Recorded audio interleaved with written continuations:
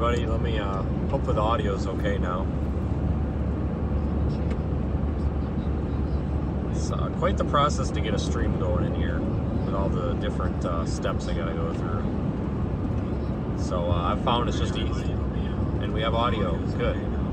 I found that it's just easier to start the stream with no audio and then add it in, otherwise there's syncing issues because I have a remote microphone. And for some reason it doesn't sync.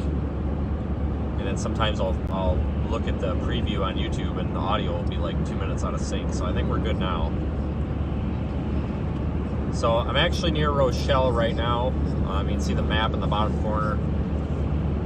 The YouTube algorithm seems to like these full screen live streams best, but I know that everybody still wants to see the location. So I kind of moved some things around and I got thinking, well, why don't I just make the picture full screen and just slap it on over the top, because nothing really happens in the bottom corner anyways. We'll give this a shot, probably stick with this layout. We're not streaming to Facebook just because I've been having multiple issues with streaming to Facebook. And it becomes more of a headache, so we're going to be on YouTube only today, I think. We are working with Ryan today, and he's going to split his stream, it sounds like, maybe shut it down here in the afternoon, because it looks like we're going to have a break in the precipitation. So I think I'll probably do that too. We'll stay live here until maybe 1 or 2 p.m. Central, and then when that precipitation takes a break, we'll stop, possibly reposition, and then be live again this afternoon, and then of course tomorrow. I think that this afternoon I'm going to be heading into Indiana. It looks like that's where the heaviest snow bands are going to set up there, central Illinois into Indiana, maybe like the Champaign, Urbana, Illinois area, farther east.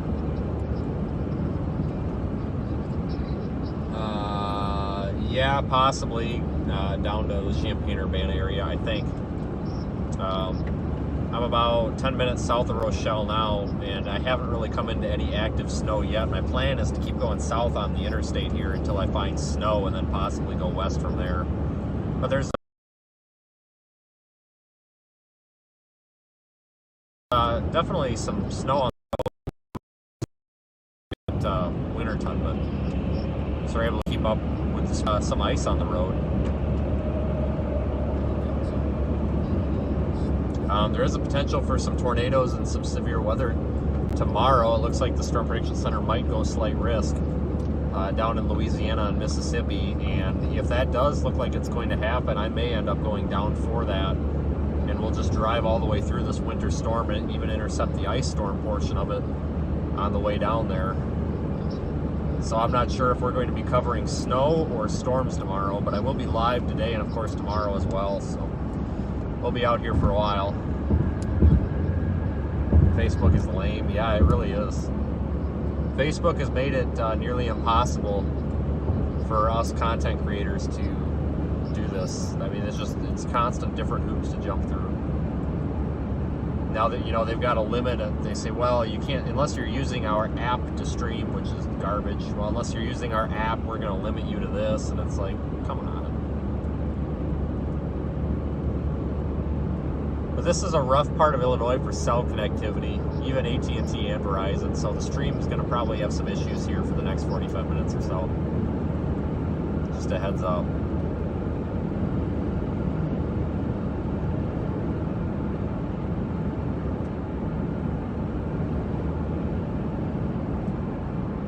It looks like with this break in the precipitation, hopefully later on this evening, hopefully we'll be able to have road crews and everybody catch up.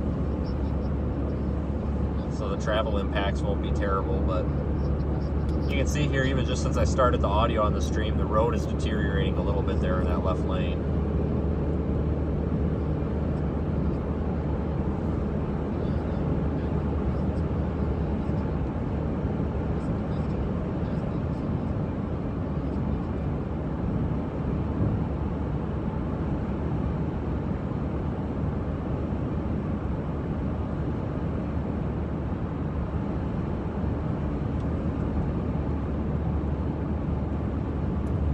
Got a late start this morning. I really planned on being down here at about 3 a.m. But, well, I need to tell Nikki to just quit her job. I'm so sick of her working at that place. But she had some work issues, but we're out here now. I wasn't actually planning on streaming until about now anyway, so that's why I didn't pull any sort of strings or implement a backup plan or anything, because nobody's going to watch a YouTube stream of some snow at 3 a.m. This almost works out better. We'll be able to see the transition from no snow to snow, and you can see here now we've actually got some snow that's accumulated on the road, but it's not right now. At least it doesn't look like it. For some reason, the internet on the computer is super slow. I've got a good upload speed. The stream is working fine, but I barely can get any sort of data on the computer, so we might have to actually stop up here and do a reboot. I'm assuming it's a computer issue, because everything else, phones and tablets and everything's working fine. Carly, Georgia, USA, sent from Montreal.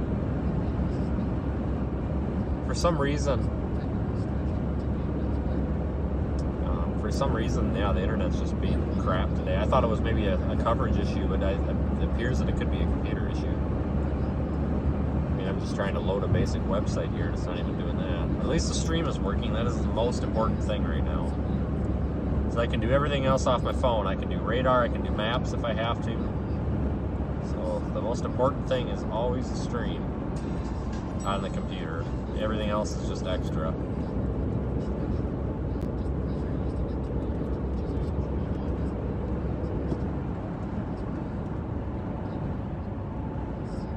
Carly, Georgia, USA, sent from Courtney S. in Knox, Indiana.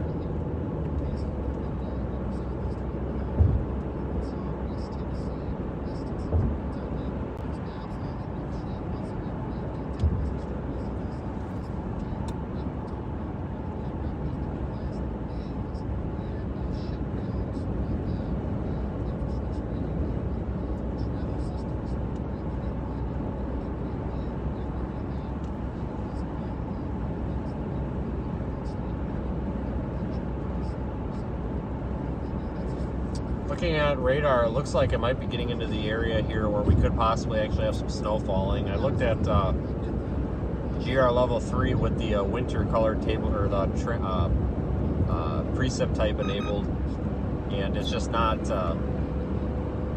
it shows snow falling, but it's not. Switched over and looked at the MRMS on Radar Omega, and that shows maybe a heavier band down here near like the Peru and Mendota area, which we're not far from.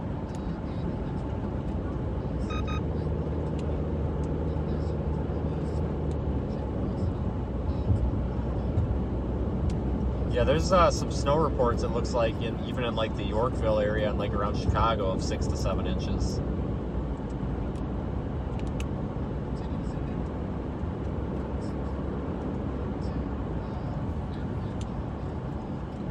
We're gonna cross our fingers and hope we don't crash and pass this guy in the left lane, because we're doing 35 right now in the clear lane. But so now we're in the snowy lane and we're doing 48, so hopefully we can get past this guy. Did a couple of brake checks and the ABS isn't kicking on, so, but it looks like they actually dumped some salt on this.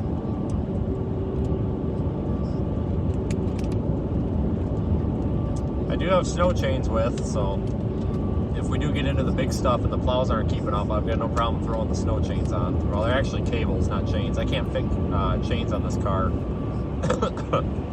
There's just not a whole lot of clearance in there between like the brake caliper and everything. But the snow cables work all right. And I tell you what, Carly, from Georgia, experience, USA, said I'm unable to download bits from FB because it's blocked, but I'm hoping to get it soon.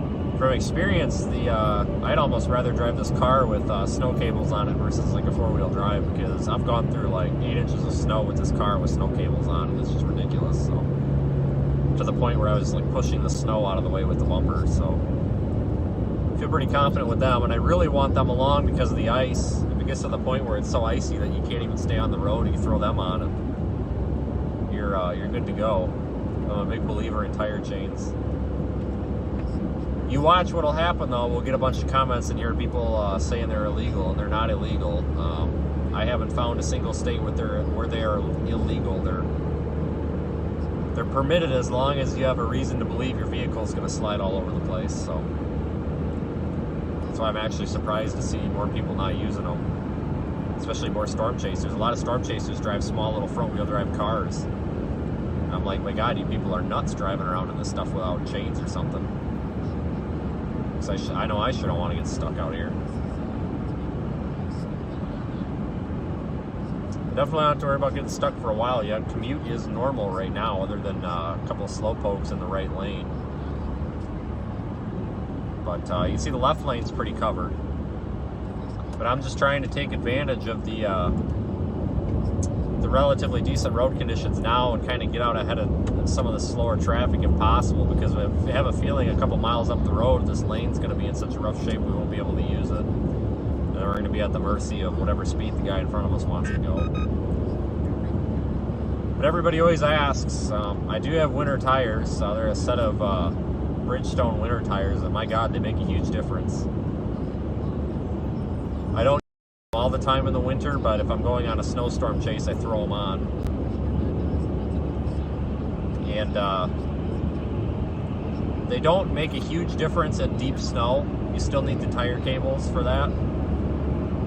But let me tell you, they make a huge difference for stuff like this where you got that thin layer of ice and all that in the lane. You can still cruise along, and I mean the car just stays planted. No, they're not a sponsor or anything. I just really like the tires. They're expensive. If I had the extra money, I would put them on the other two cars we have. But my God, they make a huge difference, and it's just such a great peace of mind to be able to cruise around and not really worry about sliding so much. I mean, yeah, you can still go in the ditch if you're not careful, but it just makes a huge difference. Just started using winter tires this year, and I'll never not have a set. Man, they're handy. But anyway, welcome everybody if you're just joining in. The live stream, a bunch of snow today. Already getting into some snow. Coming in from the north part of the system through Illinois. I think we're technically in the winter storm warning now.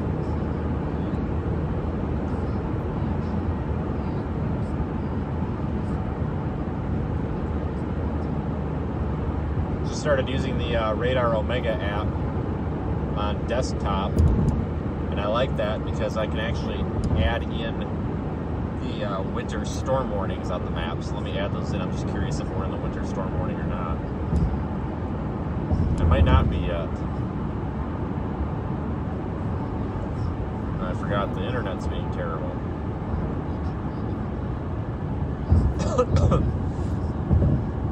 Yeah, we were just out in Boston the other day, so it's been an interesting adventure. I think, God, I got back Sunday evening around, no, Monday? I got back Monday evening, and yeah, everybody was following that saga. Yeah, the plane got delayed again. And I called out American Airlines on Twitter, and I don't feel bad about it because the American Airlines employees flat out told me that it's a common problem and their computer system is garbage and all this. Because I said something to her. I'm like, is there any way you can, reimburse me a little bit here? You're killing me. You've either canceled or delayed my flight 6 times, and I have to be changed every 6th time. It's driving me nuts. She's like, well, no, but you really should complain. She goes, my company sucks. I'm like, okay, fair. Guess I won't take it out on the employee if the management's horrible. But I finally got home. Had to sit in the airplane for over an hour because they had some mix-up at the gate, and they had some other airplane sitting there, and even though there was 4 other gates open, they couldn't put us in it, so they made us sit in the airplane for like nearly an hour. I'm like,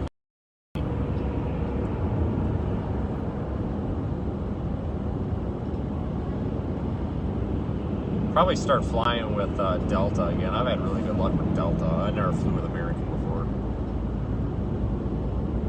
Delta's always good. Seems like good customer service. They've delayed me a few times, and they've actually reimbursed,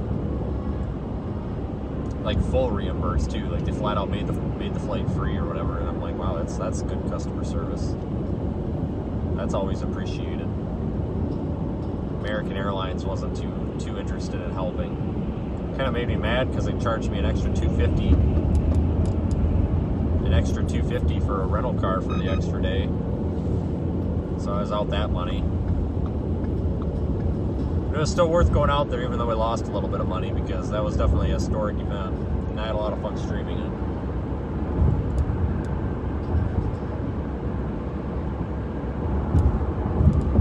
But I don't know what we're going to do later. I guess you guys can help me decide. May end up heading toward the Toledo area and just follow the snow band. I don't know. Or we may just hang out in southern and central Illinois.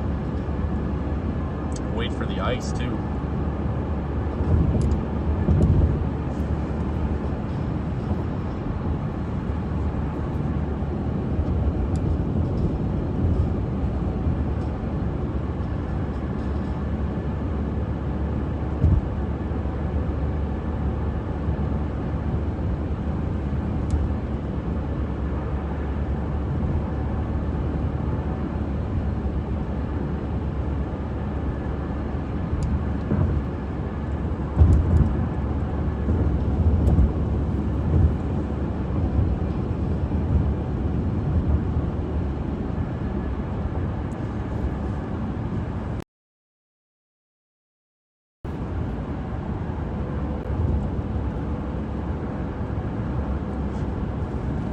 Yeah, we've definitely got still on I-39, which is Highway 51 also, southbound here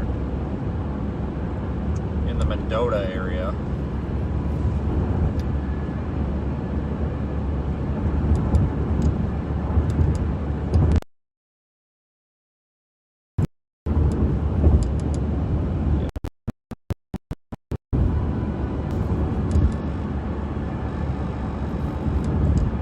I'd say we definitely have snow blowing across the road there.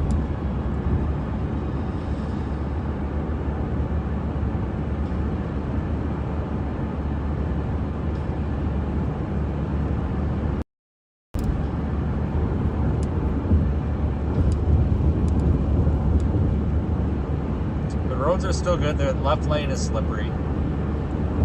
Pretty icy. The right lane's in good shape. Seen several plows out, but they just seem to be dumping some salt,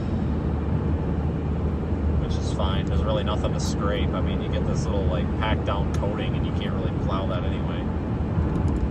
But they're definitely out. Here's another one. I think we've seen 5 or 6 here in the last 20 minutes. So it's good to see that they're out keeping up with this. The farther south we get, the more snow, of course, too.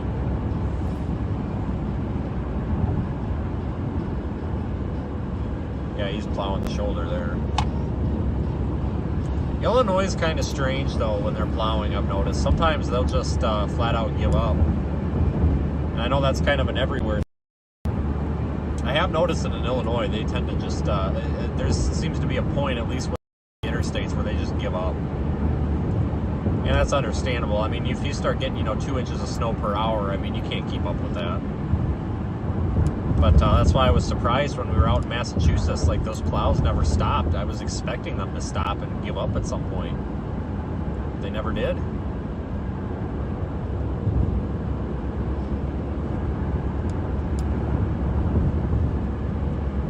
Quarter inch or greater of ice. Yeah.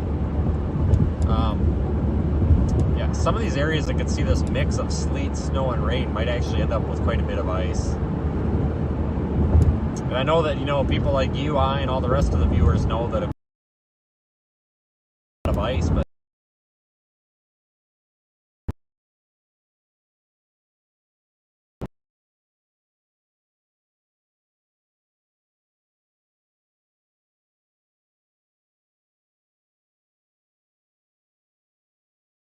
part of the problem is, like the media.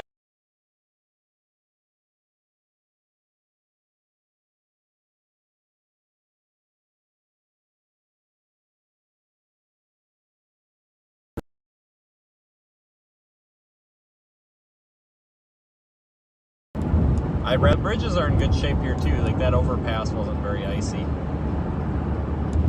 Still going the speed limit here, but I'm being pretty careful because at some point here we're probably going to find some black ice or something. But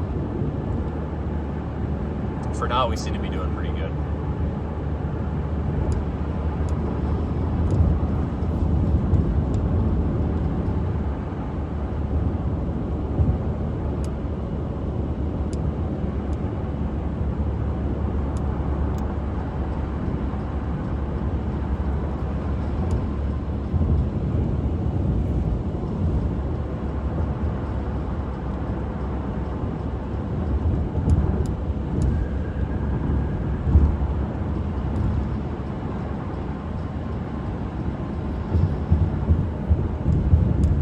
Yeah, definitely stick around. I've got some interesting stories from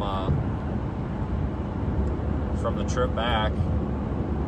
I gotta space them out, otherwise I'll get tired of talking. But yeah, I got some interesting information, that's for sure.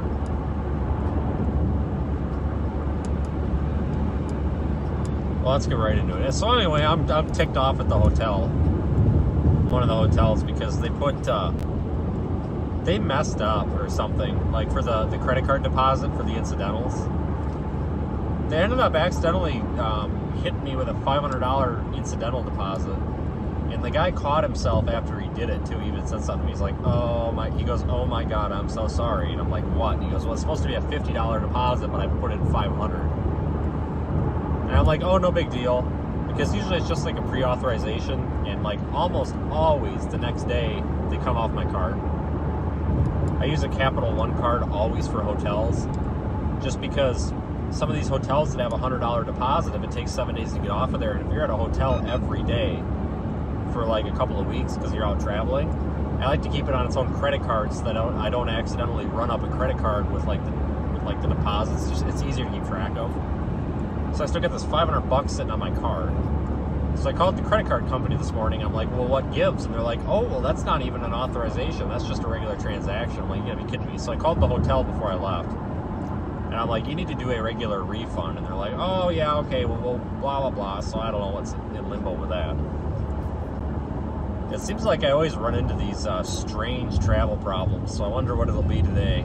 I thought about doing some sort of a vlog, like a travel vlog, where we just talk about all this weird stuff that happens while traveling. Because there's a lot of weird stuff that seems to happen to me while traveling. The plane, the food poisoning, the hotel. I actually had somebody reach out to me after I took that video from that hotel a couple weeks ago in North Carolina. Somebody reached out to me and they're like, "Hey, I know swimming pools, and that hot tub's got a lot of bacteria, and you need to get out of it. You're gonna get sick." And I'm like, "Well, how the heck can you figure that out?" He said something about the bubbles and the texture and the color of the water. Something about it indicated that there was likely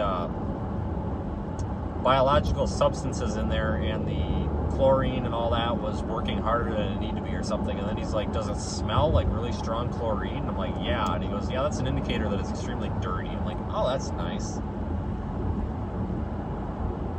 So yeah, all this weird stuff always happens to me when traveling. I think maybe I should get a hold of the Travel Channel or Discovery or something and pitch them a show. And they just follow me around and we'll just talk about all this weird stuff.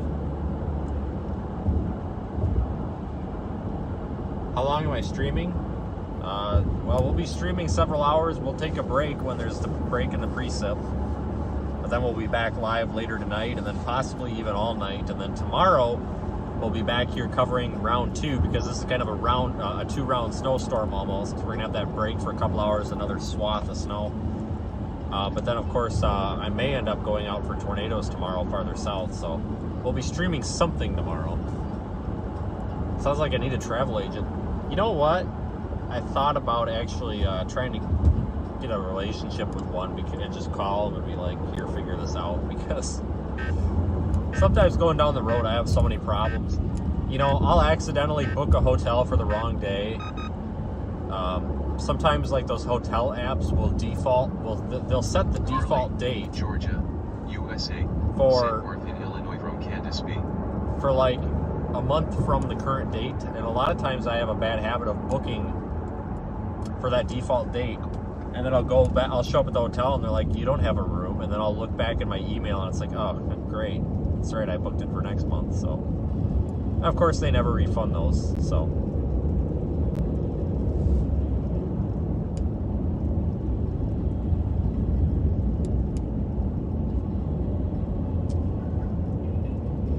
was kind of glad to be back. I almost wish I would have drove out to the Boston area.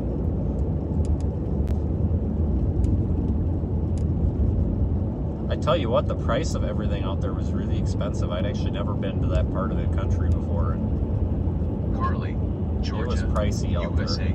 said Michigan City, Indiana from Julie B. They had gas prices were like $3.60 or something. And driving that Expedition, it was just burning through the gas. We only used about a half a tank on Saturday though, driving around that whole day, so I'm pretty happy with that. But you also got to remember the tank is pretty big too. So Carly, Georgia, USA, said. Made me miss driving my car, because with this car I can, well, in Illinois it's expensive because gas is high out here too, but anywhere else where gas is like $3, I can fill the car up for like $38. And we can go about 550 miles on $40 worth of gas, and I think that's pretty darn good. I can't complain about that. I mean, yeah, gas is high, but I tell you what, when you're getting like 33 miles a gallon, it sure does make a difference. I think I was getting like 13 in that Expedition.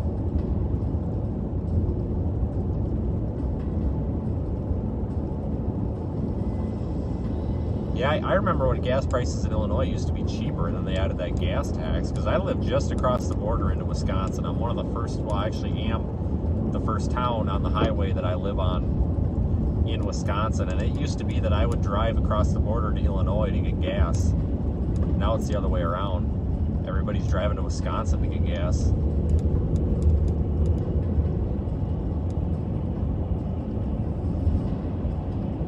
So I'm happy to drive the 4-cylinder car.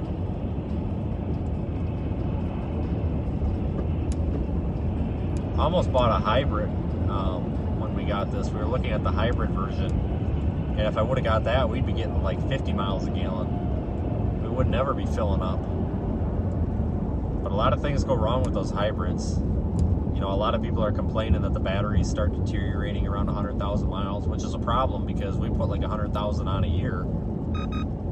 Like, I plan on keeping this car till it hits about, unless something major happens, I probably won't get rid of it until it hits 300,000. And even at that point, if I have to put an engine or a transmission in it or something, I'll do that too, because there's so much stuff installed in this car. It would be a huge hassle to transition into a new vehicle. Let's see if we can get around this guy if this left lane's suitable for passing.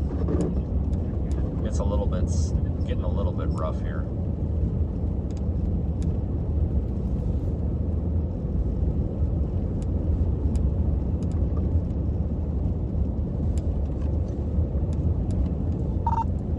Hey Ryan, I'm sure you got it on the stream, but down here near I-80, Georgia, and it's getting pretty rough USA, now. said Valparaiso, Indiana from John B.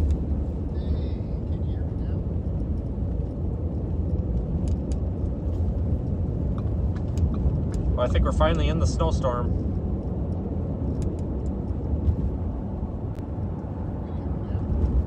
$26 to $30. Yeah, you know, I used to storm chase at an F-150.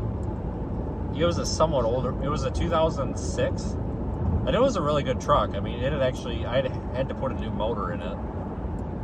Yeah, I mean, it was a good truck, but that got like 13 miles a gallon on a good day. Carly, Georgia, So USA, said YouTube.com. that was rough. The car in the ditch here. Oh, he's okay. All right. He looks like he's all right. I think we're gonna see a lot of slide-offs today. We'll stop if they look like they need help, but I can only give so much help with the car. If I had the truck or something, I'd pull them up, pull people out. But Georgia, USA, said videographer sent in this video of Hastings, Michigan. Video by Steve White.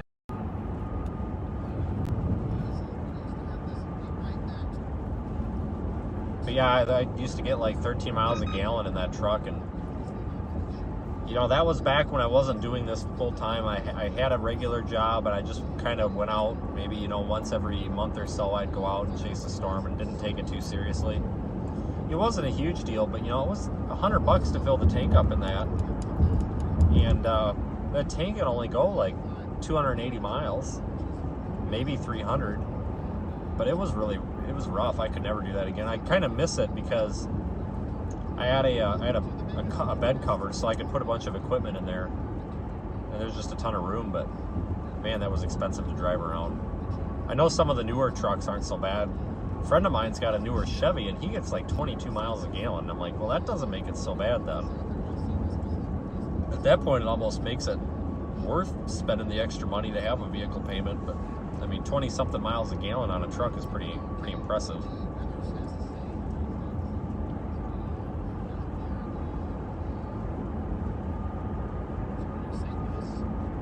Won't save any money if you're making a car payment. Well, that's kind of where I'm coming from too. I'd rather pay cash for a vehicle than have a darn car payment.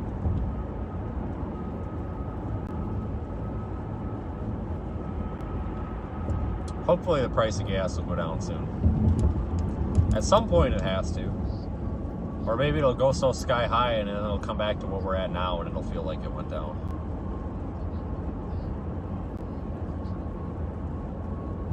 I did look at some articles online, and I guess the official gas forecast, or gas price forecast, is supposedly that the price of gas is supposed to go down toward the end of the year, so...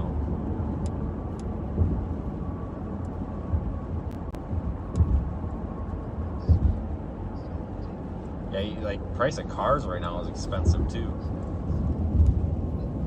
I don't remember what we paid for this car, but we got this car in October of 2019 with intentions that it was just going to be a daily driver. We didn't intend it to be the Storm Chase car. It just kind of turned into that. But got it in 2019, like 25,000 miles on it. And I think we paid like $12,500 for it, which was cheap because it's a Fusion and it's the titanium or whatever, so it's got the leather and all the options in it and the big tires and all that. So it came in well under what it was worth.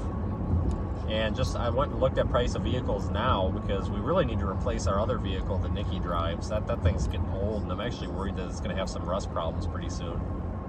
So I was looking at like another one of these or something, and this roughly the same car with the same miles on it and stuff. I mean, heck, you're talking like 15,000, 16,000 now. I'm like, you gotta be kidding me. So everything, the price of cars is just sky high. The used ones, that is. But I used to be a fleet mechanic, so I don't mind buying a used car even if there's something wrong with it, because a lot of times it's cheaper. You know, somebody's like, oh, the brakes are shot. You know, here's a 10-year-old vehicle and somebody's selling it for, you know, $4,500 because the brakes are shot. Well, I can go to the parts store and get brakes for $200 and put them on in an afternoon, and there you go. So that's usually what I actually end up doing. Oh, and we're about to get blown out of the water by this semi coming up in the left lane here in just a second.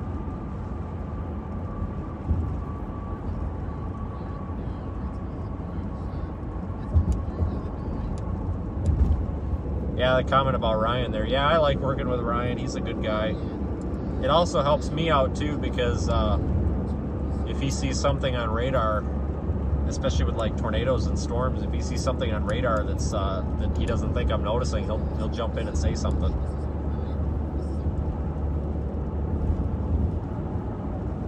Better off getting a new.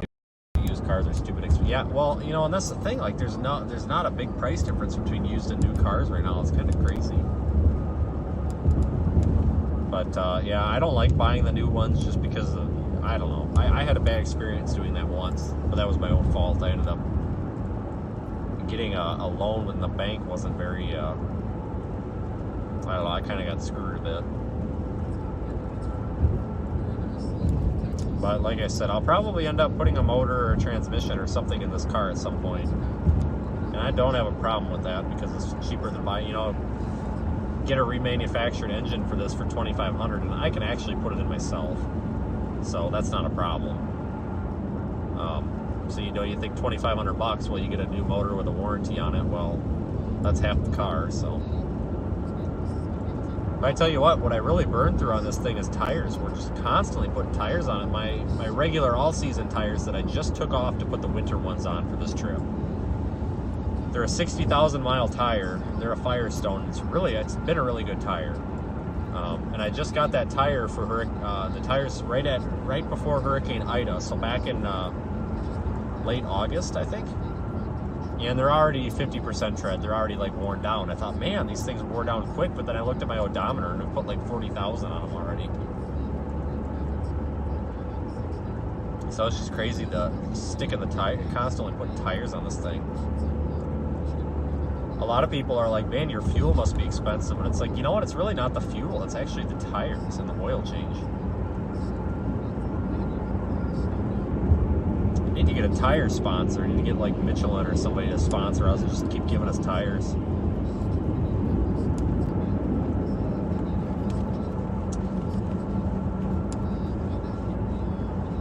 But I figure I'll have to put a set of tires on it again probably next month. I don't like having tires that are below that are below half tread. Just because, you know, you get on these mud roads and stuff like in Texas and you need all the tread you can get. So I usually replace them when they're at like 430 seconds. So I do replace them early. But I don't know.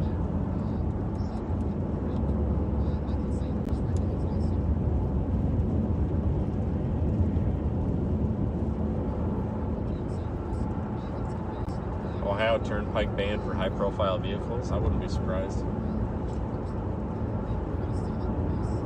Yeah, we've got a 2006 Ford Escape that Nikki drives around, and that thing has no bells and whistles whatsoever.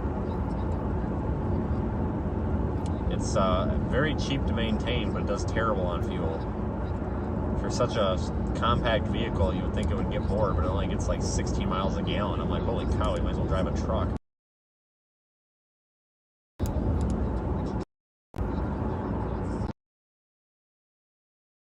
But I actually seriously considered a Prius. I seriously consider. I actually don't look too something weird, or like kind of like a guppy or something. But the newer ones are actually kind of nice looking. It's kind of like the Buicks. All the new Buicks look pretty sharp now. I always used to give my grandparents a hard time because they drove Buicks, so we call them old lady cars, but I tell you what, these newer ones are pretty nice looking. I know Nikki saw a Buick that she liked, but Buicks are pretty pricey.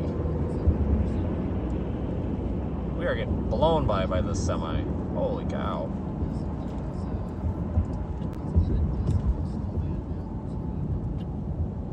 It's not snowing that hard, folks. I think most of this is getting kicked up off of the road. I think we've got some moderate snowfall, but it looks like it's a whiteout or blizzard here, and that's not the case. I think most of that's from tires.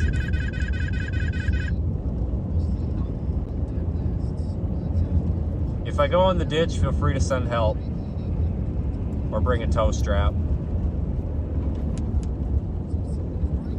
Now that I said that, I'm probably going to end up in the ditch. That's okay, don't worry. If we go in the ditch, we'll remain live and we'll just get out on foot. We'll set up a time lapse and then wait 16 hours for AAA to show up. I haven't yet, knock on wood, gone in the ditch covering a winter storm. I came very close to it last year in a rental car that had nearly bald tires.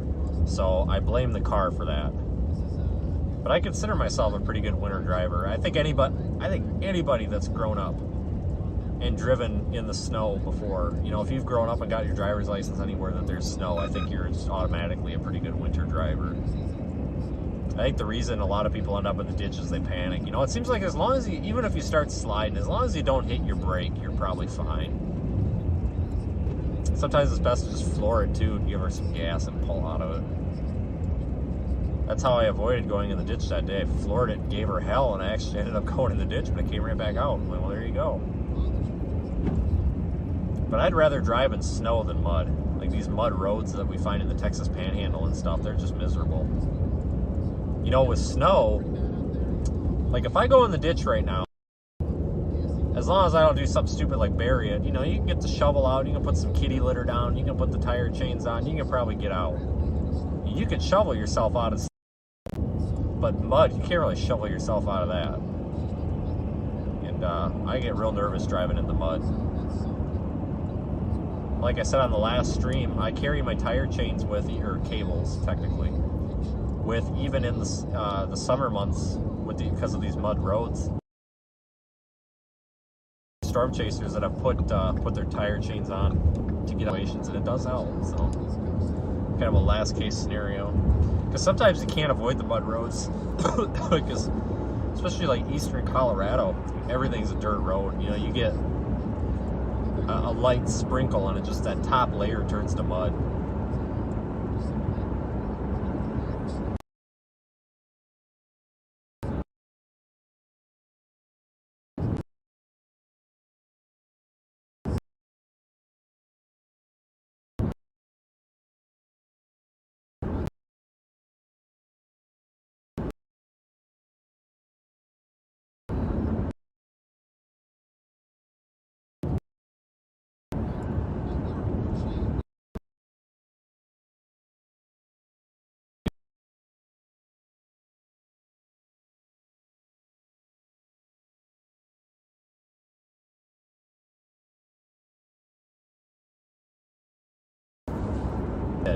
But when I replaced the battery, I actually had to do a procedure to reset the car's VCM so it knew there was a new battery. Because the battery, the old battery, it actually froze. It was a junk battery, it froze and actually kicked the battery light on the car. The car knew it was a junk battery. Well, that light stayed on, and it wouldn't even allow the alternator to come on because it thought that crappy battery was in there. I guess it didn't want to overcharge the system and fry the alternator or whatever. But I actually had to do a reset. It was ridiculous. I'm like, you gotta be kidding me. I have to do a procedure to replace the battery. Like, holy cow. What a load. That was actually the first time I ever heard of that. But when I was working at the ambulance company, they were really, really poor because they couldn't manage money. They were bouncing paychecks left and right. But they had these really old ambulances. They were like 1994, 95, 96, 97. And I tell you what, they were easy to work on. These old diesels, like nothing would go wrong with them. Those things ran forever. They had an ambulance there with 400-something thousand miles on it, and it never really had any work done to it. So some of these old vehicles just run forever. That's why I seriously, you know, when I started chasing in this car, because it's a newer car, I'm a little nervous about it, because some of these newer cars, they start going to crap at about 100,000 miles, but these older vehicles, it's pretty common to get, you know, 200,000 out of them before you have to do anything major. But everything I'm putting on this car is highway miles, so that does help too.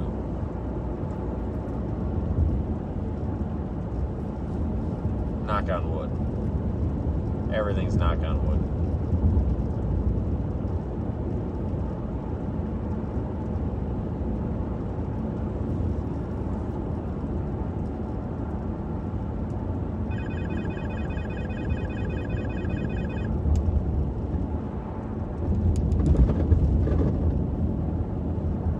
Looks like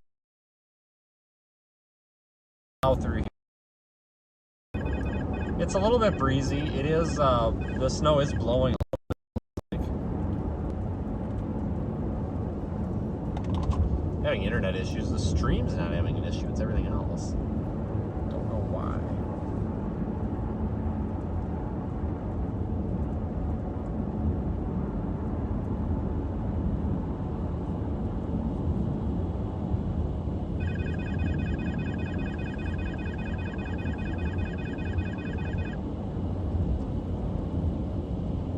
Yeah, bear with me, guys, because we are going to be coming into a spot here before too long where cell coverage sucks. And then it's going to get a little...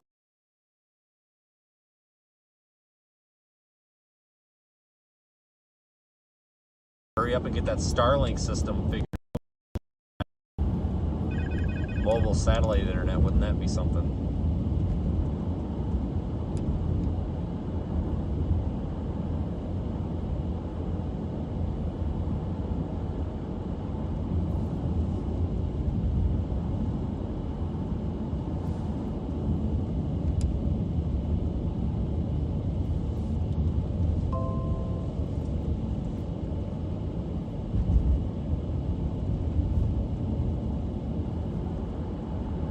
Yeah, thanks everybody who's sharing the stream and giving the social media attention. I always appreciate that. A lot of people are always like, oh, I wish I could support you in some way, shape, or form. Well, just watching and sharing does enough. Believe me, it helps. I might actually have to reboot the computer. Something is not right.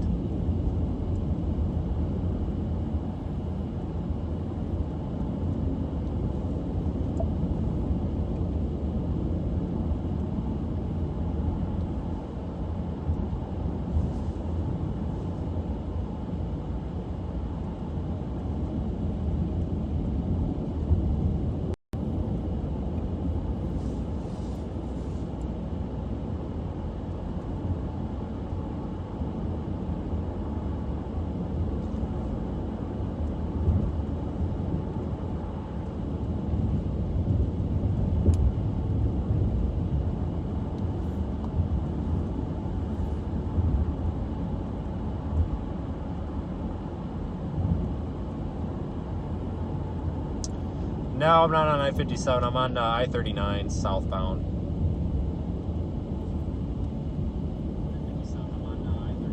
Wow, there is like no delay. I just checked the stream here on my phone to make sure everything's going okay. And holy smokes. Yeah, there's about a 3-second delay on here. That's impressive. So yeah, what you're seeing is live. I always kind of wondered that. I wondered if it was a minute or so delayed, but it is definitely not. Let me see if I can update some of the stream info here.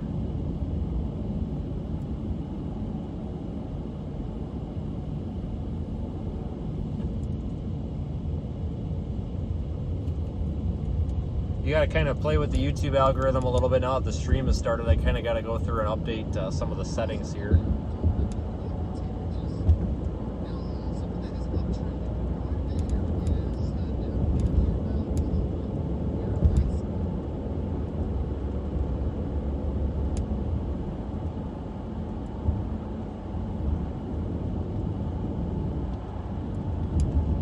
You know, I can go days and days and days with no computer problems, but then the second that we're trying to actually do something with the computer, we have computer problems.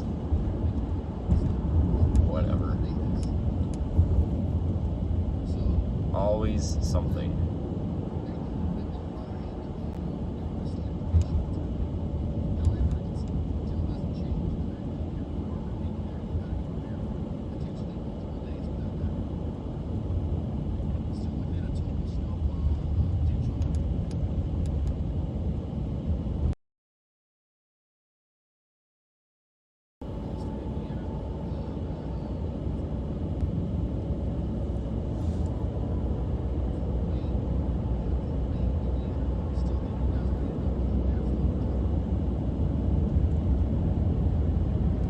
People are taking it slow out here though, and that's good to see. Holy crap. That exit ramp has not been touched. Yeah, it's good to see people out here taking it slow. It means that hopefully the travel won't be impacted too much, because it seems like it's not really ever the snow that slows people down, it's the accidents because of the snow. So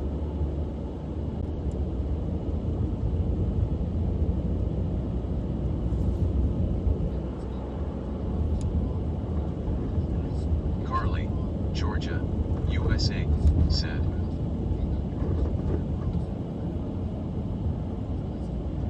It's like we might be going through a little bit of a moderate to heavy snow band right now.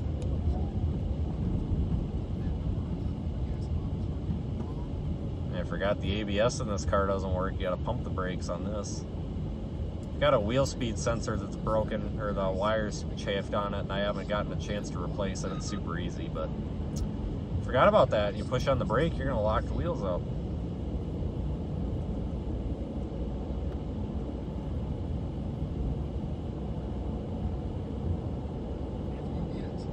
Carly, Georgia, USA, said above is Grand Rapids, Michigan from Mark Allen.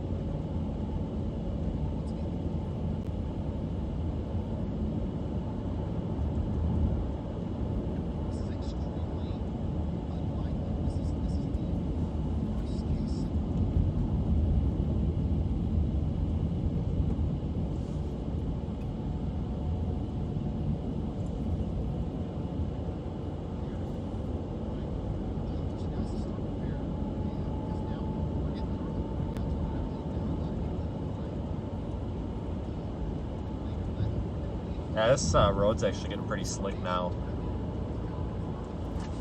Now, bear with me until we get to a spot where I can stop. We just ran out of wiper fluid before I started the stream, so windshield's going to get a little nasty here. Hopefully we can get enough snow to melt on it that we can get some of the dirt off.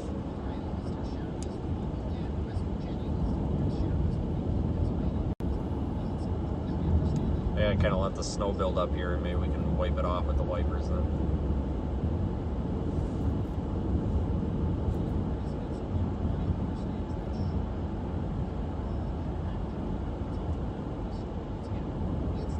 Carly, Georgia, USA, said. There's another one in the ditch. That one's tagged though, so that one's been there for a while probably.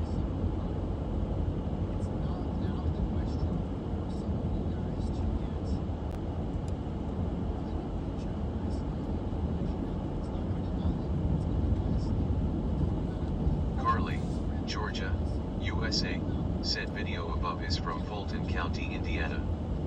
From Nikki G.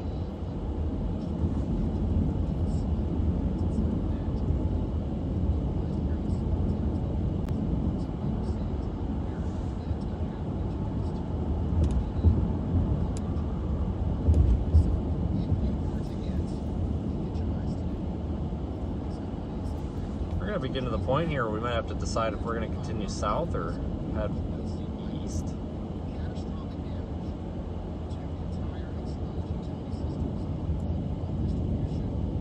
Still think I'm going to head toward the Champaign area, guys, because then that'll give us the option to go through like Danville and then into Indianapolis. We'll continue down toward Bloomington. And we've always got that option to drop south toward Effingham as well. I do want to get off the interstate at some point because it's always hard to gauge how much snow is falling when you're on the interstate. Get off on some back roads or something.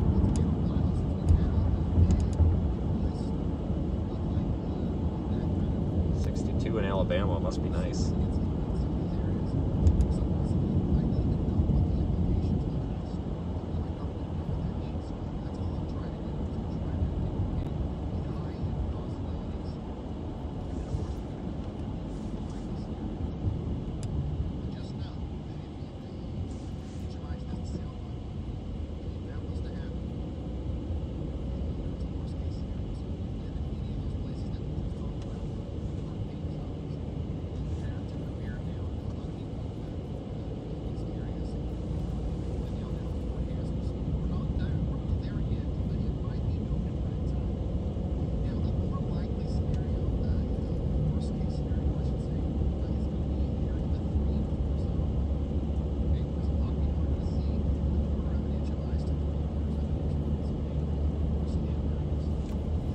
It's definitely slippery out.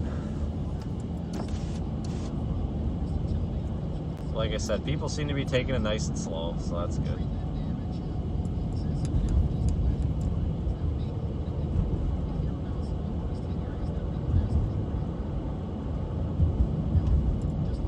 Yeah, down there in Texas, yeah, you're going to get your turn a little bit later on, it looks like. I really do wish some of these semis would quit passing on the left, though. It kind of make a temporary whiteout. Everybody always forgets you can only go as fast as the person in front of you. So it drives me nuts to get these people that ride your rear bumper and they start honking at you and stuff, and it's like I can only go as fast as the car in front of me.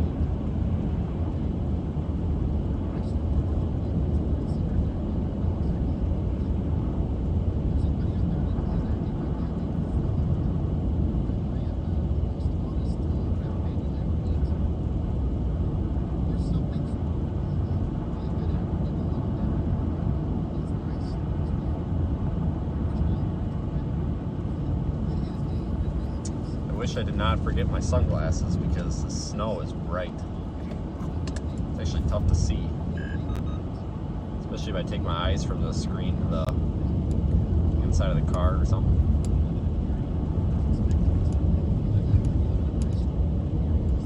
Lots of people without headlights on. Everybody always forgets that they need to turn their headlights on in the snow, it seems.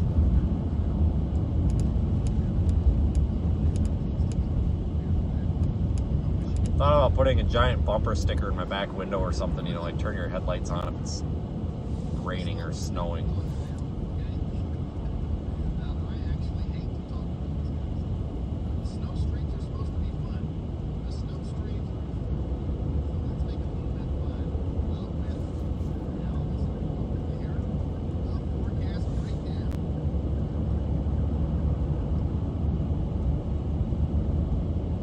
Yeah, if anybody's wondering, Ryan Hall, I got him on in the background on a separate thing. I don't have his video up, but I have his audio just because I kind of like to know, since we are working with him and getting him updates, it's just nice to know what he's got going on. So I can usually tell when he's about to get a hold of us and want to talk to us.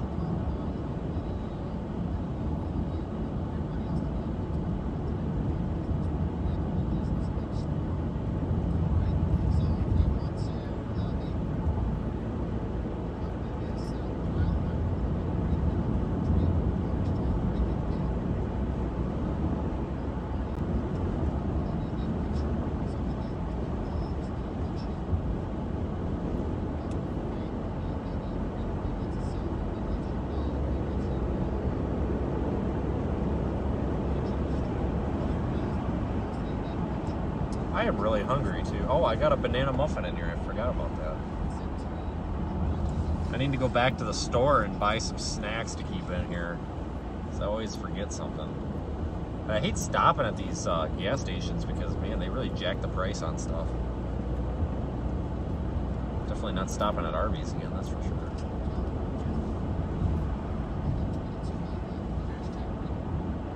Carly, Georgia, USA, said Twitter.com.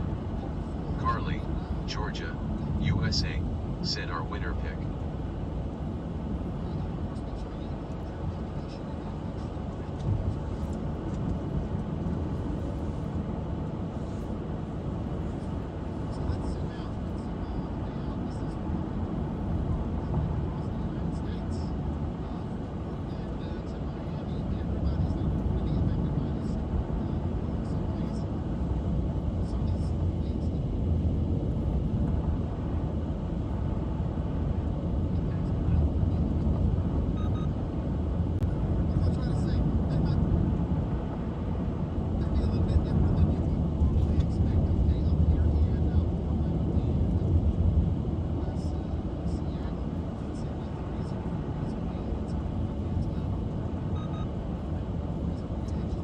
Really hot at this car right now. I have kind of a hard time keeping it comfortable temperature in here, I think, because of all the equipment. So we've got the laptop in here, then we've got the streaming computer, which is basically a desktop computer that's been kind of modified. That sits under the passenger seat. That thing kicks out a bunch of heat. Cameras.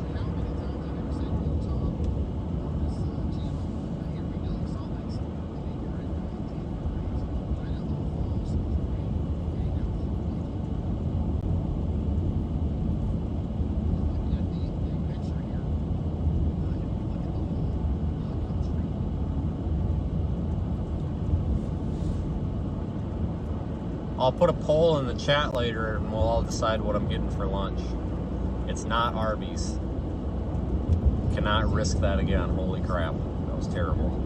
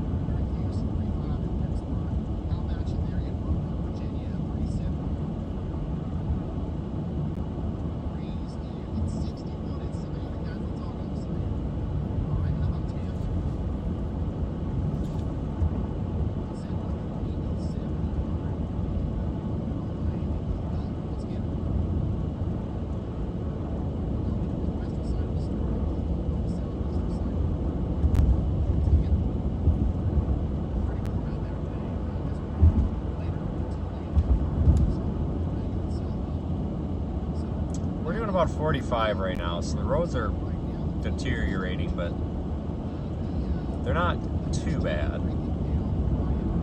They're definitely usable. Everybody's out here moving along pretty well.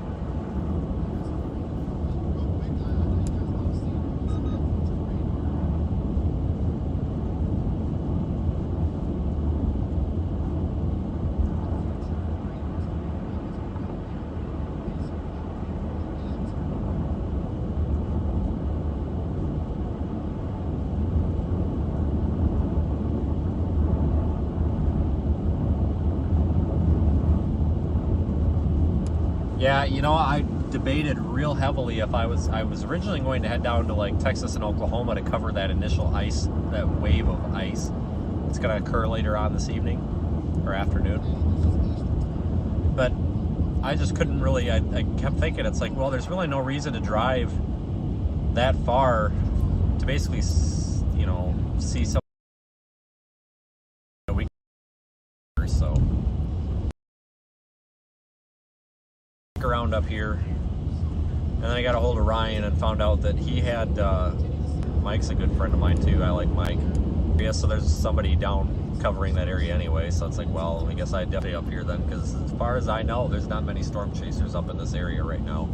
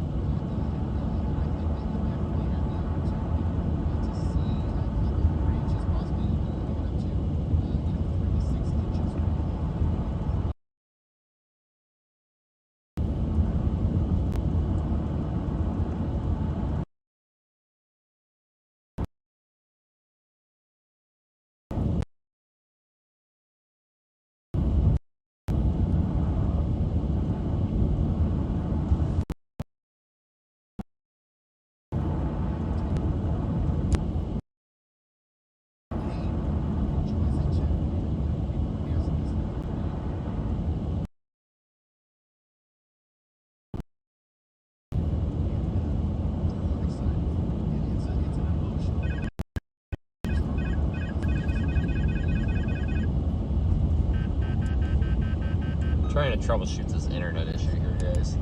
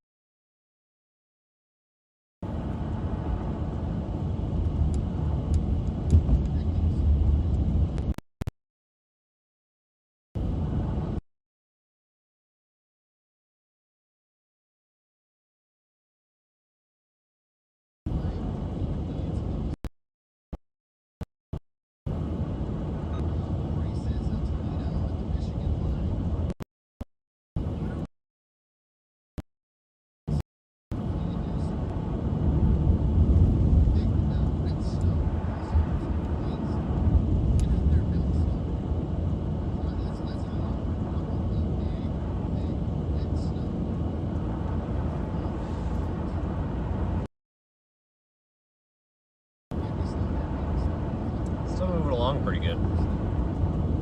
About 50.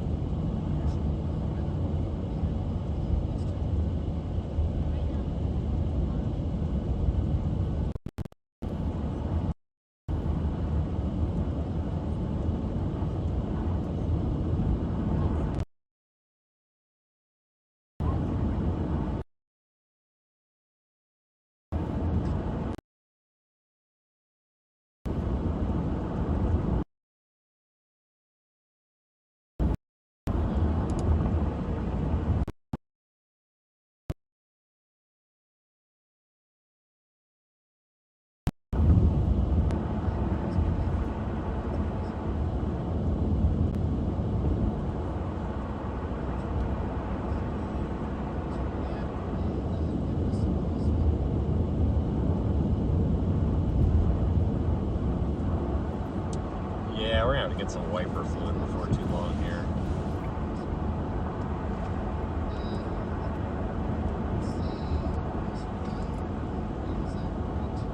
Kind of disappointed for forgetting that.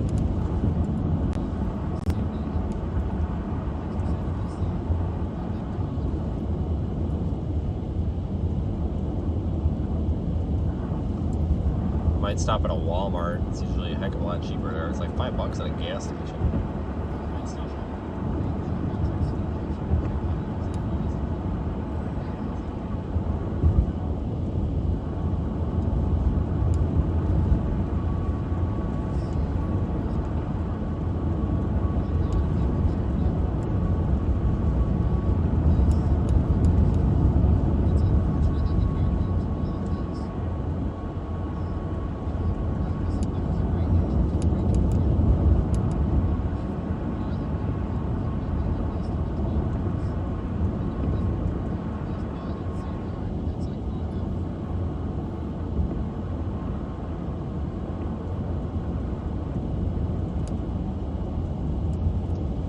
South of the Bloomington area, it's got some heavy snow right now on radar, even in parts of northwest Indiana.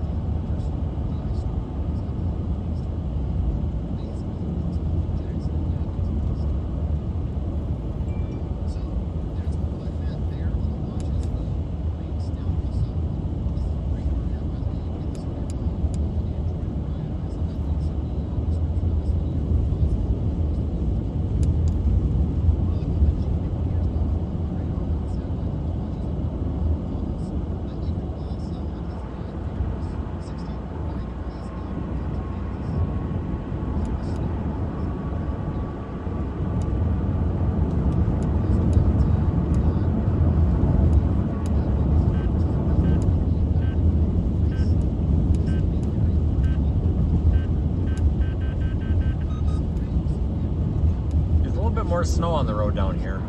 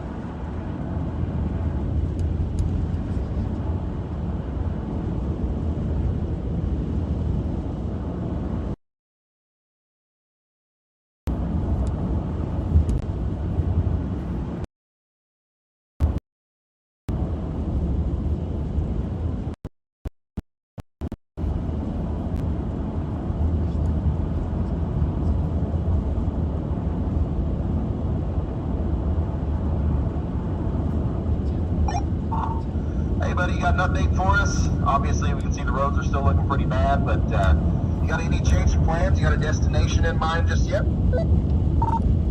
Still southbound. We're headed about 40 to 50 miles an hour pretty well. Everybody seems to be moving along all right, but definitely slowing it down. Seeing several vehicles in the ditch.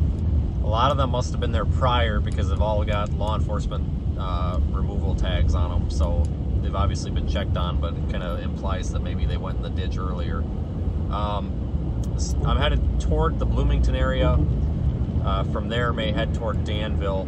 Seems like we might be under a couple of these more moderate to heavy snow bands, so I'll keep heading south a little bit and then maybe a tad bit east and try to keep up with this.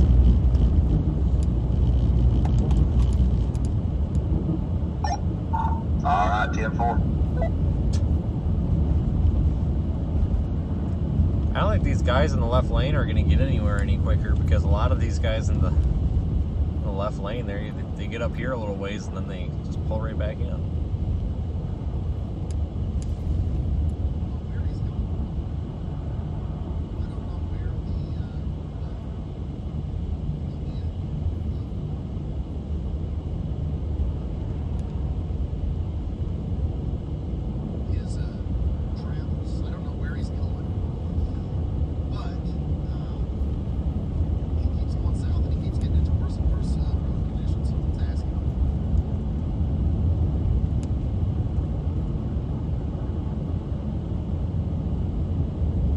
Left lane must not be too bad. A bunch of little cars are blowing by us now.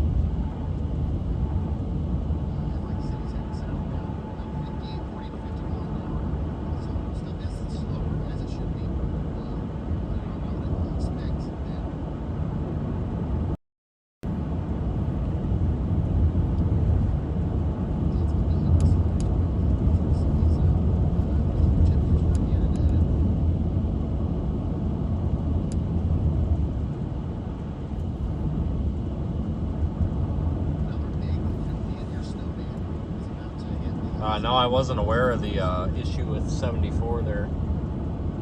That's good to know.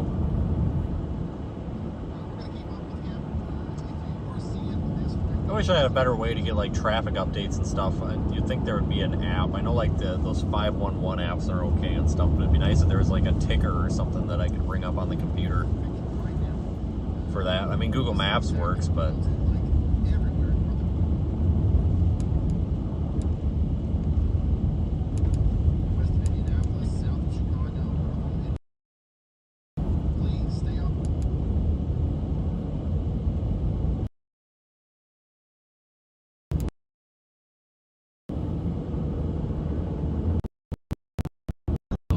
Georgia.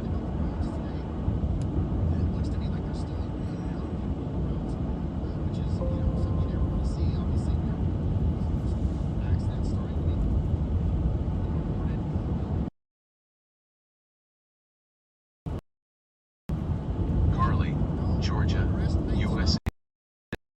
Hispanic, Illinois.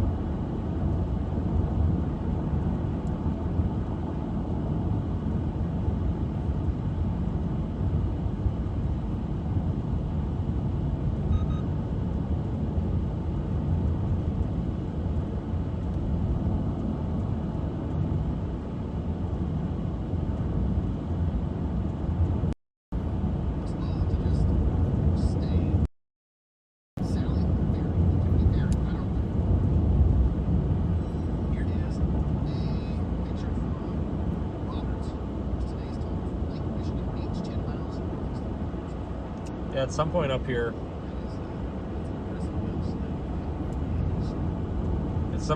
we're gonna probably have to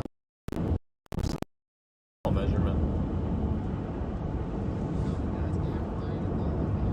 Yeah, I'm getting a bunch of messages here about this I-74 closure. I'm not too worried about it, everyone. I mean, we can get around it. We can take an exit and go around. I'm not worried about that.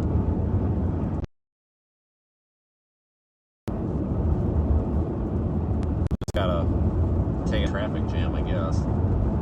I would hope that they would clear it out soon because otherwise road conditions are pretty good out here. You know, obviously if there's an accident closing something down, fine, but for the most part it looks like everybody's doing pretty good. I'll have to pull up Google Maps and just leave it up for the traffic layer there.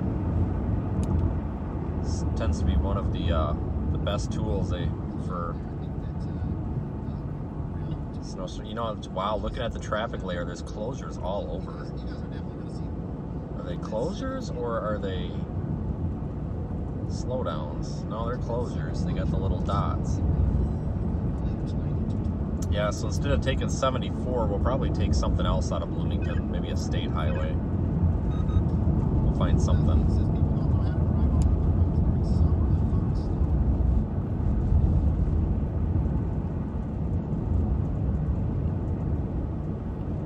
Getting hammered down here.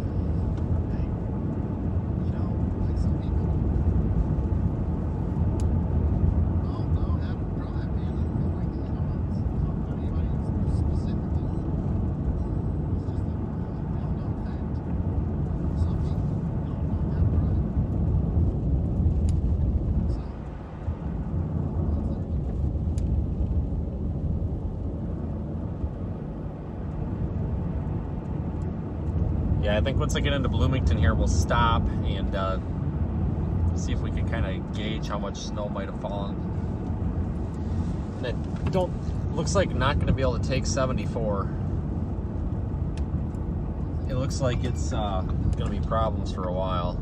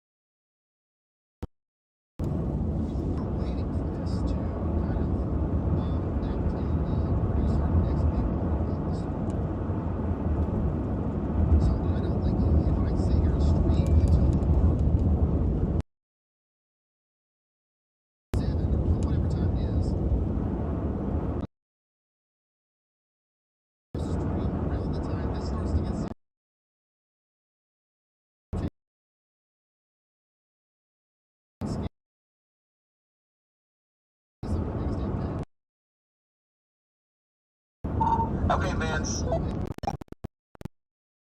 Vince, I have made up my mind. I figured out what I'm going to do. I'm going to pause the stream now.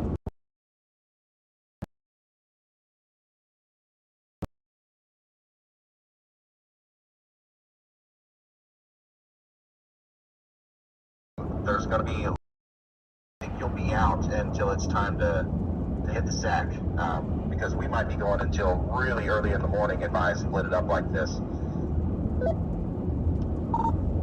My personal record is 22 hours before I had any issues, so we got plenty of time, and I'll definitely be up and out here. I'll kind of now cast it myself also as the afternoon goes on. I'm going to see if it's possible for me to keep up with the snow bands. It's possible I may head off to the southwest also and try to catch that stuff coming up through Missouri and stuff early, but there's lots and lots of road closures out here around Bloomington according to Google Maps, so I'm going to be stopping in Bloomington, see if I can gauge how much snow, maybe get a measurement, and probably staying in this area for a little bit and maybe let the roads settle down and the plows get caught up. But I will definitely be around, and if I am not streaming, I may take a break as well, but I'll be out here.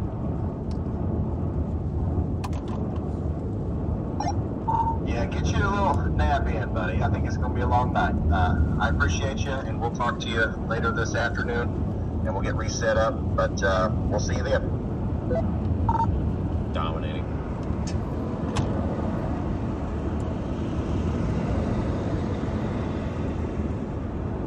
I don't think Reed's out today. Is he? I haven't gotten a text from him all day. Usually by now I've gotten a random message.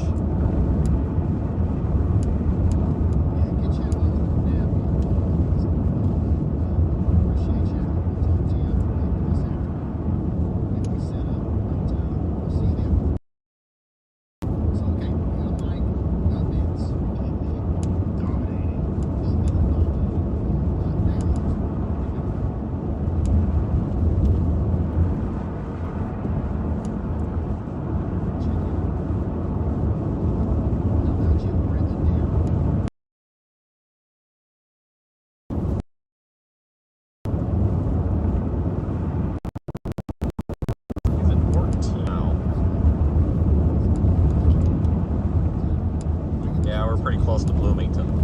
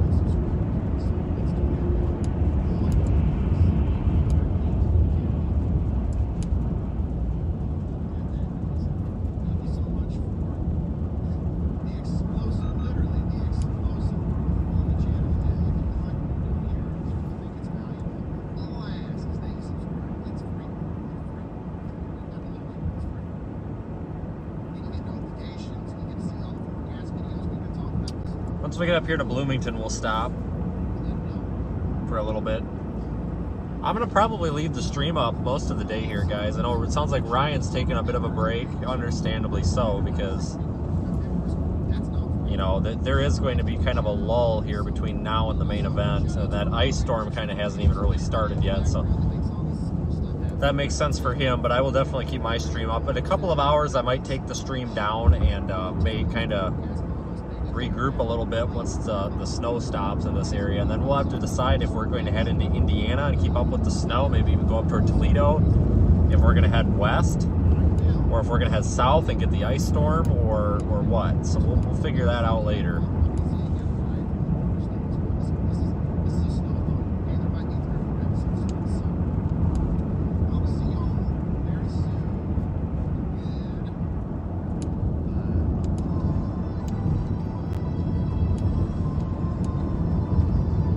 Well, prepare for a large influx of viewers. But anyway, yeah, so Ryan's ended. But we will definitely stay up here. Sounds like he's going to be back around 6. I'm assuming Eastern, so about 5 Central. So that's probably a good time. It looks like the snowstorm is part 2, or which is really probably the main event, the main part, is developing over parts of Texas and Oklahoma as we speak. That's going to be sweeping up through Arkansas, Missouri, southern Illinois. That's going to bring that ice storm along that transition line between the rain and the snow. And I may actually try to get us down there for that. Otherwise, we may stay in south central Illinois for the snow. But we've always got that possibility of even heading toward Indianapolis or even northwest Ohio, like Toledo, where some heavy snow bands are going to set up later in the evening, possibly very early morning. But either way, we're actually in a pretty good place to cover this. But it's tough to cover both aspects of this, but I think in order for us to do that, we got to stay in this relative area. So I'm kind of glad that I stayed up here. I think getting going late is going to help us a little.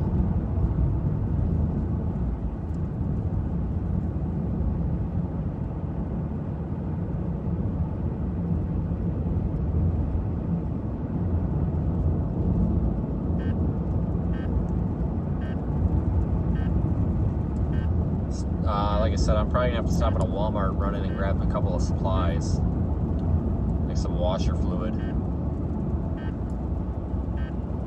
But like I said, I'll leave the stream up. I mean, I don't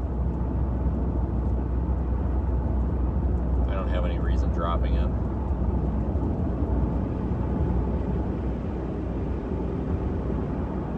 There's another car down there in the ditch. I'm actually surprised that we're not seeing more vehicles in the ditch.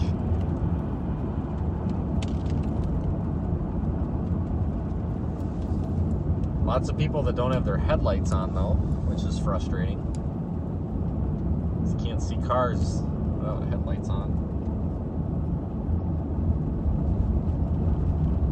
Yeah, I saw that on about I-74 on Google Maps. It looks like I-55 south near Springfield has got that same problem. So I'm going to probably take a state highway around Bloomington if needed. But yeah, it looks like there's a lot of closures in central Illinois, and I'm assuming most are accidents. But yeah, I did hear about that.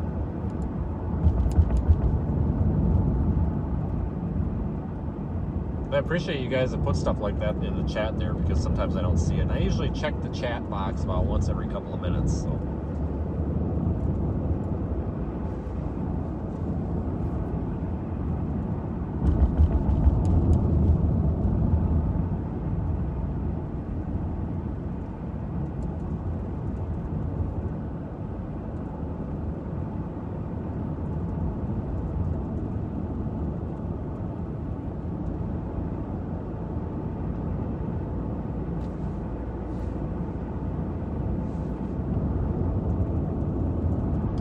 Right now there's a pretty heavy snow band over Champaign. Getting some breaks in the snow. Like I said, we're gonna see this this event kind of pause here for a couple of hours, and then it's gonna ramp back up again later tonight. I actually might, once we get up here, we might even look at some model data too. So if you haven't been dumped on yet, you're probably gonna be dumped on soon. Yeah, I'm seeing reports of 9 inches, 10 inches there on the south side of Chicago. 5 inches in Decatur, supposedly, by broadcast media.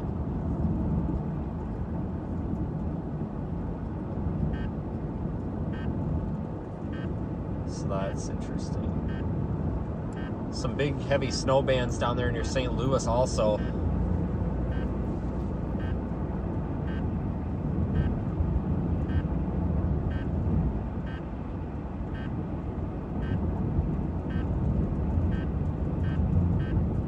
apologize to anybody who's tweeting me or sending me messages. I can't keep up with all of it right now. Anytime there's a storm, my Twitter feed goes crazy with notifications, and I see a lot of people tagging me on stuff. I'll look through that once we stop. It's tough to keep up with it all. I almost need somebody sitting at home reading it for me.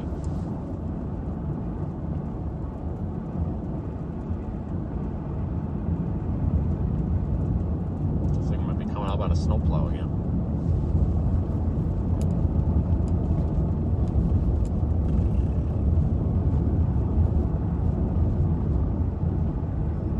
Just got notification that 74 is expected to be closed until 2:30. So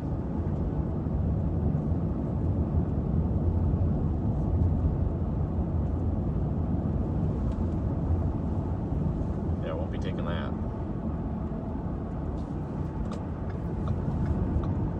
We've got a routine lane closure up here.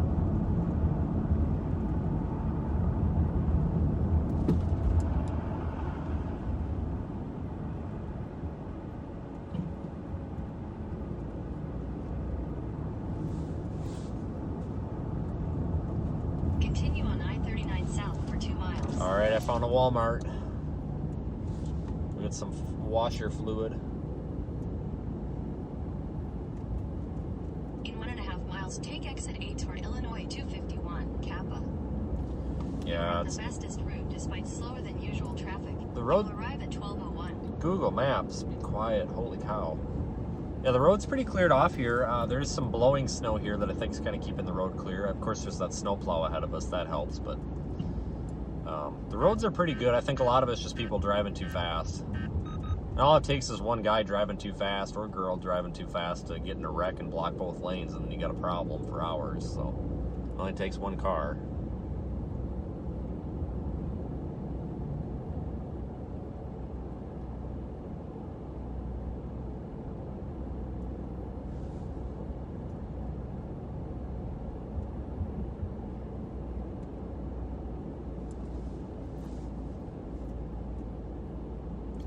I drive through here a lot.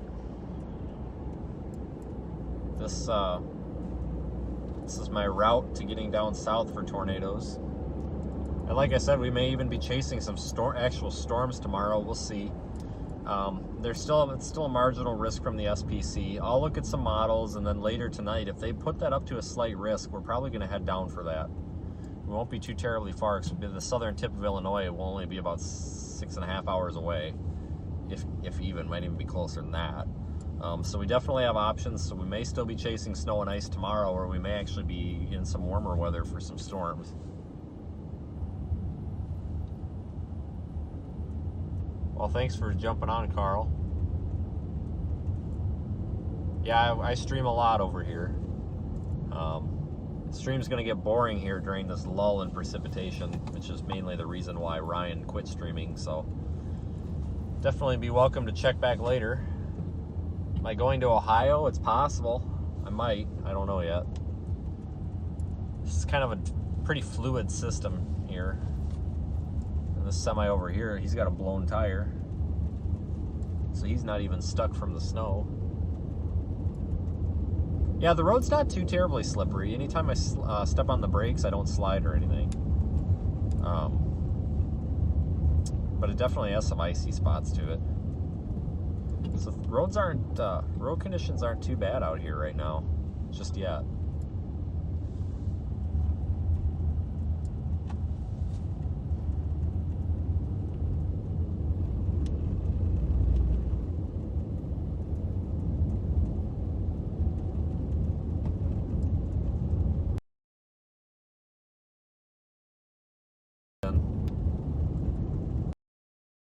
We're going to stop at a Walmart and get some windshield washer fluid. After that, I don't know. I'm going to have to look at some models. May head east into Indiana, where there's some heavy snow bands, or we may just stick it out here and wait for round 2. We might even head west and try to get into position for round 2 earlier. Who knows? Very good question. Got a partially rolled semi.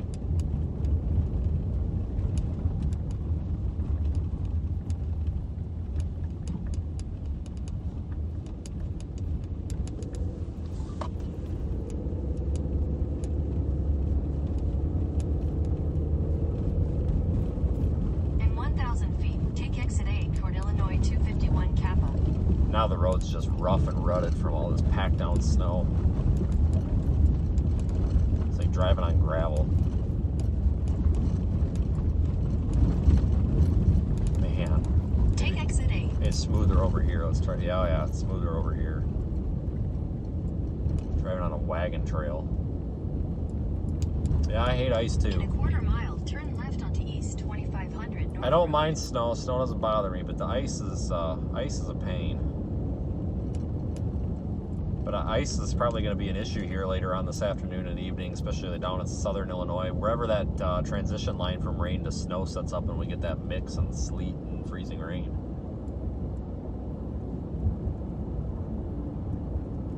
Nothing in Detroit yet, really. You might get something later. I haven't. I guess I didn't pay attention to how much snow you're supposed to get over there. I do know that parts of East Central Illinois, like where we're at now, could get over a foot. Turn left onto East 2500 North Road.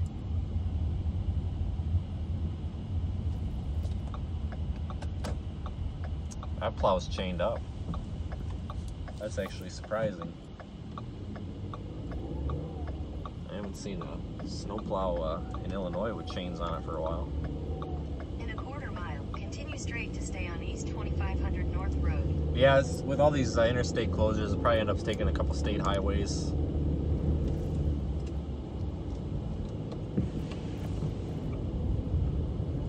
Yeah, we're pretty close to Bloomington.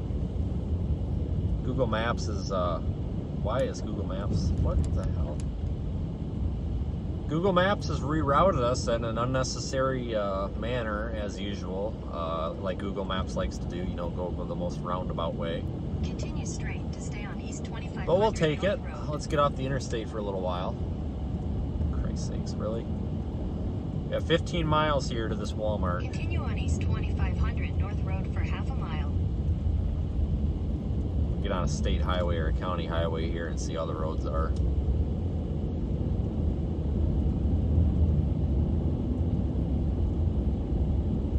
Hopefully the Walmart parking lot's plowed. If you were watching the stream from the Boston area last weekend, you get the reference.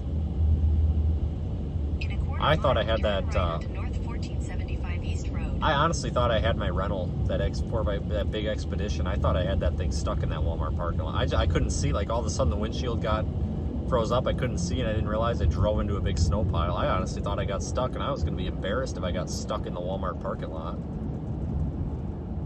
Turn right onto North Oh, we got our 1475 first stuck East car Road. of the day here, folks.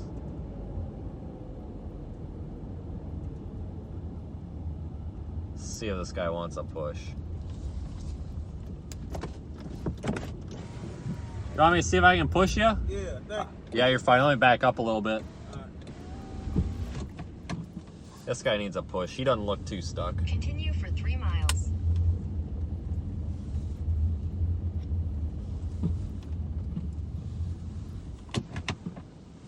I gotta tie my shoes now. Man. Oh, shut up, car. Alright.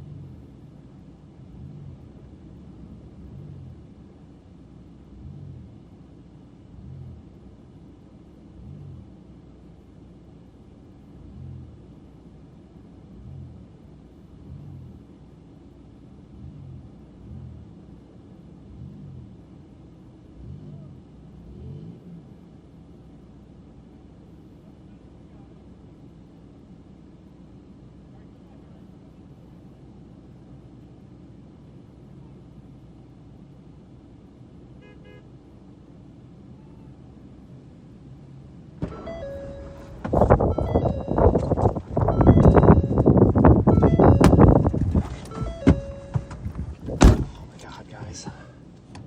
It's like, guys, you gotta push the gas pedal.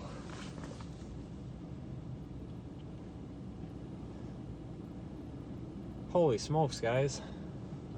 It's like you gotta push the gas pedal. They wouldn't stay on the gas. I let my fingers warm up. Oh, I think his lady fell down. Yeah, we could have got out of that a lot quicker if we just stepped on the gas pedal and gave it hell.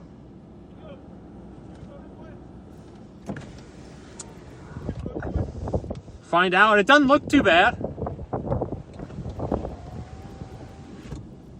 Go whichever way you want, dude, but you're gonna go first, so I know if you get stuck. Oh, my fingers are froze.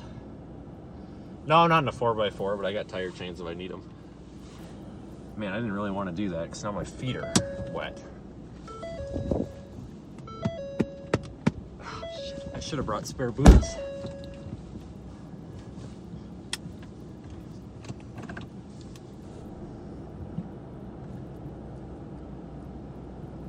Yeah, they'll probably get stuck again. They weren't really even that stuck. There's just quite a bit of ice under the snow here. Oh shit, now we're stuck.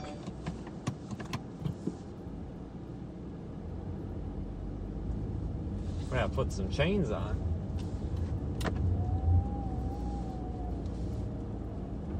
I gotta back up here. I was kind of parked in the ditch there. We're not stuck, I just was in a dumb spot. I can't really see the road right here. It's just couldn't tell what's... I see how they got stuck. I mean, Continue that for 3 miles. that spot there, I don't think they were really on the road. I think they thought they were on the road, but you can't really tell what was the road there. But yeah, of course, all the help showed up after we got them out. But yeah, it's still snowing pretty good here near Bloomington.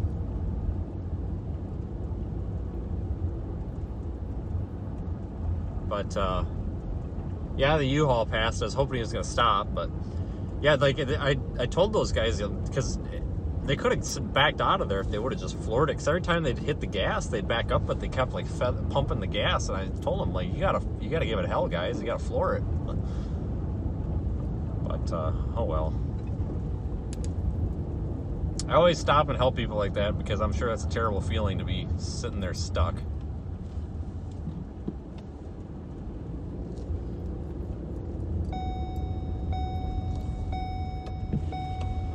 Yeah, this road's in pretty rough shape. This is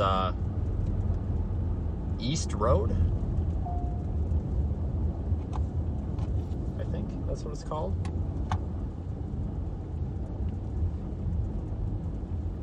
But yeah, probably have to stop and do that several times. I always stop and do that because I hope that someday and I'm sure at some point, you know, just statistically at some point I will get stuck like that. I hope that somebody will stop and help me. I'm always cautious though stopping to help people like that because I don't want to get hit. Not too worried about it out here in rural Illinois, but usually on the interstate I won't. Maybe I'll stop and get somebody a ride to an exit or something, but if it's rough traffic like that, I won't push somebody out. I'm not going to get ran over for somebody. If I had an SUV or if I had something with four-wheel drive, I'd I'd offer to just pull people, but can't really do that in the car. But like I said, I'm surprised that they were stuck. I think they actually could have just drove forward. I think that they were just a little bit afraid to. Because to me, it looked like if they would have just cranked the wheels and gave it heck. So I don't think they could have got any more stuck because there really wasn't much of a ditch there.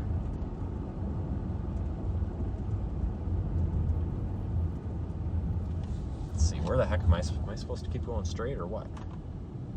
Yep. This road's not too bad. It looks like the east-west roads are in the worst shape.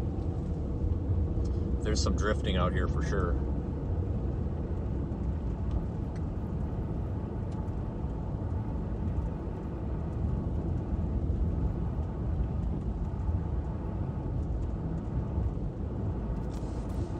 Sorry about the windshield, guys. We're en route to Walmart right now to get some washer fluid because I'm out, so that'll help. You bumper push someone in your Chevy Cruze, nice.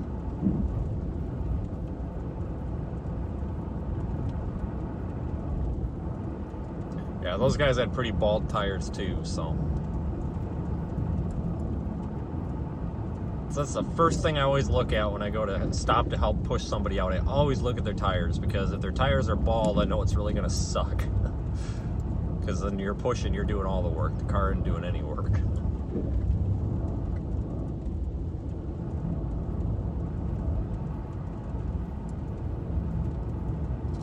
I'm pretty confident out here though with the winter tires. Snow cables. I don't put the snow cables on unless, or you know, if you're not familiar, they're basically they're snow chains, but they're made out of steel cable instead of chain. They don't tangle up, and they're just easier. Same thing basically, but I don't put those on unless I absolutely have to, because you can only go like 30 miles an hour with those, and I'm doing 35, almost 40 now, so.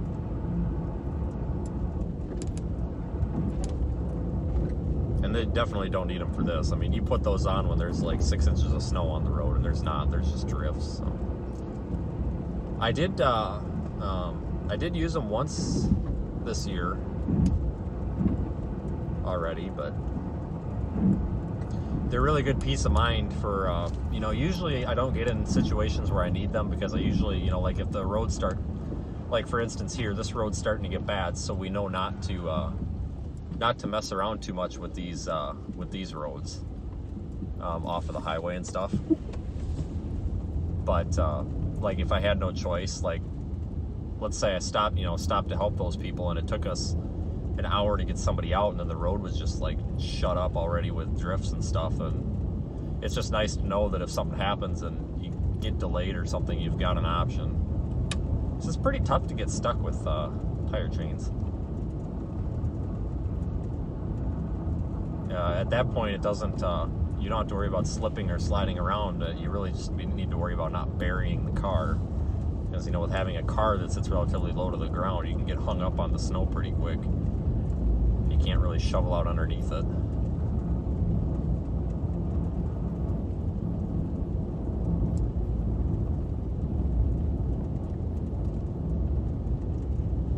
I actually don't even have a shovel with me, which I should. I normally have one of those little scoop shovels. And I just realized I didn't throw it in. Rain yesterday, 6.5 inches of snow currently. Nice. What crazy weather.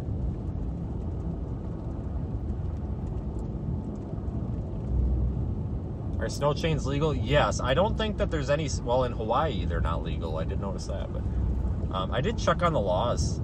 And I'll be honest with you, even if they weren't legal, I'd probably use them anyway. But I did look last year when I got them, and every state that I looked up, there's a provision in the law that says you can use them, but you know, there has to be snow and ice on the road, you know, because they just don't want people driving around. In 1,000 feet, turn right onto East Franklin Street. Because I think there's a law against studded tires, though.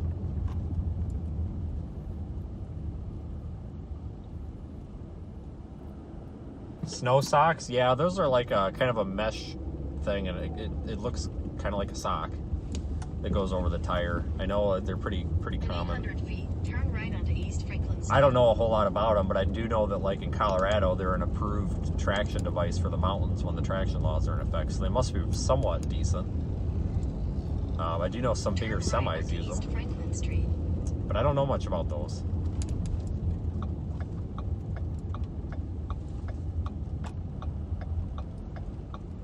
But I get around pretty good in this car. I'm a big fan of front wheel drive. Continue on East Franklin Street for 3 miles.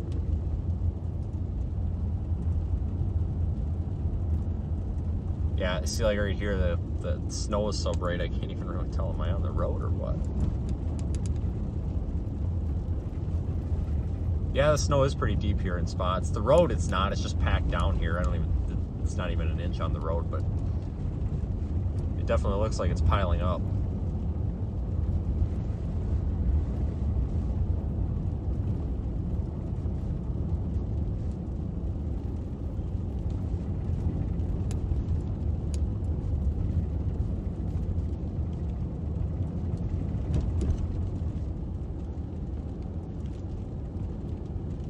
Yeah, there is. There's like a little fine layer of ice underneath it. That's kind of why that black car was stuck too. Because even once we pushed them back out, they were just spinning on the ice there. And I've got kitty litter with and some road salt, but I didn't really want to use it on their vehicle because that's kind of for me if I get stuck. But I mean, if I had to, I would have, but they didn't need it. Like I said, they just needed to push the gas pedal. So we're crossing under the interstate again.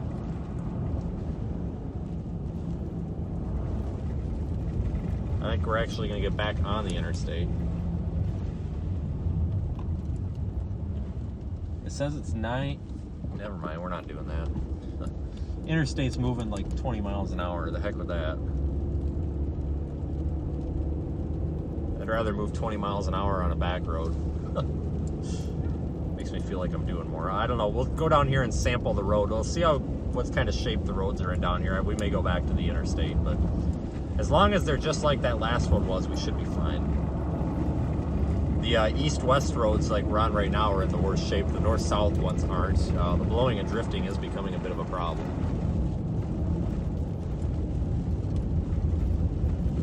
But yeah, in some spots up here it's worse than others. Like, so we got the north-south road that parallels the interstate. Will be all right. 16 minutes to Walmart. Yeah, that's what worries me about being on the interstate during things like this is other drivers. You know, I'd rather be out here even if I have to go slower because there's drifts and stuff. At least I know I'm not going to get rear-ended or something. I hate being around other vehicles in the snow.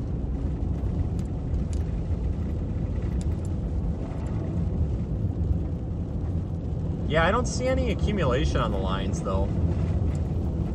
I don't know if they got a little bit of mixed precipitation or a little bit of freezing rain earlier or what, but there is definitely a little bit of ice on the road though. Might even be able to tell on stream there.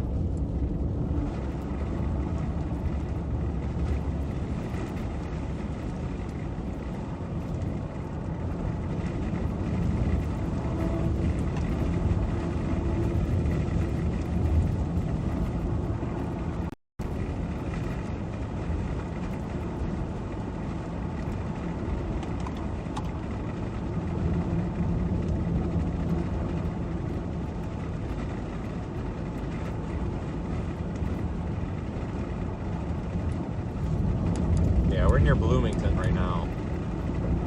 Basically just kind of going around Bloomington to get to this Walmart because Google Maps is having us avoid the interstate, rightfully so.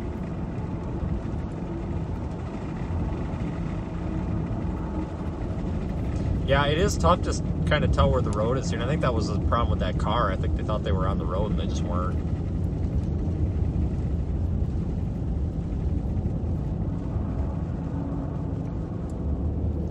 I always feel bad though for people because I'm sure it must be the most embarrassing thing in the world to be sitting there stuck, especially when you're really not in that bad of snow. They probably came into that corner a little too fast.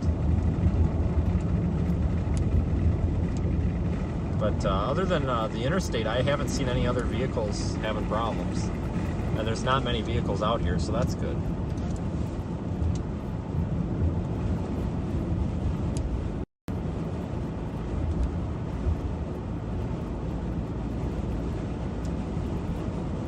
Kind of going down the middle of the road here because it looks like the edges are a little icy. But yeah, you can see the snow's blowing pretty good now. In a quarter mile, turn left onto North 1200 East Road, County Road 1200 East.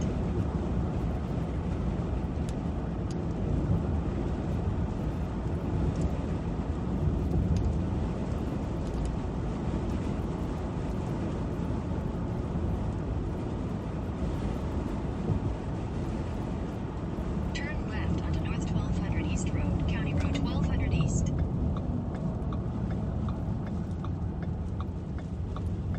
This would be just northwest of Bloomington is where we're at. Central Illinois. I have to get some sunglasses at Walmart. Continue for 6 miles.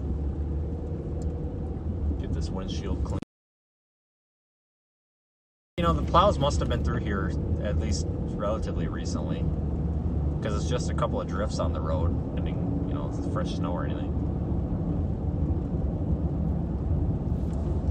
Should probably look at radar.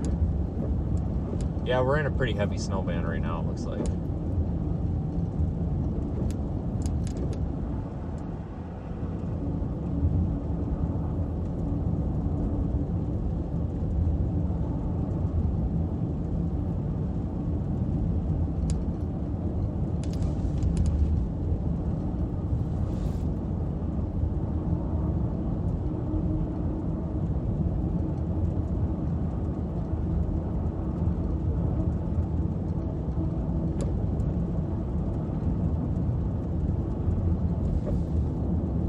Actually going faster here on this county highway than we were on the interstate.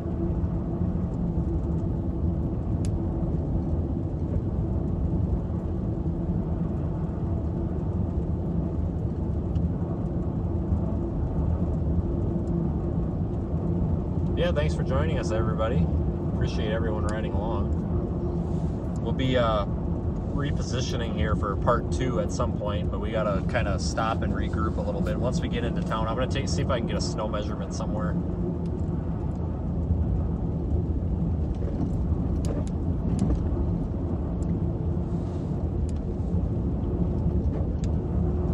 It's pretty out here though.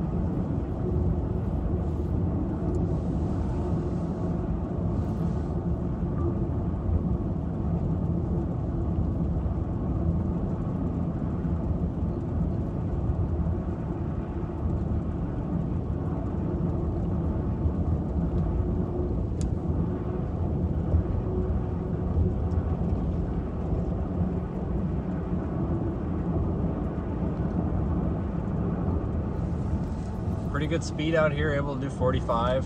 Roads aren't too slippery.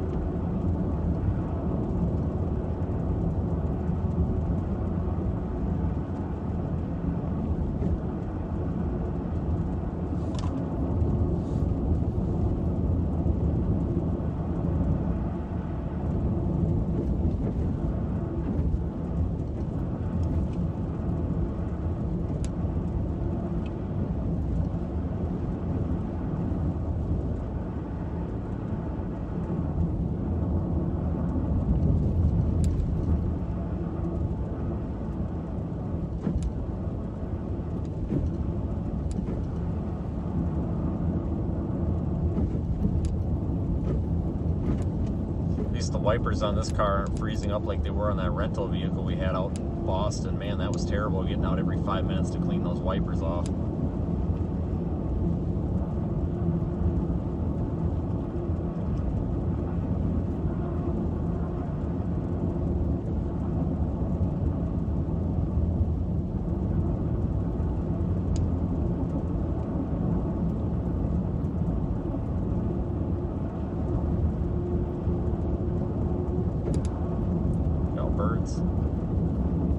Yeah, it is just really white out here. Holy cow. My sunglasses bad.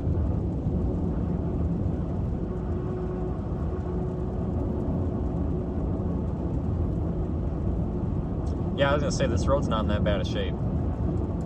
A plow has had to have been through here. But again, this is a north-south road. The east-west roads are getting pretty drifted.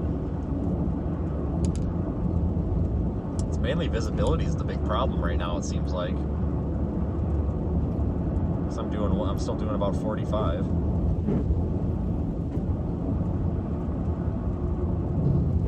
Like right here, I can't see anything. Some drifts on the road, it sounds. Hitting the bottom of the car. Ryan's gonna be back. He just stopped for a little bit because there's basically a storm. This is kind of the pre-event, or round 1. This is going to kind of cease here in a little bit. Then we're gonna have a couple of hours of a break, and then later on through tomorrow morning. Yeah, I think he said 5 p.m. So yeah, I'm interested to see if Walmart is out of stock of everything. Can we go into the I'm not streaming with like the Weather Channel or anything today or anything. At least nobody's notified me of that, so I have no reason with probably just bringing the stream in.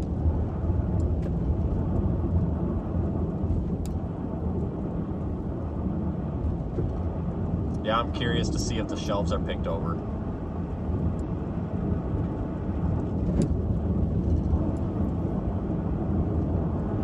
They might not be, though. It seems like anytime I've covered a winter storm here in like central Illinois, the grocery stores don't seem to get picked over like they do everywhere else. At least it could all just be coincidental too, but it just seems like that they don't as much. And there's another guy without his headlights on. I really wish people would turn their headlights on.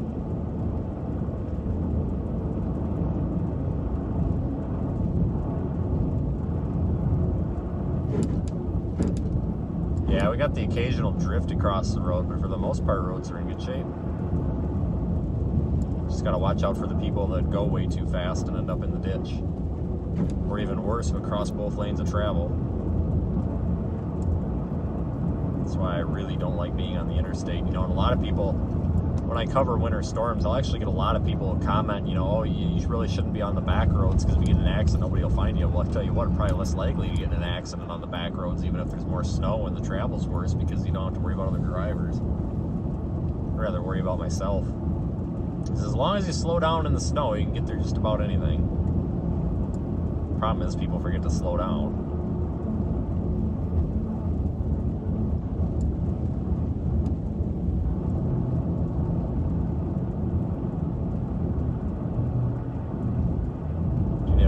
Condition for route of travel? Maybe. I haven't seen a winter road condition map at all for several hours. I did see that the 74 and I think I-55 near Springfield is closed. There's a lot of road closures right now. So I think we're going to be taking a lot of county highways and everything, but they seem to be in pretty good shape here so far. Hopefully they remain that way. Visibility is becoming the big problem here. I just hate when I can't see.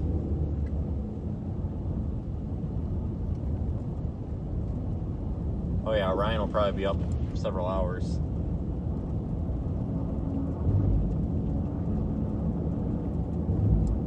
Where am I currently headed? Well, right now I'm in Bloomington. I'm headed to the Walmart in Bloomington. After that, I don't know. I think we were going to head down towards Champaign. But 74 is closed. It looks like there's one large closure on 74 and then several slowdowns and delays too. Maybe possibly where they're rerouting traffic. So might have to take some county roads or whatever out there. You can always drop south out of Bloomington also on 51 toward Decatur. That's an option. But yeah, I don't even know. I guess once we get stopped, I'll look at radar and maybe some short-term models and we'll figure that out. It's kind of a strange snowstorm to forecast because, you know, we've got these two rounds with, and there's a pretty distinct pause between them. In a quarter mile, turn left onto North White Oak Road. Yeah, we got some moderate snow bands here over Bloomington right now, looking at radar.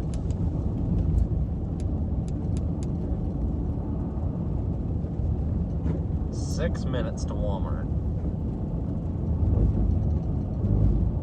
Yeah, thanks everybody. If you're new, we're going to be streaming this at least for a couple more hours. If things start dying down up here, we'll probably stop the stream and then bring it back up later on. But tomorrow we'll definitely be streaming again. Definitely be streaming again tomorrow. Possibly even severe weather down south, I'm not sure.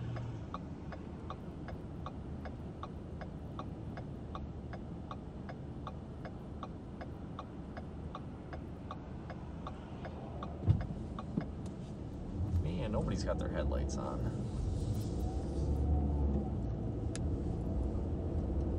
This road's pretty good. What road is it? What road is this? White Oak Road.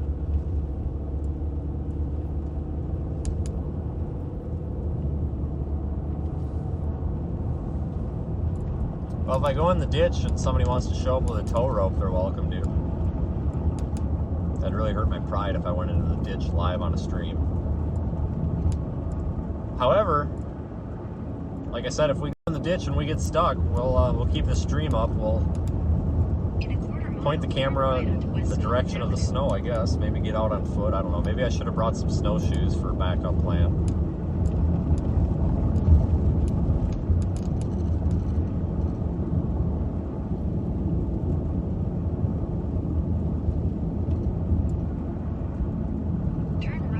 I'm coming in way too fast to make this turn. We're probably going to slide right through this intersection. No. Oh, yeah. Well, this is plowed. Yep. I just didn't really want to drive into that snow pile. Take your bumper right off. Holy cow, man. Has this road even been plowed?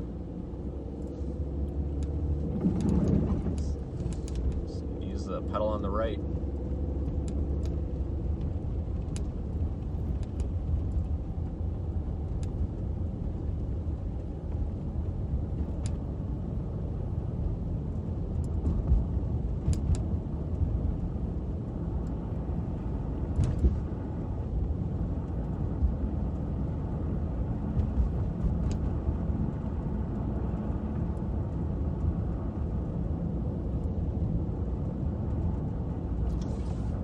Yeah, I think the heaviest snow up here has already fallen, at least the heaviest snowfall rates. I think that later this afternoon and into the overnight and then tomorrow when we get that heavy snow and the freezing rain like southern Illinois, all that, I think that's when we're going to start getting problems down there. Turn left onto Waelti Drive.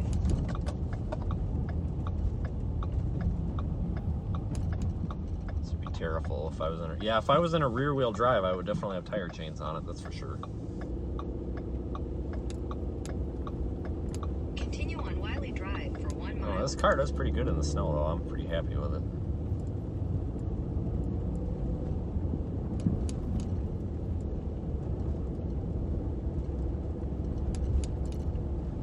We are 1.2 miles away.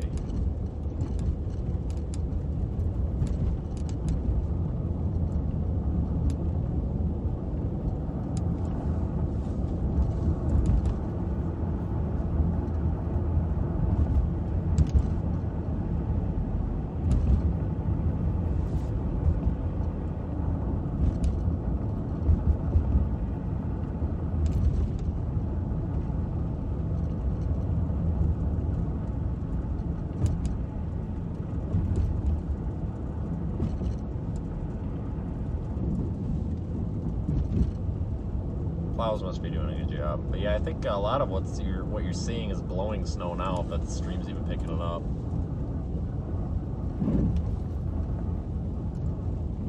Am I gonna get extra shoes? Thought about it. Normally I carry a spare pair of boots or a spare pair of shoes in case I get soaked when storm chasing, but I wore my regular boots today and I think to throw the other shoes in the car. I might buy one of those cheap $14 pair of shoes that Walmart has.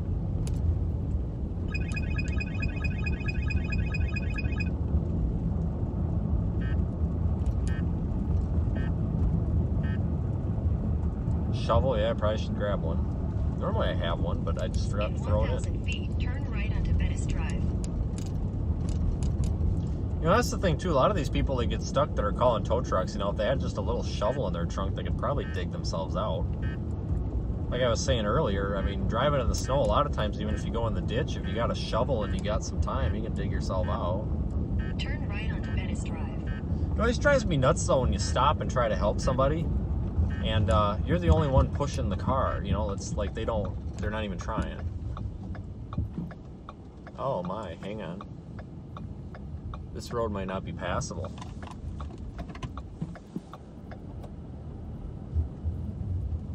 Looks like we got a Prius stuck. And I don't know if I can get through. The snowplow kind of made a bit of a mess here coming through. Let me see if I can punch through this or not. Looks like all the snow that came off the end of the plow is built up right here and caused about a 8-inch deep bank. Oh, we got right through it. Effingham, it'd be almost due south of here. Yeah, I don't know if I can get through this with this car stuck here in the middle of the road. Oh yeah, we're not getting through that. There's a big old snowdrift there. I think that's those guys that are up there walking. I'll just turn around in this hotel parking lot. Yeah, that car is definitely stuck. And I see why. There's a big, huge snowbank.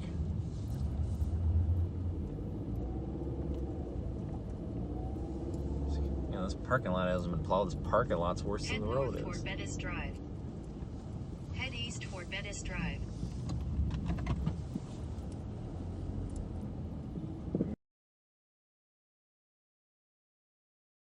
Stop at a gas station and clean the windows too.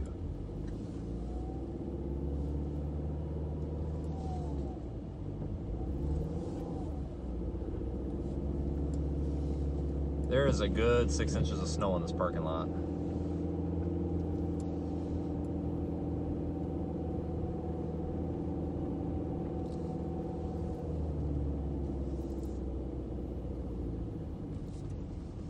I don't know if I can get out over here. Maybe I should have came back in the way I went.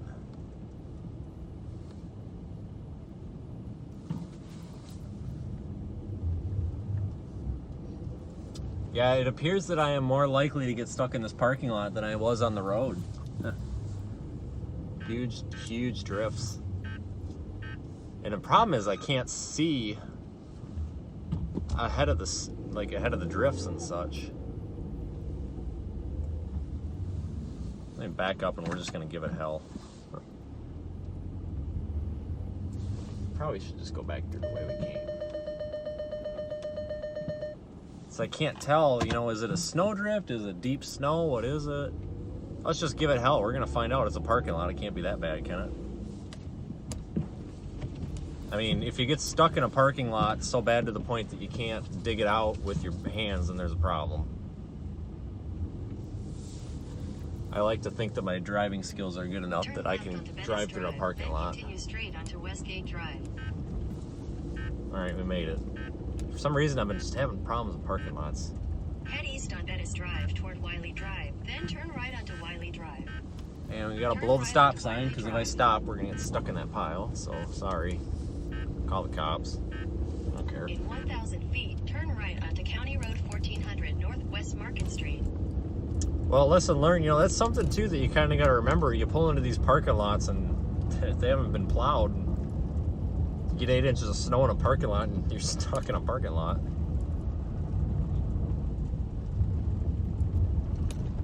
Turn right onto County Road 1400 Northwest Market Street, then turn right on way. That area, like I said, a lot of that was from the snow plow and not going down the other road.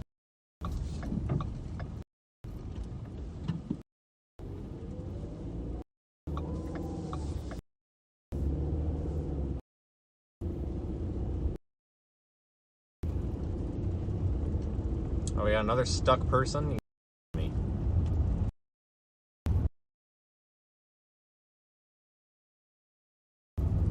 Let's see if, well, let's drive by them. Yeah, I can't help them, unfortunately. They're up on the median. Turn left on US 150 West, County Road 1400 Drive. In a quarter mile, turn right onto Interstate Drive. Yeah, you know, this is where I start having problems where, with the visibility and everything's white, so you can't tell, you know, am I driving through snow? Am I driving through just a little bit of snow on the road? Is it a huge snowdrift? Just can't tell. Because you're going 2 miles an hour because you're trying to judge, you know, is it a snow? Better play it safe than sorry, but yeah, it looks like these snow plows going by, not going down the other part of the road. The plow. The rest.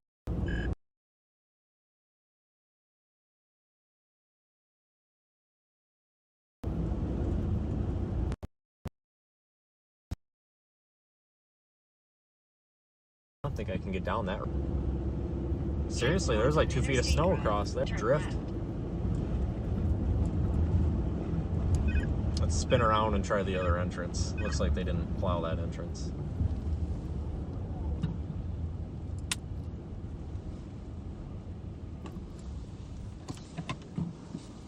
COVID testing. Yeah, probably not today. It's getting pretty bad out here, guys. I mean, visibility is beginning to actually be a legitimate problem right now.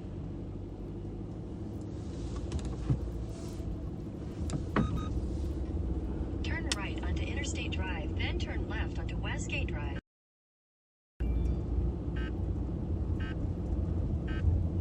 Turn left onto Westgate Drive.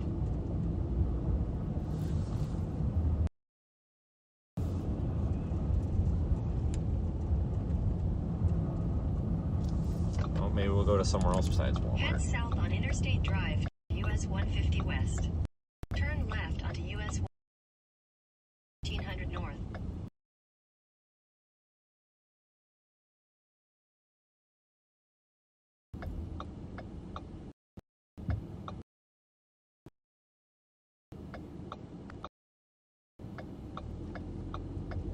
Yeah, he's inter. Snow down here. I haven't seen.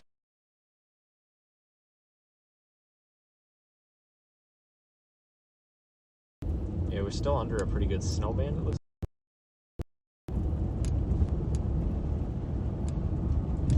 Looks like it might have an entrance here to Walmart. Maybe. I guess if Walmart hasn't plowed their entrances, what are we gonna do? You know. It's just a sample. I don't think it's too bad.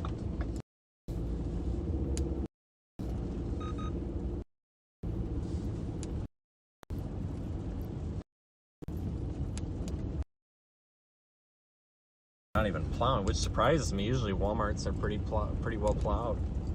Yeah, there's a lot of snow in the parking lot here. In 300 Wow. feet, turn left onto Westgate Drive. See if I can find a spot to park where it's plowed a little bit. Turn left onto Westgate Drive, then Guys, destination will be on the right. coming through, can't stop. Come on. Lordy Christ. I tell ya.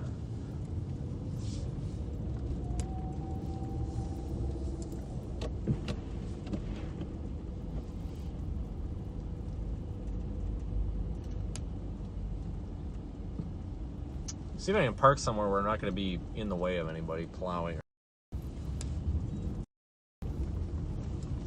Right here.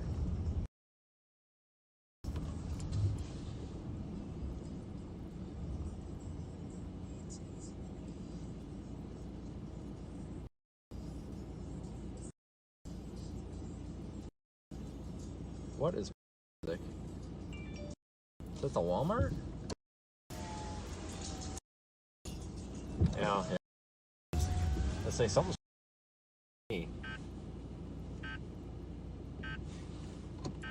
Okay, let me look at some data here.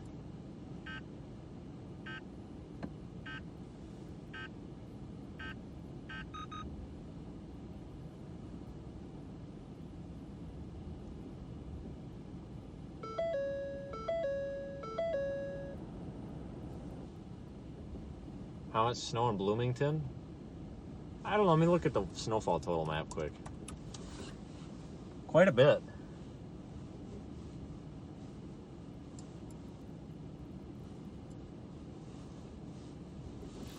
I will look at the snowfall total map. Let me see here. The internet is just being horrible today.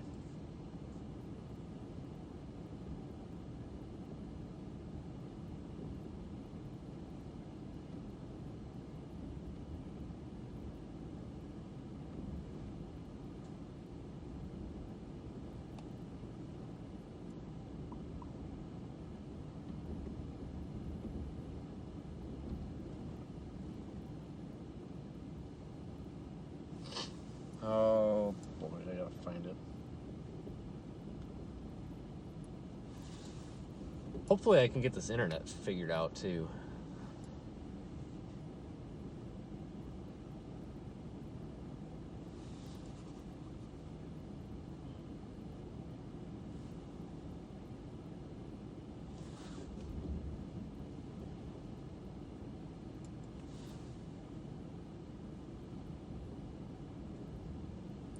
Any day now.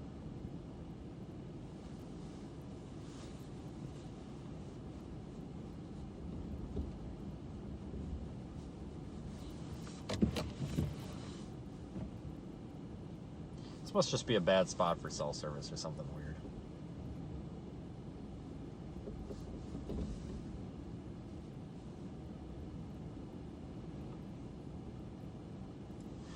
I'm going to see if I can get the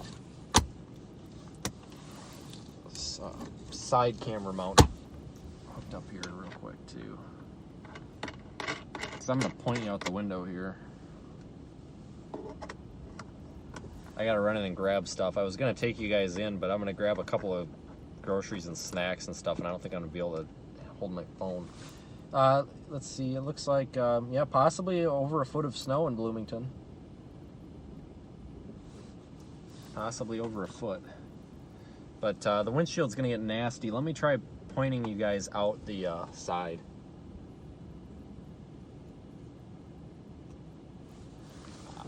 Let's see here.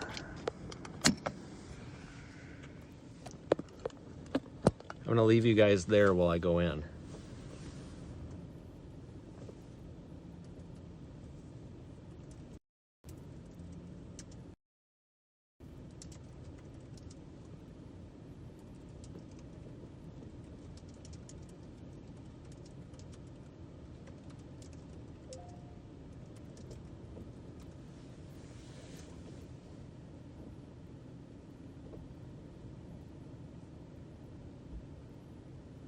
Alright guys, I'm gonna run into Walmart back 10 minutes or so.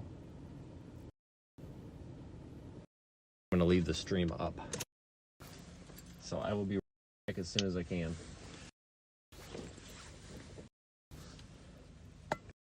Oh, somebody steals the car.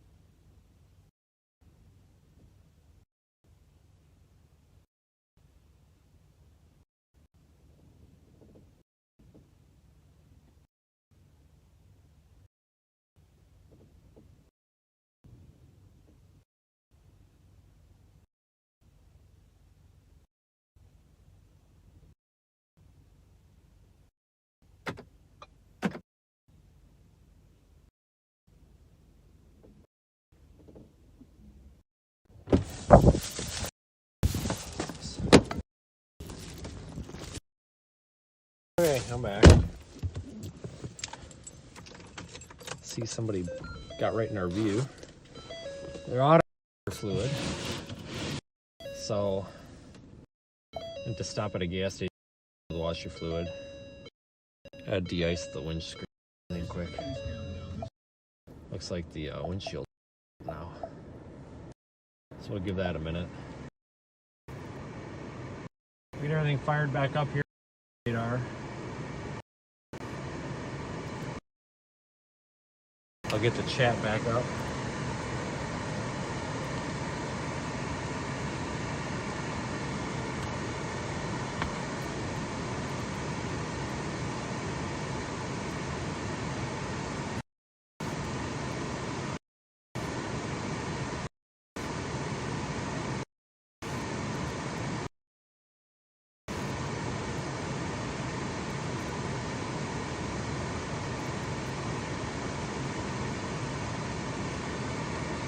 Yeah, I see there was a gas station across the street.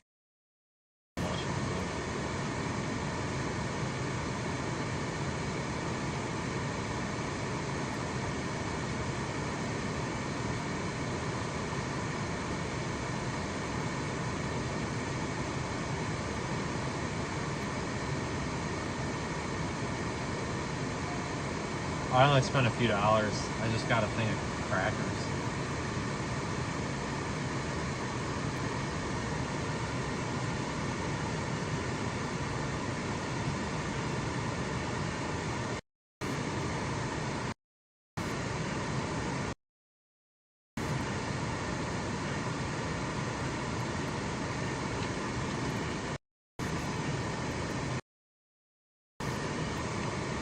Go in a minute. I gotta wait for the windows to unthaw again now. Not many people here.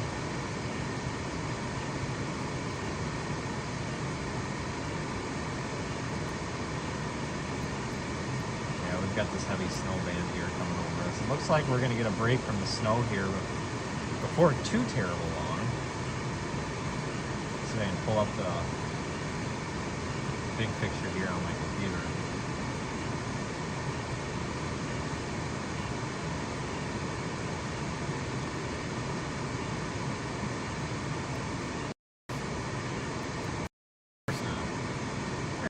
Out with the internet here.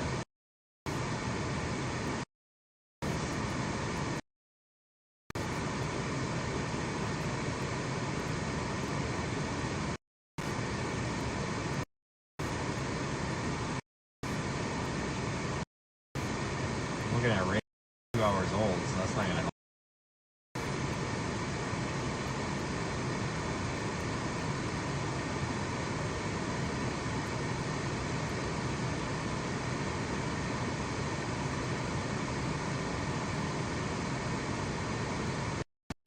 Most I spent, it was only $1.48, so I just got a box.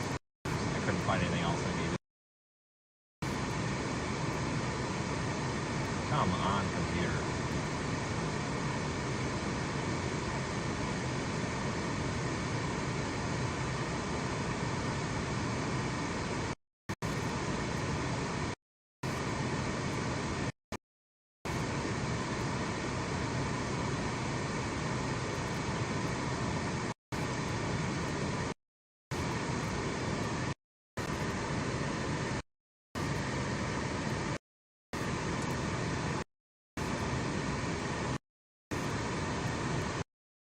The windshield's defogging enough that I can put you guys back up there.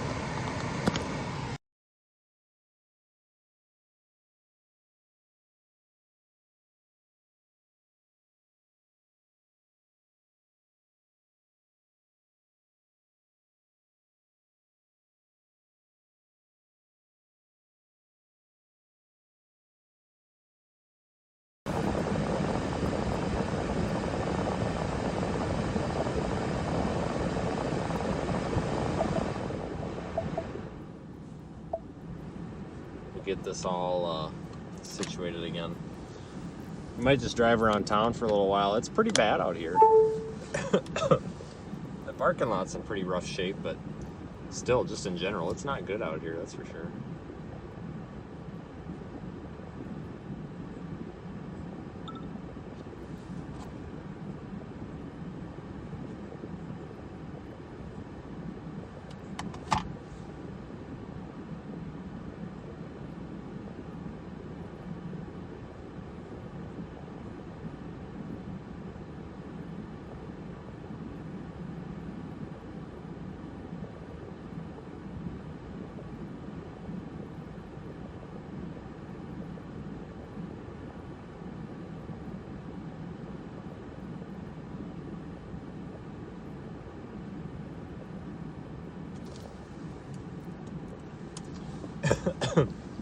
Okay, so I better look at a map.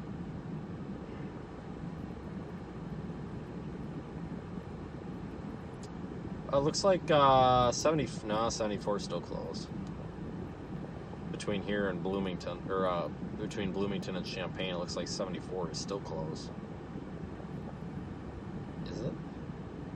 Yeah, it looks like it's still closed from Farmer City to Champaign.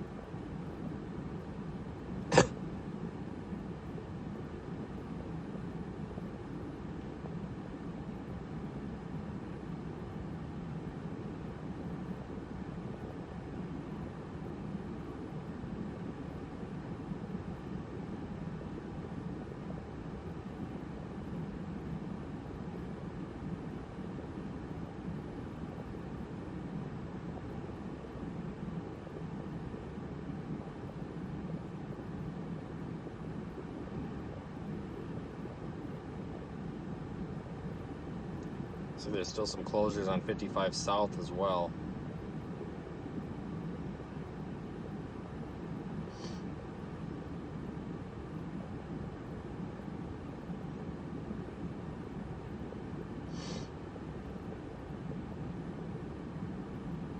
And then what is this? This is 51? Yeah, 55's got some closures, it looks like, between near Atlanta and Lawndale, coming into Lincoln. And there's some closures in and around Springfield in several different spots. Looks like also down there, getting in toward the St. Louis area even. I wonder if those are accidents or what, but it looks like a lot of traffic issues, which is really surprising because we didn't really notice too much for traffic issues on the way down. At least I didn't. I mean, it didn't seem that terrible. So we could go down towards Champaign. I think, let's see, where could we get off the highway? We get it off the highway in Leroy, and then it looks like we could take a state highway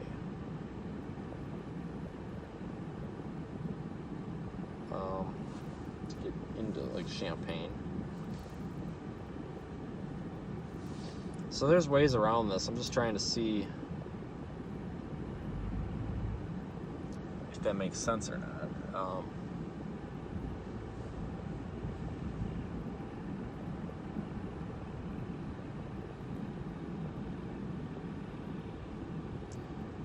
We're gonna go across town just to see how it is in town here, I think.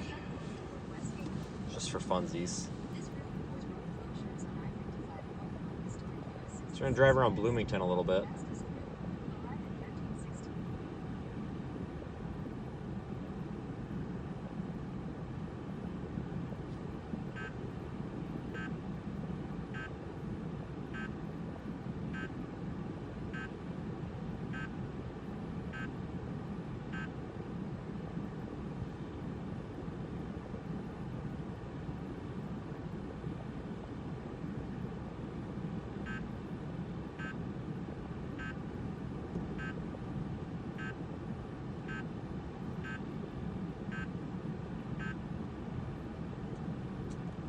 Try one more thing with the internet here.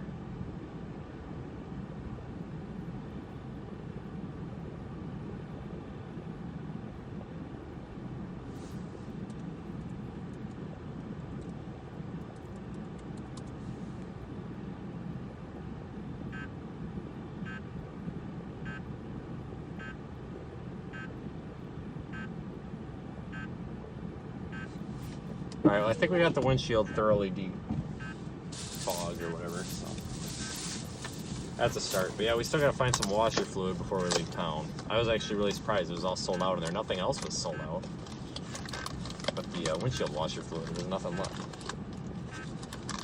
which surprised me.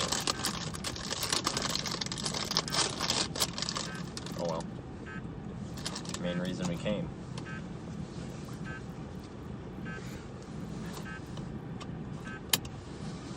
Onward.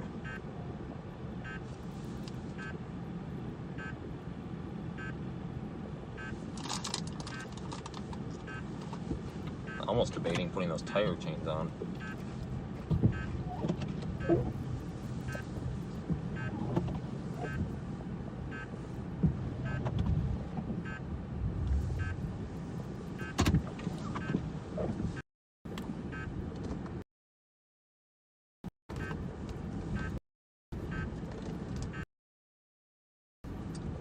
$357. Kidding me. Well, we've got 3/4 of a tank, so I think we're gonna not get it here. That's for sure. This is probably the cheapest place in town because it's a Walmart's gas station too.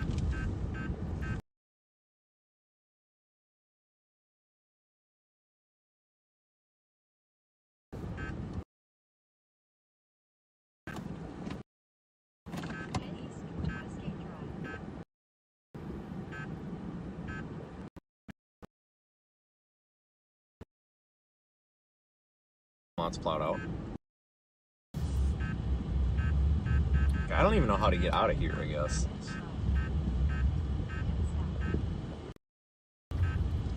No driveway over there. Okay. Over here. I just have such a hard time being able to see anything when everything's snowy and white like this.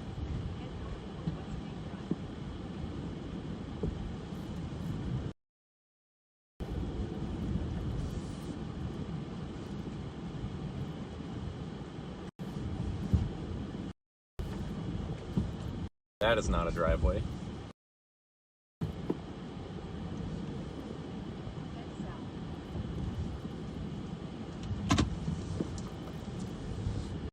Well, we came in somewhere near here. It's over there.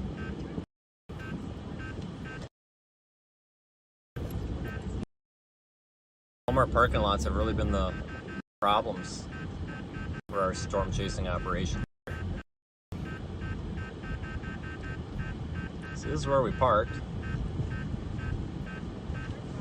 But I'm surprised that they're not plowing the parking lot. Usually these Walmarts, they're plowing them as it's snowing.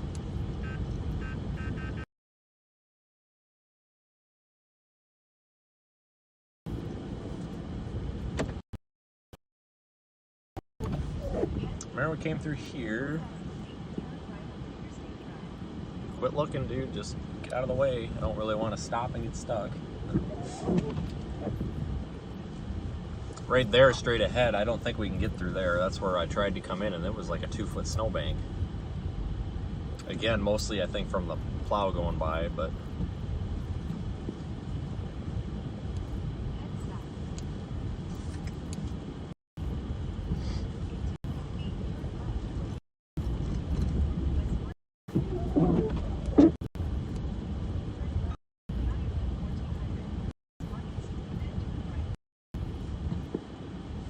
stop there and get stuck. I wish they'd plow at least the driveway here, man. Probably, well, there's for sure 6 inches.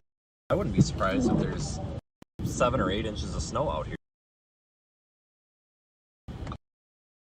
Guess it at. I don't really have a measure it right now in the urban area, especially with the wind blowing. It's hard to measure.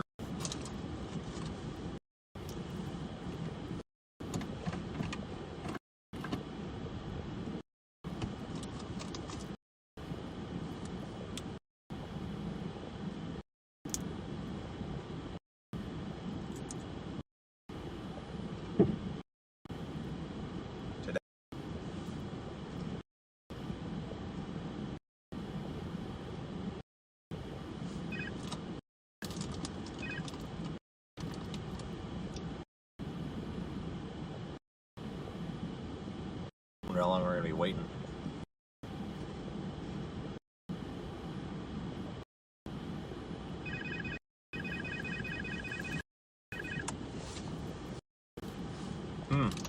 Thing.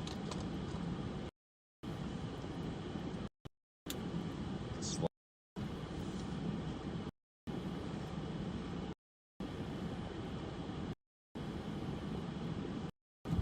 Ta-da.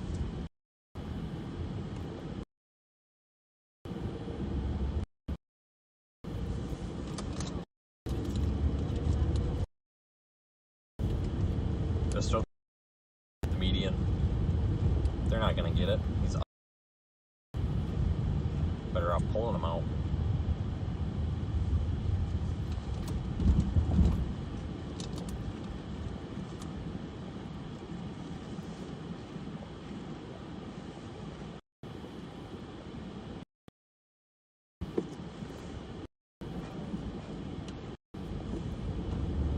It's really slippery. A little bit of ice under the snow.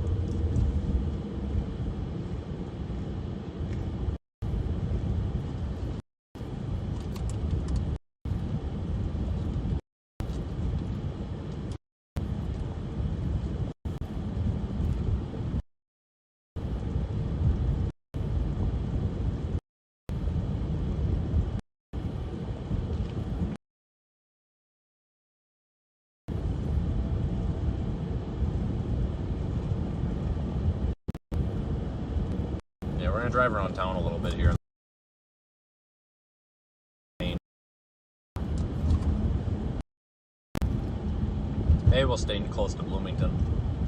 I imagine it's probably pretty close to the same conditions in Bloomington and Champaign here. Well, that exit's closed. Looks like there's a semi that's not even really stuck or anything. It looks like he kind of almost looked like he might have been parked on the shoulder and tried to get back on the road and couldn't make it. Now he's half stuck in the lane, so that's nice. I wonder if that's part of the reason that there's some of these closures too.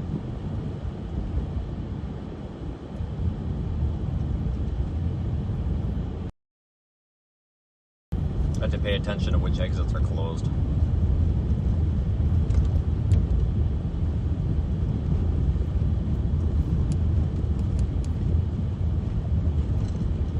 But this part of the road hasn't been really kept care of very well.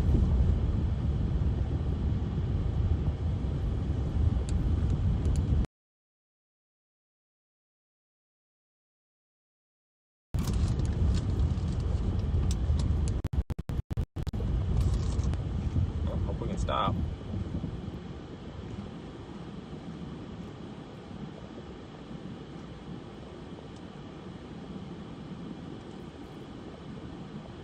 Man, gas is really high here.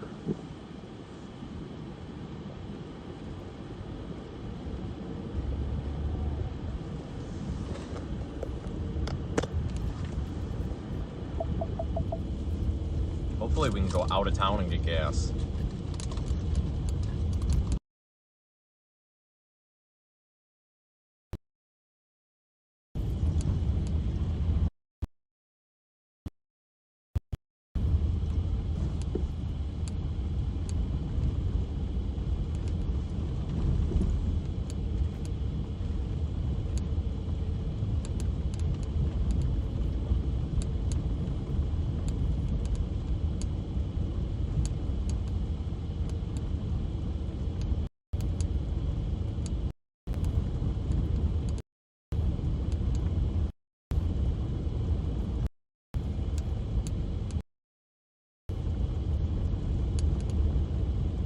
I haven't seen any plow down here. I wonder if they might have given up for a while.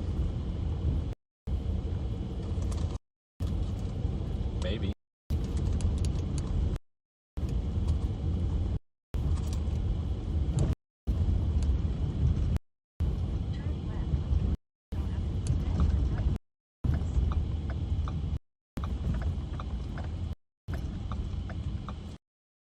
Worry about somebody coming right through the intersection and hitting us.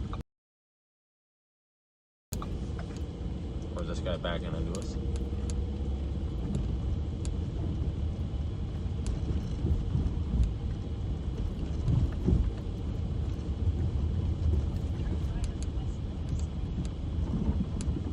Yeah, I'm assuming that they've probably had the plows get off the road for a while. I mean, I get it, because there's a point in time where, you know, if they're not keeping up, why bother? Especially in town here.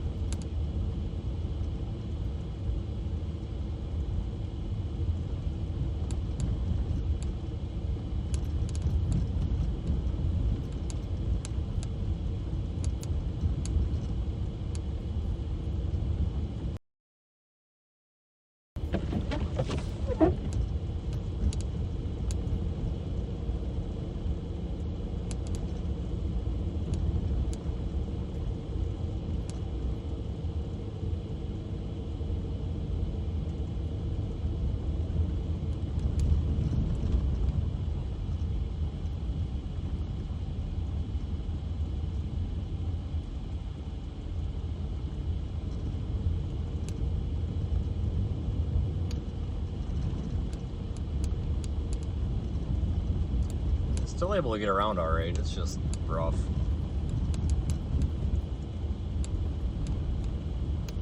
Yeah, from the stream last weekend there in Massachusetts, yeah, man, those roads were in excellent shape. You wouldn't even knew that they had 2 feet of snow. Maybe that's just, they just managed the snow removal better out there, I think.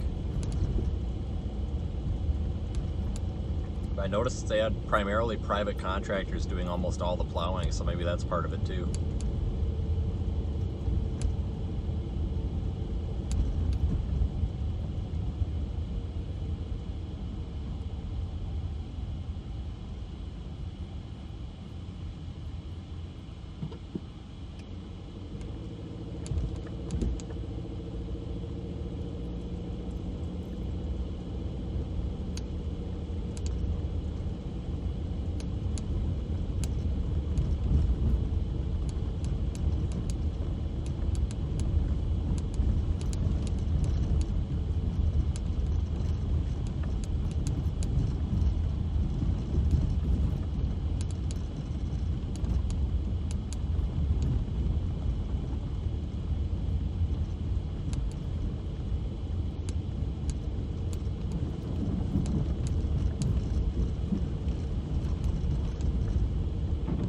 Kind of surprised they haven't run a plow through these main streets yet, though. At least like the intersections and stuff. The intersections are in real bad shape.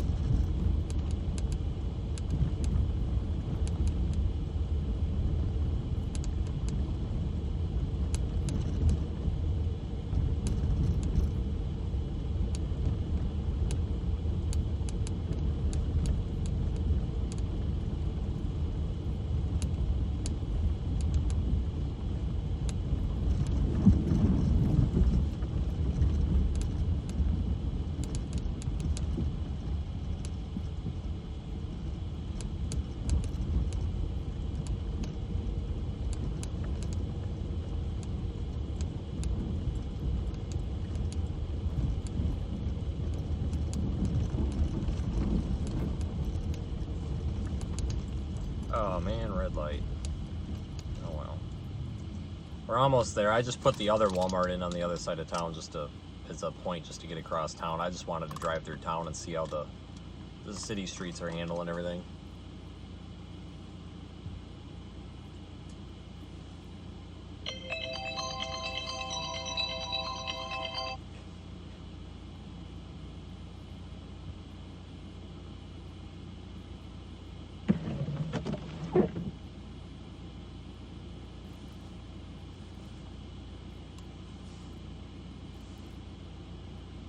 we're back to that point where I can't keep it a decent temperature in here because you're running the defrost on high, and then it makes it 5,000 degrees in here.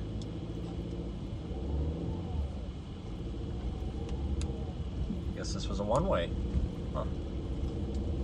I'll be.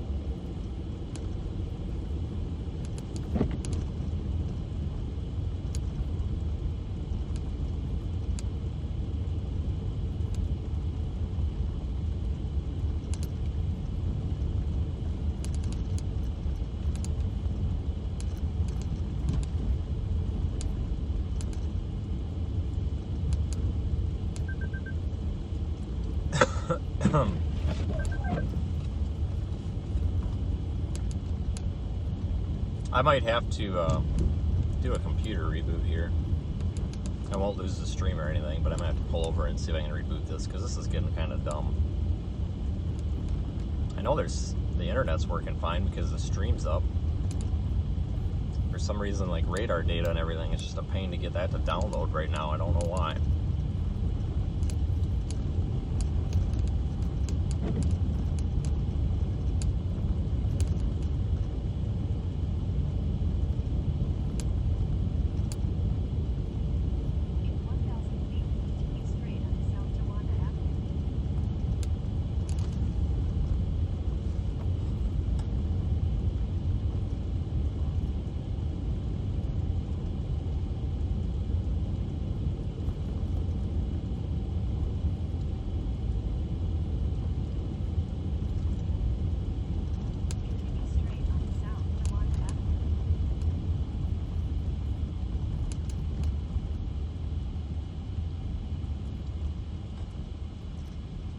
Kind of afraid to make too complete of a stop here.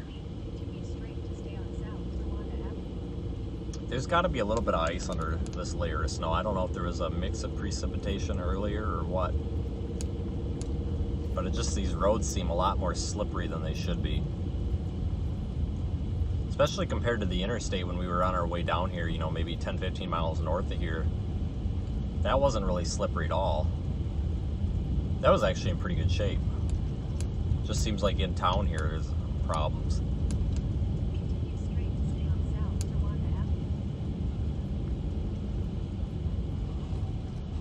Continue straight, like this straight. Ah, shoot. Oh, too late now. I think I was supposed to go straight. Oh well. That's alright, it doesn't matter at this point. We'll go out 9 here a little ways.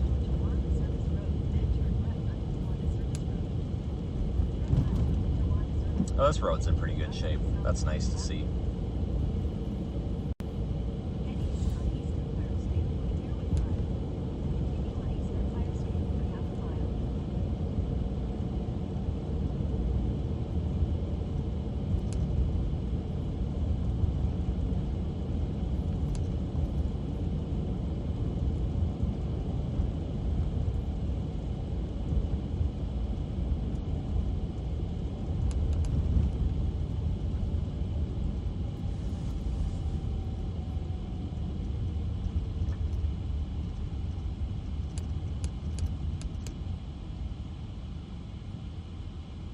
Not much for cars out, which is good.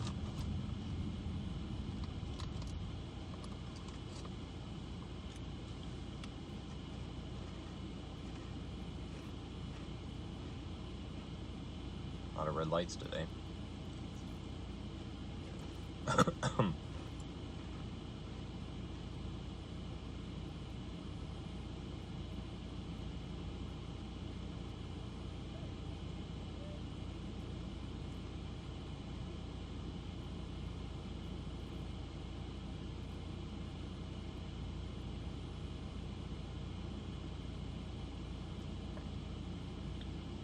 I feel like these stoplights are really slow in this town.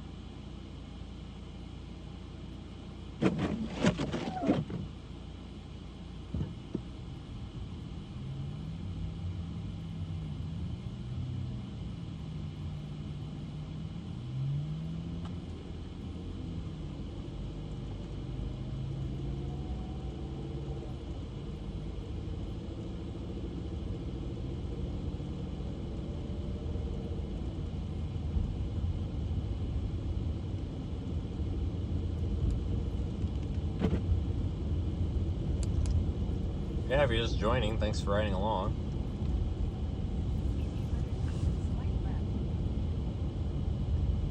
Let's see if I can find a plowed parking lot that we can stop in. Looks like these ones over here might be plowed. I don't know if I want to cross over. Oh yeah, we better give her heck though. It's a little mall or something, and it looks like they're plowing it now, so that's a good sign.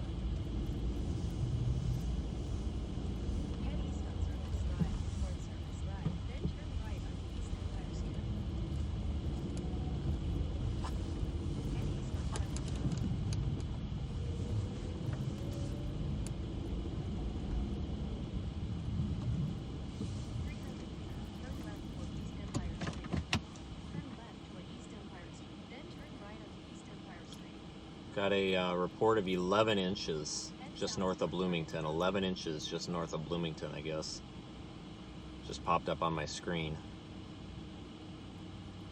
I feel like we should be getting a break in the snow right now. I wonder what's going on. Let me pull up some radar.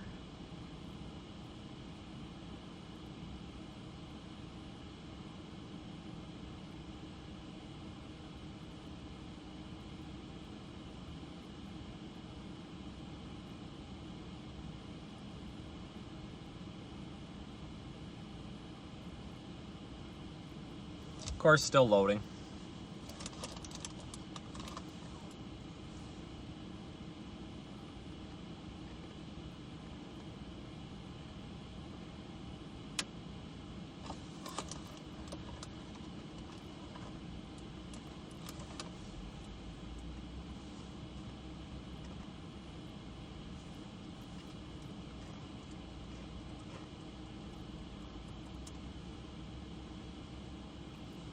See if I can get the internet going again.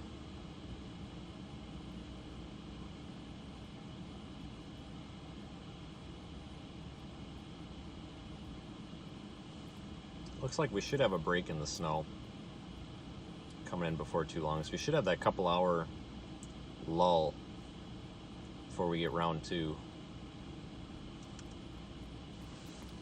I think the snow should lighten up here in a little bit anyway, at least get some lower snowfall rates. Right now we've got some pretty high snowfall rates. It's really coming down.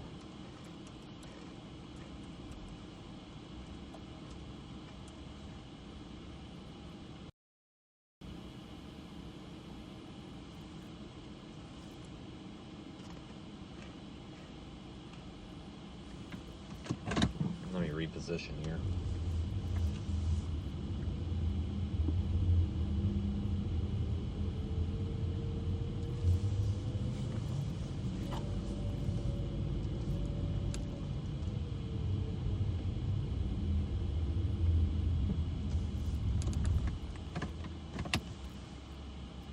Man, this is just slow.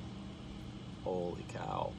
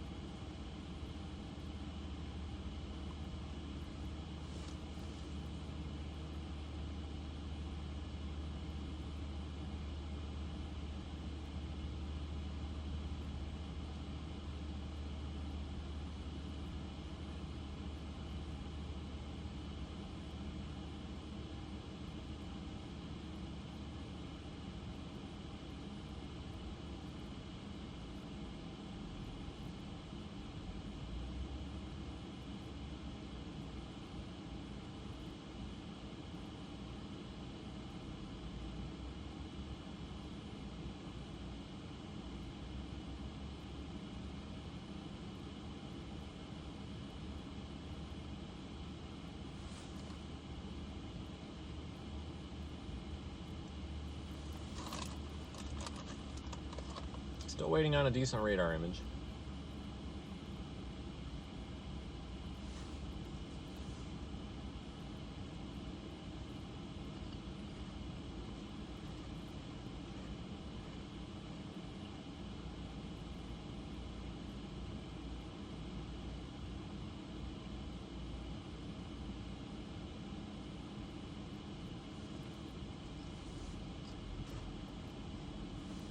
Yeah, the back edge of the snow looks like it's moving through St. Louis now.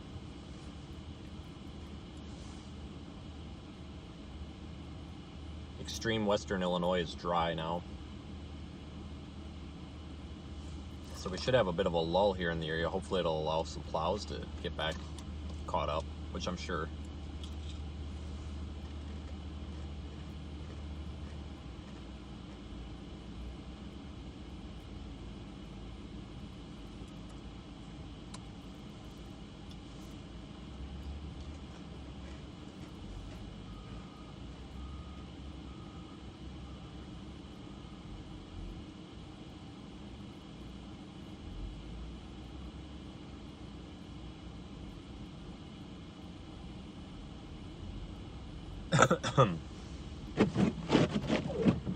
Good Lord. Okay, well, we'll just do without.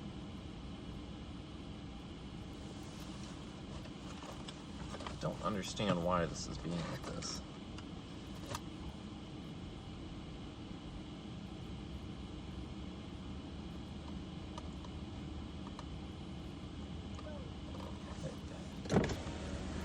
Yes? Hi, what's up? I see. Yeah? I see. Absolutely. So that's what's going on? You like to watch storms and stuff? Absolutely. So this is one of them ones where you just was intrigued in. Right. Pretty much. Pretty much, huh? Yeah, be careful. It's getting pretty slippery out. Man, bro. That's, you see, I was pretty still for a second, wasn't it? Yeah. Should be done here in a little bit. Yeah. So, for a while anyway. What you mean? Should be done snowing here in a little bit. Oh, thinking. for a little while. Oh, Yeah. for a little while. Oh, that's what's up. Hopefully they can get caught up, so That's what's up. hopefully. Hey. I like the vehicles. Do you? Well, thanks. Well, I'm gonna head and find some windshield washer fluid. I'm out, and Walmart's out, so I gotta go to a gas station. Drive safe. Take care, bro. It's getting crappy. Hey, you got it, bro. Take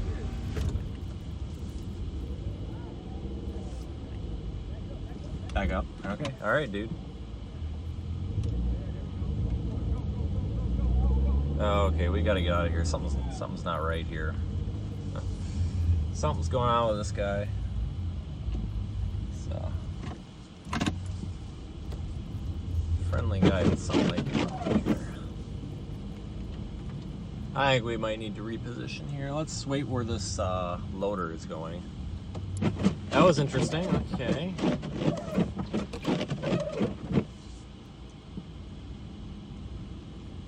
Let's let the plow here.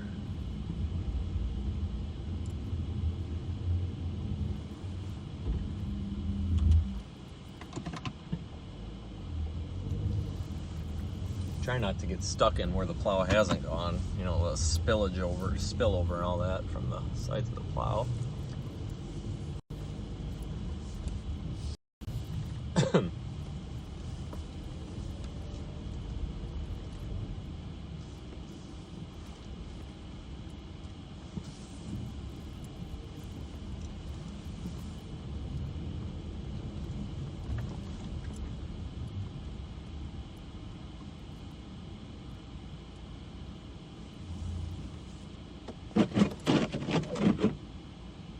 Oh, we're freezing up again on the windshield. God darn it.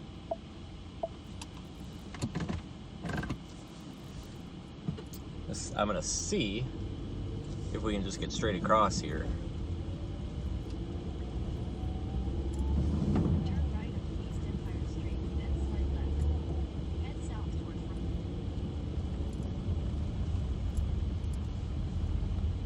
Continue on IAA Drive for 1 mile. Head southeast on IAA Drive. I think this McDonald's is closed. Then make a U-turn. We'll utilize this plowed parking lot. Turn left on IAA Drive. This all looks like it's plowed, and I don't think any of these stores are even open. Head west toward Frontage Road. Go figure. There's a lot of snow up here, though, because you look at a lot of these fresh piles, and they're huge. But if somebody measured 11 inches just north of here, then that's pretty impressive.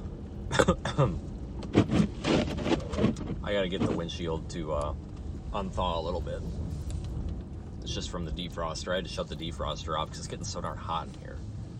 Head north.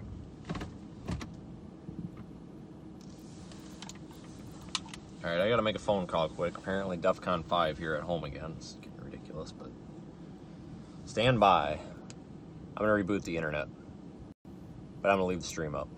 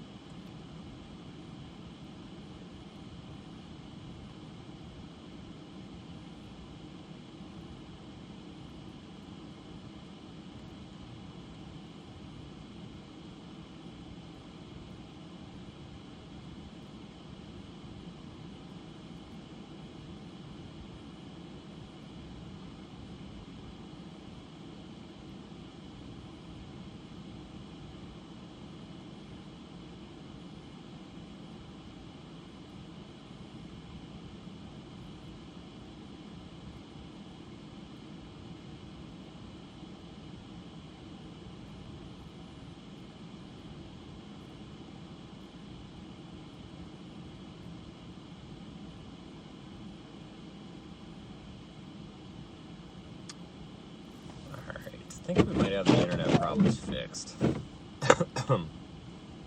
Maybe, let me test it.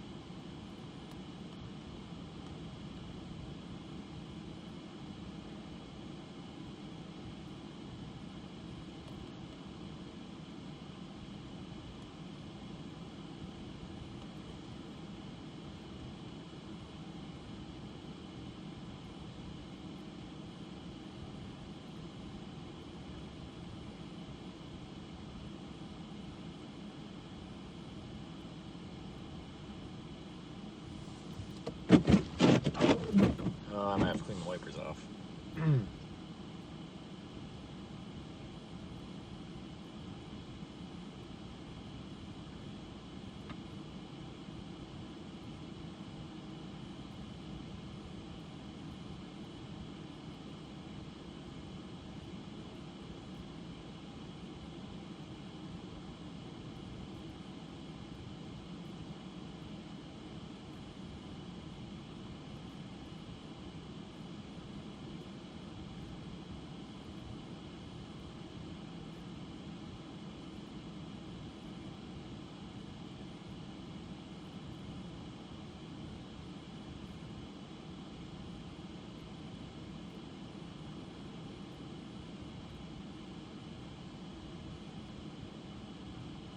Well, it looks like some of those traffic issues might have cleared up. Let me look again. Trying to look at Google Maps, just seeing if they show the closures on 74 and all that anymore. Oh yeah, they do. They do, but it's a smaller area that's closed. It looks Farmer City to Mansfield is actually what's closed. That must be where that accident is. Yeah, you can take 9 all the way out to like Gibson City to the south. Maybe that's what we'll do. We'll head to Gibson City.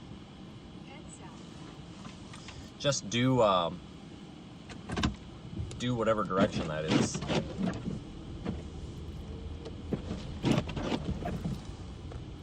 Oops. Let me see if I can fix that here.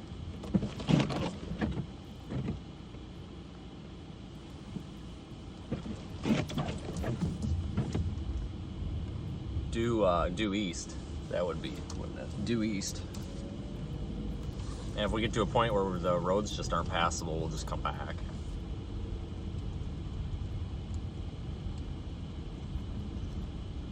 Champaign County is stopping plow operation 6 p.m. to... Yeah, I kind of figured they would. I think a lot of highway departments out this way are going to kind of say the heck with it overnight.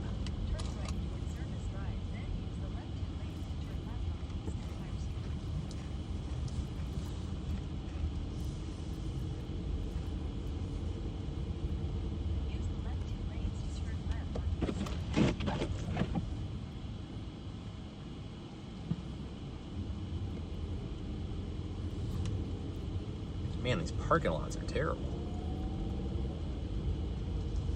We're gonna end up getting stuck in a parking lot and not on the road.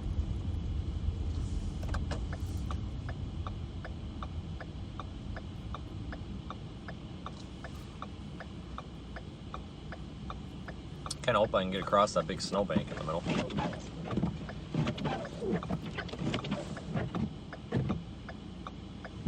They might be able to catch up though here if we get that break. Hopefully.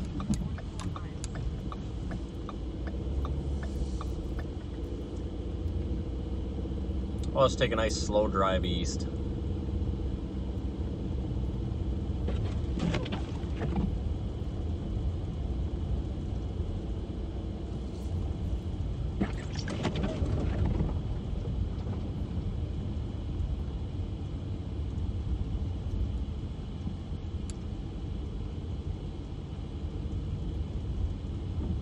Kind of all over the road here because you don't know where the darn lanes are.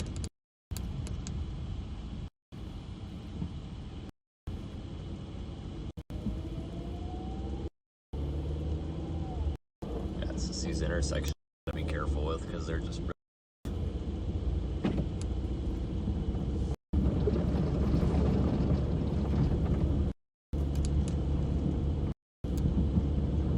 wow, must have been through the left lane here. That's encouraging.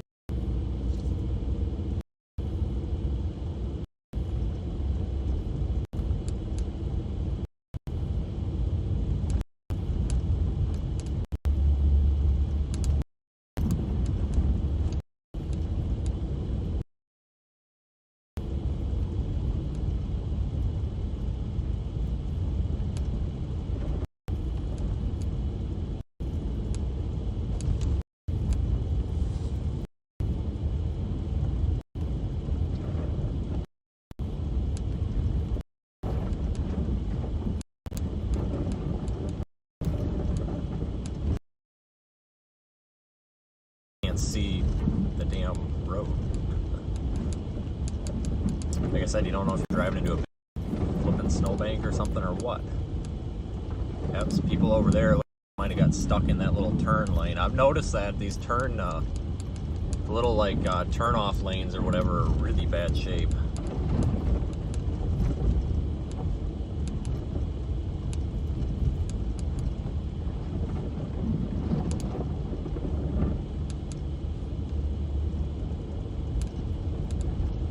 Yeah, you kind of just got to guess where you're at here.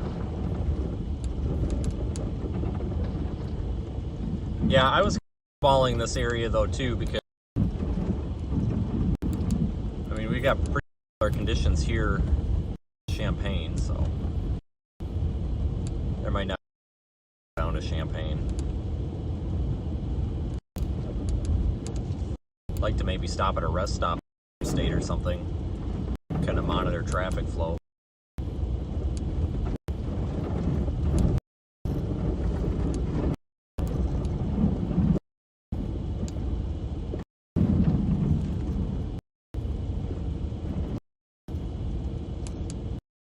Gas will be a little here in this little. Probably not. We're still at 3/4. We're fine, but tell you what, if I see a cheaper place,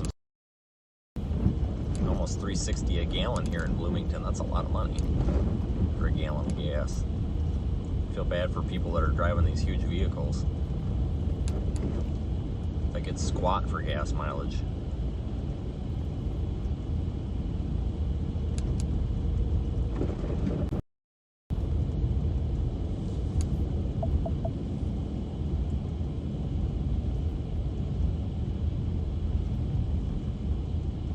You definitely tell there's a lot of snow. I don't know if the stream's picking it up or not. I can't even see the preview because my eyes can't adjust because. But like the median, there's quite a bit of fresh snow in the median.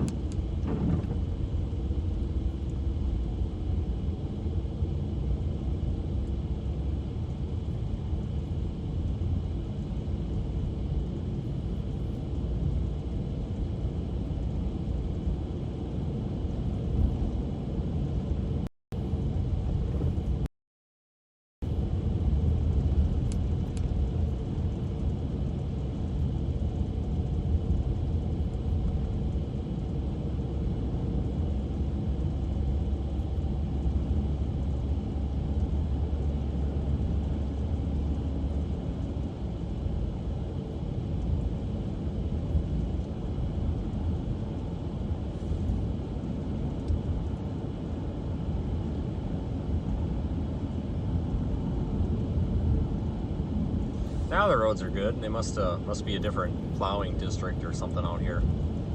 City versus county or something. Because these are pretty good. In my opinion, anyway.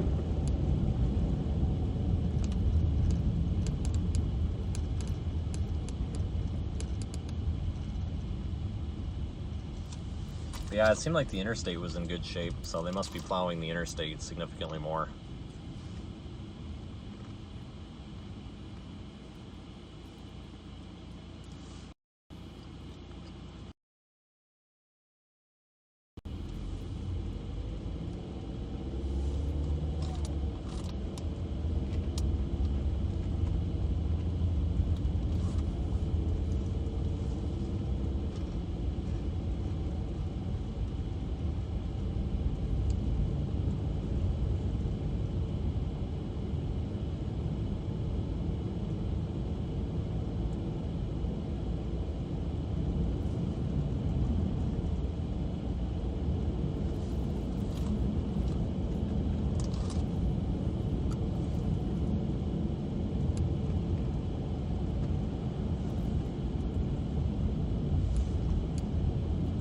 Yeah, this is probably the worst road conditions I've driven in a little while, though.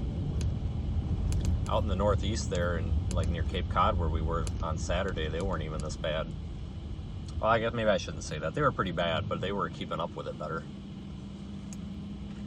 And I think with all those private contractors, there's just a sheer, there's just a bigger number of plows.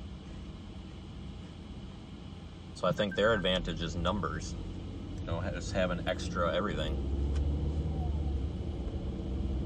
I mean, I saw a plow like every 5-10 minutes out there, it seemed like. Whereas here in the Midwest, most of it's done by city or state or county. Then they're limited to whatever budget they have then.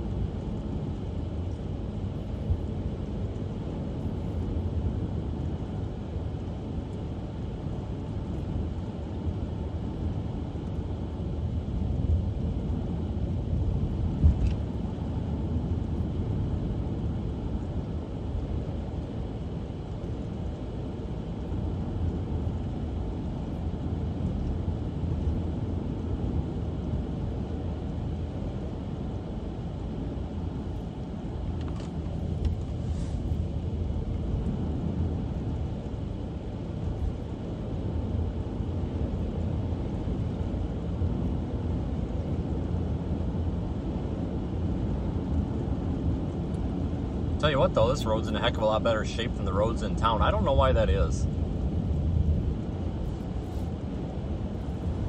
Maybe it's just they don't have a bunch of much for plows out or whatever. I mean, this doesn't.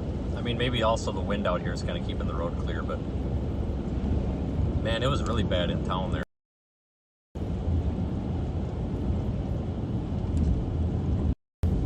This isn't bad at all.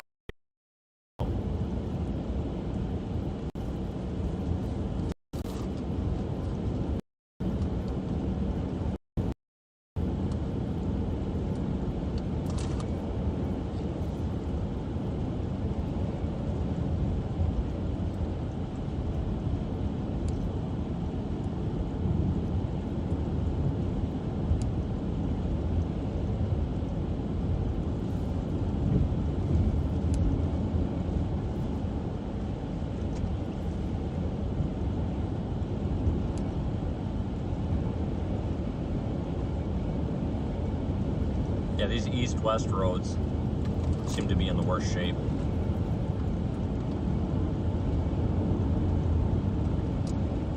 Yeah, because we are headed due east. North-south roads like the interstate that we were on aren't in too bad a shape.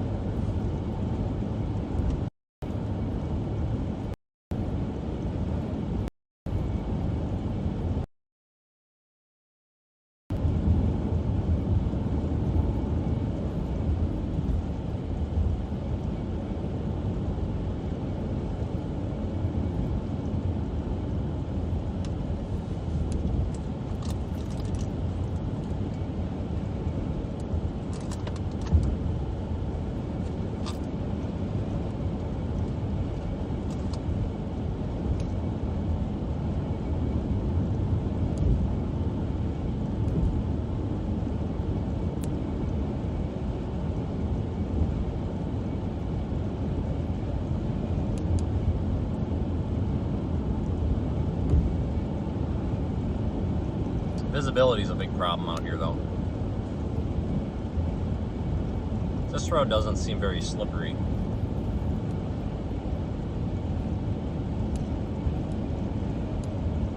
Oh no. I just realized all my drinks are in the trunk. I'm gonna have to get out and brave the elements here and get them out.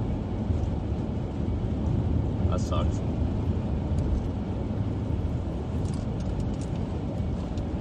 Coming up to 165 and Highway 9.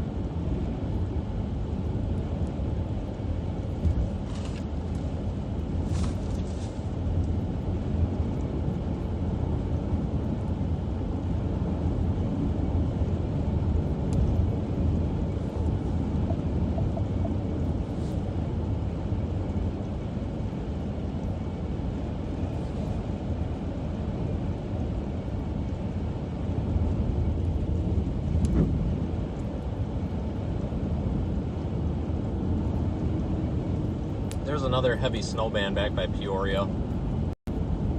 It's probably going to move through, and then after that, it should go back down to just light snow, and then eventually stop for a couple of hours before round 2.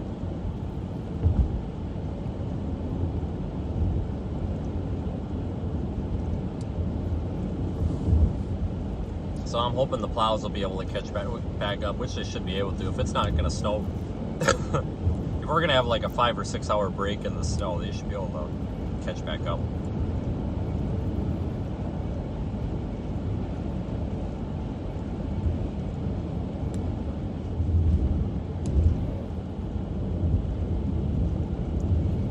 Eventually, I'll probably just turn around and head back into Bloomington. If I start having problems with data reception, I'll turn around.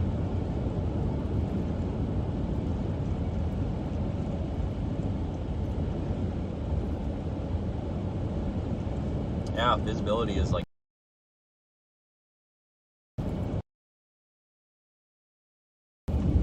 maybe a quarter mile.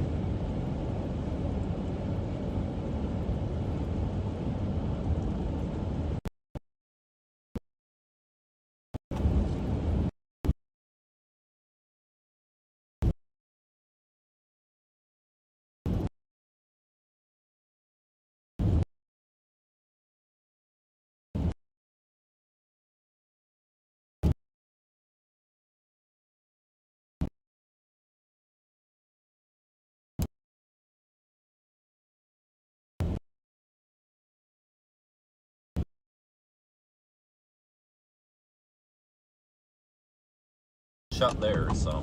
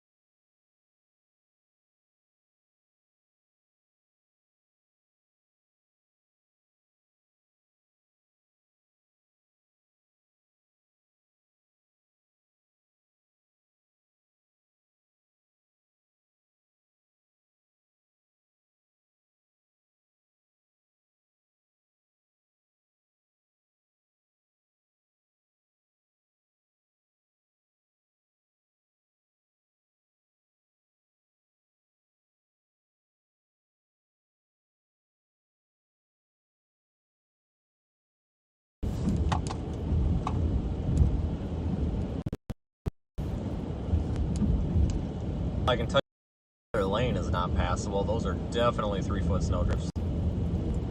Not those. Wow. Deteriorating quickly farther east.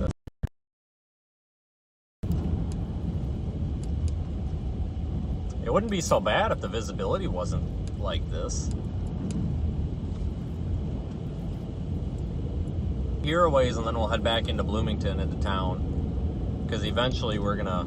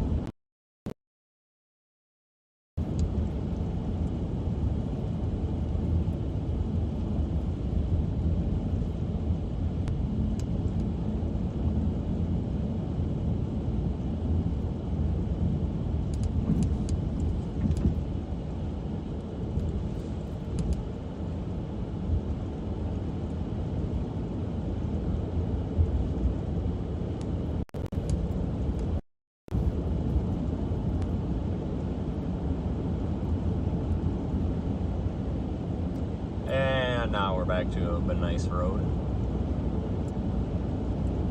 Yeah, that one, the what is it, the westbound lane there was basically covered in some spots.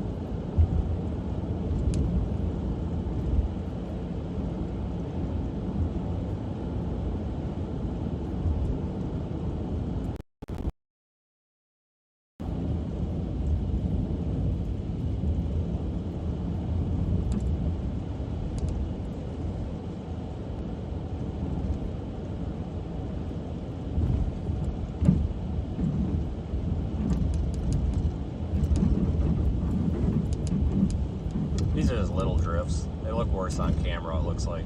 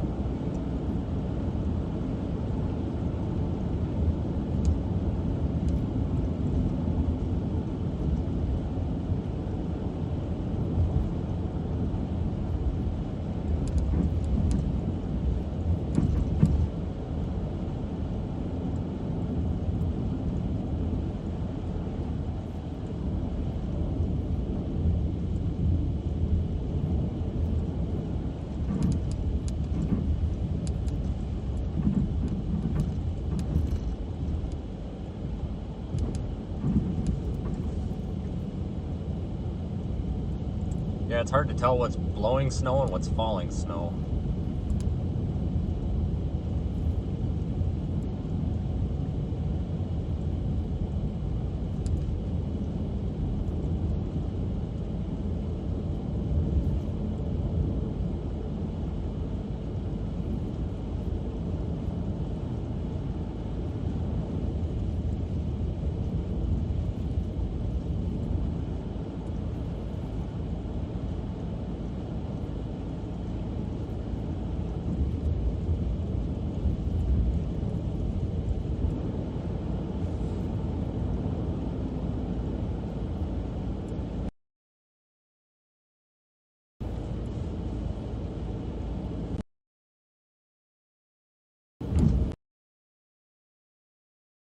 Up here in the next intersection, so I don't want this road's actually closing up pretty quick. I don't really want to be stuck out here. It wouldn't be any fun.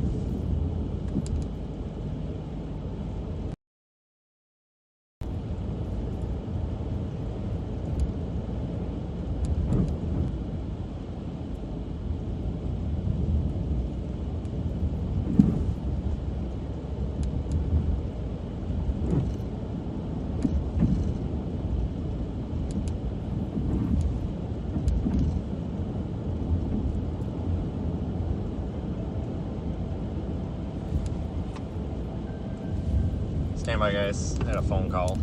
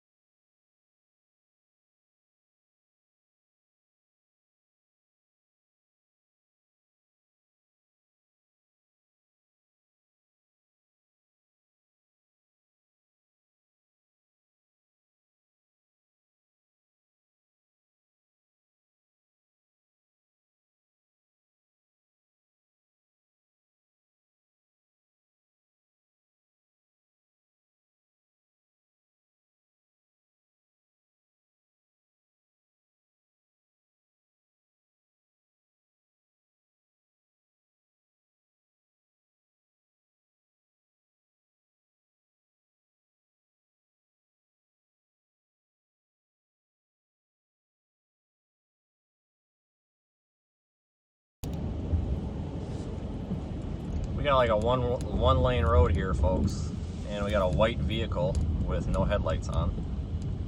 That's smart. So guys, I got a phone call. Apparently everything's gone to hell at home, but I saw the comment about driving on the left. Yeah, we got to kind of pretend we're overseas here. There is the westbound, not really a lane of traffic anymore.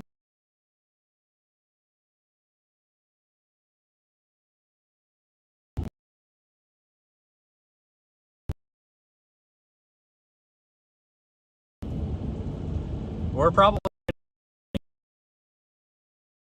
getting back close. What I do, you kind of catch up on social media posting and phone calls home and everything. I usually mute the audio and then but I will leave the stream up. At about 3:30 or 4 o'clock, we'll probably make another jaunt or another drive out this way.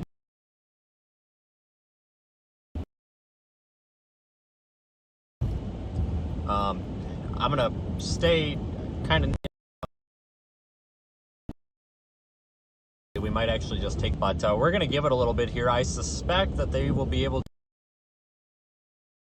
to out. I suspect so audio will be occasionally muted every now and then. So I got some personal stuff to deal with, but.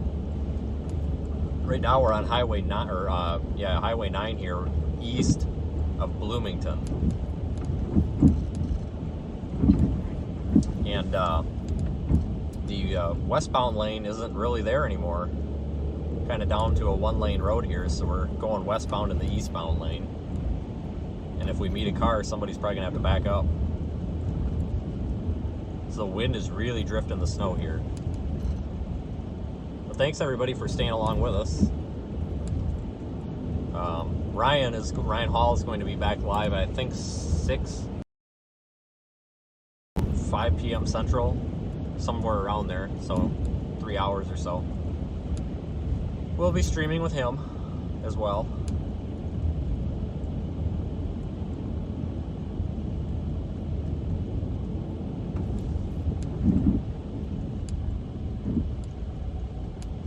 Probably stop at a gas station as well when we get in town here and get some gas, just so we don't have to get it later.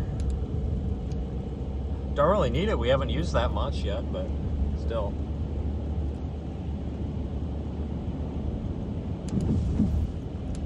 Yeah, we got some crazy drifts out here. Yeah, feel free to watch and whatever.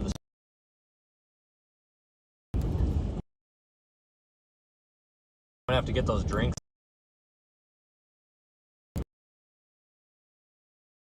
Get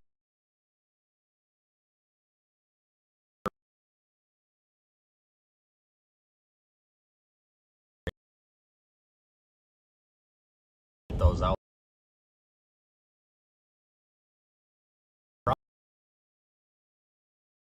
Probably frozen, so I'll have to thaw them out.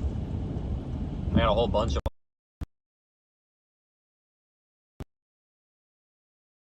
But when I get into updates,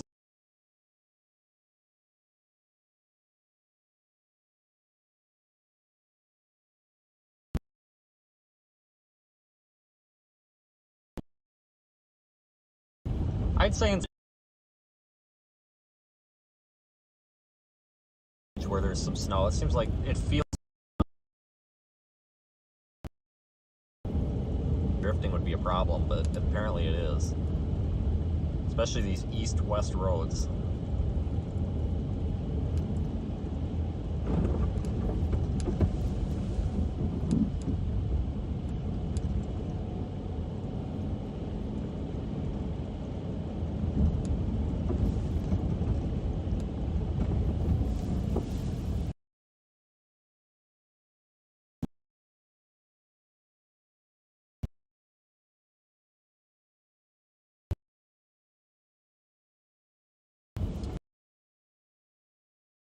Right here.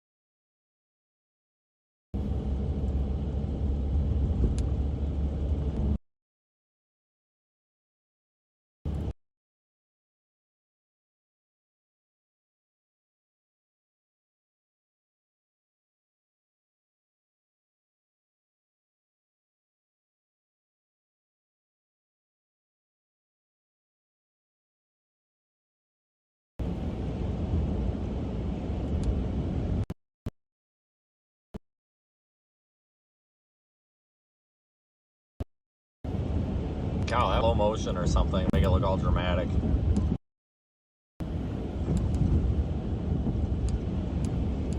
I think we're out of horse of that.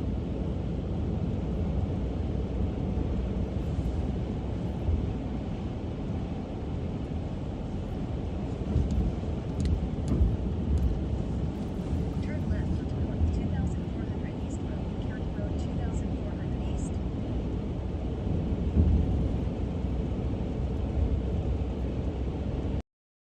On Illinois 9 West, or County Road 2300 East. Continue on Illinois 9 West for 1 mile.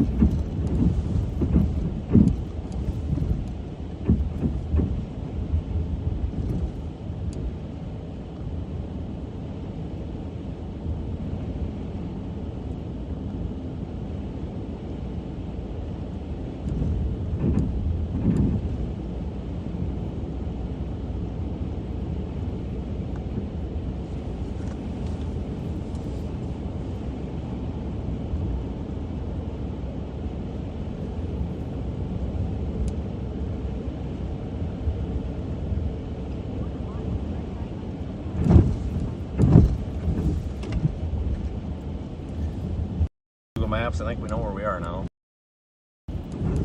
Quit yelling at me here.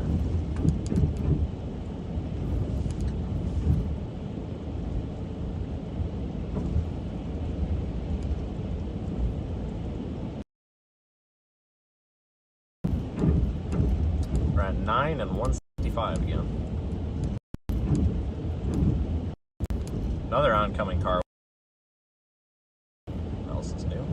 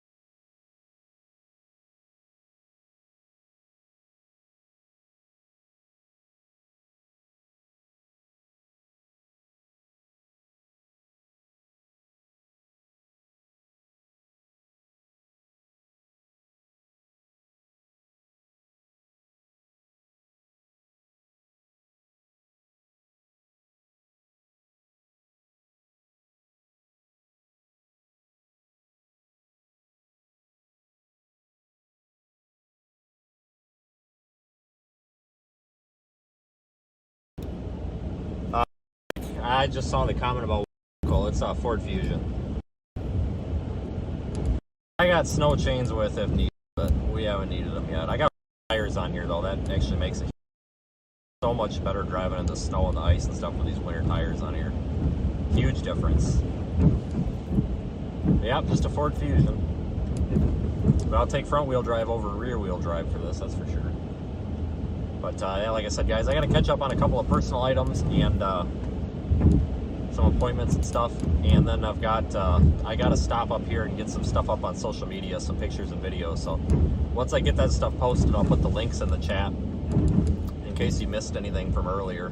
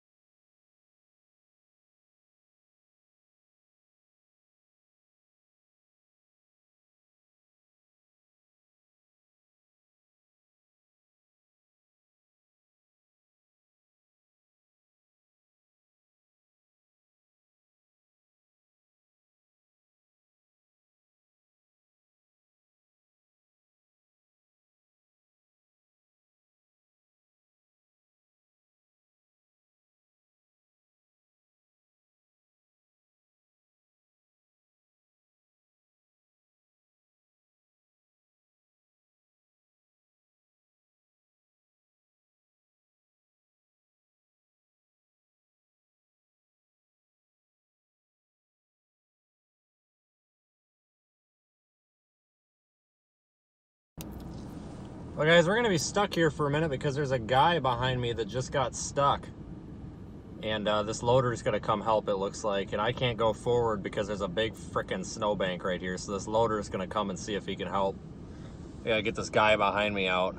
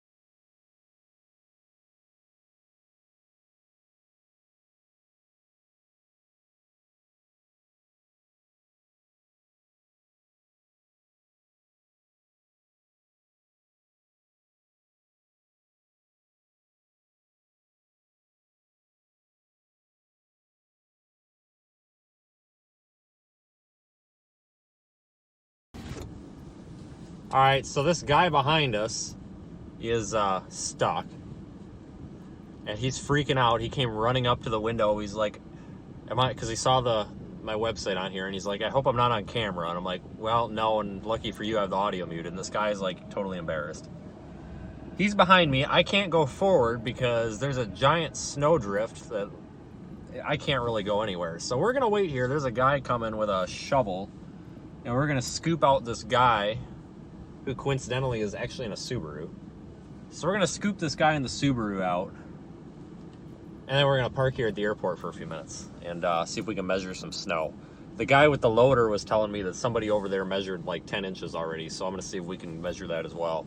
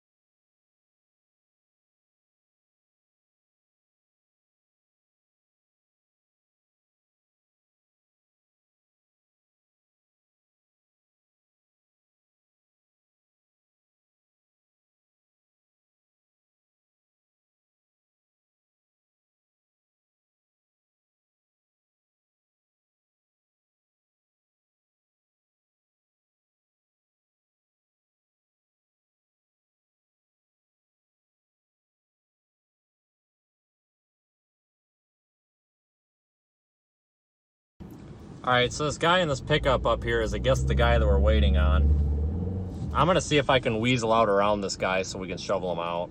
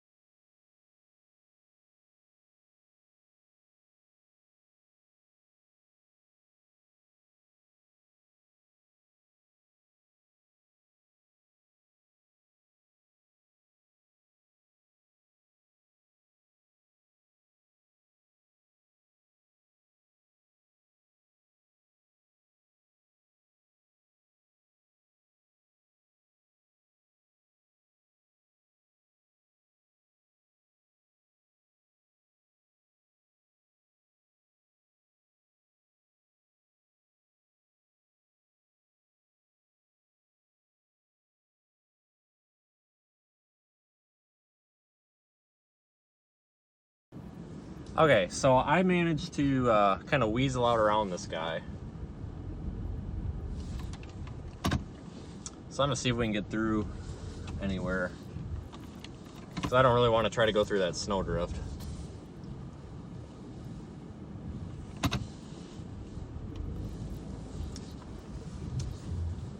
This guy back off to my side and behind me said he's fine. He's just gonna wait for the guy with the truck. He doesn't really want any help.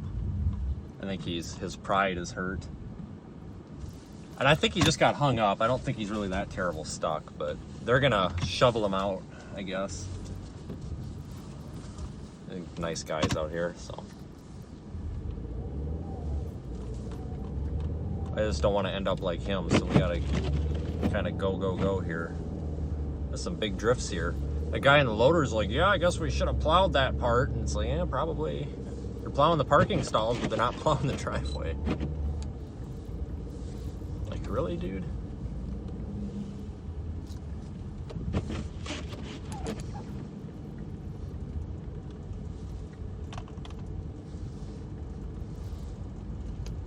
Yeah, this is the airport here in Bloomington.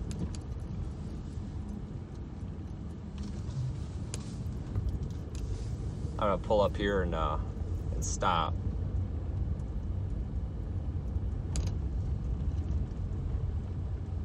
Oh, I guess this is a one-way. Never mind, turning around.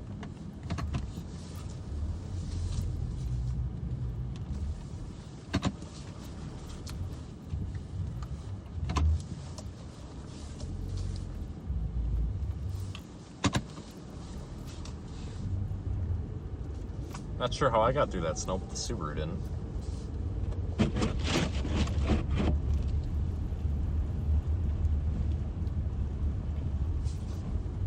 I felt really bad for that guy. Like, he was like really, really like sad. I said, no, it's okay. Like, you're not. I even told him, like, I don't even think you're really that stuck. He was just hung up on a snowdrift, kind of, you know, teeter-tottering on it. So he'll be all right. But he didn't. He told me to go ahead, and if I can get around him, go on. So that's fine. But the landscaping company that was doing the plowing there in that black pickup, that's supposedly there, that they are, they're gonna come over with a shovel and shovel them out. So that's nice of them. It's nice that people still give a crap. Because I know some people just don't care or would plow around them. So it's nice to see that. No sense in us staying there. They got heavy equipment. But yeah, I couldn't believe it. They got all the parking stalls plowed out, but not the driveways.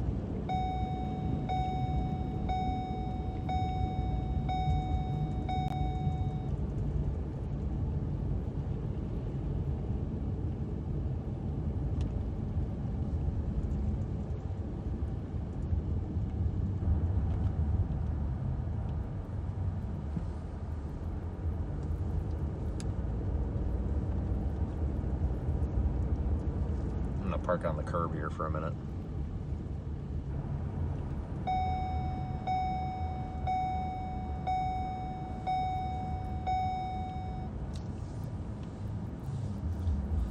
Alright guys, I'm gonna deal with that phone call now.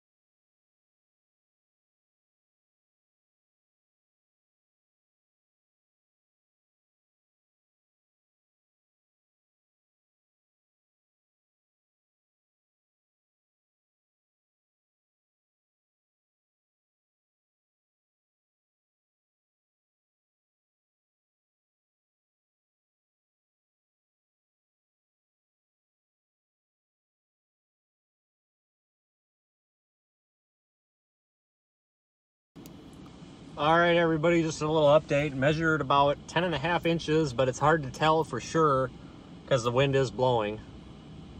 But I think that's accurate because I'm looking at radar and I see 10 inches measured in Bloomington, 10 inches measured in, what's the name, in Canton, which is west of here, 12 inches in Macomb, which is over by the Mississippi River. I'm seeing reports of 8 and 11 inches in northwest Indiana. So I think we're pretty accurate. We're gonna hunker down and just shelter in place here for a minute. Another storm chaser friend of mine, Sean, I'm in contact with, and we may try to meet up with him to say hi. So I'm gonna keep the camera rolling. We're gonna keep pointing this way. We're on the west side of east side of Bloomington. There's a car over there that looks like they might need a push. We might go check them out. But I wanna say thank you to everybody for staying with me during the intermission. There is a second round of all these snowstorms later on. We're gonna keep the stream up until it stops snowing, and then we'll start it later, and if it just continues to snow, then we'll just keep it up. But I do have some things to take care of. I also have to see if I have to help Nikki kind of remotely with some tax paperwork. And obviously I don't really want to be talking about how much she made and her social security number without the mic muted. So I apologize. I know everybody hates when I mute the audio, but feel free to check in and out or check back later or whatever. The stream will be up for several more hours, and we also have tomorrow's version of the storm. This wave of precipitation is going to move out of the area right now. It's starting to move out of Illinois into Indiana. And once this moves out, we'll have a couple of hours of quietness. And then later on this afternoon and evening, we'll get that second wave. So I'm gonna go ahead and mute the audio so I can deal with that, but I appreciate everybody staying along with me. And Ryan Hall is gonna be back streaming right around between 5 and 6 this afternoon. So we'll be back out driving around. So I'm gonna coordinate some of this. And again, thanks everybody for staying with.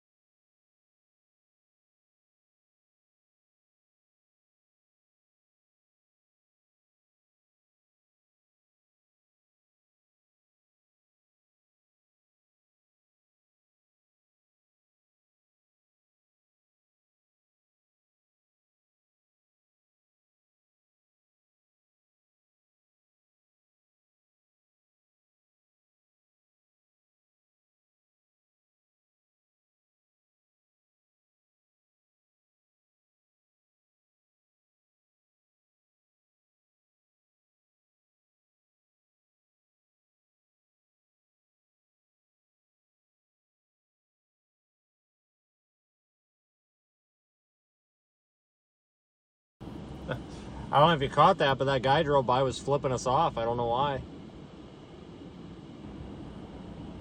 Honestly, I have no idea. Probably because I'm not up here helping these people, but there's 4 people up there with a shovel. I'll go help them in a minute, but right now I was a little bit busy here trying to help this guy out that was stuck in the parking lot. Jeez, people, be nice.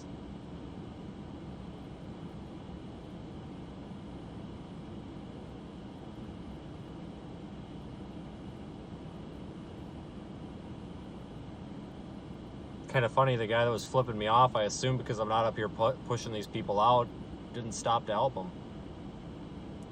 We'll go help them in a minute, but they got 4 guys up there in a shovel.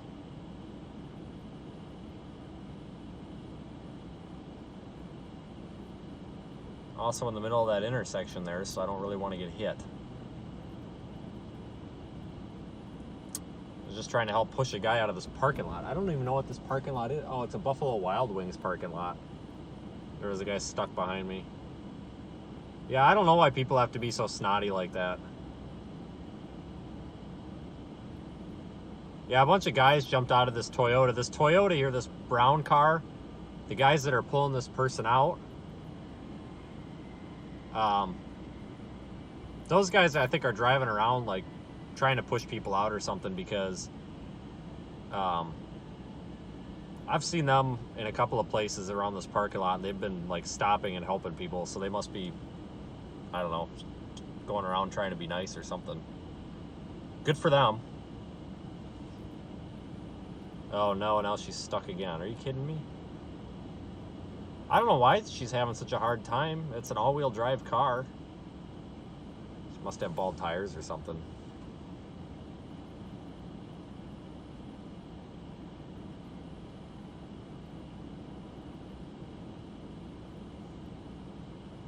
Yeah, this is a pretty busy intersection that's having some problems. It looks like it's all because there's the plow. When the plows went by, they pushed so much snow across that part of the road that people are getting stuck in that little pile of snow that the plow left. And I'm assuming this right here is a private road. It's too bad somebody plowing around here couldn't go up and clean that up a little bit.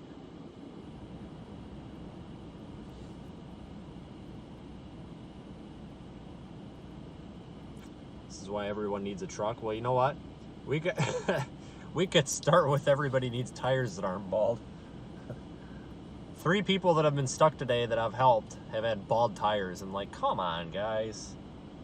Like, I know tires are expensive, but holy cow, like, if they're bald, don't even bother. Bald tires are never a good mix with winter. Still just rain in southern Ohio. It might even stay just rain, I'm not sure.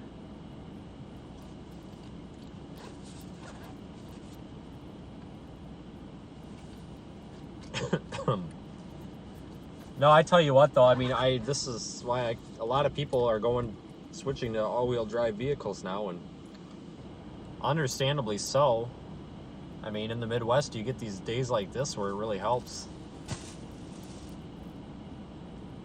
Yeah, I thought about heading to Peoria. I can't really get in or out of Bloomington for squat right now, though. Champaign's getting hammered pretty hard, but we've gotten more snow up here than anywhere else, it looks like.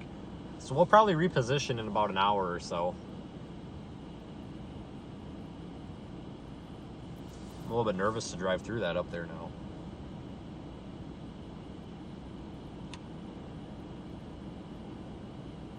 I'm going to post on Twitter a couple of videos and photos here from earlier. It's going to take me a minute to get them up, though. Yeah, thanks everyone for sticking with us. It's been enjoyable having all you guys on here.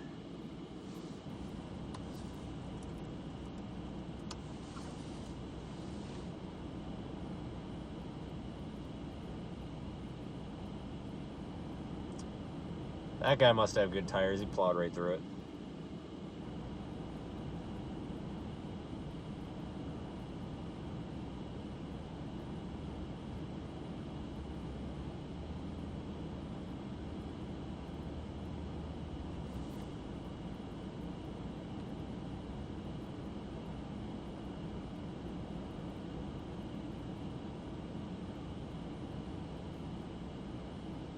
Yeah, if anyone's wondering and they're not seeing it on screen, we are in Bloomington.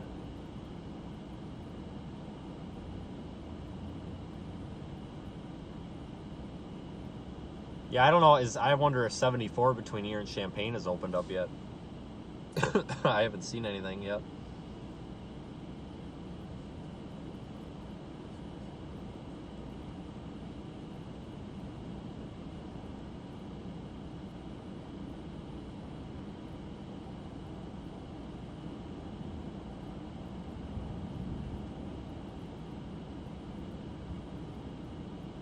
Just gonna put a couple video clips up.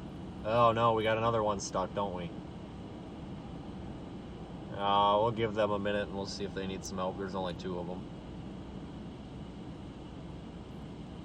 I don't think they're too stuck though. I think these people are just getting hung up on that big chunk of snow that the snowplow left behind. Everybody's pushed out. There was one guy earlier when I was parked in the over on the other side of the building I saw was actually able to push himself out by opening his door and like hammering his gas, and he had 1 foot out his door.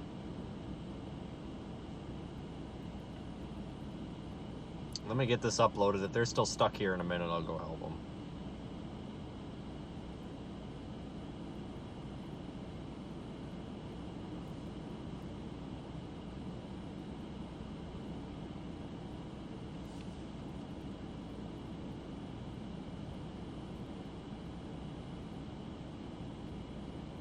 Yeah, I'm actually really surprised that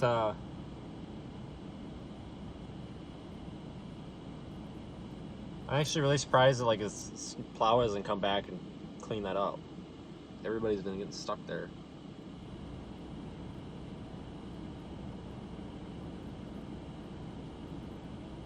Let me just get this uploaded real quick.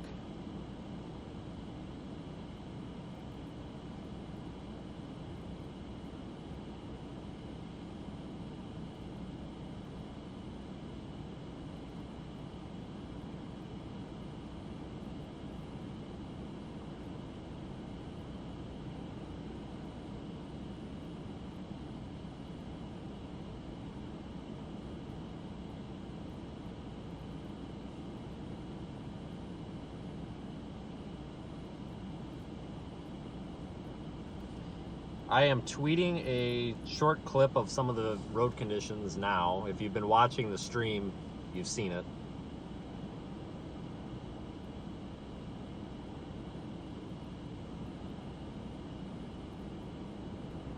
But if you haven't been watching the stream, you might not have seen it.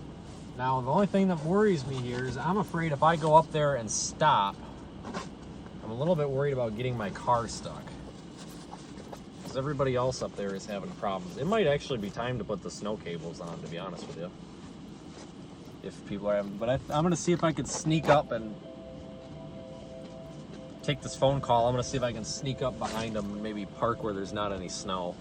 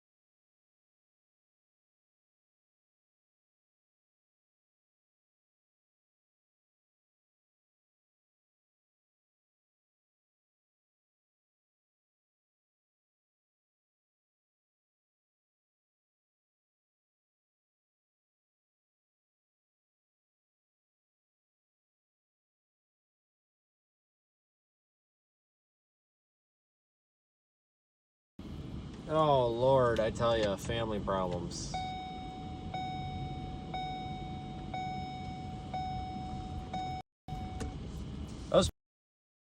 That's like maybe she was hoping we'll come help them. So let me see if I can help them. Unfortunately, people also have to realize when they get stuck, I can't get stuck myself. So we might not be able to, you know, help them a whole lot. I may have to park somewhere and then walk to them.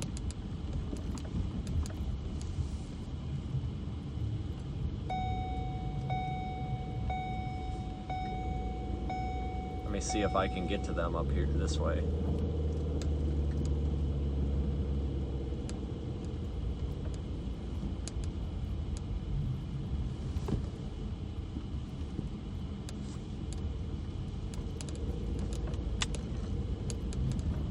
We're gonna have to blow this red light to help them.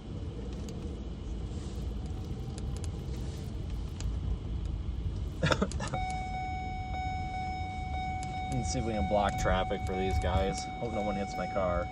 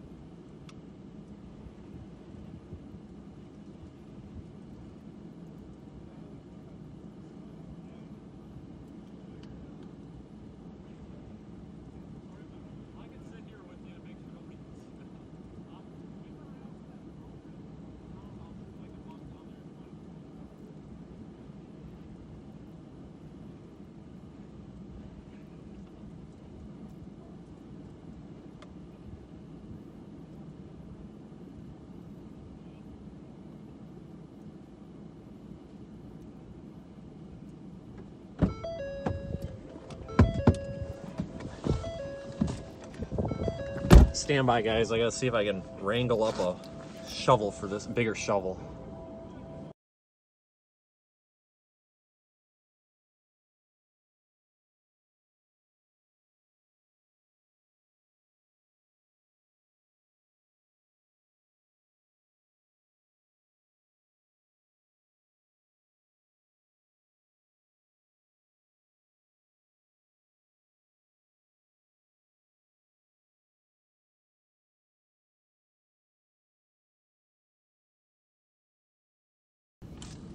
All right, guys, I'm gonna probably just sit here with my lights on and protect these guys from traffic. We can't get them out.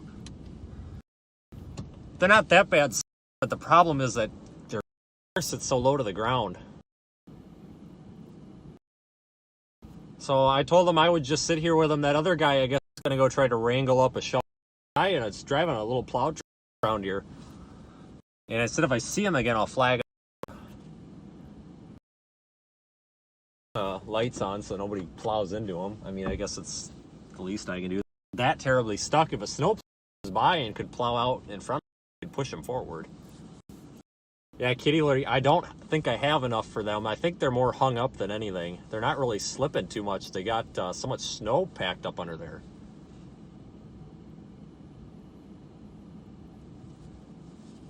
It's the problem with these, cars that sit so close to. If they didn't have snow packed up in there, it probably would work.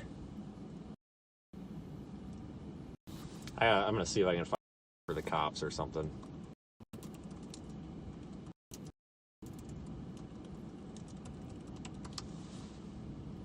And they'd say something to them. Maybe they can do something about this. And I think legally I have to mute the audio if I'm on the phone. I think something about that recording law. So I may have to mute the audio again here, guys. I apologize.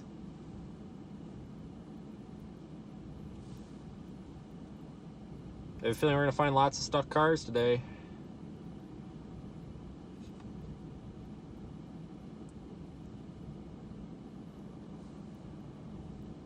But we'll at least sit here with them. You know, so somebody doesn't run into them. 'Cause I can't get them out.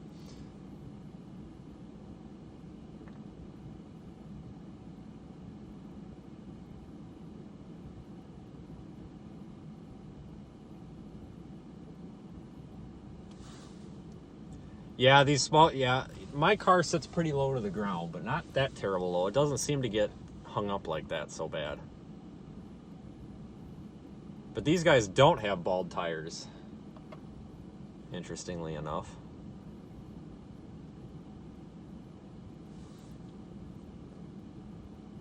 I feel really bad for these guys. He lives a block from here. And I'm like, well, dude, don't you have do you got like a shovel at home that we can go get? And he's like, no.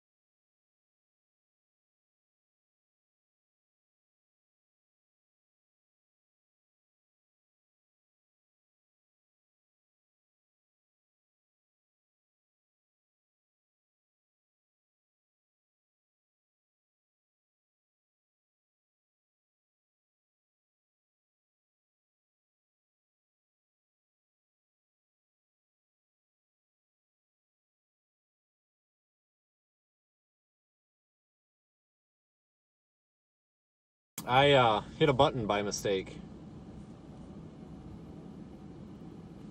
Here comes a plow. Please, are you kidding me? Just drives right on by. You've got to be freaking kidding me. Like, I understand, you know, you've got a job to do and stuff, but my lord, like, it would take you 2 seconds. Jesus. Ugh.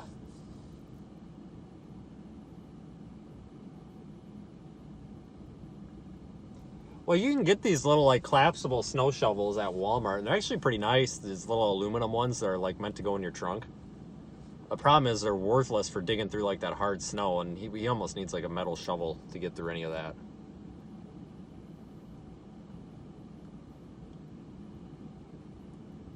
I think he's going to get himself out, though, and back up so he doesn't end up launching himself and hitting me.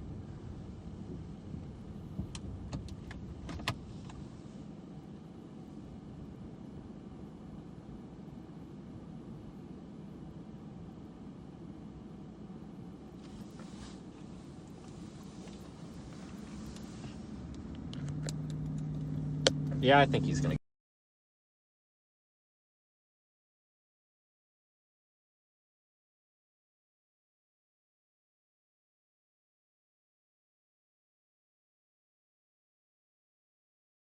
Sorry about that. This guy knows how to drive in the snow, though. He told his girlfriend, he's like, just floor it. It's like, yeah, well, he's going to get it, that's for sure. He's almost got it. I feel so bad for these people. Let's see if this guy's got a shovel.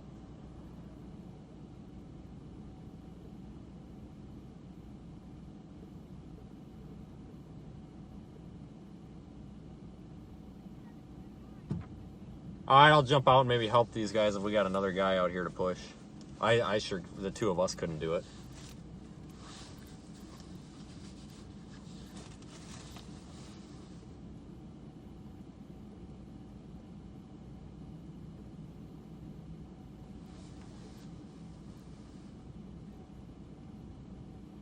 Okay, well, what's this guy doing?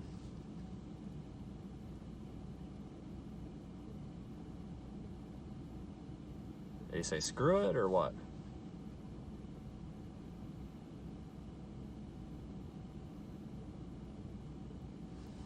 Is this guy gonna pull him out or what? Okay, I guess not. All right then, whatever.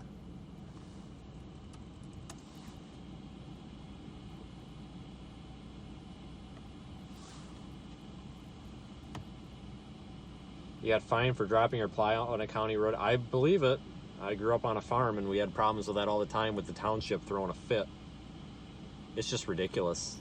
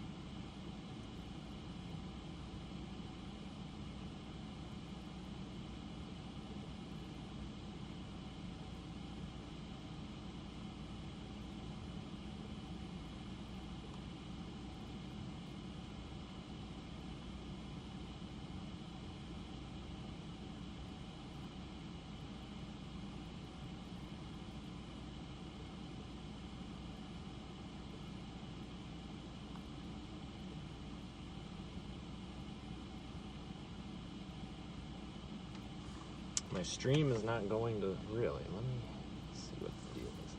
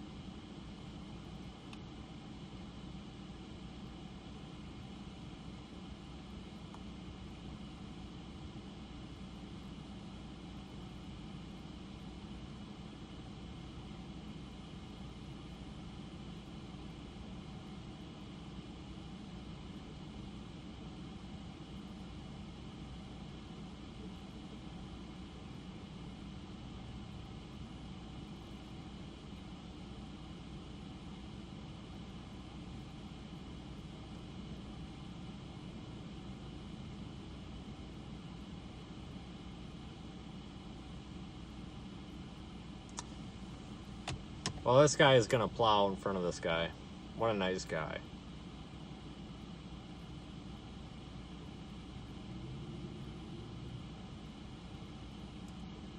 I think we got another guy stuck down there now too. Well, he just might be waiting for this guy.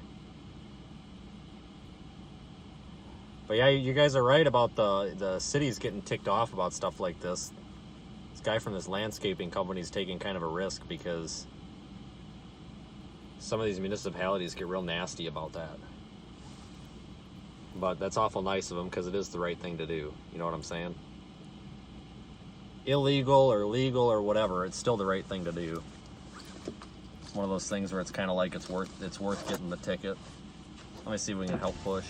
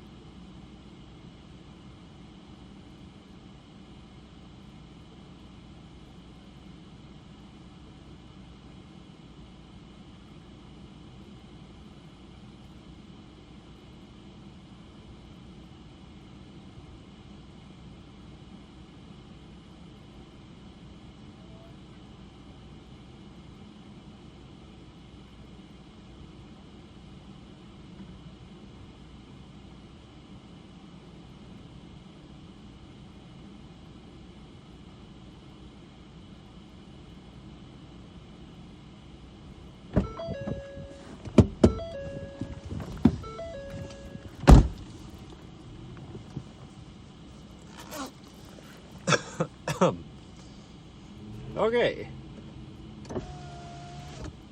Yeah, I got a shovel, guys, but it's just too small to do anything. We've tried, this guy's worn a slick spot under his tires from, you know, the heat. Now he's got ice under his tires. So he's a little bit screwed. I offered him some of my kitty litter, but I don't have an I just don't think I've got enough to help him. So that landscaping guy was going to see if he could go find some sand, I guess. Well, this guy behind me thinks he's turning here, but that ain't happening.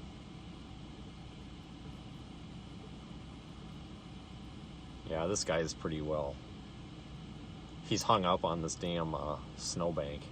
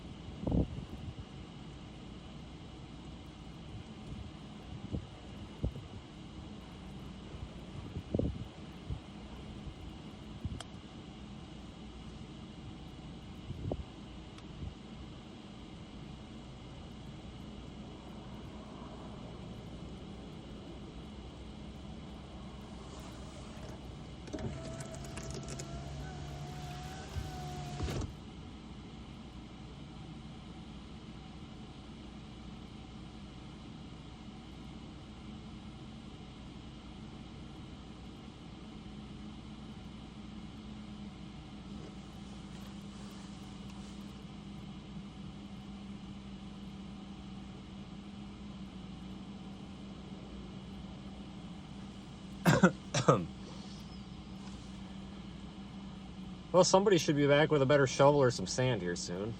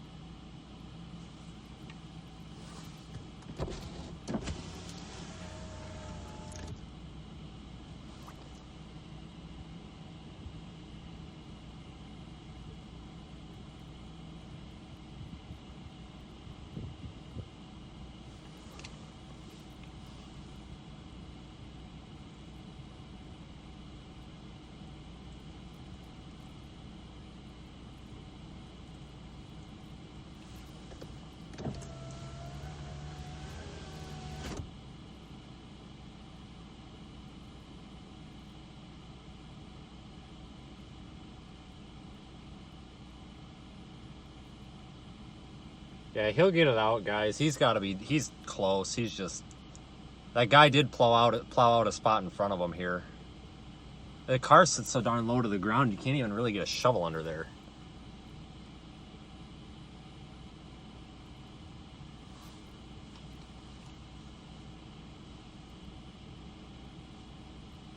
We'll sit here so he doesn't get rear-ended.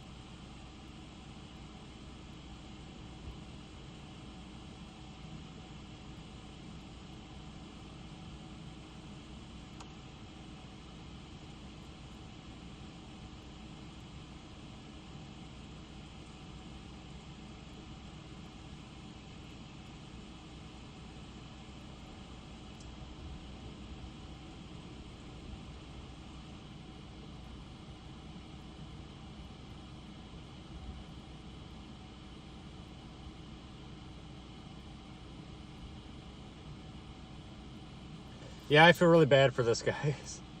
But I'm sitting here with my lights on trying to make sure nobody plows into him because earlier people weren't moving over and giving him any room. So kind of makes me nervous because down here we've got another Ford Fusion, which is what I'm driving, and it's stuck. I can't get it on camera. So that's noted. So maybe I won't go back down that way.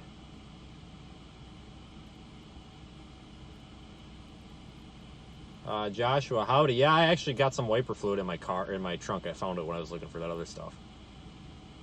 Yeah, it's not even worth putting anything under this front tire there. He's got it. He's just got it wedged so bad. He's up this snowbank is like 3 foot tall. I don't know if you can see the peak of it right there.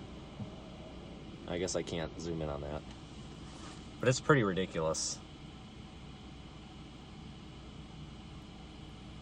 Oh, he knows there's people watching him. I flat out told him. He asked what I was doing. I said, I'm covering this for the media. I said, there's about 500 people watching us right now. And he just gave me this weird look.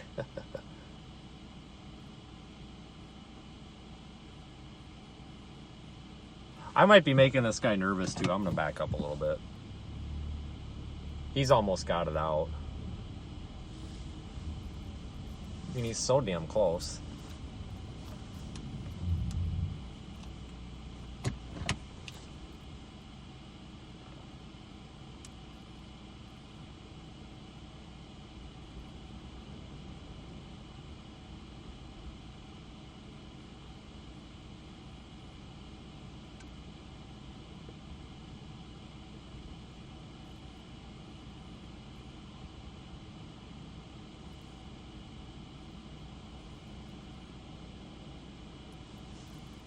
You realize somebody with a metal spade shovel would stop. No, we've tried pushing the car, guys. We need a metal shovel to be able to reach under his car and scrape that stuff out of there. We've tried a snow shovel and a smaller shovel, but nothing fits under that car.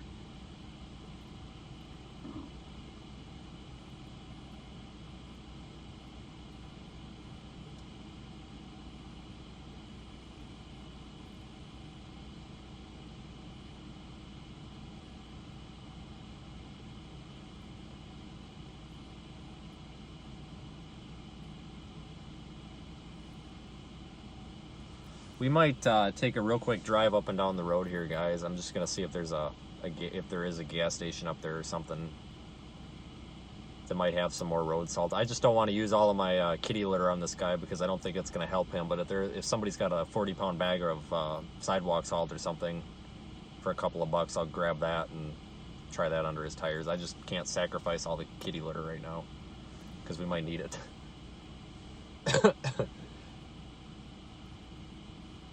Yeah, I'm in a relatively small car, but I've got snow tires, so that helps a lot.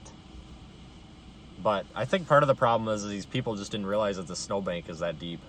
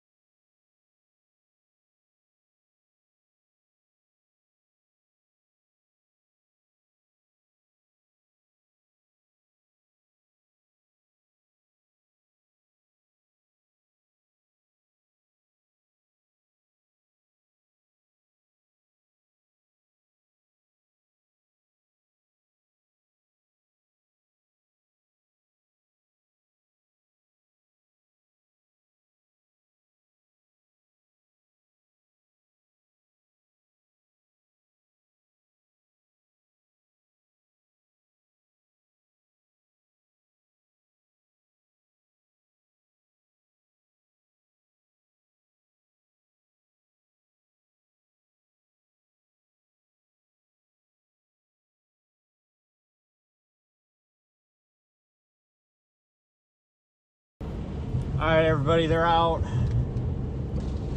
Finally. Just took some manpower. I had a feeling it would, but the problem was we never had more than like 2 people there at a time. I got a tax phone call.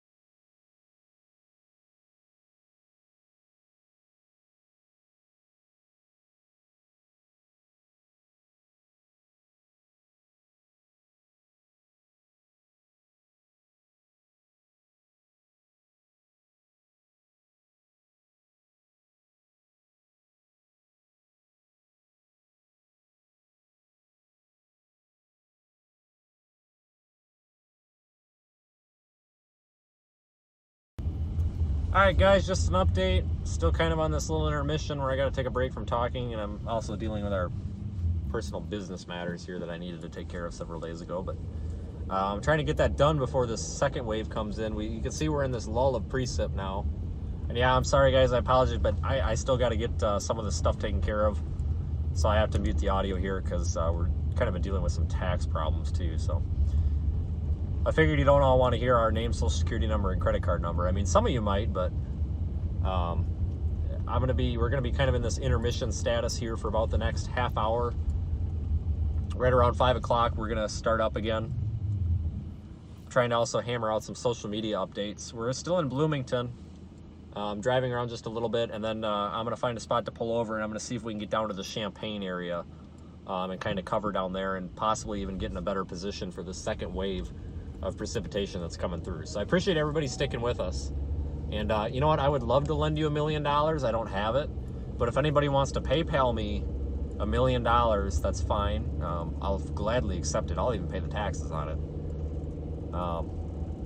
I could probably lend you like 20 bucks. Well, maybe not with the price of gas down here. Holy cow. It'll cost me 20 bucks to get from here to the other side of town. Super chatted 4 bucks. So that means we're on our way to $1 million. If I can get $1 million, everybody that's on this chat today is getting a part of it. Happen. But I tell you what, I do get those scratch-off tickets every now and then, and if something were to happen and I ever did win a living crap ton of money, I'd probably do something. Storm warning, yes, I saw that. Price for a gallon of gas in Ohio for the 93 is $3.89. Yeah, it's $3.57 in this town just for 87. That seems awful high. But anyway, I'll be right back, guys. Thanks again so much for sticking. Like I said, we're going to be streaming for several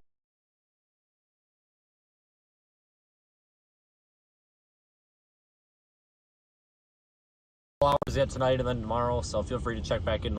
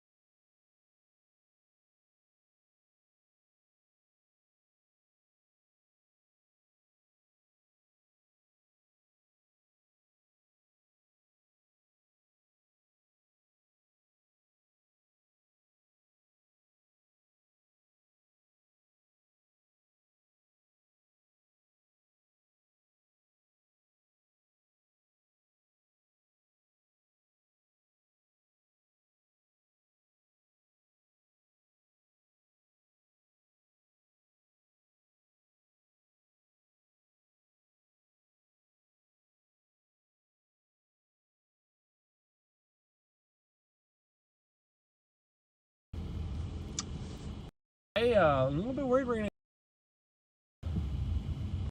It says.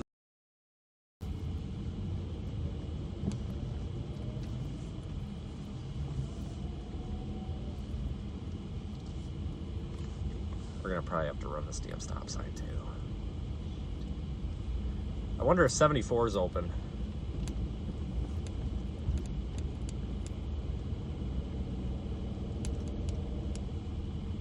Head south on South Guys, I Oak Street apologize toward for this, West but Bissell I have Street, to then run this turn stop right sign. onto I am West not going to Bissell get going Street. again if I stop. Turn right onto West Bissell Street. I then know I'm turn going to get right it in the onto South comments, Low and I Street. apologize for that, but I could not. If I stop there, we're going to get stuck. There's at least Head 6 south inches on of snow South on Oak this Street road. toward West Street. And turn left onto West George Street. Looks like these people are out here snow blowing paths in the road. So I'm in Bloomington still, guys, and these roads haven't been touched. And I bet these guys are real happy that they got a snowblower. Turn left onto West George Street, then turn left onto Coke Street.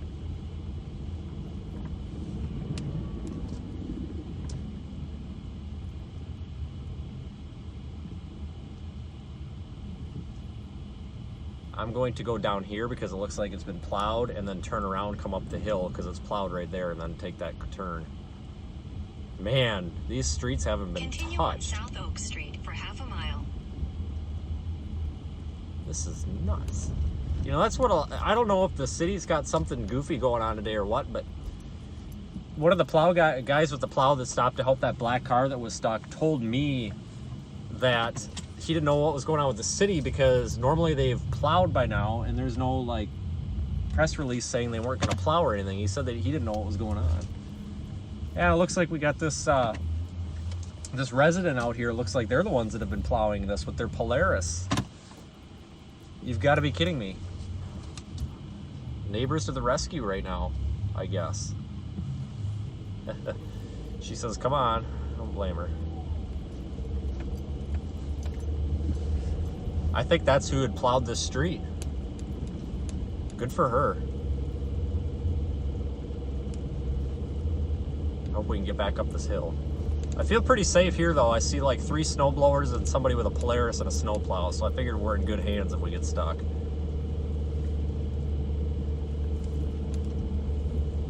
Oh yeah, car's doing fine and we're good.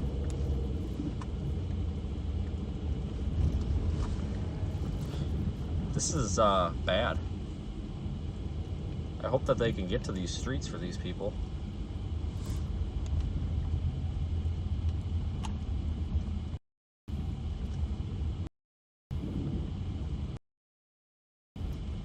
I'm gonna stop way back here because I think we're gonna need a little bit of a run at this intersection.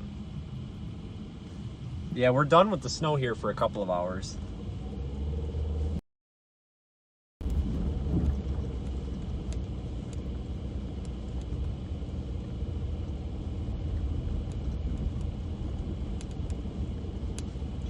Yeah, I was really kind of surprised though. Some of the primary routes that I would assume were snow routes, I feel like haven't even been really plowed much. Maybe everybody called in sick, you never know. That happened once in my county, like 3 of the snowplow drivers, and I think they only have like 6, like 3 of them had called in like sick. In 800 feet, turn left onto And West everybody George was Street. freaking out because the roads weren't getting done because everybody called in sick that day. You know, a lot of people get ticked off at the snowplow people because they push the snow over their sidewalk and their driveway end. And it's like, you know, they're not trying to. I mean, they can't really help it. You know, it's important to appreciate our snowplow drivers because Turn left onto Westwood Street. this is what happens when there's not a whole lot of them.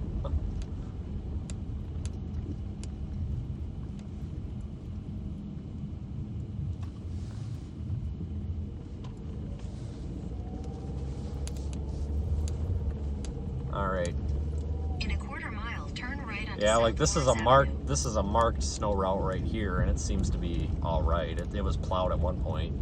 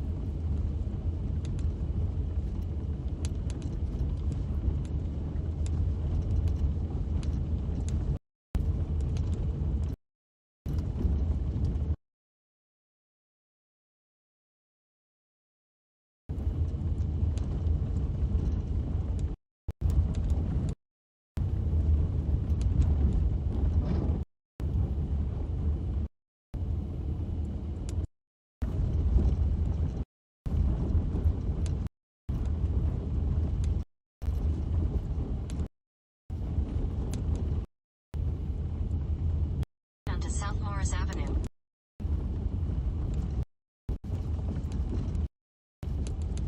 We're gonna go to Walmart and regroup.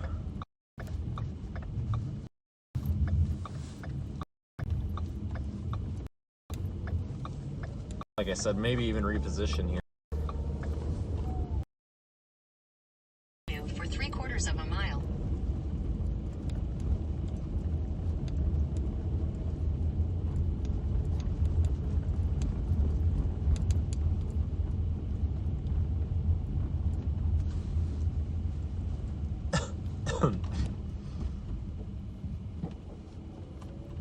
Got a little bit of a cough ever since I was out in Boston. So this is sounds dumb, but I forgot to drink like anything. I think I had like 2 bottles of Gatorade that whole time I was out there. And it really dried my sinuses up. That was really dumb of me. Don't worry, but I got a Gatorade thawed out now finally. It was froze, but I got one thawed out, so. I didn't really expect to just drive around in Bloomington all day, but it's worked out pretty well.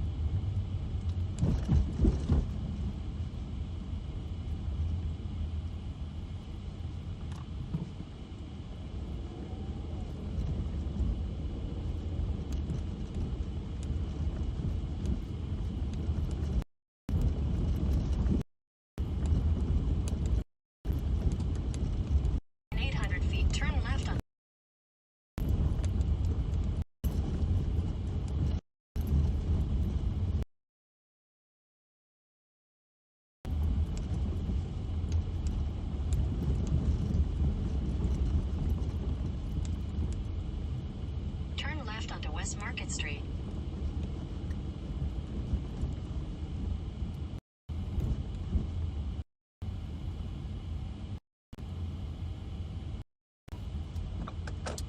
Right on red arrow after.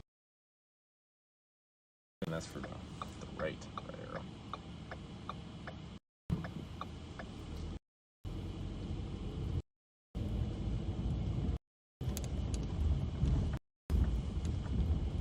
Continue on West Market Street for 1.5 miles.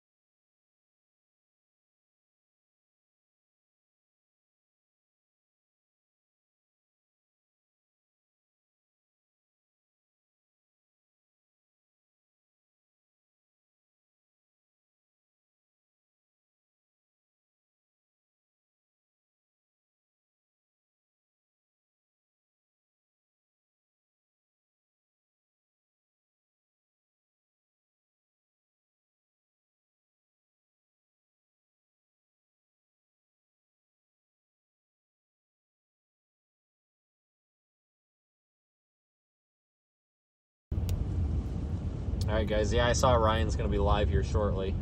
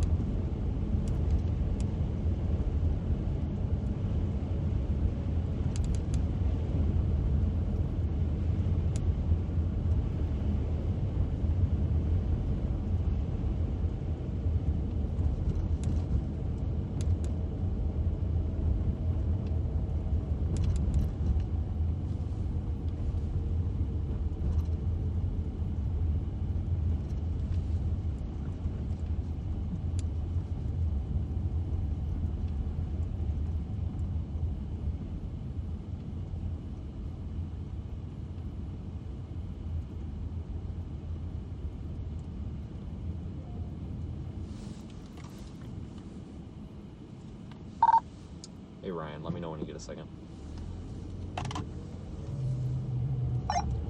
I'm here. Hey, I'm in Bloomington. Just got several people dug out. We got like 14 inches of snow here. You think I'm better dropping south, or I guess if you want, I can head like toward Indianapolis, or I could try dropping south for that ice storm. I don't know who you have or where you have them. So if you have a spot that you have a hole in coverage and you want me there, I can head that way, because I got to go somewhere. It's pretty much done here.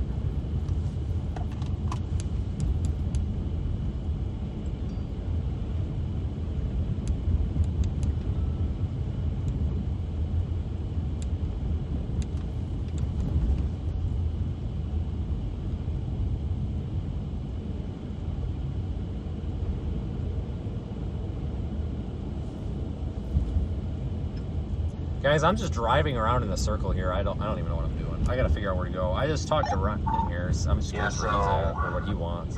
Brent Adair is going to be in Memphis tomorrow, and he was kind of supposed to be our ice angle, but I personally think that the biggest ice problem is going to be somewhere between Evansville and Louisville, maybe even as far into Kentucky as Lexington. So that is an option. But then also, you know, there's going to be another big hit of snow tomorrow in Indianapolis, or tonight into tomorrow in Indianapolis, in that area. So it might be the best move for you to go towards Indianapolis and then maybe head down towards Louisville and then go back and forth, or maybe, you know, if the models keep looking crazy, you know, you can make the decision to go down to the severe weather. It's really up to you. I don't want to tell you what to do, but my hole is in there. Okay, I'm gonna pull over here and look. I may head a little bit southeast. That I was kind of leaning toward that as well. The interstates are in halfway decent shape. It's just everything else. So I'll probably start heading to the south and east a little bit here to kind of get in position for that. So I gotta stream up and I'll be around. I'm gonna pull over here if I can find a spot somewhere.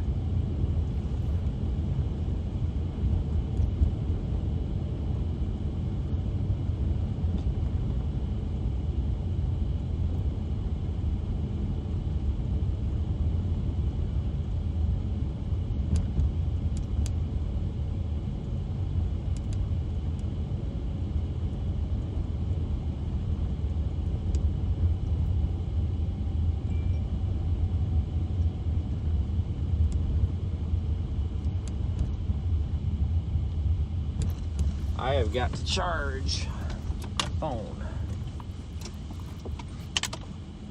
Darn it. I have to find something to charge my phone with.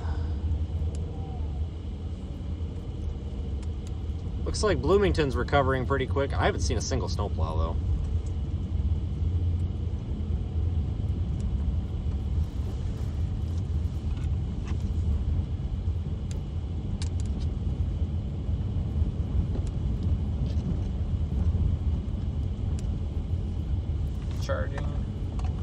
Charging. All right, I gotta stop and kind of reposition the camera too. I think we're a little cockeyed there.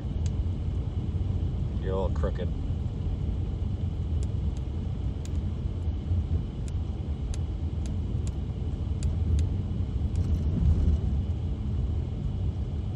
Yeah, the comment about the Fusion doing pretty well in the snow. It's these tires, man. These winter tires are great.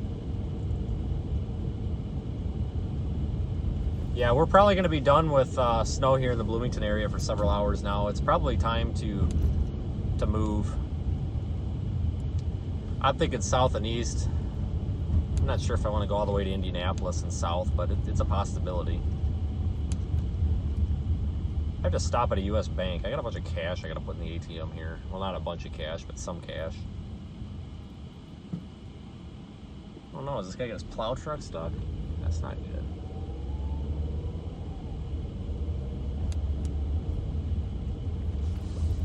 I probably should put something in the GPS though, so we're not just aimlessly wandering around. I see 74 is still shut down, but it's the opposite lane now.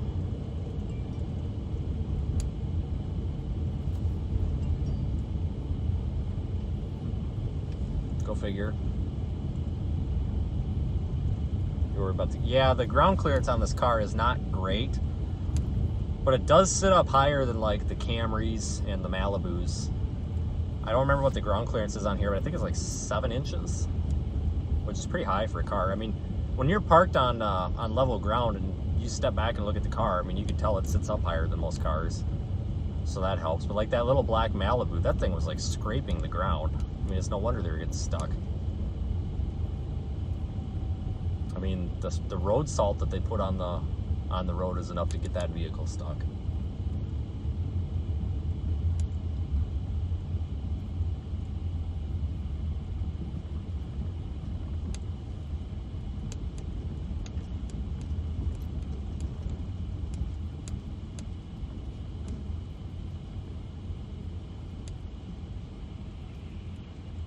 Yeah, anyway, thanks guys for joining the stream. It's always fun. Yeah, I probably should scrape some of the snow out of my wheels. Got aluminum wheels, and there's a lot of snow packed in them. I know the second we go above 30 miles an hour on the interstate here, it's going to be shaking. Yeah, the old Malibus had some good ground clearance. Those were good cars. They ran forever. I had a 2010 Malibu once. That was actually a pretty good car. My mom drives it now. I gave it to my mom a couple years ago. It's a pretty good car.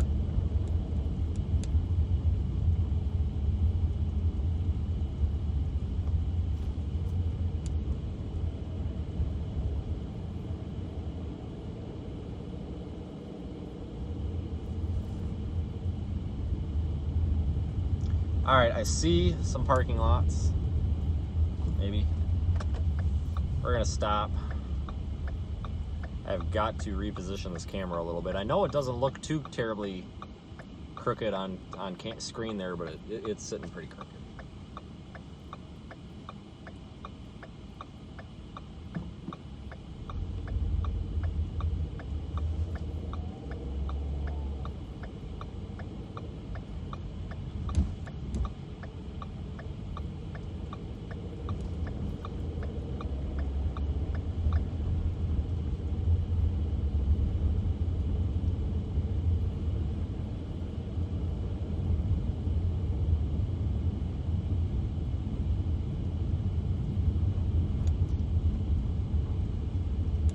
Stop at the Circle K. Well, maybe. Can I even get into the Circle K? Well, probably not now that we've lost all our momentum. Nope, lost my momentum. That guy was too slow. Gosh darn it. We'll try right here.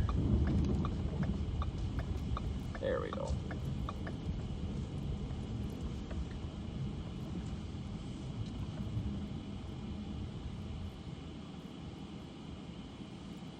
Okay.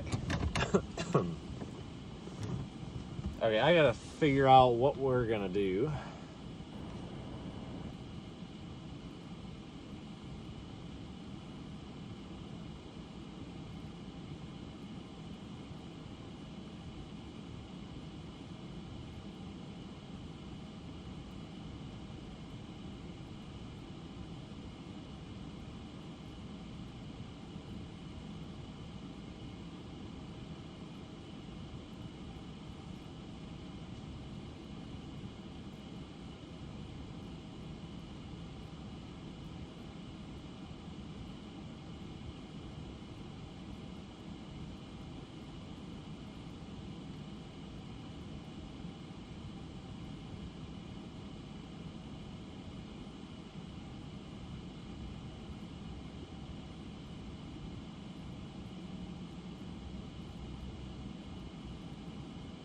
Yeah, hi, dude. I see you too. Good Lord. Do do do do do do. Do do do do do. I wish it wasn't a copyright strike to have music.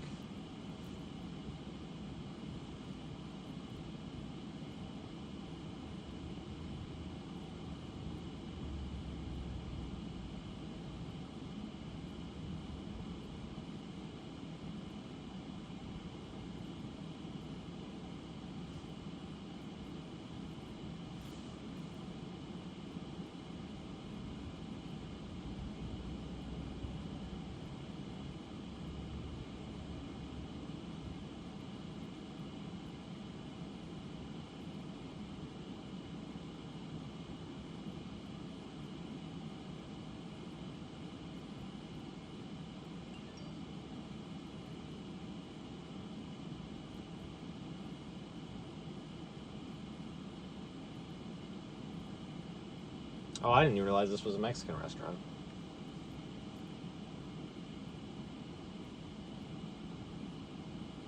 I just realized that.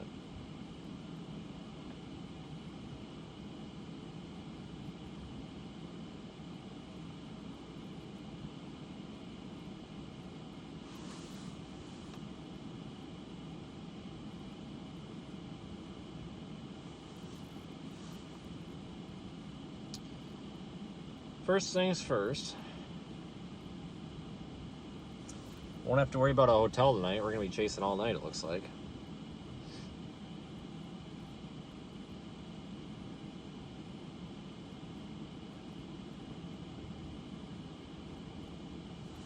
Hot in here again.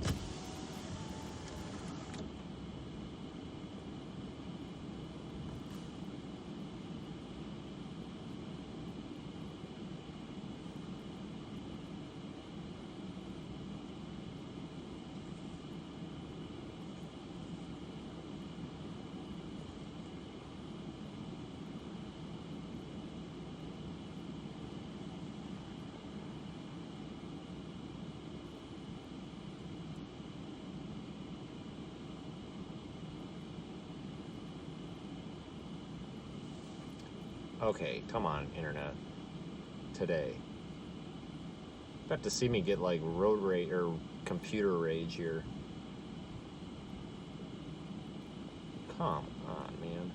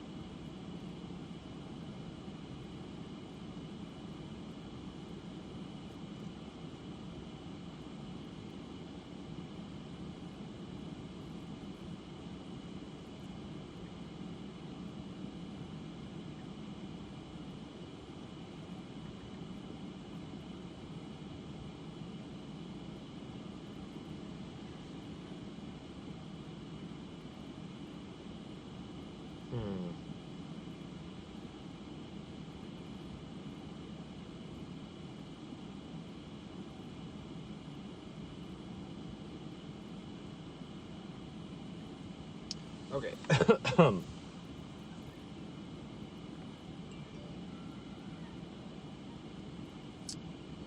So, looking at the wide view, we've got that second round forming down there in Oklahoma right on time.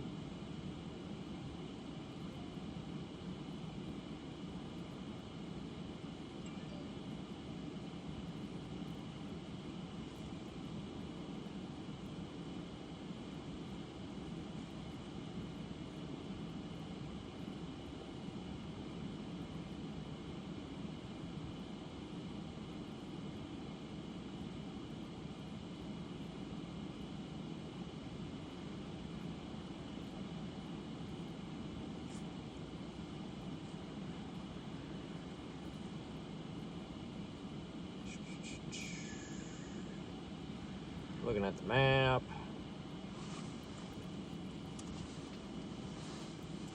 Kind of.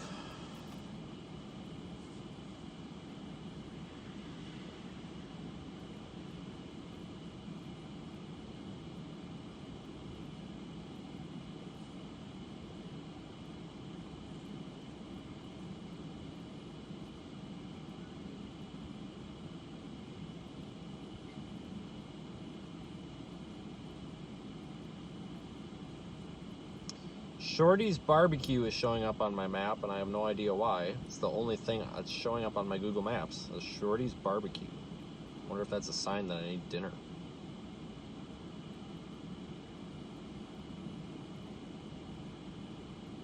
Kind of almost thinking headed towards Champaign, because it looks like those eastbound lanes of 74 are open. The westbound ones are closed now, of course.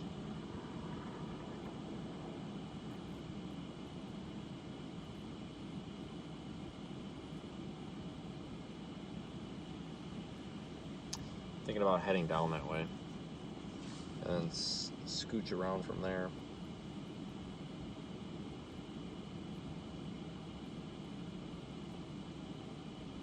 So we'll have to decide if we're going to cover that severe weather threat tomorrow or not.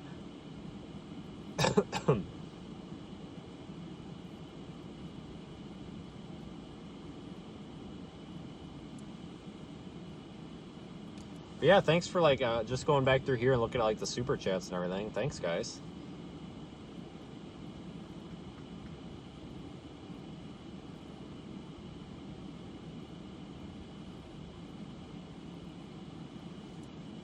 It's always appreciated. That's one thing that I always try to remind people is it means a lot to see so many people watching our streams and interacting with them. It just says that obviously we're doing something right. So, and some of you people have almost become like family in a way, because it's always the same guys and gals on the stream, and it's almost like if some of you people, if I'm missing one of you guys on the stream, I don't see you in the chat, I figure, oh, must be at work. So you get so used to seeing the same guys and gals in there. So like I said, it's actually nice to see stuff like this, because when I was first started out doing this and when I was in high school and stuff, I didn't have any support for any of this. Family didn't support it, friends didn't support it, girlfriends at the time didn't support it, and it was always disappointing because I was kind of supporting myself. And now obviously like Nikki and my 2 kids support it. They think it's great. My 5-year-old is ticked off that she doesn't get to come, but I told her when she's a little older she can start coming along. But yeah, you know, it's nice to see people enjoying this. So thanks everybody. And it just amazes me that we're doing a good enough job here that people do the super chats and the donations and everything. We usually take those super chat funds at the end. YouTube pays those out at the end of the month. And I put all the gas for this on one credit card that earns me some points. And then all the super chats I use to pay for the fuel.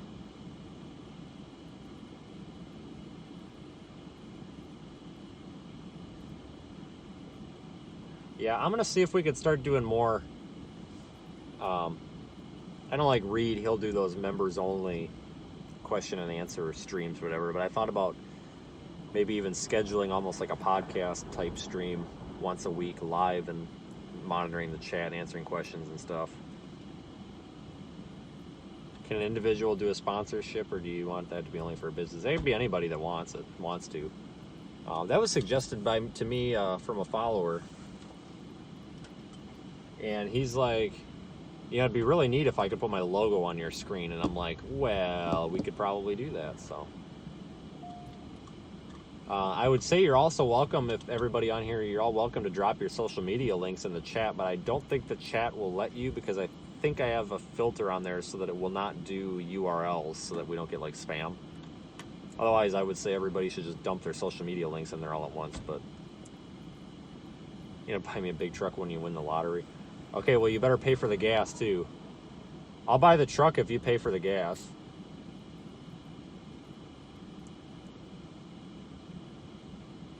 So, yeah, this is live, unedited storm chasing, that's for sure. I am trying to determine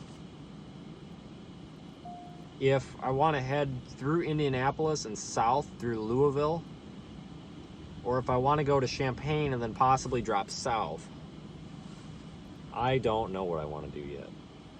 Those are basically the 2 options.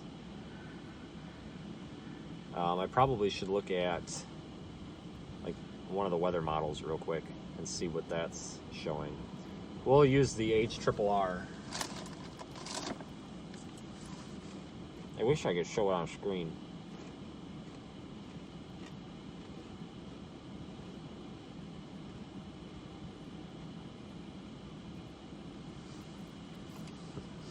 Of course, guys, it's not loading. I'll just do it on my phone. I got something going on with my computer.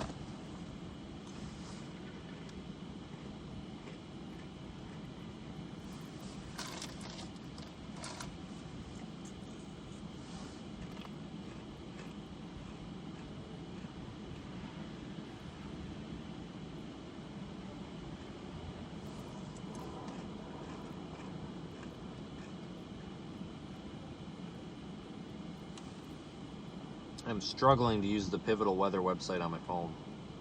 I wish that those guys would come up with a mobile version. It's a great model website, that and Weather Bell. But none of those work very well on a phone. The Radar Omega app will load the models. I just haven't ever really used it, but I need to start using that because that might be a good solution on the phone. The Radar Omega app, because I forgot that it's got like the HRRR model and everything in there. That would probably be something I need to start doing.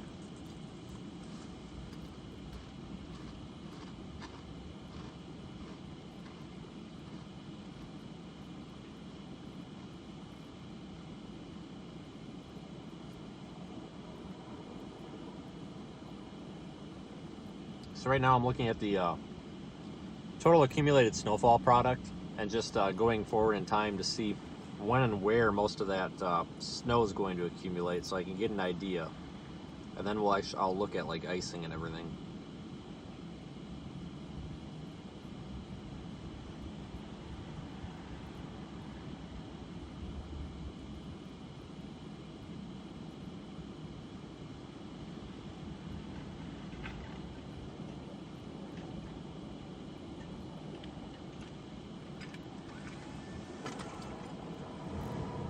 Alright, I gotta look at icing and everything here too now. I'm kind of almost leaning toward just going south instead of south and east. Like maybe heading just south, go to the Champaign area, then drop south on 57. And then we can always use I-64 down there as an option to go back and forth. I don't know. I am professional. I know what I am doing. Not.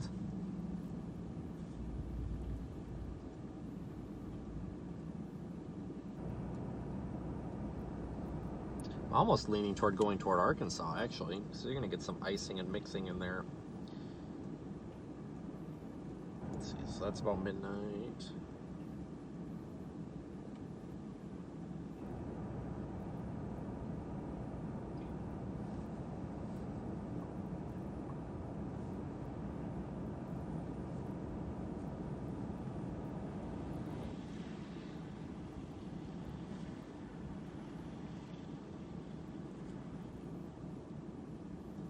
Okay.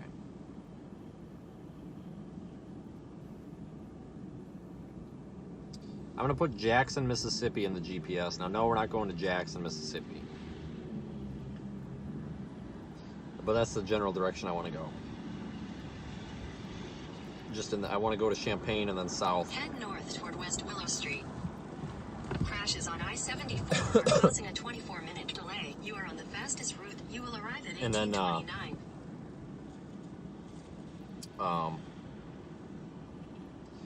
Google Maps is constantly distracting me, sorry. Head to Champaign and then go south, and then we can always use I-57 to go east and west. Or whatever interstate that is there in extreme southern Indiana. It's I-64, I'm sorry, I-64. It looks like those accidents are cleared up for the most part. I'm seeing some reports on Twitter that they are letting traffic through. So I think we'll start heading that way. then that'll keep us open to cover the snow and the ice tonight, the severe weather tomorrow, or the snow and ice tomorrow. So we'll be able to cover everything if we want to.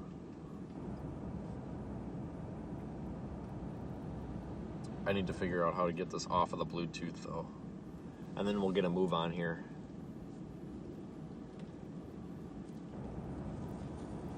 Good pair of polarized glasses. You know, I have some. I don't know where they went. I keep losing my sunglasses. I bought a really nice pair, and I lost them.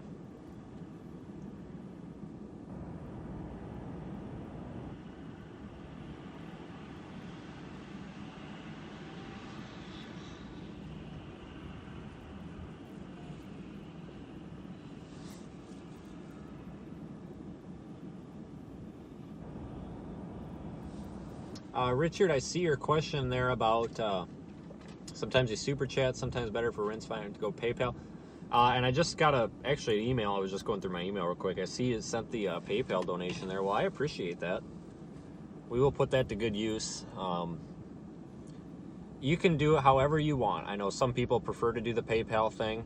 I actually didn't have anything to do with PayPal until people were actually requesting it. Super chat works.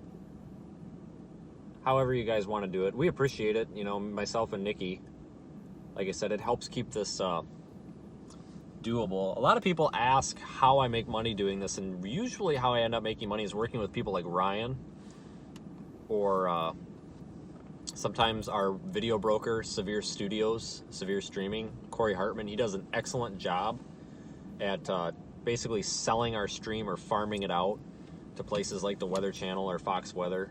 And then they pay him. He keeps a very small percentage, then he passes the rest along to us. And then he also will take our video and try to sell the video. And he's very good at it. He does a really good job. Even though I don't sell a whole lot of video because I don't end up taking a lot. But that's kind of how we end up making money. And then these the live streams, like the ad revenue and the super chats and everything, basically covers the fuel expenses.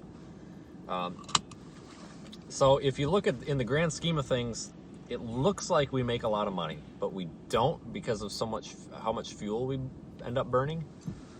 I'm trying to get Nikki a work from home job because we're kind of at the point here where she would, you know, with paying for babysitters and all this, it would just almost be easier to have her at home.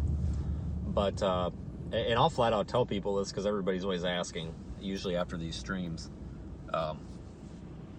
We basically profit off of this enough, you know, to be just regular people or anything. We don't get rich off, and I don't try to get rich off any of this.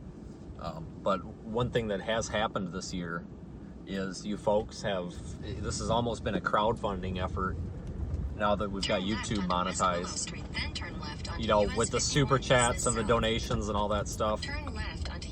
It's allowed us to cover the expenses so that we're not coming up with a loss doing this, because for a while I was doing this running at a huge loss, and now it's basically a break even, and that's fine for what we're doing. And then we use, you know, like I said, the video sales and everything basically to pay the bills and put food on the table. So that's why we live stream, because it's fun and it helps cover the gas. So every time you guys send something, you know, with PayPal super chat, I wish I could reply to them all right away and say thank you.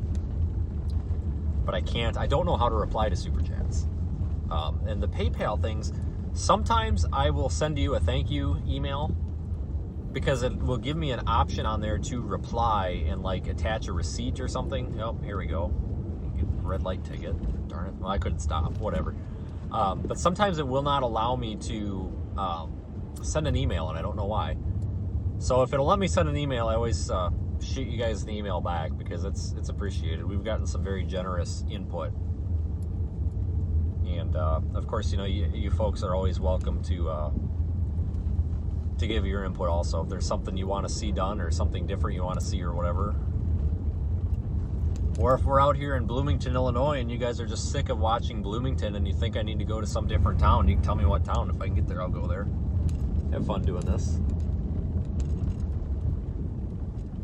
I'll go, I'll tell you what, since John is pretty worried about the polarized sunglasses, and he should be because I lose all my sunglasses. I spend a small fortune in sunglasses every year. I will take a portion of the super chats today and buy a pair of sunglasses. Girard.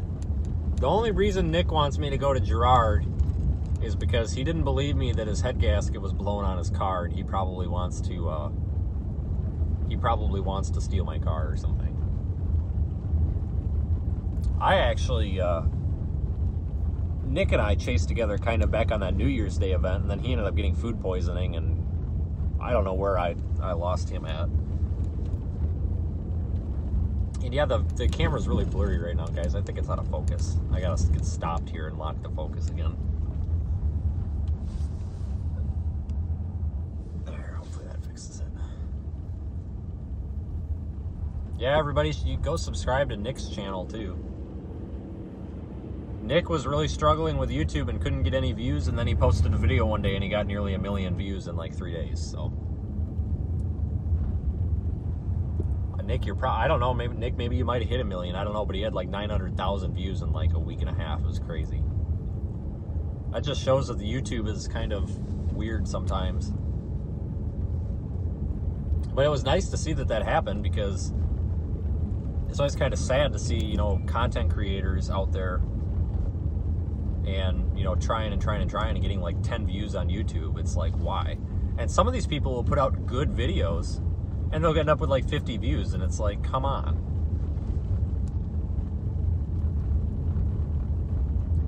Yeah, I don't know what's going on with the camera right now. I may have to reboot it or something here.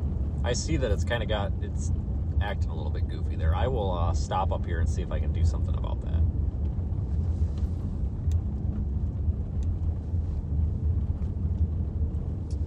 Let me pull over right here, right now. And let me try rebooting it. It shouldn't, the stream's not going to go anywhere, but...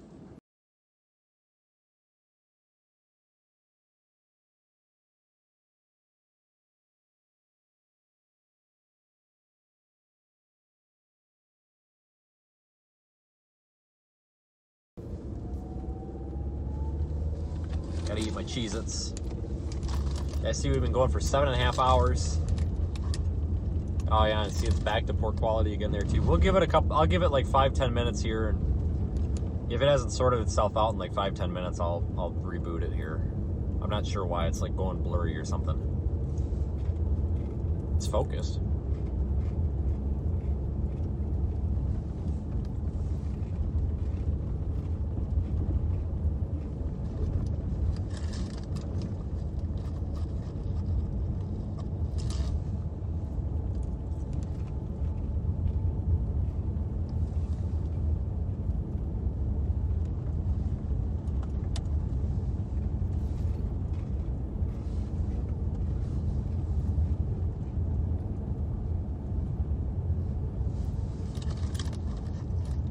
Probably have to scrape the snow off the headlights here soon.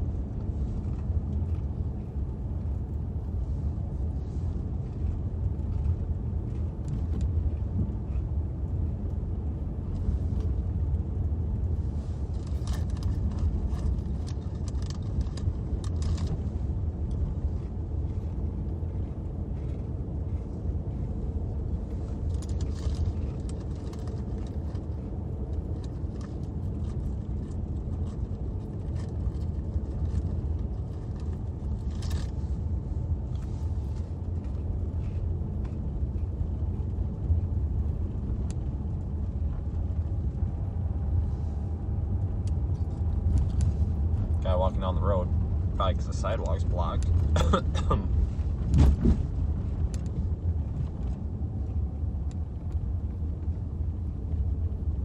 road is slick.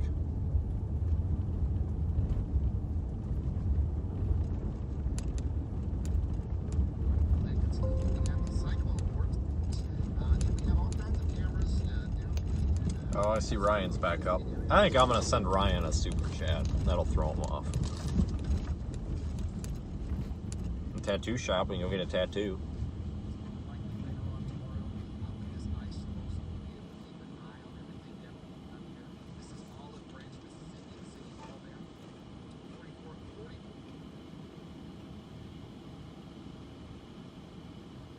Yeah, I thought it was the camera vibrating, but it's not.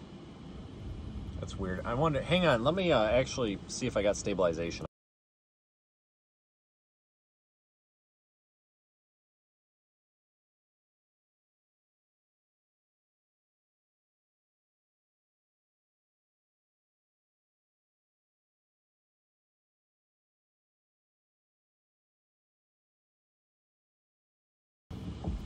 Back up and get some momentum here, folks.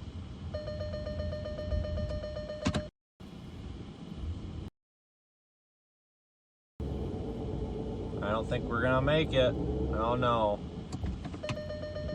We'll get a run at her. I might have to put the tire cables on. Go, car, go. See, if you yell at the car, it tends to get up the hill better.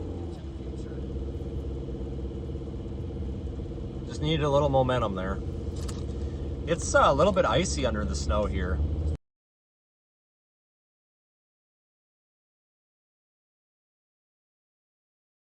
Clear that there was a little bit of a mix station earlier in town here, so that underneath.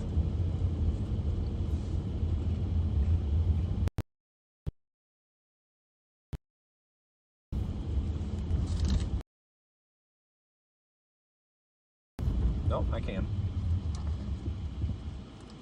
I wonder how many red lights we ran today because we couldn't stop.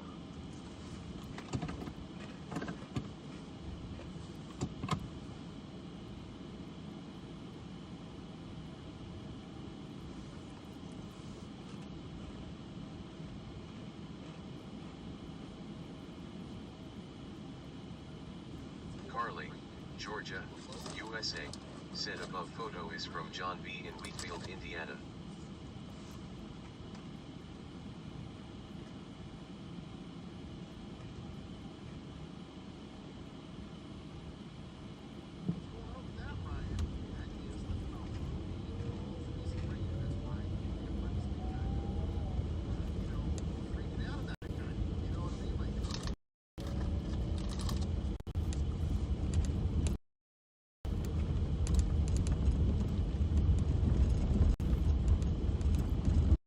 Willie Weather's on. Hi, Paul.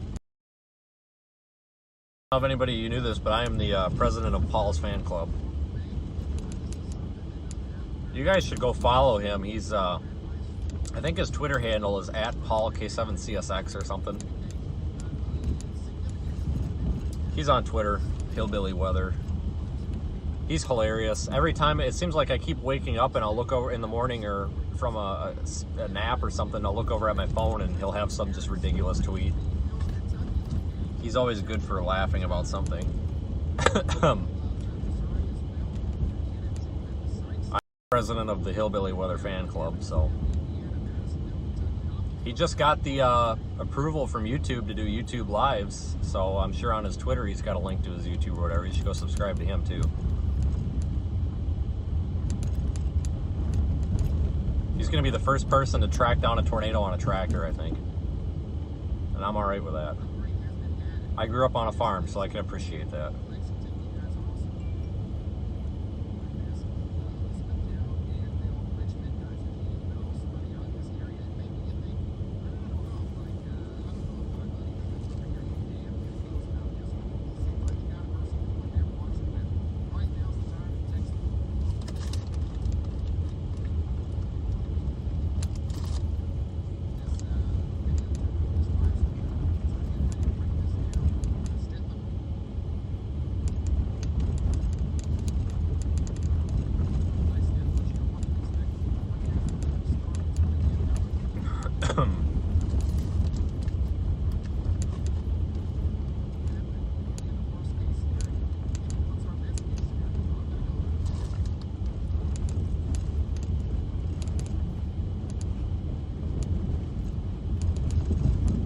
Kind of disgusted though.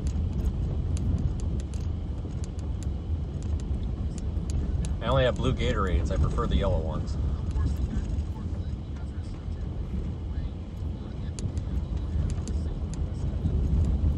But yeah, we might be getting some high frequency vibrations from the snow in the tires too, getting rattled up through the camera.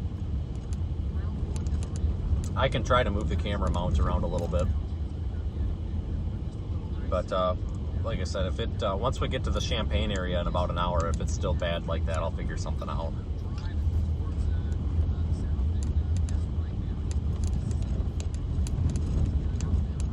There's a 9-minute slowdown on I-74 in 2 miles. 9 minutes slowdown. Well, it's better than earlier. Earlier there was an infinite slowdown.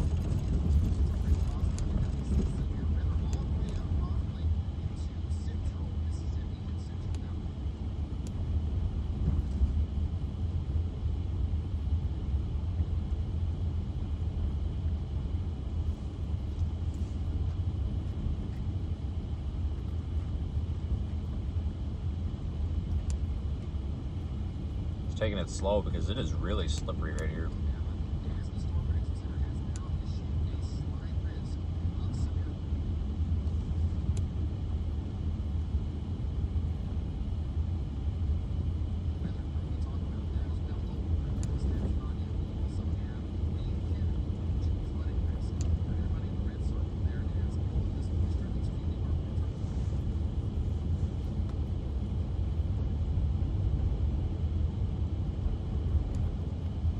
Or yeah. Yeah, I don't like the blue ones. I don't like cold Gatorade. I think it tastes weird, so I usually drink at room temperature, and I just do not like the blue ones. I like the yellow ones. I forgot that's why I had them all in the back of the car, because I bought them for Hurricane Ida. That was all they had, and I threw them in there, and I never drank them. And this morning I didn't grab anything to drink on my way out because I thought I really probably should drink those before they go bad. I forgot they were all blue. I've got like 20 of them in there.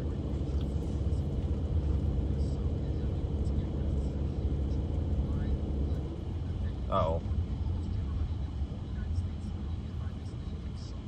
Somebody stuck or what?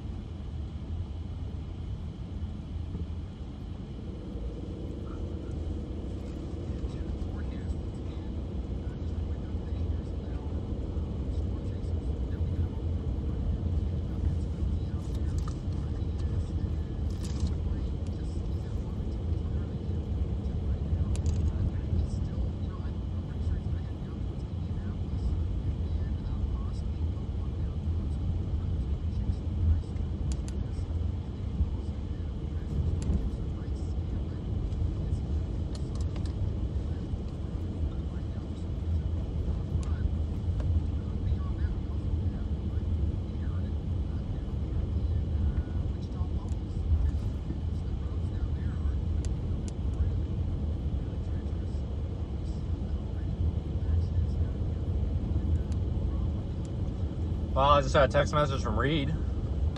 Sounds like he actually might go out tomorrow. I think he's kicking himself for not being out for this.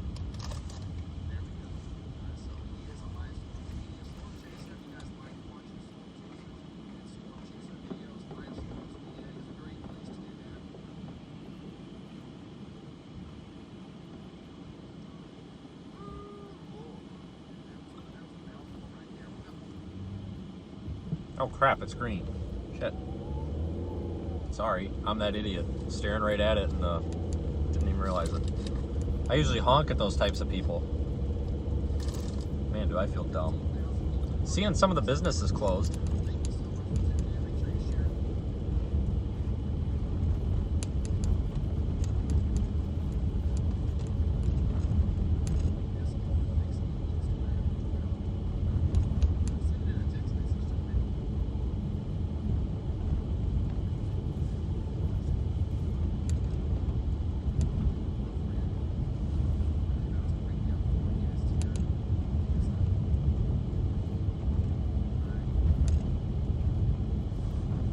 Hawaii. Wow, that must be nice. Oh, there's somebody on Ryan's stream said they're watching from Hawaii. Tell you what, I'd take that any day. Never been there.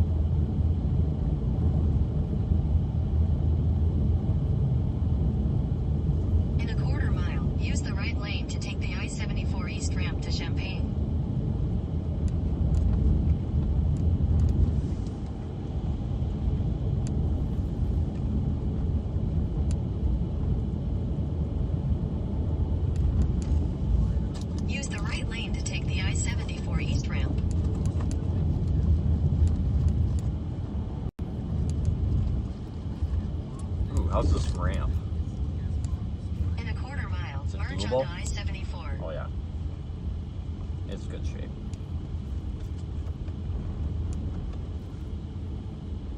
I was a little worried about the ramp being in bad shape, but it's not.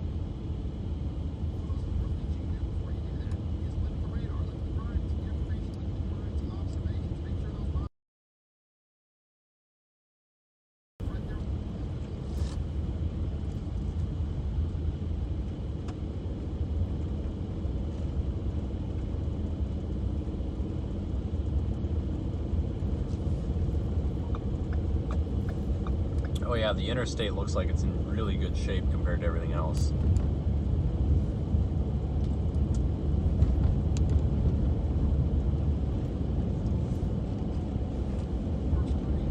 This is I-74. Continue on I-74 for 45 miles.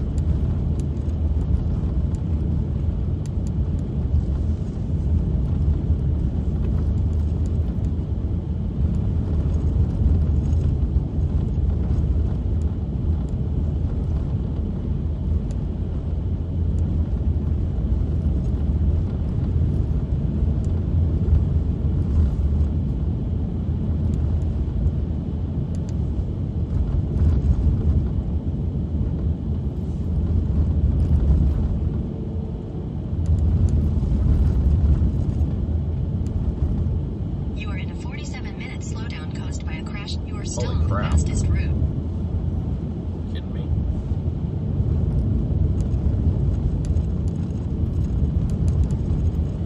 Oh, that camera's bad, isn't it?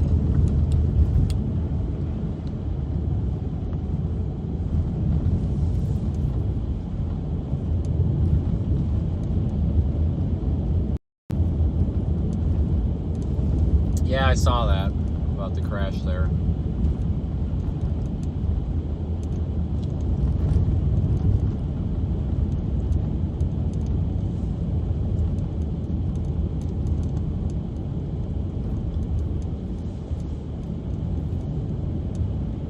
What a mess.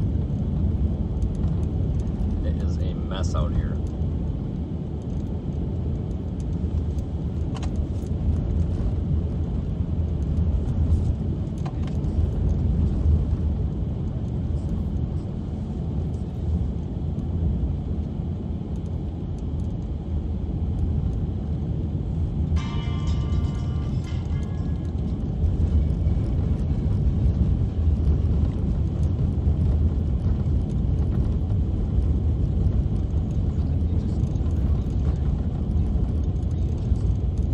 Yeah, I'll do something about that camera here, guys. I don't know what's going on with it. I don't think there's anybody behind us, so we can probably stop. But just gonna see if even just repositioning it will do it. I don't know why.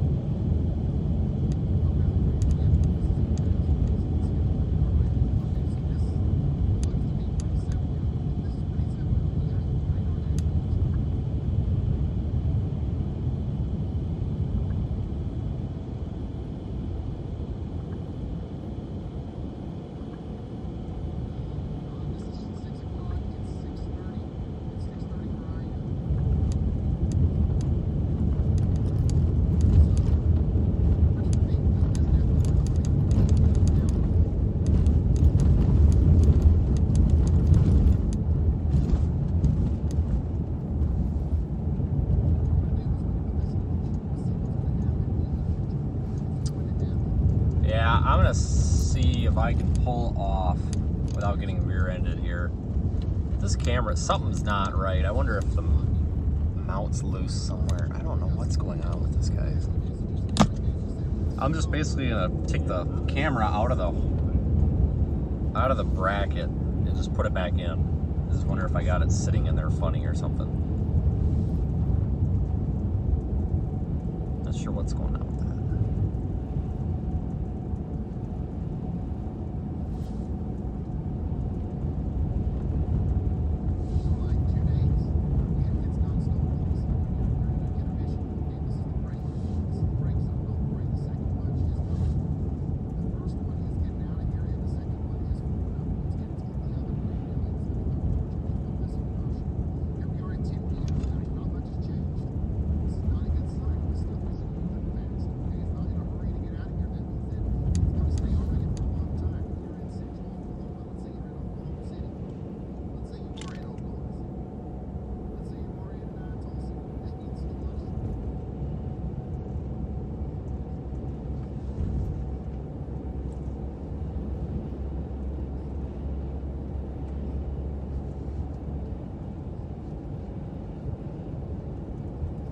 It smoothed out a little bit there, didn't it? This is this mount is attached with a ginormous like sticky pad, that 3M adhesive stuff to the windshield, and I wonder if that adhesive is starting to wear out. I've got a spare thing to stick up there. I used to use these big suction cup mounts from Film Tools, but they just didn't work very well in this car. And they didn't fit the curvature of the glass very well. I couldn't keep them up there solid. And I've never had a problem with this mount. This mount's actually very good. It's always very stable until right now. So that makes me wonder if that adhesive is starting to work its way apart. Maybe from the heat of the defroster. Maybe I need to put a new pad up there, which I can do. I've got spare parts. Yeah, see there, it's doing it again. Huh. We'll figure it out up here when I find a spot to stop.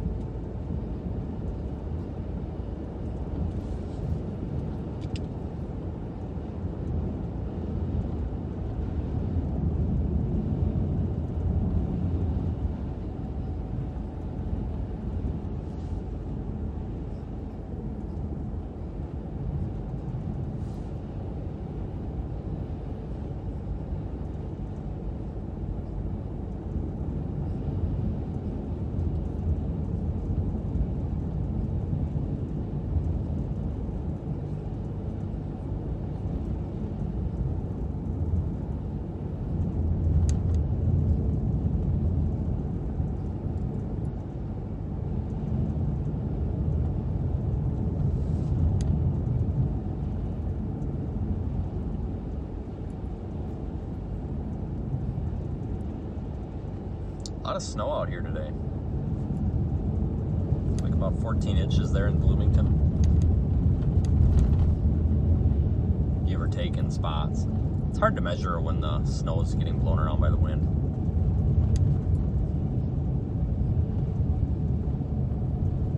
See, how many people have we pushed out today? At least 3 or 4. Yeah, that last guy, it was in the intersection there for like 20 minutes. God, I felt bad for him. That's got to be just so embarrassing.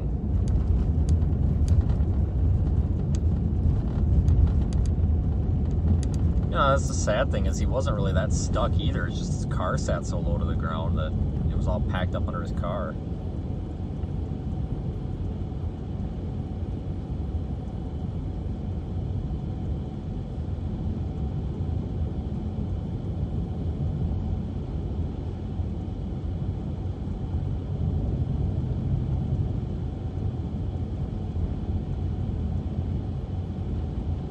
Oh, and yeah, the guy that got stuck behind me in the airport parking lot, I'm glad I was able to kind of weasel around him. He didn't want any help.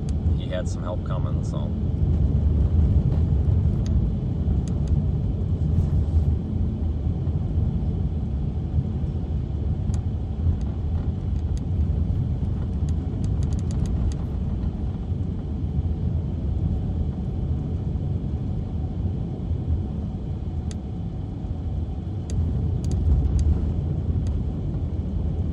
Nick, I didn't get down here until like 9 o'clock, well, like 9:30. I missed the early morning stuff. So I missed a lot of that real heavy stuff.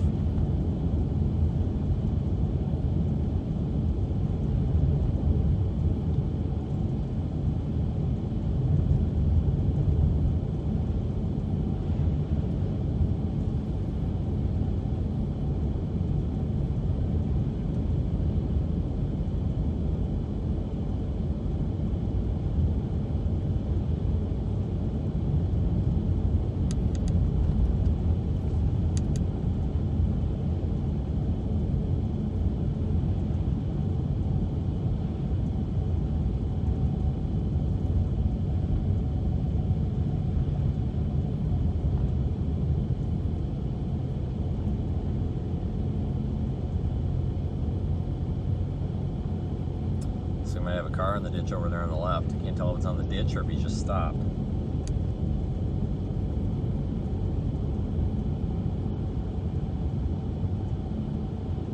Might be in the ditch.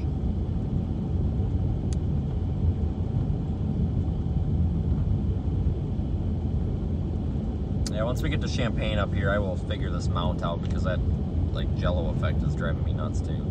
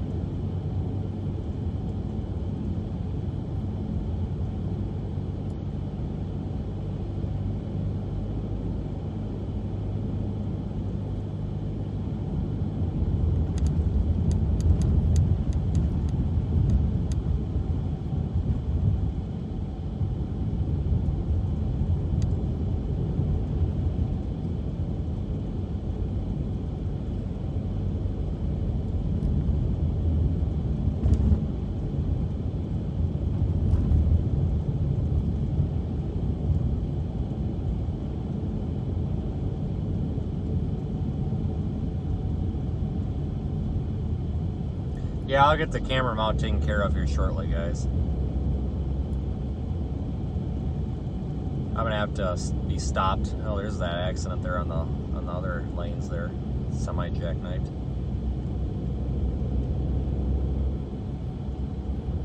I'll have to get stopped here. I think I can get that fixed because it's not normally like that.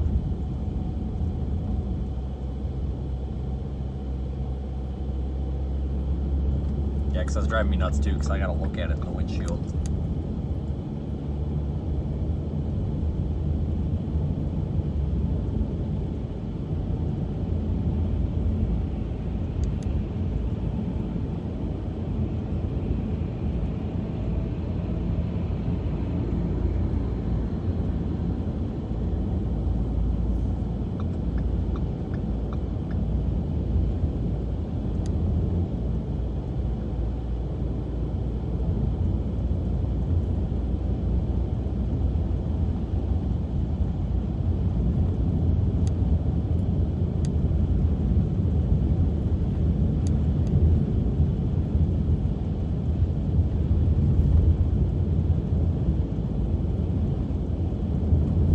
Yeah, 74 is not in that bad a shape anymore. It's kind of just like how 39 was on the way down. Snow packed, a little bit slippery, but it's not too terrible bad. I think the plows out here on the interstate have done a pretty good job today, it seems.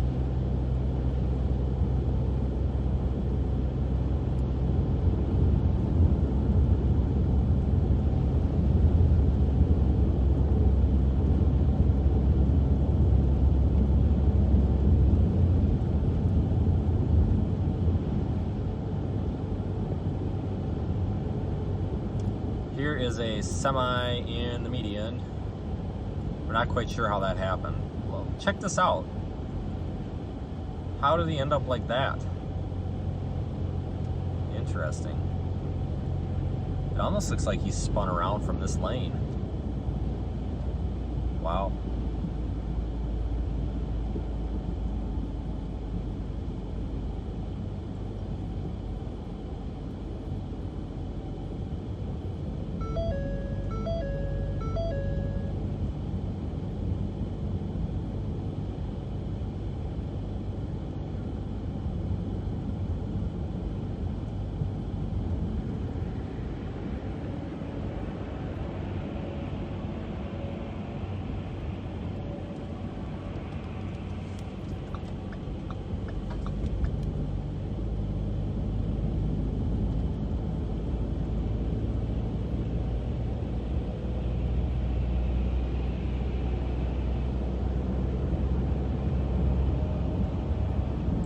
I'm gonna stop at the Love's truck stop up here and scrape some of the snow off of the headlights. They're LED headlights, they never warm up, so they don't ever melt it off. Am I going to Louisville? Maybe. We're headed down to Champaign, and then I'm gonna head south from there and then use Interstate 64 to go east and west if needed.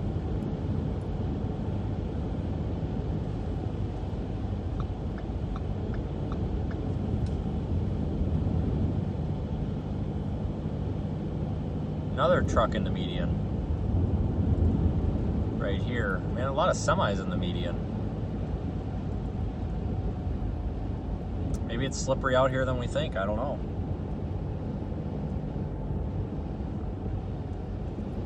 It doesn't seem that slippery. I've stepped on the brakes a few times to see it, and I don't slide at all. They could have came out and put some sand or salt out too.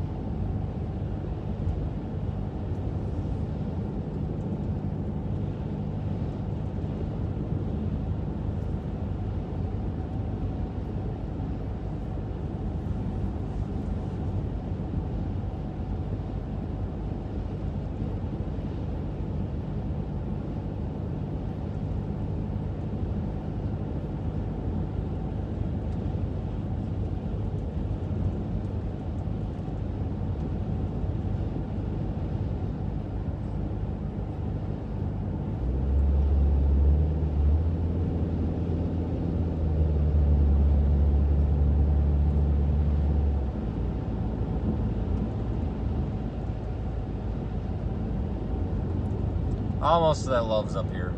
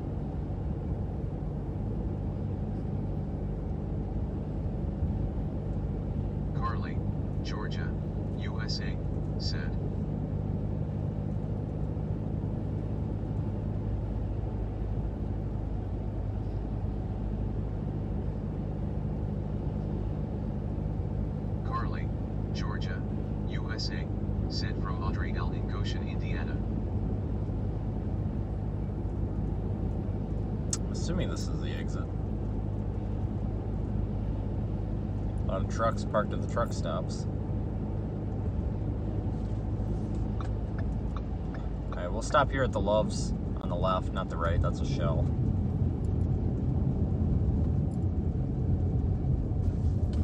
Some of the snow off of the car.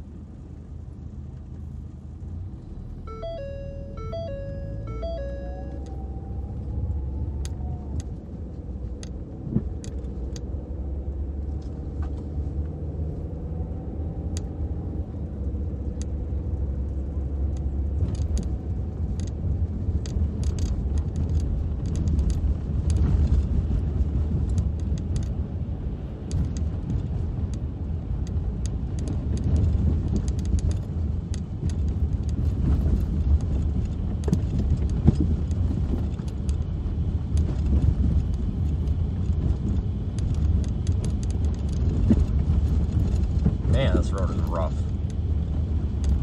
Potholes everywhere.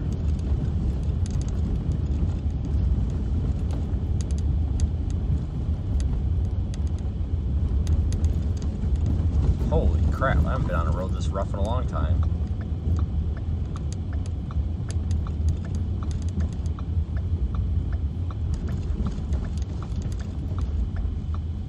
Oh my lord.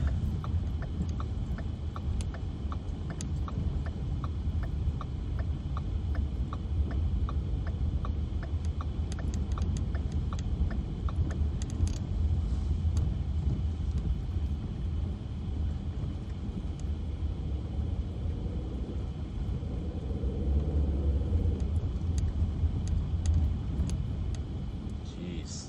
358. Wow. That's awful steep.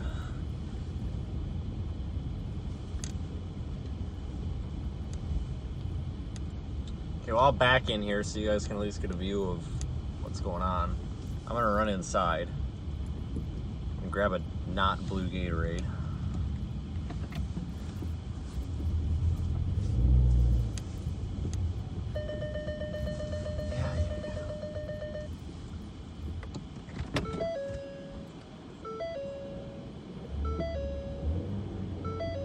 Sounds like the car's got an exhaust leak. When I open the door, it doesn't. I don't know.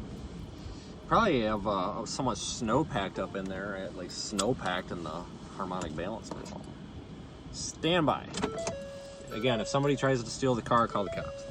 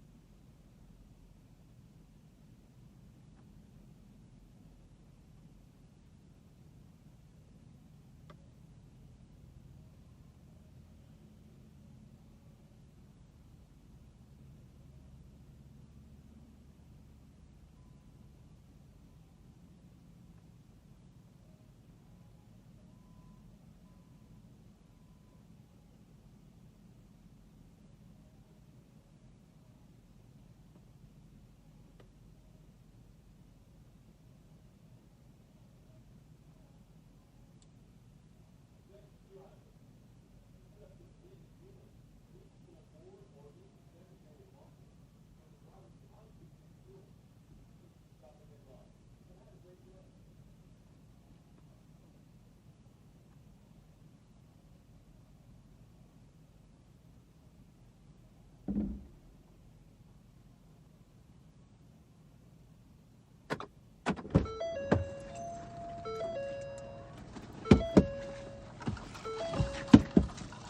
we got screwed. My pink lemonade doesn't taste like pink lemonade. It tastes like water. Darn it. Oh well, I don't feel like going back in and dealing with it. So we have dinner. We have some corn dogs and a cheese stick and pink lemonade that doesn't taste like pink lemonade. So let me see if I can readjust this here.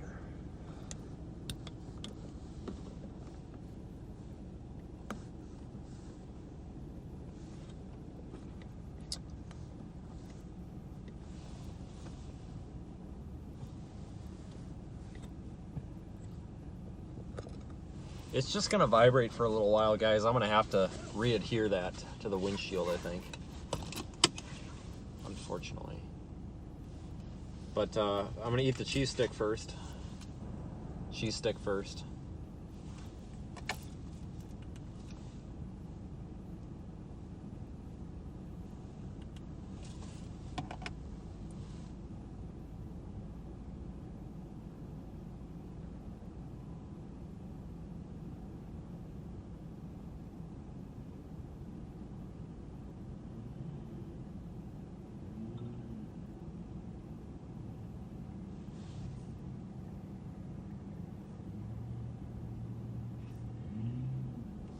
Alright, so I gotta figure out how the hell to open this cheese stick. It's in that, like, shrink wrap packaging. What a pain.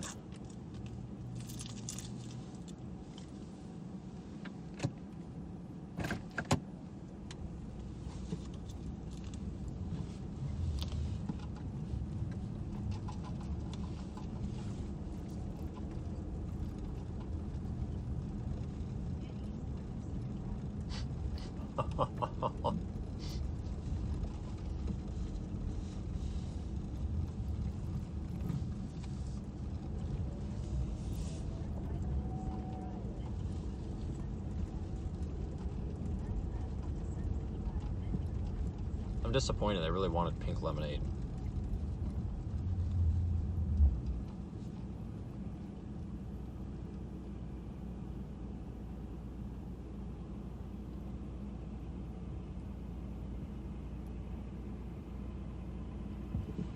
Oh, is this semi stuck too? It sure is, right here on the right. Behind the stop sign, he's stuck also. No, he's not. Never mind. He's just sitting there.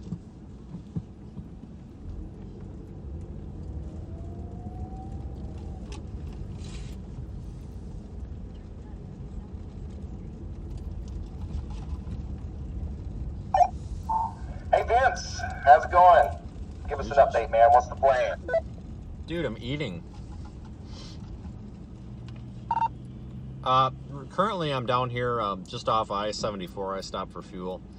I'm going to be headed towards Champaign, and then I'm going to drop south, and instead of going into Indianapolis, I'll use Interstate 64 there that goes across extreme southern Indiana to move east and west if needed. I'm just trying to keep the severe weather threat in play. I figure it'll take me a couple hours to get down that way and a couple more model runs and some decisions. But it looks like we're definitely going to be in the path of any bit of ice or snow that comes in later on this afternoon, or later on this evening. Road conditions are still pretty poor out here. The interstates aren't in too bad a shape, but we passed several semis that have been stuck in the median or jackknifed in several spots. So still pretty dangerous out here.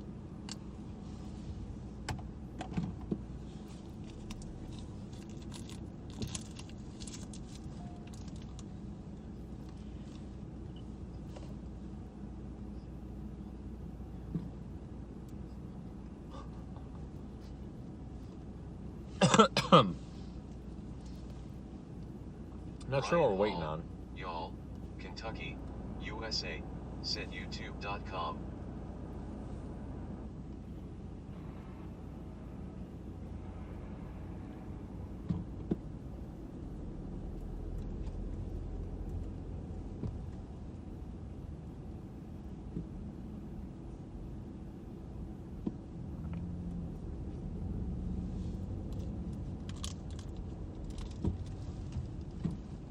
potty on a trailer. Yeah.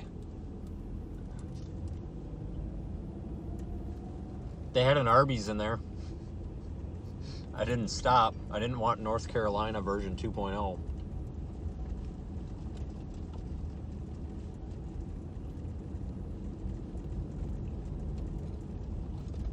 Those of you that didn't know, I actually had Nikki and one of our daughters with, our baby with, headed out there. I put them in a hotel in Raleigh, and then I went out and chased the snow and the ice. But I had them with, and I made for a long drive, being with the food poisoning and them.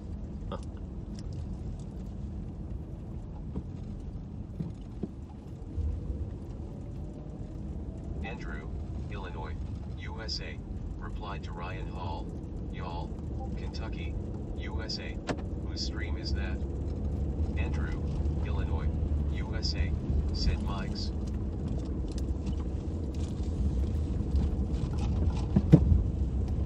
Big chunk of snow just fell off the car.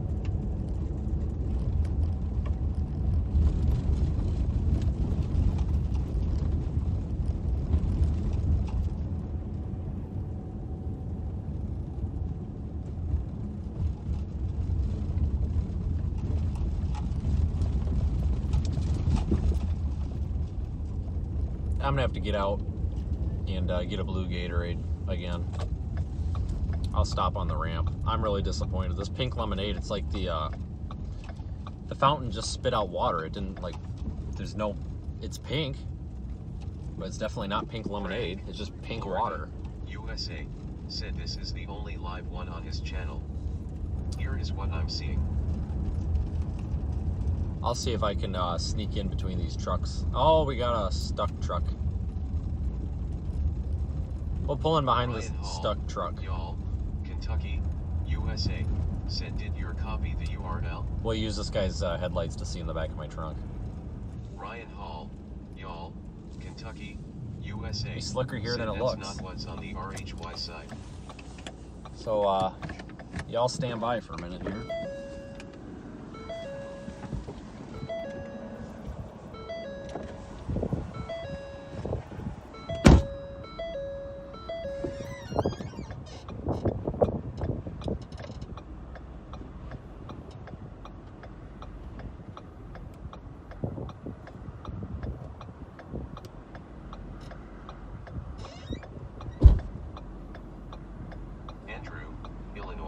USA, replied to Ryan Hall. Kentucky, USA. Ryan, did you see my photos from 3 p.m.? Oh, this thing's froze solid. So how I unthawed the last one is I put the I've got heated seats. So I set it in the passenger seat and I put the heated seat on, and it unthawed it in about an hour. So I should have a cold drink in about an hour.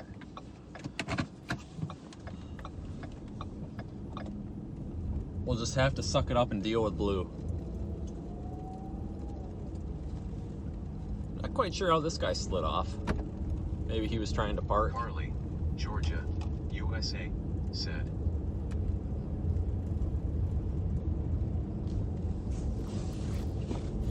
Andrew, Illinois, USA, said dang, that's a good amount of snow.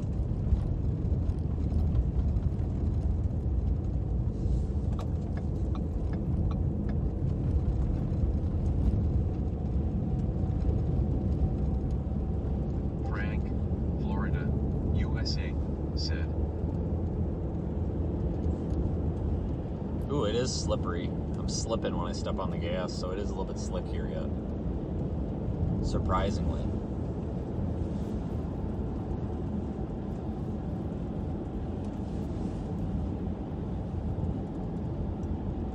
They've dumped some salt or sand or something down though, you can see it. So they're out here, they're trying.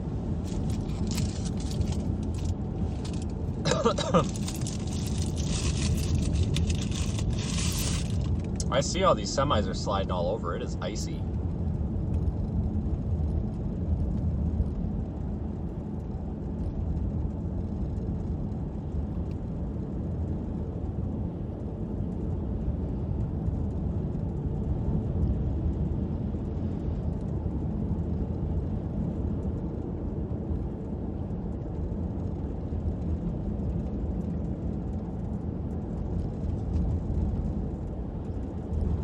I also got that spare adhesive pad out of the trunk. It needs to warm up before I can apply it. So at the next stop, we'll put that on and see if that solves the camera issue.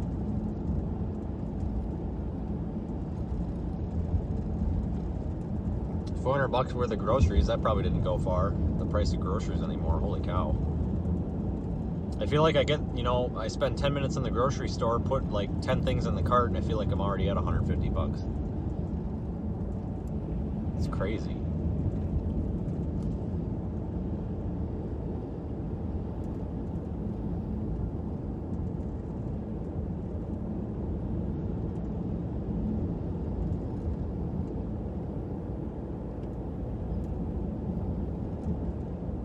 That left passing lane doesn't look too good though.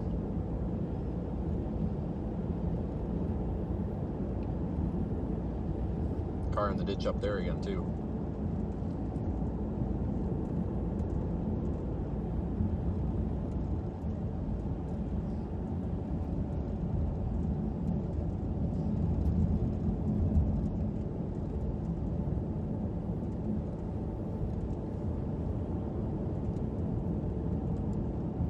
Okay, looks like he's alright. There's not gonna be any pushing him out of there. Tow truck companies are gonna be real, oh man, so he's trying to get out. These tow truck companies are going to be busy tonight and tomorrow. Oh yeah, he's kind of he's out of luck.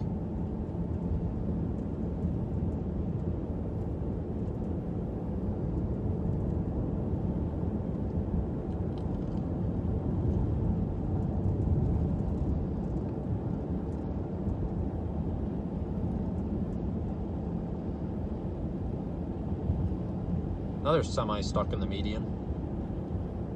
Right here. Oh. That's just a straight truck. It's a pizza truck. Not the pizza truck. Yeah, it's got to be slippery. Or maybe it was a little bit slicker earlier. Or maybe people aren't paying attention. Who knows?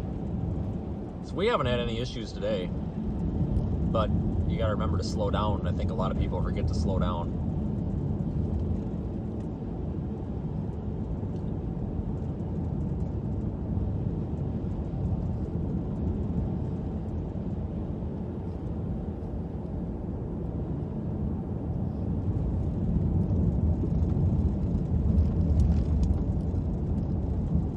Carly, Georgia, USA, said Twitter.com. Carly, Georgia, USA, said our winner.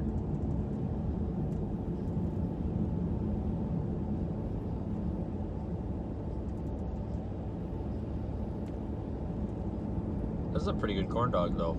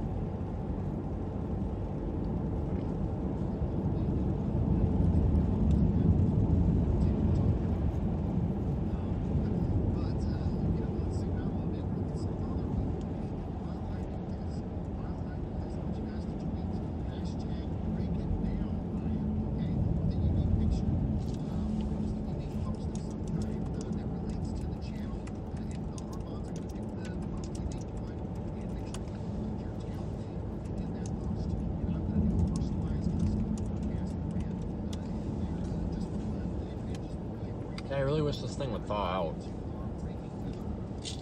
Oh shit. It's a little pressurized. I hope I don't spill it everywhere. God damn it. You gotta be kidding me. I just can't win today. Well, it's depressurized now. dribbled all over me. God damn it. I don't know how to solve this problem. I don't have a napkin. Oh my god. I don't know how to solve this problem. I'm a storm chaser, not a freaking problem solver. I don't know what to do. My Gatorade's leaking.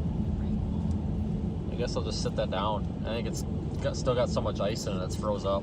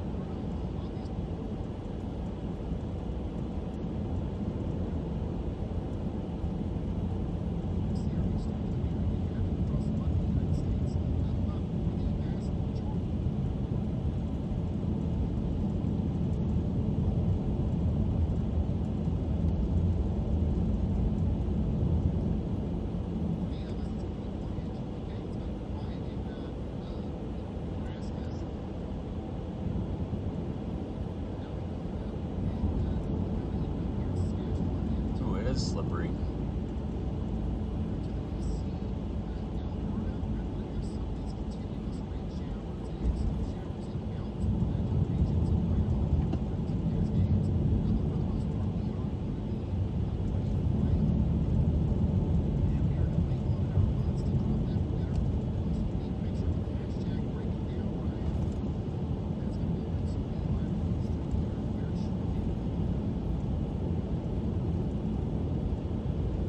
Yeah, it's really slippery. Current temp, 13 on the car. I don't know how accurate that is because it said 13 for the past like 2 hours. So sometimes the little temperature sensor freezes up and then it's no good.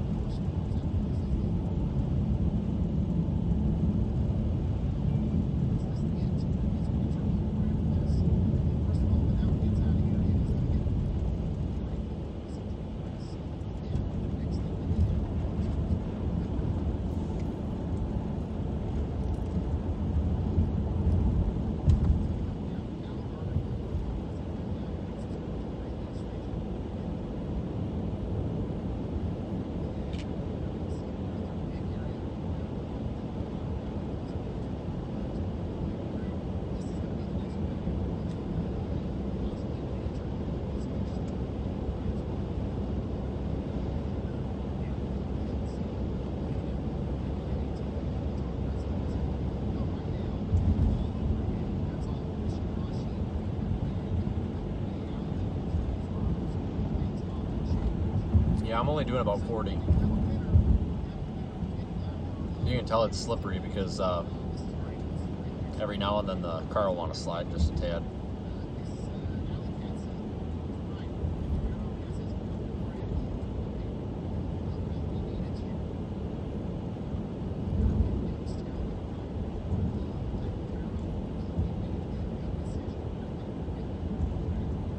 Car in the median.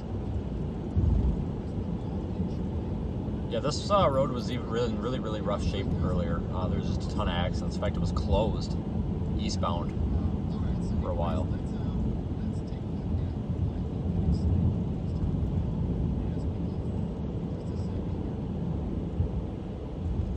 But yeah, thanks everybody for joining along. We've been going for 8.5 hours now. Doesn't seem like it's been that long, but it has.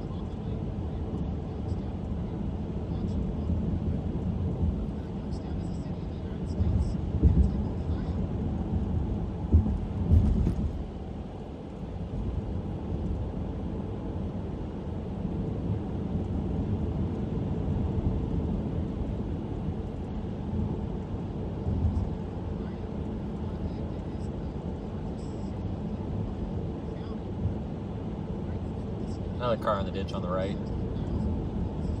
Way in the ditch. These, this must be one of the exits that had issues. I know there was still a couple of exits that had stuck vehicles on them, and it looks like this must be one of them. They're on the left.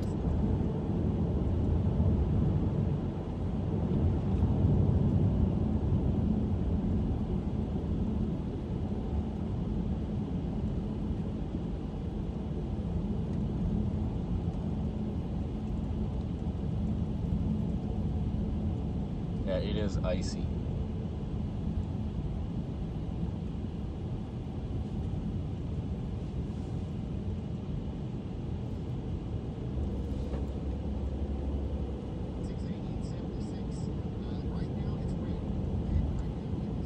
How is the wind? It doesn't seem to be very windy out anymore.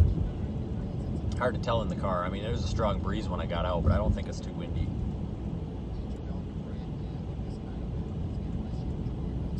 But it looks like there's a pretty fair amount of salt or sand or whatever they may have dumped on the road. In fact, yeah, that plow truck there going by on the left, he's putting out a pretty good stream of it. They're spreading it pretty heavy, so that should help quite a bit. At least they're being pretty liberal with it, dumping it heavy.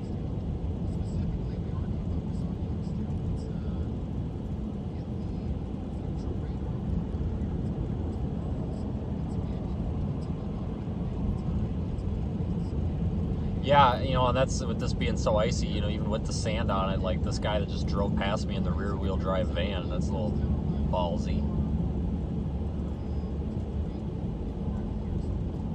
Robin, you've been on the stream for almost the whole time. Holy crap. Yeah, salt doesn't work below 25, but at least it's grit. Yeah, I'm just kind of side-eyeing through the chat there, and I'm seeing some of you guys that have been on for the whole stream, and it's... Then I look at the time, and it's like, yeah, it's almost been 9 hours now. Holy crap.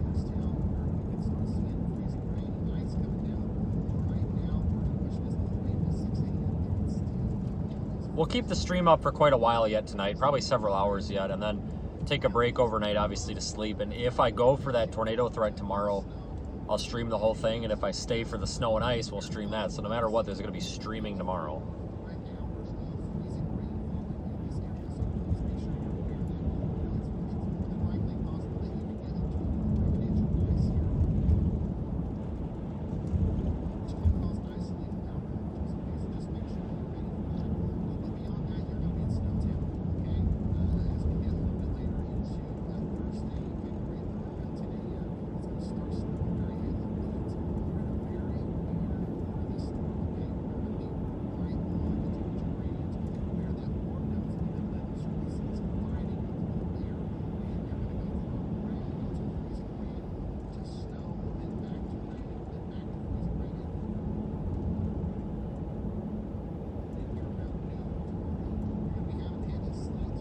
Well, it must be a little bit windy out. It's still blowing snow across the road.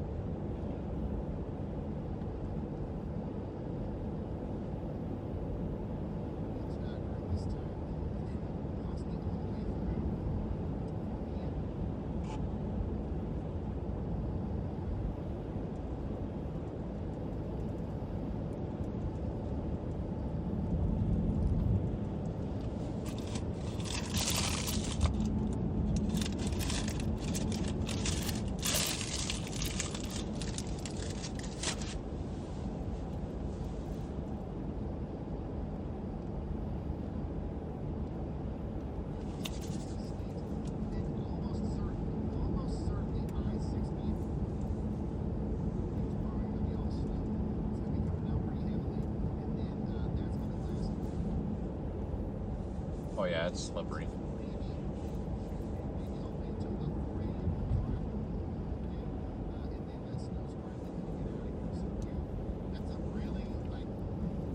Yeah, the wind is kind of pushing on the car just a little bit. It's pretty windy out. I didn't realize it was this windy. It's pushing on the car a bit, and it's kind of making the car slide.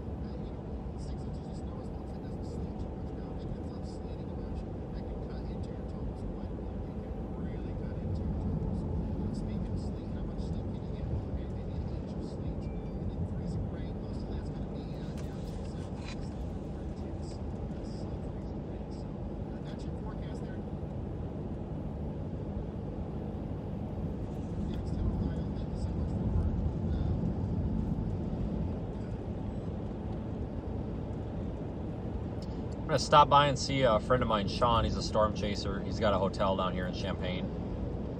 He's having some issues getting his computer set up to try to stream, so I'm gonna stop by real quick and see if I can help him out.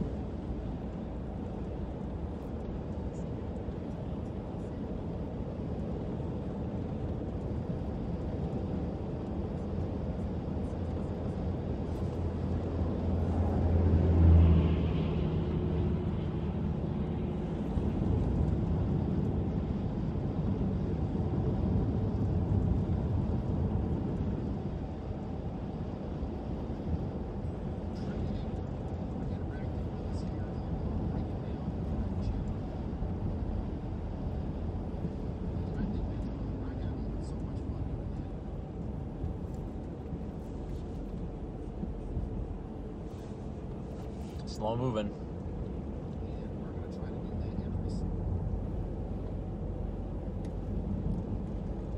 The light pollution might be Champaign. We're about 19, 20 miles out. I'm assuming it is, yeah. Oh man, we got a rolled over semi over here, don't we? Maybe? No, he's just jackknifed facing the wrong way. I don't know how that happened.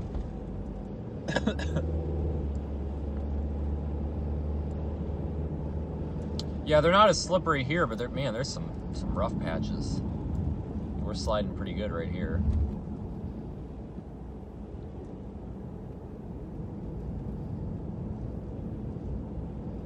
Another jackknife semi on the left. Not sure if I was on camera or not, but several of them.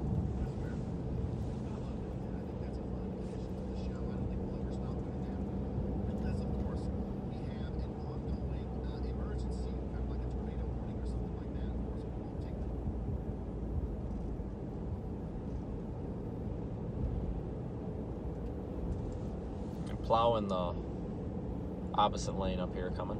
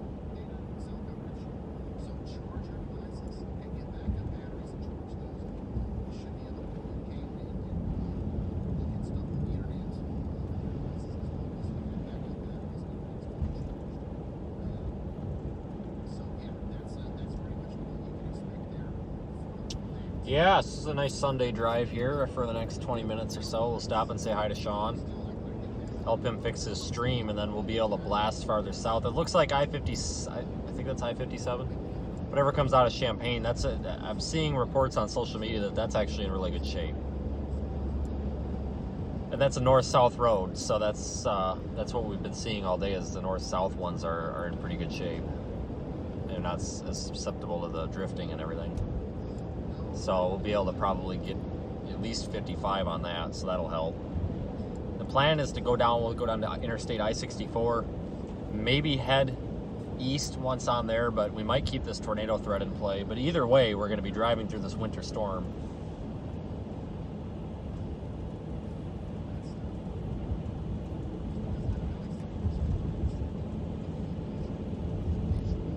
This wants me to get off on this exit. I wonder why. Maybe it knows for road closure or something. I'm gonna actually follow the GPS for once in my life and get off at this exit, because I think I saw on Google Maps a couple of the Champaign exits were closed, the ramps.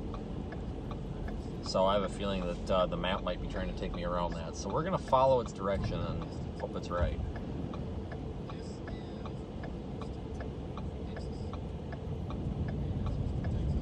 Oh man, that ramp looks terrible. Ice. Yeah, this winter weather driving doesn't bother me. I mean, a lot of people that grow up like in the Midwest and stuff, it doesn't bother them. You just got to slow down. That's why all these people keep getting in accidents. They don't slow down. I mean, there's other factors too, but I think a lot of it is just not slowing down. You know, I think we've kind of proven today that you can get through darn near anything as long as you slow down.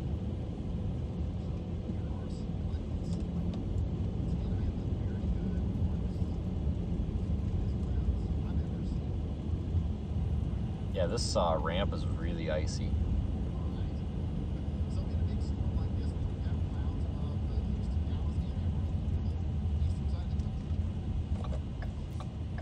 It's been an adventure today, that's for sure. And we're not far from home. You know, right now I'm sure I'm a ways from home because of the drive time due to the winter weather conditions. But under normal driving conditions, we're only about 2.5 to 3 hours away from my home. So I didn't really have to go too far today, which is odd. Just not used to that.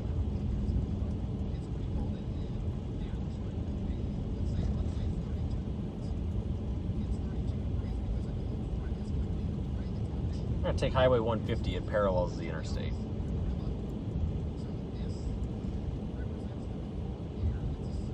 Yeah, I do have some, I guess, formal driver training. I used to manage an ambulance company, and I was an instructor for the emergency vehicle operator course. So we would do a lot of winter driver training with ambulances and fire trucks and all this stuff. You usually would go out to the airport and use a runway with snow on it. So I guess technically, yeah. And I don't know why they call it Champaign. I don't know if they make champagne there or not. Maybe. This road doesn't seem to have as much ice. I think a lot of that on the interstate's from the snow getting packed down so bad. But we do have some drifts starting there on the left.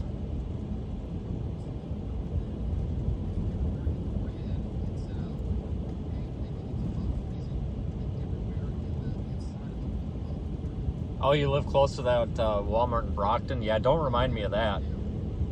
I really thought that I buried that rental in snow, in a pile of snow there. I felt so damn stupid. Luckily, you're able to get it out, but wouldn't that be embarrassing? Get stuck in the Walmart parking lot.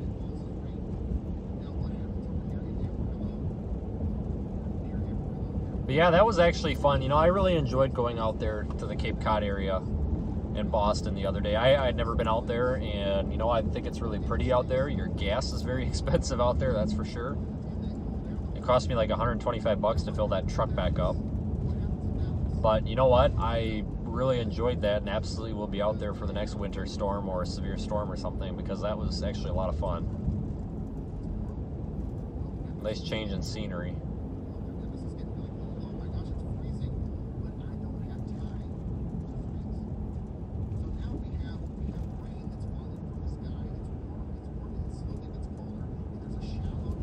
Down to one lane here.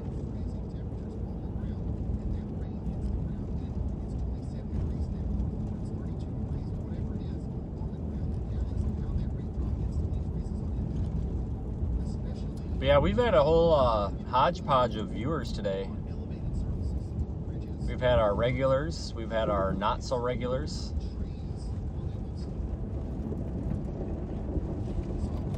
Ooh, that's deep. We've had new people, old people. We've had like 1,100 views. We've had 50 views. We've been all over the place. The peak viewers, or the peak amount of viewers, was when we had the that black car stuck in the intersection, and we had like 800 something people watching.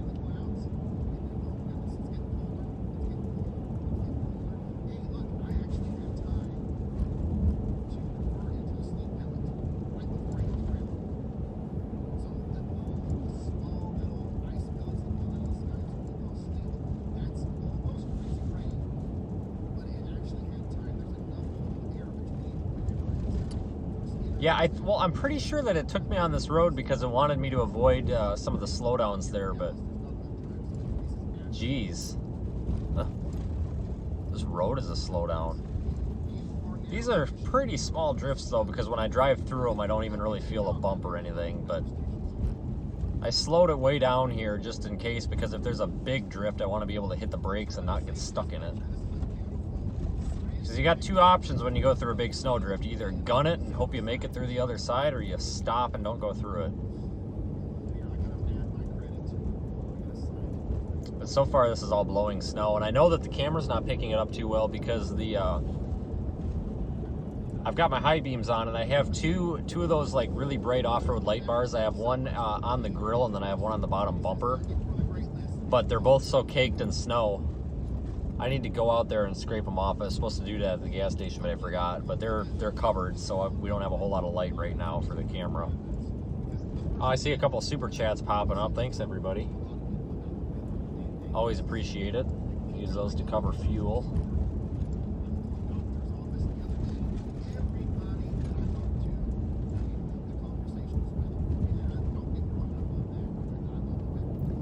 Yeah, this road's not too bad, but I can actually see the interstate just off to my left over across the cornfield there. But and I think somebody in the chat earlier said that the Champaign area is not plowing the roads after 6 p.m. So this probably won't get touched. This will probably drift shut and won't be passable pretty soon. And you know, I don't blame them. You know, I used to get annoyed by that, but I get it. You know, there's a point where you just can't keep up and you're just kind of wasting time and gas out there. I can remember several times in Wisconsin, though, we'd have an ambulance call in the middle of the night and the plows wouldn't be out, and we'd have to wait to go on the call because we'd have to get somebody to jump in a snowplow and drive the snowplow ahead of us because we couldn't get the ambulance through the drifts. I can actually remember several times we got the ambulance stuck. I remember several times that I got the damn thing stuck, and that was embarrassing.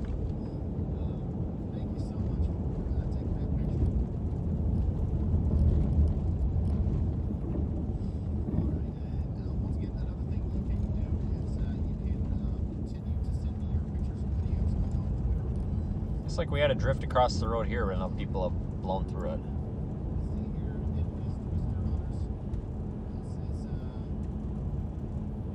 Oh, IDOT is still plowing, okay. I should put a scanner back in here. I used to have one in here, and it was nice to be able to listen to like plows and stuff, but I took it out because I didn't have a whole lot of room. Maybe I'll put it back in.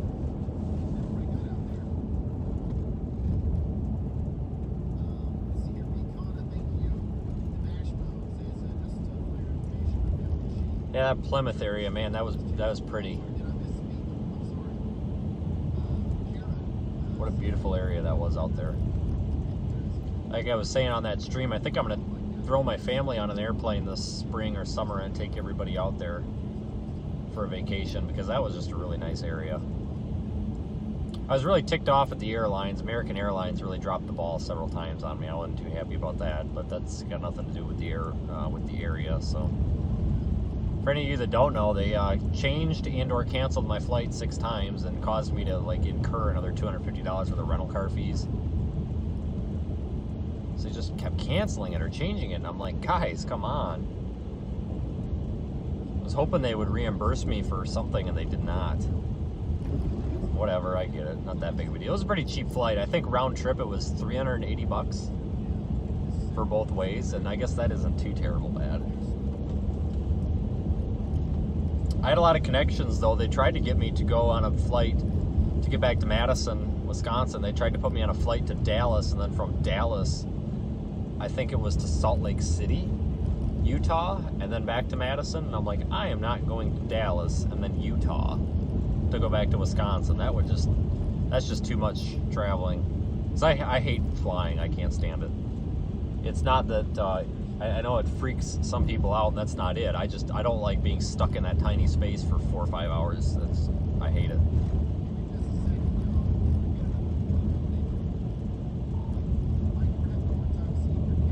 $250 for a flight from New York to Moscow. Yeah, hey, there we go. Russian storm chasing time. I'd actually like to get to Australia and chase some storms in Australia at some point. A friend of mine, Daniel Shaw, he's an Australian, lives down there near Bondi Beach and near Sydney. And he comes over every year to chase storms. I would like to, at some point, be able to take this whole operation worldwide, and every now and then maybe go try to chase storms in another country. That'd be kind of fun. That'd be a logistics nightmare, but still. Wouldn't be able to live stream all of it, but could still take video.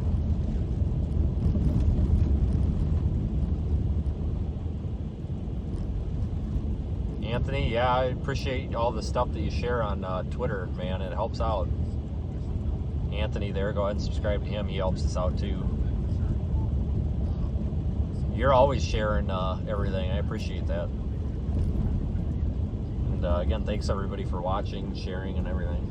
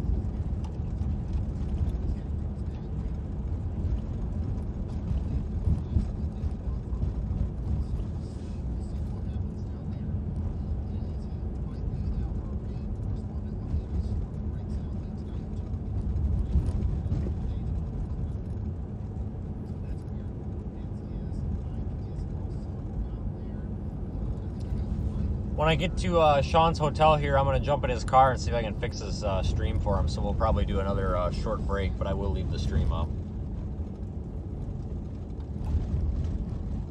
But yeah, thanks all you guys. It's neat. Every time we do a stream, we always get a handful of new people in the chat, so that's always fun. And of course, we've got the OGs. Some of you folks have been in here ever since day one.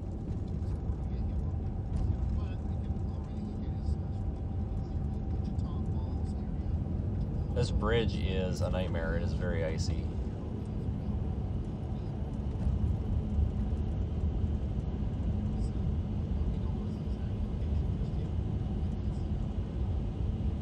You're new? Yeah, we got a couple of new people. It's always fun to see who we get. Like I said, I appreciate all you guys following along, you guys and gals.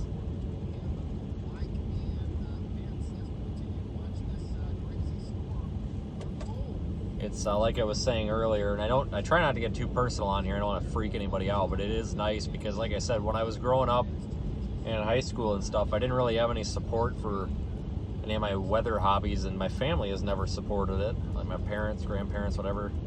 My grandmother does. She's still around, and she's pretty interested in it. But back then, nobody ever supported it. They thought it was kind of dumb, and they still do. But it's nice to see all you folks jump in here and support. So thank you. Of course, my 2 kids think it's great. Well, the 5-month-old, she don't care. I left this morning and she doesn't care. She's too young to care. But my 5-year-old, she's pretty interested in it. Told her when she's like 10, she can start coming along.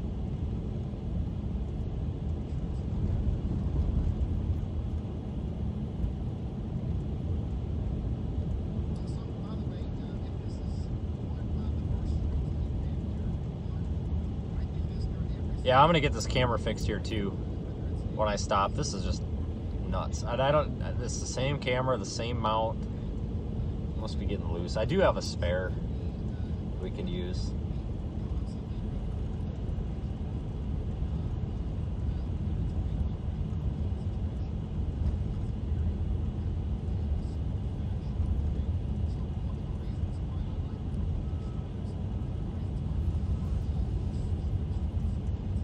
Yeah, we're just coming into Champaign now. I got 8 miles yet to whatever address he sent me for the hotel. Sean's a good guy. I've been friends with Sean since before I was storm chasing. He was a ham radio operator friend. Sean lives near, well, actually I think he's in Madison, Wisconsin now. He was in Milwaukee, Wisconsin there for a while, and now he's in Madison. So he's about 45 minutes away from my house. And I meet up with him every now and then. He's just kind of starting the storm chasing. He's storm chased kind of informally for several years, just locally. But toward the end of last year and this year, he started going out and going out as far as he can. He's a really nice guy. He's working on getting his YouTube stream up. He's been having some issues with it, but we're going to get that figured out for him for tornado season.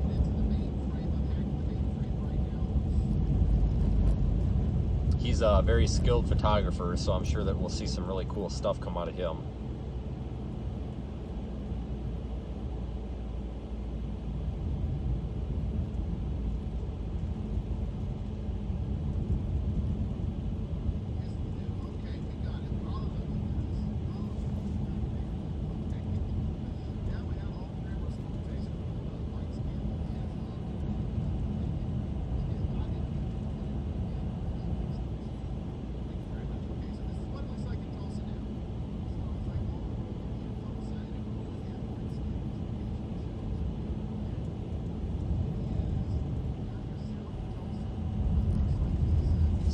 Intersection here.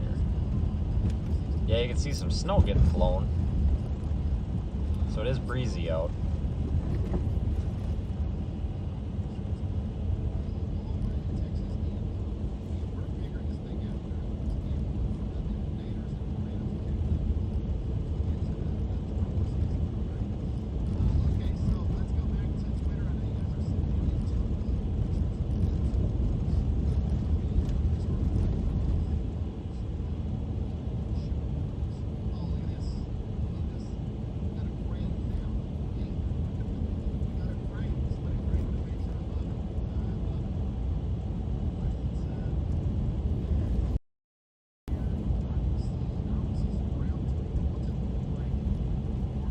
Yeah, I'm kind of leaning toward the possible tornadoes tomorrow. Reed keeps texting me. Reed Timmer, if you don't know who that is. He's quite the guy. He is funny. He keeps texting me saying that he's headed that way. Probably not a bad idea, but like I said, we can still cover this tonight and head down there. I'm not terribly far from that target area. Can even start heading down there, and if it starts looking like a garbage setup in the morning, we can actually come back here. So we'll figure that out later, but don't have to really figure that out till midnight. But either way, we'll be streaming something.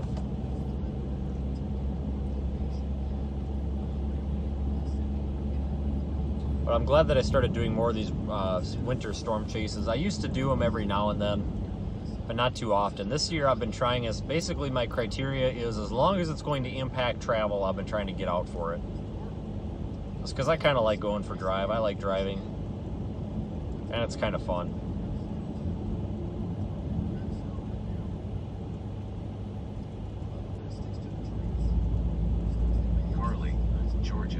I don't know if we'll end up with a hotel tonight or not. If I do end up with one, I'll probably get one not too terribly far from here. If I don't go down for those tornadoes, I'll grab a hotel. Otherwise, I'll just drive.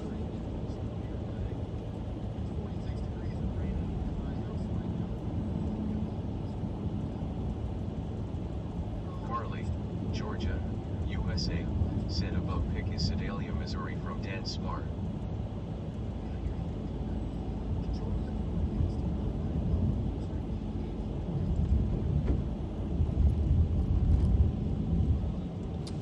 Yeah, Russia's a big country. I would actually like to get there at some point.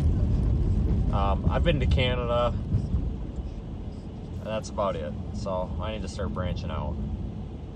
Storm chased in Canada a few times. They get some nice tornadoes. Easier to chase up there because the road network sucks, but there's not as many other chasers, so you don't have to worry about traffic. Yeah, it is. There's a lot of glow from the city. It seems like we've been seeing it for the past 40 miles.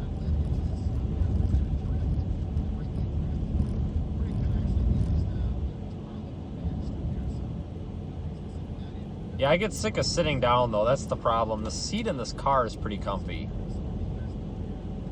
It's leather, which usually I don't like leather, but this one's got a lot of padding in it, so this is a pretty comfy seat. But that's definitely a criteria, is a comfy seat. So my lower back gets so sore otherwise. If I'm going to be in the car for, 17, 20 hours at a time though, like if I got to drive from Texas all the way home, I usually take a couple ibuprofen before I even get in the car.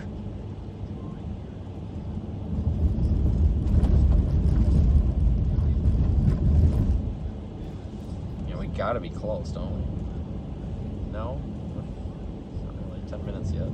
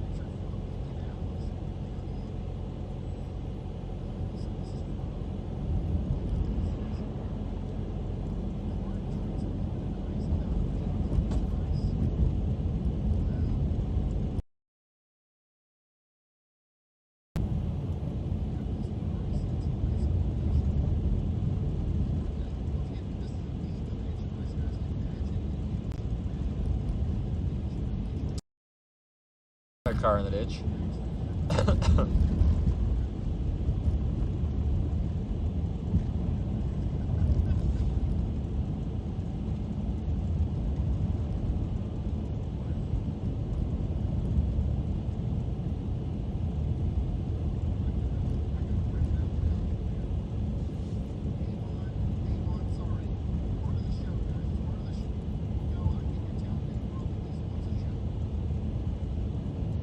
Yeah, I check on people if they're stuck, if it looks like they need help. A lot of these vehicles have been tagged. It's pretty common for the cops to put an orange tag on the driver's side mirror if they've been checked on.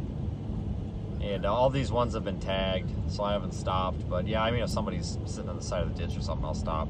We pushed a couple of people out of the ditch earlier. Almost everybody's had bald tires. People always forget it's important to not have bald tires. And I understand tires are expensive, don't get me wrong, I get it. But It's like if you got bald tires, save it for the summer. I mean, we've all been there, but man, I don't know.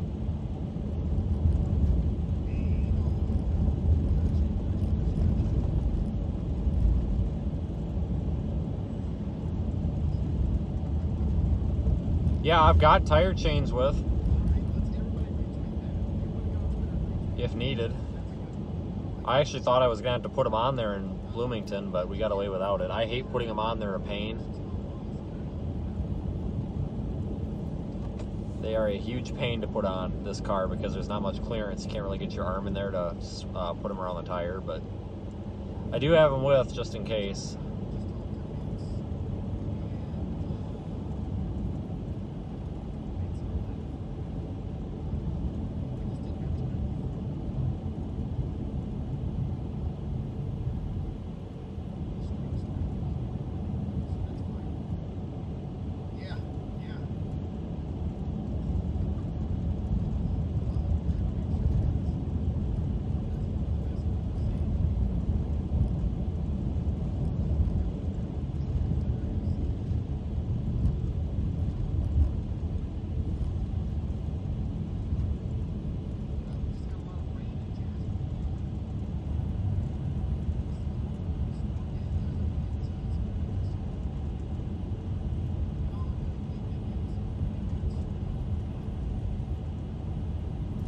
Definitely slow going out here. We're only going like 30.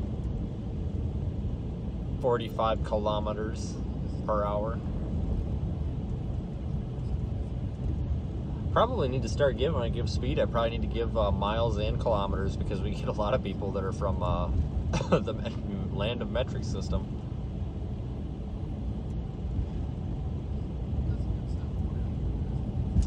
"45 kilometers per hour. I almost wish we would just switch to the metric system. It would be so much easier. Yeah, wouldn't that be one heck of a transition though if everybody in the US switched over to the metric system? Can you imagine the infrastructure pain in the rear end that would be? That'd be just mass chaos. I mean, we almost did once. Was it back in the 70s or 80s? But especially now.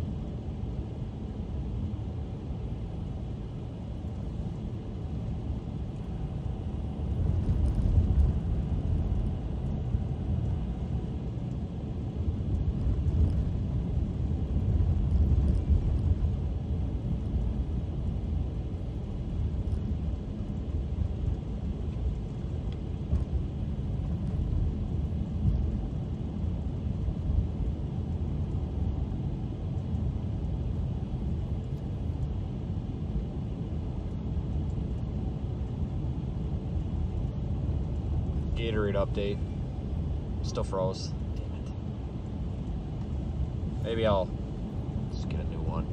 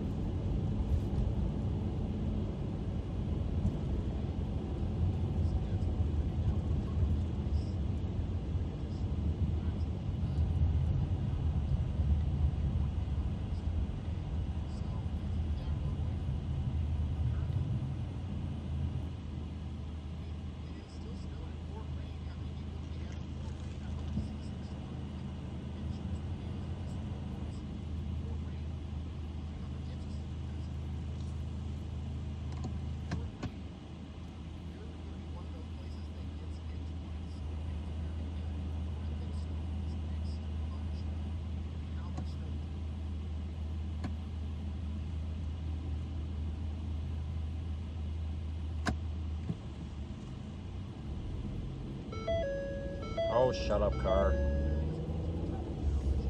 Pay attention and keep hands on the wheel. Yeah, that's what I'm doing.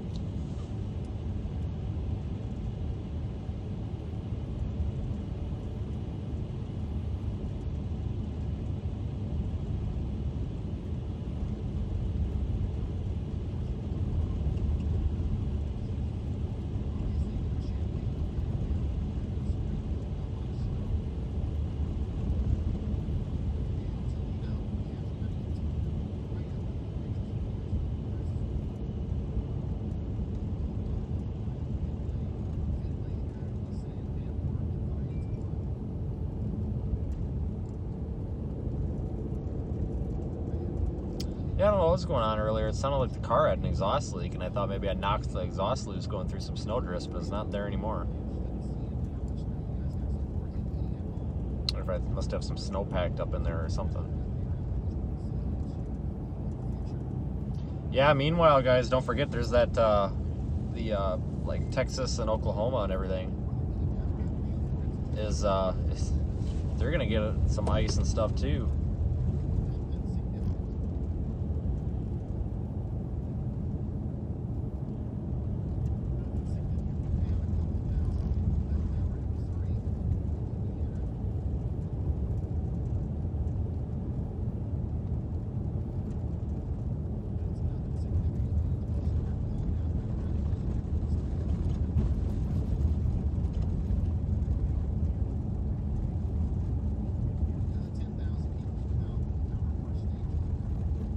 Oh, we might have a stuck Prius.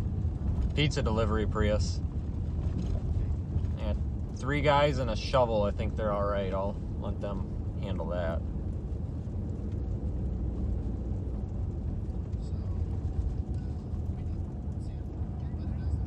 We're still operating off that same tank of gas we got almost 9 hours ago. Actually, no. It was long before then because I wasn't even streaming yet. You gotta be kidding me.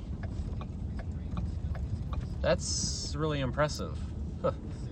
We're just above a half, so we'll get gas in this town, but that's what I like about this car is it does really good on gas. We haven't gone that terribly far, but we've been running all day.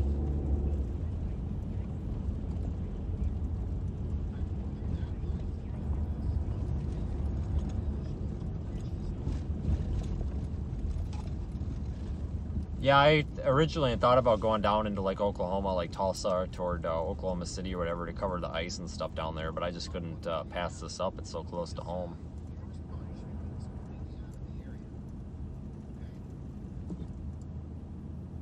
Come on, green light.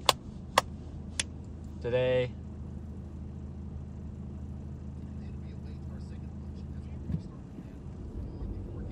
Go, car, go. There we go.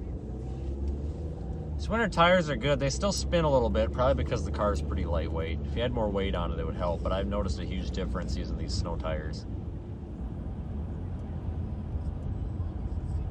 Yeah, cold does seem to increase fuel efficiency. That is true.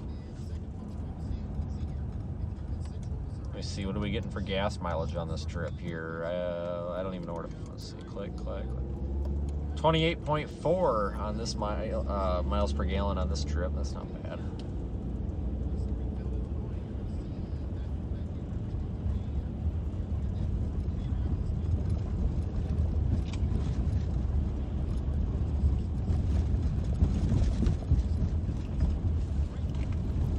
Almost to Sean. I don't know which hotel he's in, but he sent me an address, so we'll figure it out. I don't even see a hotel down here. Hope he sent me the right address. Oh, we got a mile yet, half mile. Yeah, I just hear these big chunks of ice falling off the car. I have to thaw the car out. Yeah, we're gonna fix that camera mount when we stop here. Pain in the rear. It's almost like the image stabilization's not working or something, but it's turned on. I did check. Uh-oh, we got a guy here that's about to cause an accident.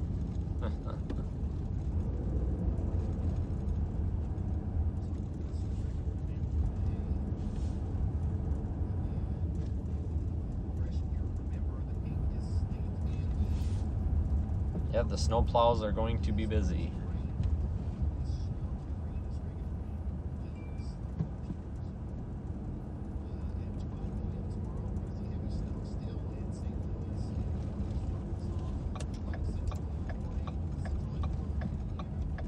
Oh, he might be at the courtyard here. Or is he at the Fairfield? He's at the Fairfield. Courtyard, Fairfield, they're all the same. Courtyard just costs more. I like Marriott hotels. They're relatively cheap. Like the Fairfields, they're usually just under $100, and they're always really clean. There's Sean's car, his Subaru.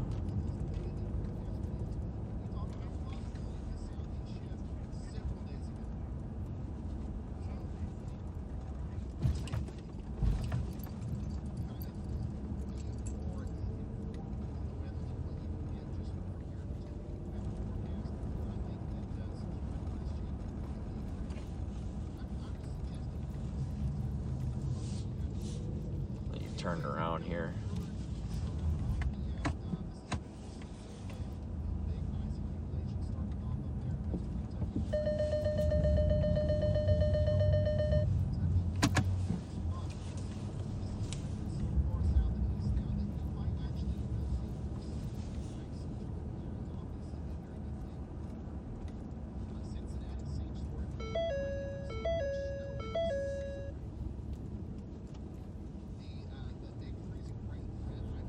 Let's see if we can park by his car.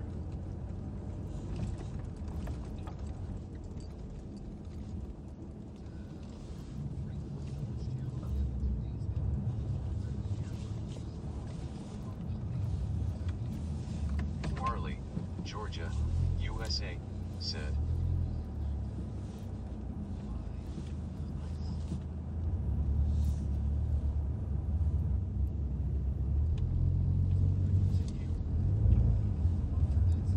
I think I'm just like driving into a big snowbank. Sure seems like it. Marley, Georgia, USA, said pick above is Plymouth, Indiana from Virginia more. 10 inches.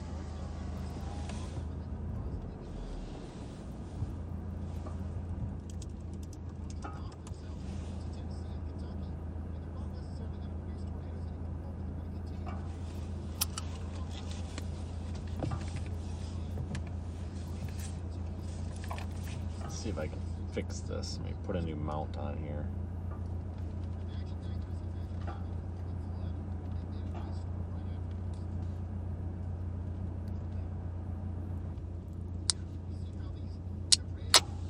If this doesn't work, we may just have to get a different solution.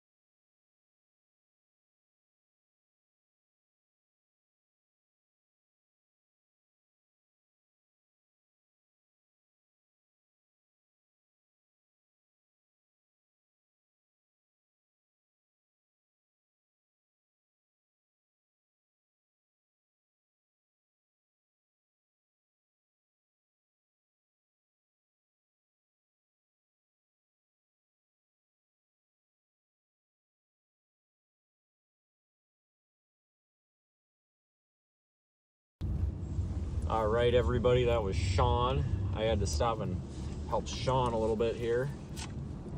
He's a good storm chasing friend. Let me find a gas station here.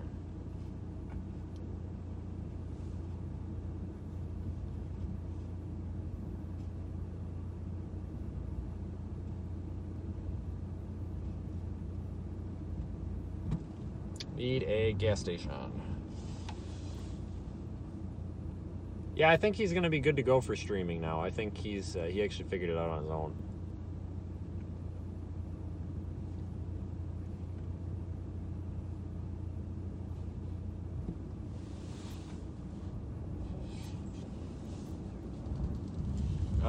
Which way am I supposed to turn here, Google? Yeah, that's the thing about storm chasing. You run into your friends all over the place. I'm going to stop at the gas station. So I'm going to abandon you guys only one more time here, and then we should be good. Sorry for the abandonment.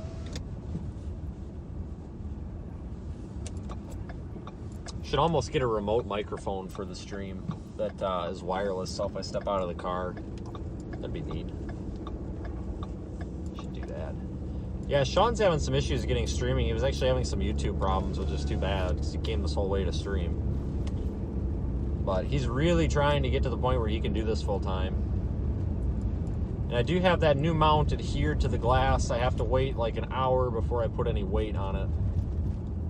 So here, I'm hoping that'll take care of the stream wiggling around. So I'll wait, even it's supposed to wait an hour. I'll wait like a half hour here since I got the defrost on the windshield keeping it warm, and we'll switch it over and see if that works.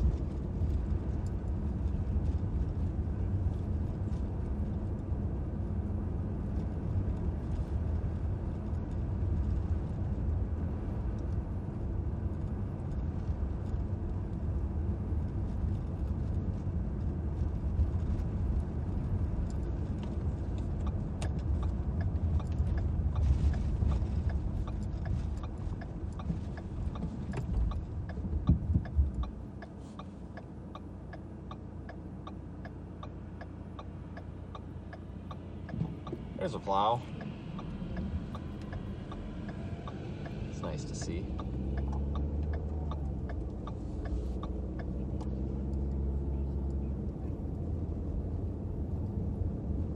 Just going up here to the Circle K. I always thought it'd be fun to be a snowplow driver. Just drive around all night and plow snow. I would like that. Maybe that's what I need to do. I'll be a snowplow driver, and then we'll just stream from the snowplow.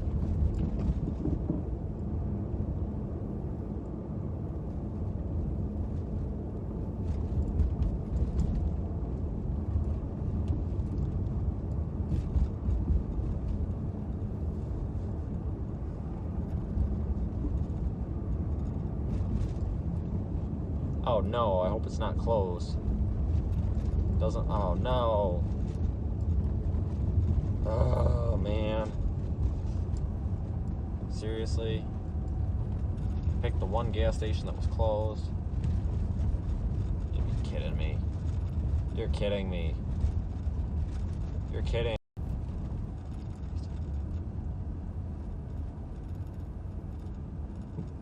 Let's try the next one. Open 24 hours. Well, that's what we need. 24 hours open. Come on, Google. That is the most frustrating thing ever. You drive out of your way and then it's closed. Now watch out, Speed Racer here has to pull out in front of us.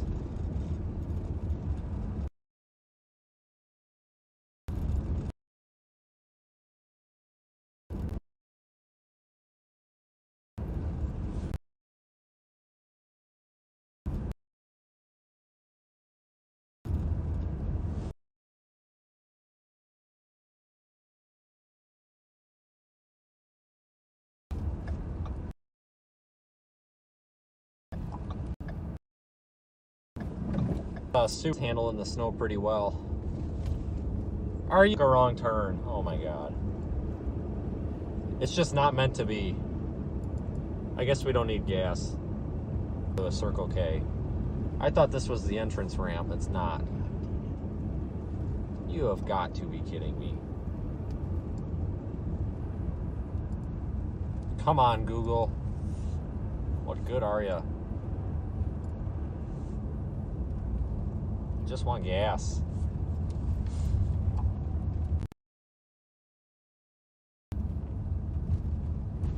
Crying out loud.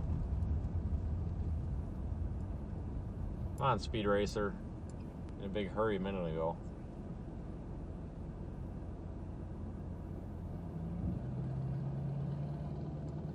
Oh, I got plenty of gas, guys. I just am sick of driving around trying to find a gas station. Okay, well, let's go around the block. Back to entrance ramp. Jesus. Yeah, go on Lemon Tree Drive here.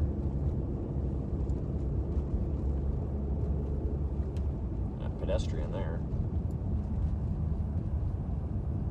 Probably because the sidewalks aren't plowed.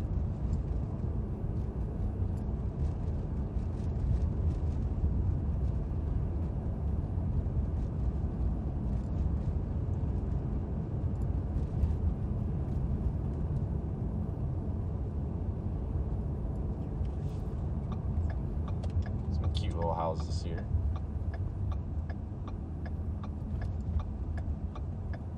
Is this road doable? Yes, it is.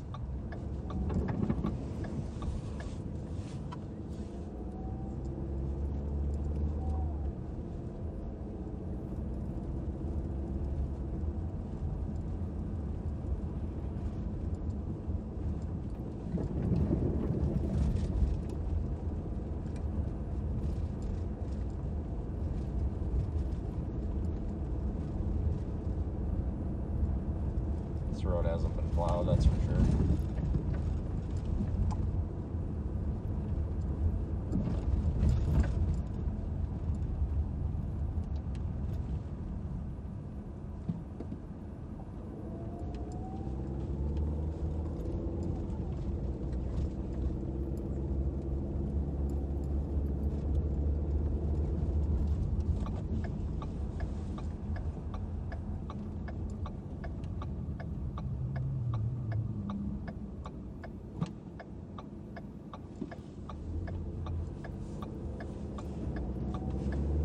Oh no! Oh, that's not good. We're not stuck, we're just a little bit delayed here. Stand by, I'm gonna have to get some momentum here. Engaging reverse.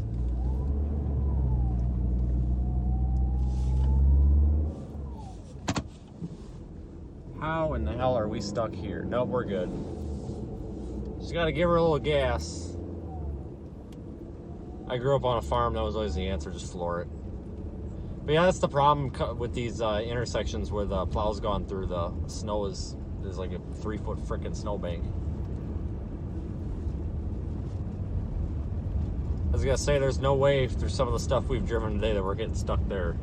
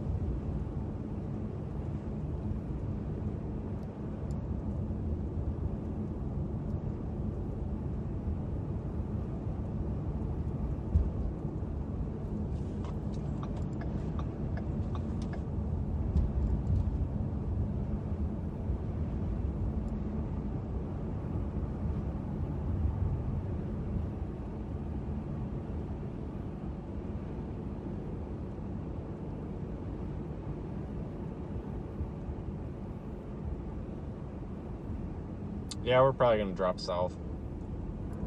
We'll take our time though, because we might be able to catch the second round here of snow and ice coming in here shortly. Covering all modes of storm chasing here tonight.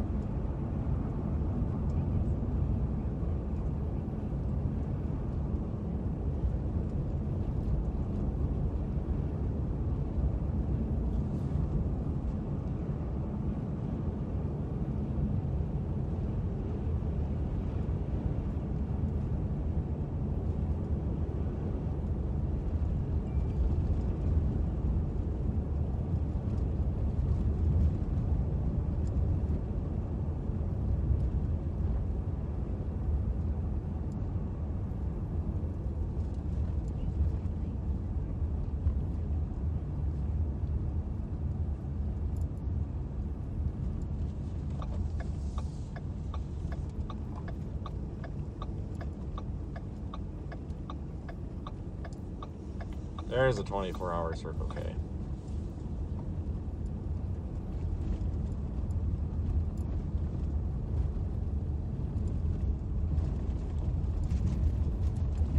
Oh, Jesus. Slippery there.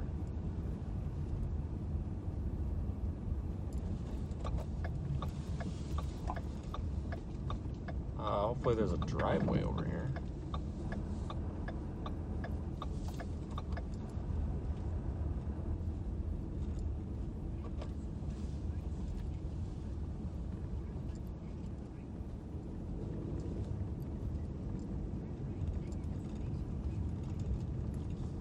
Lights on off at the pump. That's interesting. Are they not? Are you flipping kidding me? You gotta be kidding me. Oh, there's people in there. No. Oh my God.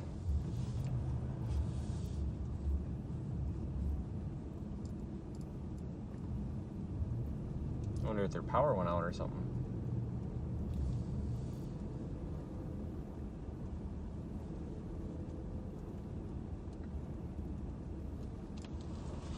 Let's just see about this. I'm gonna try to go in there anyway. Let me look at some stuff here.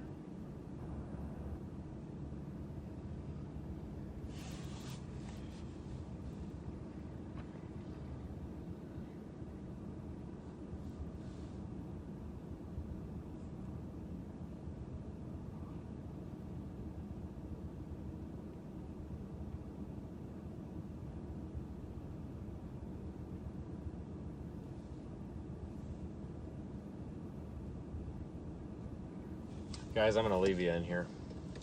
I'm gonna run in and try to get a yellow Gatorade.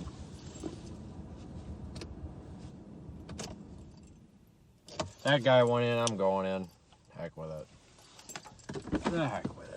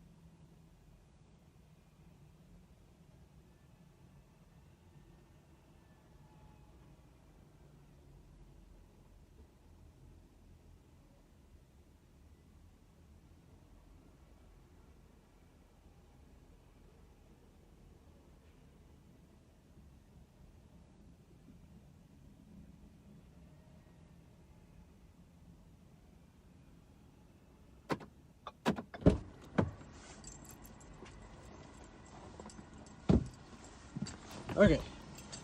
I need gas.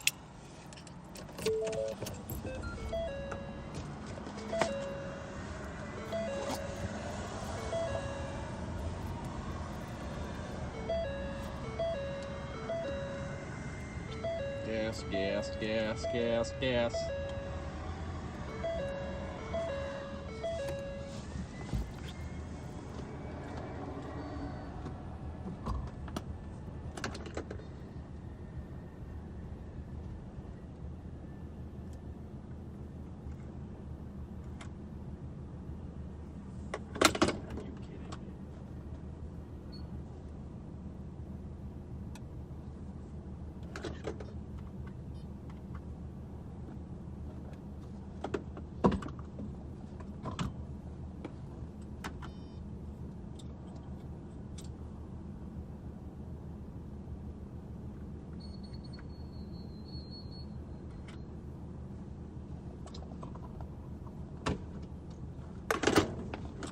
Up.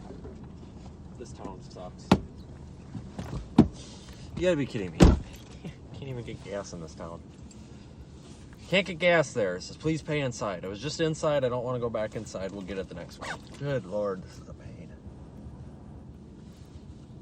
Alright, so let me get everything back going here.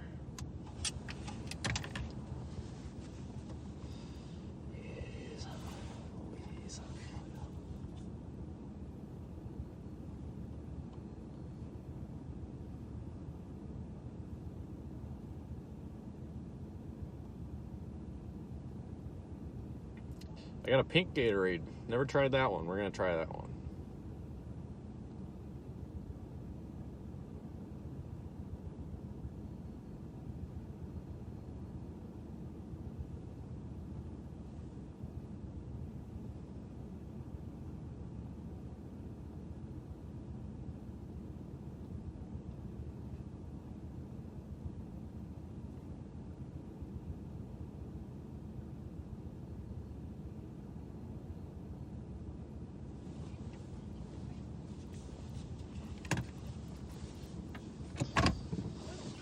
Yeah, we'll stop for gas at the next one. Let me refresh this so I got the chat. Yeah, I've never had pink Gatorade. We're gonna try it. I hope it's good. It looks pretty good. Actually, I lied. I might have had it before. If I remember right, it tasted terrible.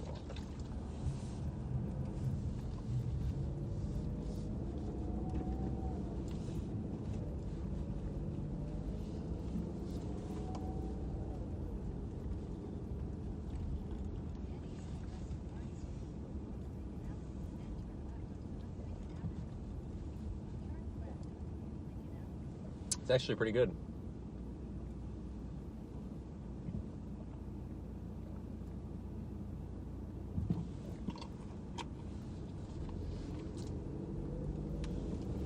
Yeah, that's actually not bad. I will get that again. 10 of 10.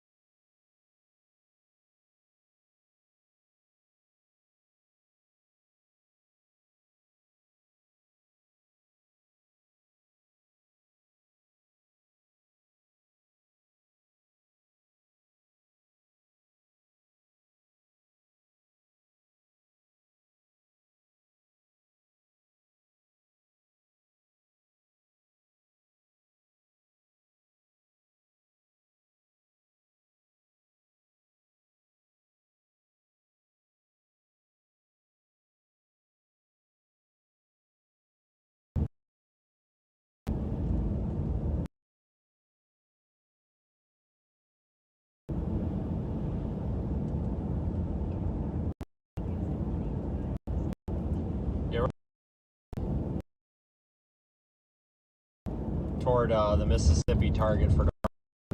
Really don't want to pass the snowstorm. We got that second wave about to come through tonight, and early in the morning. We're going to be able to cover this both. I kind of got basically take my time getting down there. We're going to take it nice and easy. Stop to take a nap for a couple hours here, maybe around 2-3 a.m. And that'll slow us down enough that we'll be rolling in right when those storms should form tomorrow, if they do form. But we'll also be able to cover this winter storm on the way.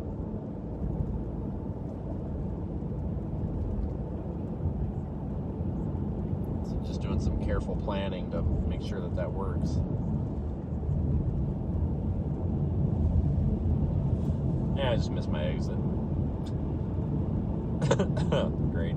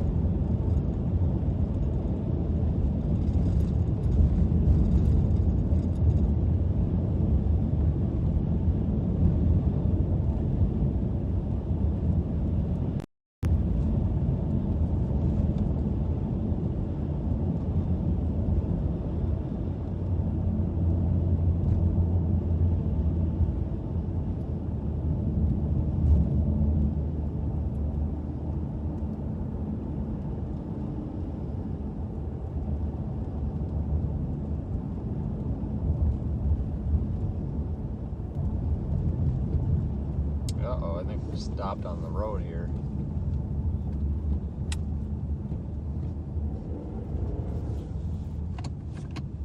Ooh, we are sliding all over the place, man. This is glare ice.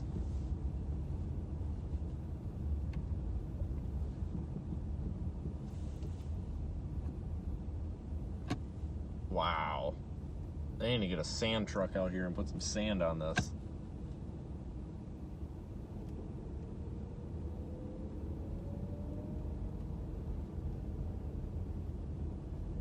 Holy smokes. What's this idiot?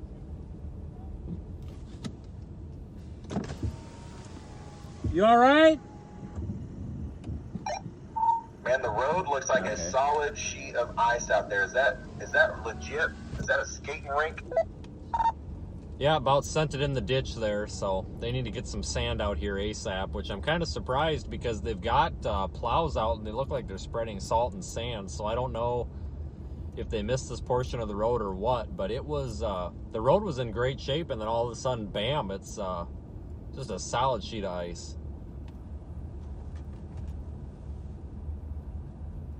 That guy was honking and trying to get our attention. I'm not sure. No, he doesn't need help, guys. He flagged me out. I'm not sure if what he's trying to do. If he's trying to tell me that the road's ice or what. But yeah, I mean, I think he's trying to tell people that the road's a little slippery. It's like, yeah, it's definitely a little slippery, bud.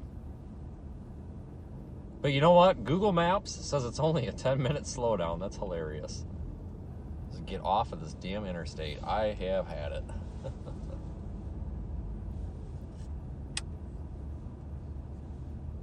Yeah, this is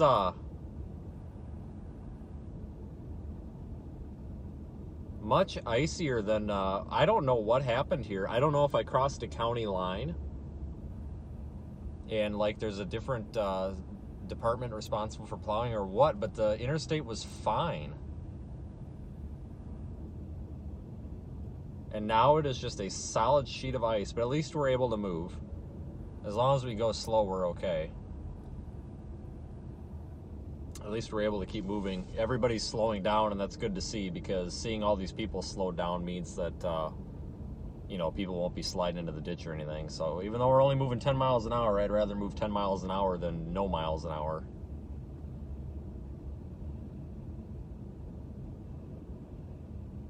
What in the heck? This is very, that's odd. That's, talk about black ice.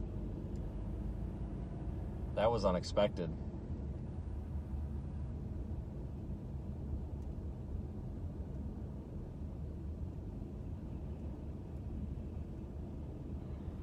There's a semi behind us too that's slowed down, so at least don't have to worry about getting rear-ended now. But yeah, the other lane doesn't seem to be in this condition, because if you watch the trucks here in the opposite lane coming at us, they're moving pretty quick. They're probably moving 20-25 miles an hour. Like this guy here coming under the bridge, he's moving pretty good. I wonder if for some reason they missed putting sand on this part of the road for some reason, because there was sand and salt, or a mixture of both, on the road back there. Then all of a sudden it's like it's not here. I wonder if the truck that's doing it ran out of mixtures. I don't know.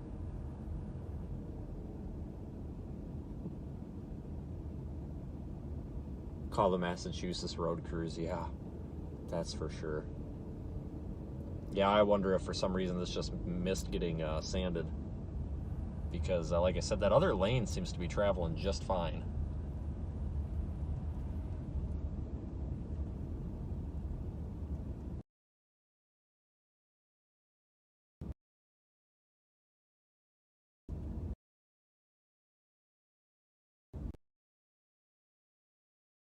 Glass. Down here just tootling along at 5 miles an hour. Hopefully we'll slow. Might as well just slow down. Super slow. I haven't driven on a sheet of ice like this for several years. I think like 2018 we had an ice storm back home, and that was the last time I drove on a sheet of ice like this.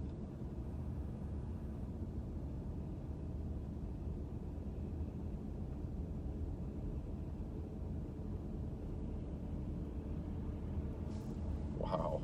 This is actually pretty impressive.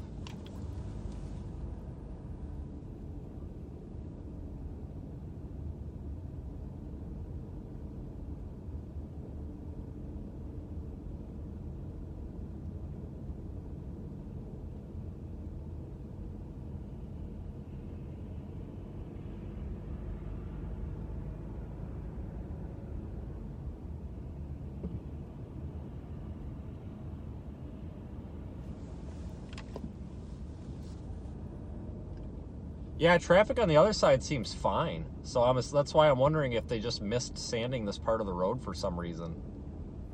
Because it's possible that I guess the road leading up to it was in rough shape, and then, you know.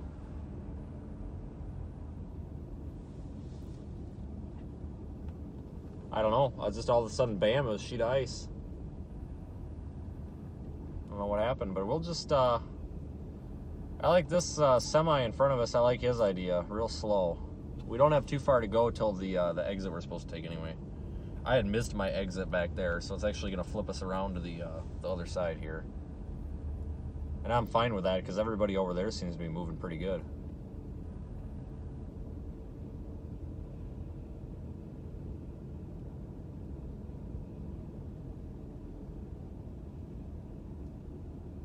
Yeah, that pickup had a bit of a death wish there, didn't he? He's already way up there.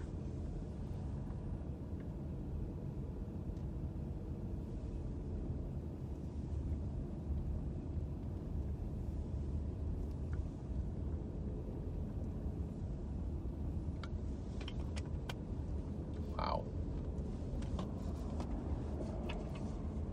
That truck is going to be in the ditch up here, I will bet you. Yeah, remember too, we've got snow tires or winter tires on those Blizzaks on this car, so for us to be slipping around like this, that's saying something.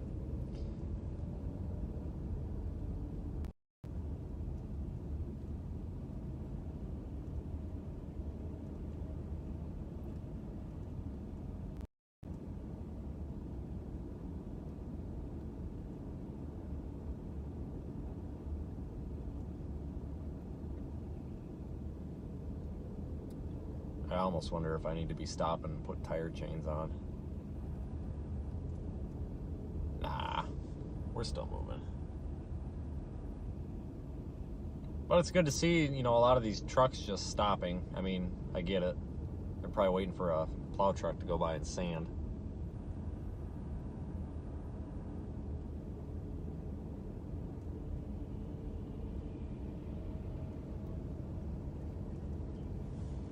Still got 3 miles here, so we're in about 8 miles an hour. So probably about 10-15 minutes here we'll be to our exit.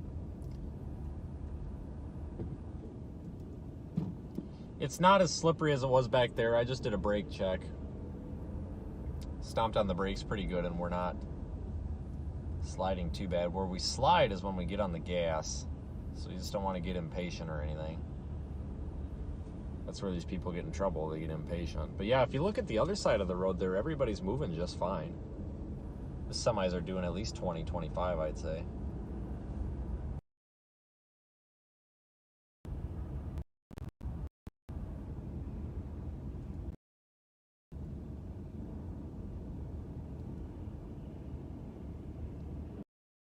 Thanks, Richard. It's appreciated.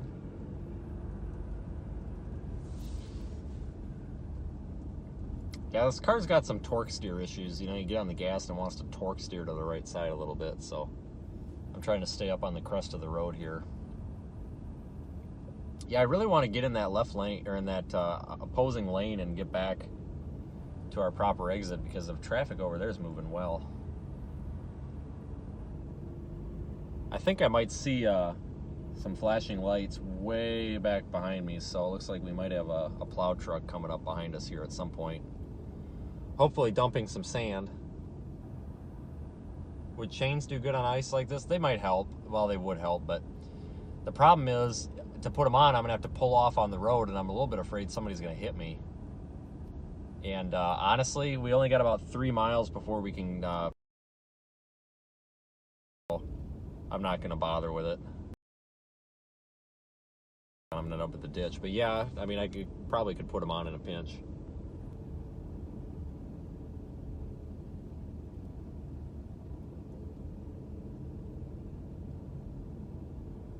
Yeah, I'm definitely not pulling off there, that's for sure. So I'm actually kind of surprised that some of these trucks had pulled off. I'd be afraid they'd slide right down in the ditch, but I think this is actually, let me zoom the map, GPS out. I think this actually yeah, this is the stretch of road that was closed earlier today.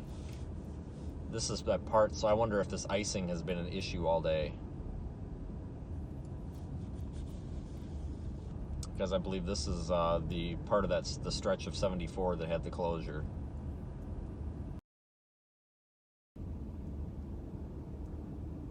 Yeah, I'm happy that we're at least moving. This truck in front of us has the right idea. Just going real slow. All these people that keep passing us, though, I think they're nuts.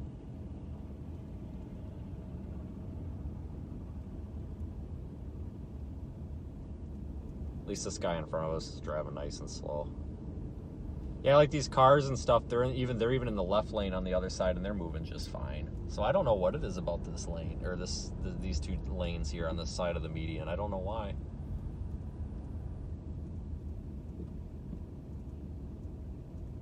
You know, and I'm really surprised that they don't have like a state cop out here or something sitting on the side of the road back there. Uh-oh, this truck is going sideways.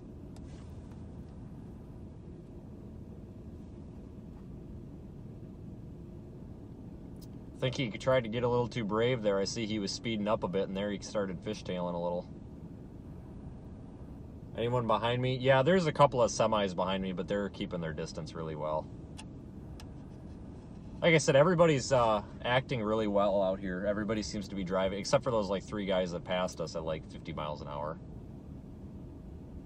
But like this semi here, he's been going nice and slow. These ones behind me are keeping their distance too. I'm keeping an eye on that though. If somebody comes flying up behind us, we'll flash our lights or something so they realize we're going slow. But I tell you what, this far into it, I would hope they would realize we're going that slow. But yeah, I mean, I'm really surprised. That is not smart. I don't know how these cars are passing us like that. I mean, we came into this doing 35 miles an hour and I about put it in the ditch. I wouldn't be surprised if we see some of these people that have passed us in the ditch up here. Just, I don't know why somebody thinks it's a good idea to drive like that on the ice. Holy cow, you know, if somebody wants to pass me, that's fine. We're just crawling along, you know, if somebody wants to pass at, you know, 5-10 miles an hour, that's fine. But passing that fast, holy smokes. The winds may do it. You know, I wonder, yeah, you know, it's pretty windy out here. I wonder if just the wind blowing across the road has kind of refroze it.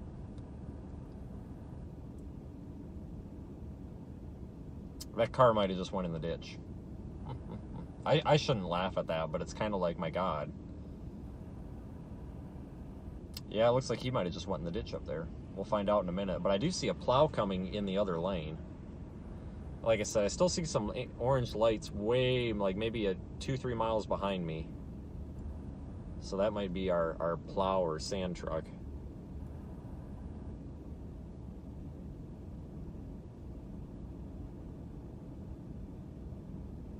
Yeah, I feel bad for this this truck driver right here in front of us. He's I wonder if he's empty, because it almost looks like the wind was pushing him around a little bit and kind of making him slide. But I really don't know what's caused this imminent icing event. We're about to get blown out of the water here by this passing semi. I hope he doesn't hit us. Check this out. Oh my God.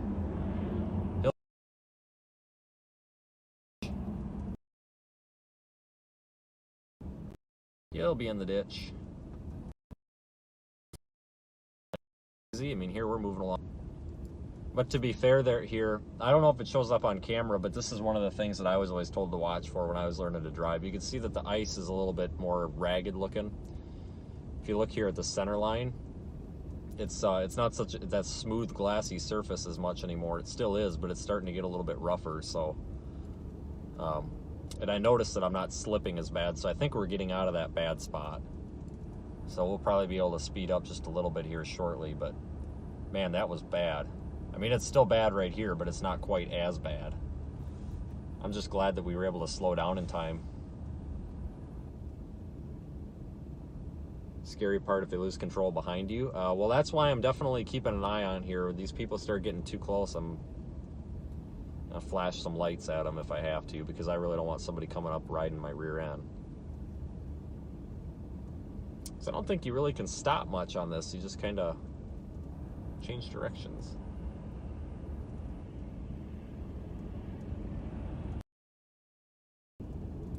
These guys look like they're doing 40, but I'm only doing 6 miles an hour right now, so they're probably doing 25. But traffic's moving good in the other lane. That's good to see. Like I said, it's really good to see this driver in front of us going nice and slow, though, too.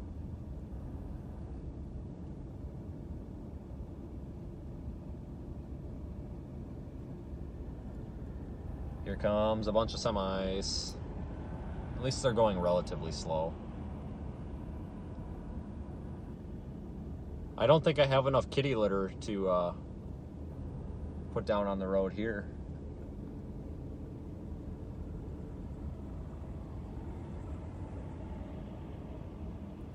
Yeah, I wonder if this guy in front of us here, this truck right here that we're following, is empty though. Like I said, he's getting pushed around really hard by the wind. We got a gust of wind earlier, and it looks like he was trying, almost going to jackknife there for a minute.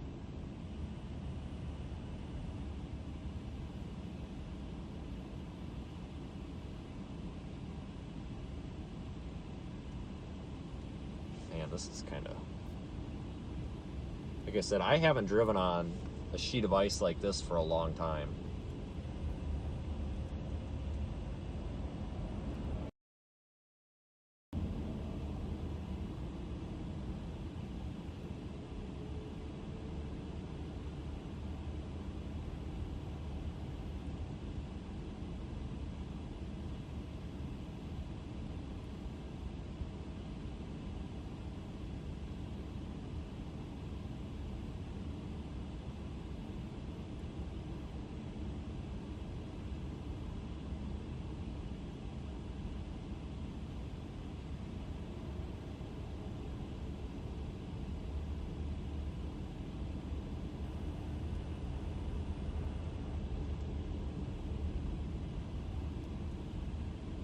Yeah, the road on camera still looks pretty glossy, but you can actually feel the grooves in the ice here right now. And pumping my brakes, and I'm actually stopping when I step on the brakes.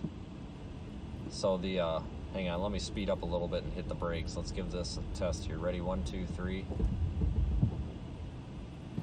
Stopped. Okay, so we are able to stop. So the ice isn't as slippery here as it was back there. It's definitely getting better, so that's good. But I don't know what caused that. I've been looking at the odometer. That was about 1.9 miles since we first hit that really slick ice. So we had almost 2 miles of that really slippery ice out of nowhere. That's something to keep in mind as we drive around here tonight, to really watch out for that ice. What road am I on? This is I-74, and I'm coming up to exit 192.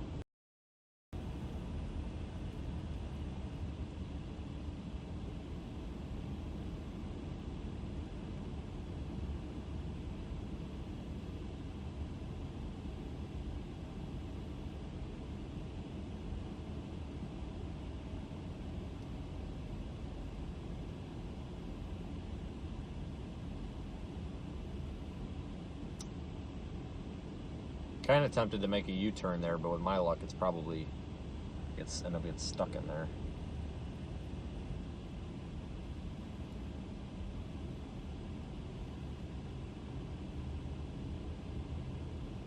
Got 1.9 miles here to my next exit, so we're getting there. We're speeding up. We're almost up to, well, we're between 7 and 9 miles an hour, kind of bouncing around, so we are able to speed up. So even the driver in front of us has sped up a little. So.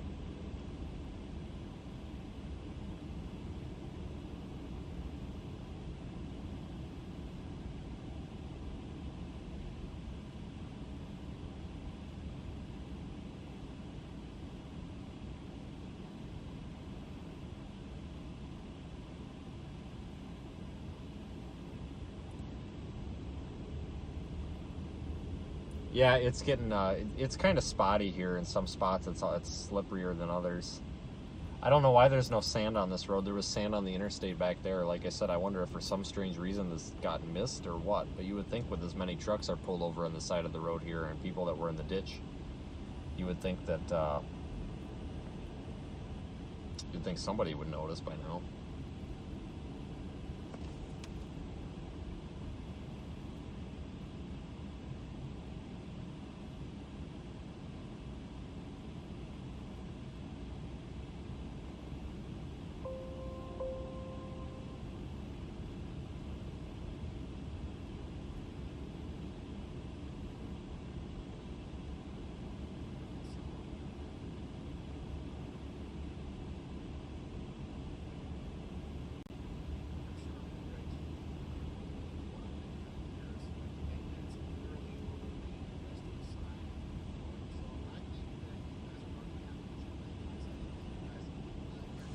Man, this is just nuts. But yeah, the other side of the road is fine.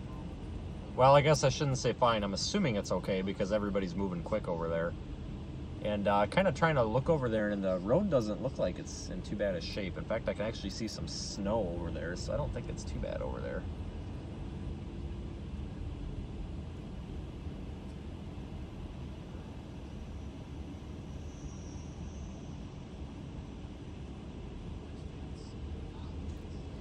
We've got an option to take that Highway 150 that we were on earlier that parallels the interstate back, because like I said, the reason we're here, I missed the exit, so I got to go back. And I can see that off to my right, and traffic is just flying down it, so it's probably in good shape, so we'll take that. I know when we were on it earlier, it was a little bit drifted, but it was in good shape. Snow doesn't bother me, but ice does. I absolutely hate ice. Because, you know, you start spinning on the ice, and, you know, you're done.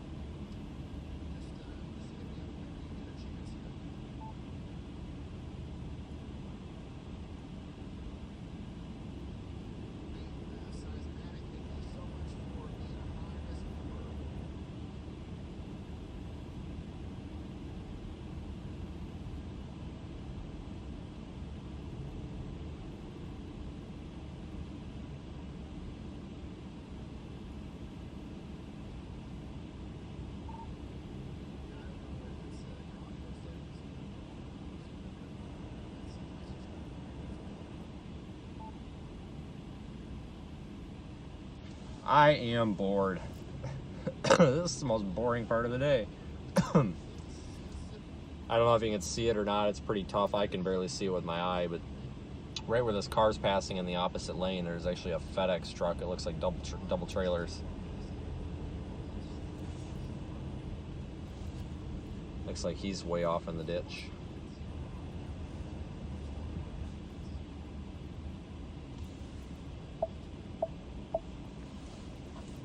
Yeah, like I said, this part of I-74 was closed earlier for several hours, and I can kind of see why if this has been an issue all day.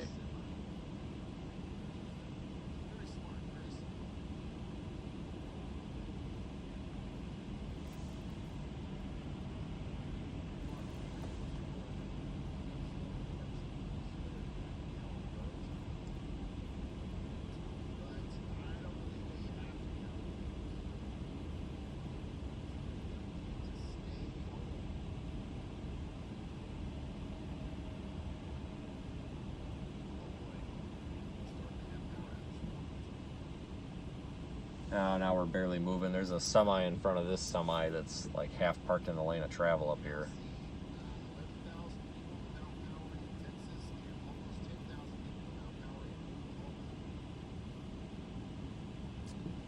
I don't know if we've got the cops up here or what. It looked like there might be some flashing lights up here. Maybe they're slowing people down. I don't know. I don't know why there hasn't been anybody slowing people down. I'm surprised it's open too. I don't understand. Like I said, there's not even like public works or anything sitting back there trying to. There's no signs, no anything. You'd think they'd at least have a one of those portable signs or some caution signs or something. It's a miracle that it's open. I don't understand why this is weird.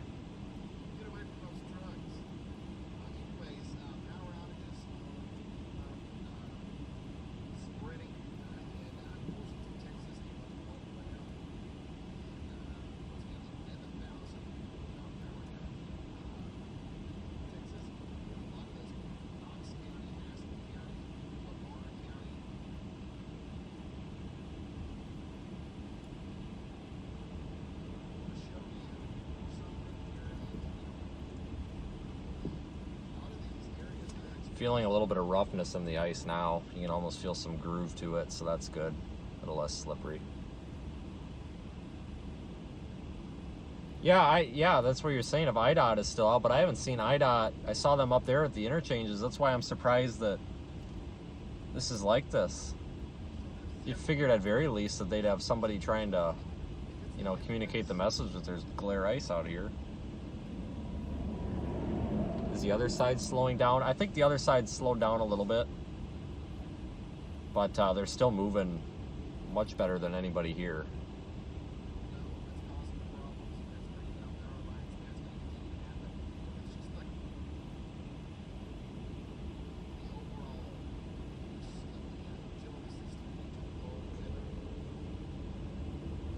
There's a state cop there, and he's moving pretty quick, so.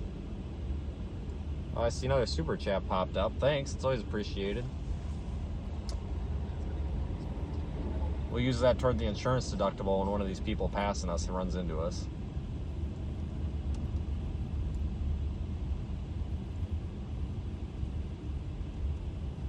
Huh. What in the heck? Yeah, we're speeding. We're doing about 10 whole miles an hour now, so we're able to speed up a bit. It's not nearly as slippery here. I don't feel the car moving around as much now.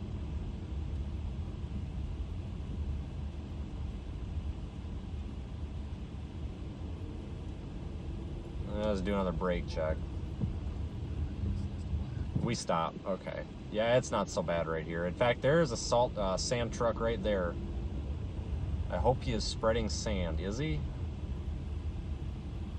No. Are you flipping kidding me? He must be out. He could be out. Yeah, he doesn't have his plow. He's not shooting any sand. Oh, what the heck? That's why I'm wondering if maybe that's the truck that was supposed to dump sand on here and he ran out. I have no idea.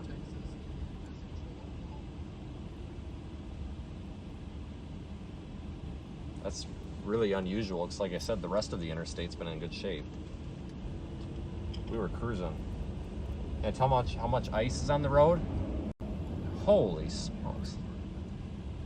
Definitely quite a bit. Back there a little bit ago, it was real polished. Just like glass. But here it's like it's a little bit thicker and a little less slippery.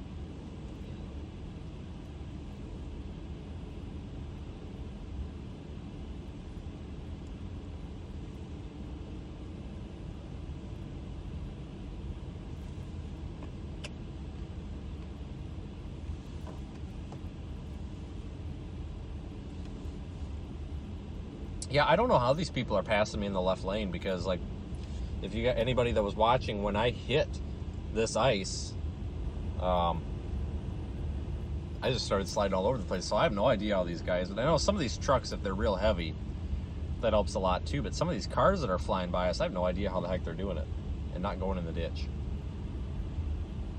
I'm surprised we haven't seen them in the ditch.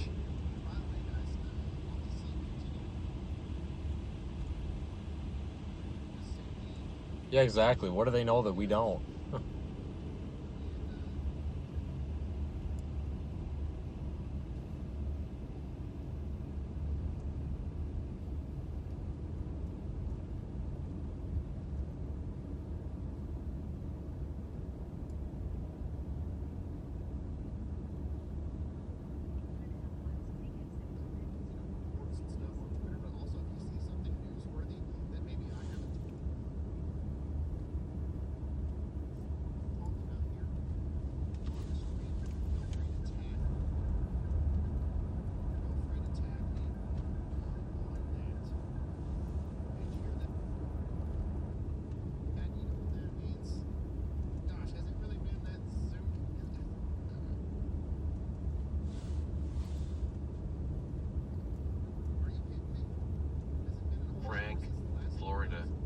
USA, said Twitter.com.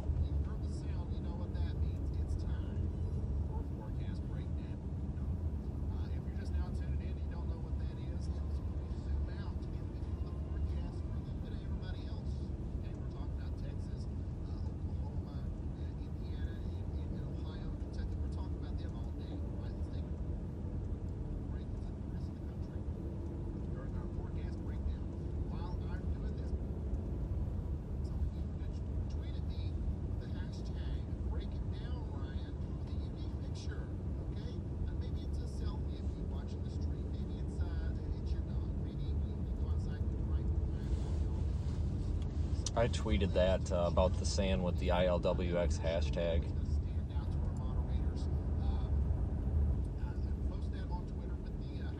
This is just nuts, guys. Like I said, I haven't seen this in a long time. I mean, yeah, we get ice storms and stuff, but I haven't seen glare ice like this. How fast? Yeah, we're still going under 10. We're varying between like 5 and 10.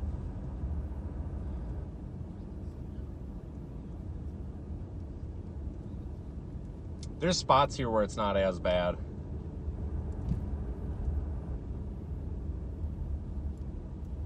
When's my exit? Another mile yet? Too far? Yeah, another mile.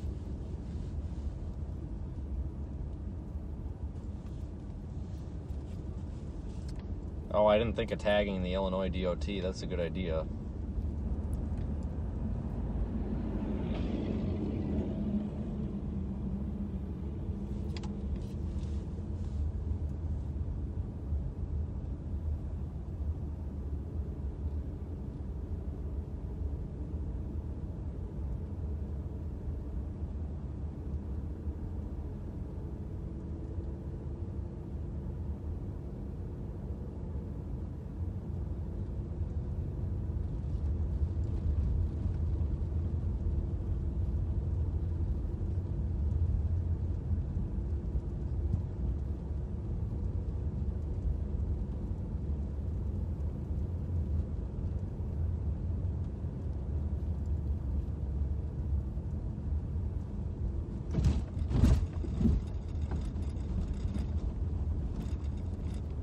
Oh, that's a relief. There's some snow on the bridge, so we're not sliding around.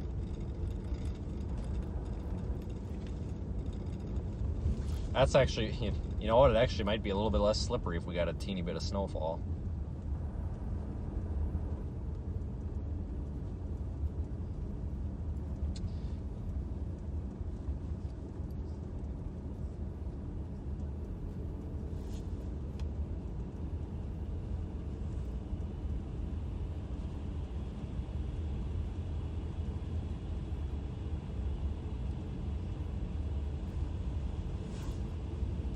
You know, I've noticed here where it's not as icy, there's trees on both sides of the road, so I wonder if it is the wind blowing over the road and kind of polishing that ice.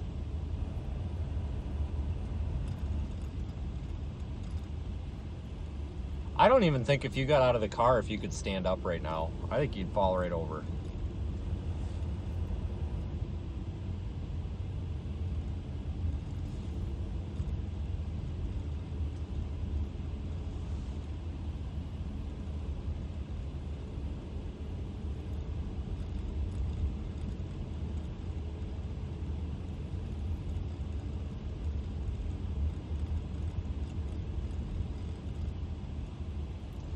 Yeah, the left-hand lane does look like it might be in better shape. I thought about trying it, but I figured I better not try to switch lanes. I'm afraid if I do, I'll go slide in that ditch over there. But yeah, the left-hand lane does look like it's more coarse. It looks like it might be in a little bit better shape. That might be why these people are able to fly by us. I noticed that too.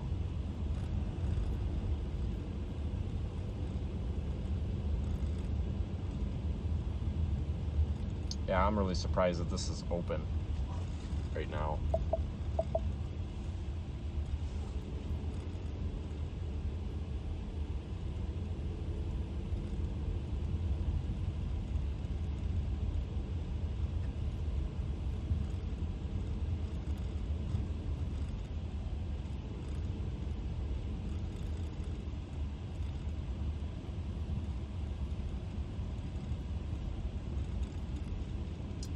IDOT website, I-55. I-55 definitely was closed earlier. I do know that for a fact. I think it was closed in a couple of different spots too. This stretch of road was closed also earlier. So I guess. Guys, we are up to 11 miles an hour. We have broke the 10 mile an hour threshold.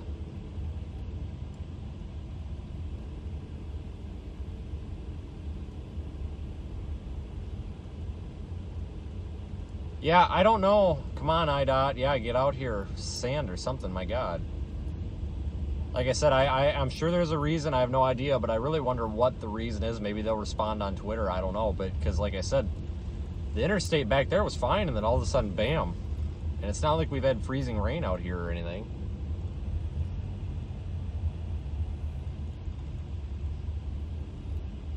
Yeah, we're actually going to get off of this next exit. The reason I'm on here is because I missed our exit.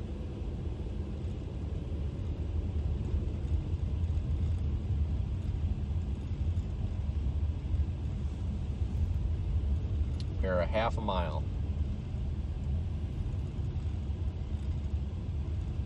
This is by far the worst road condition we've had all day. By far.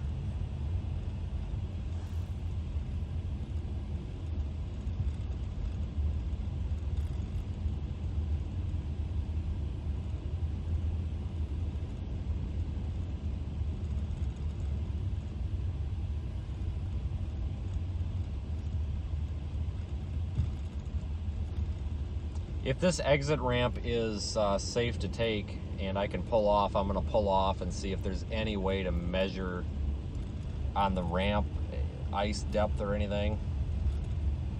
If this exit ramp goes uphill and is in the same condition as this, I am not going to exit. I'm going to stay on because I have a feeling that we're going to be screwed there.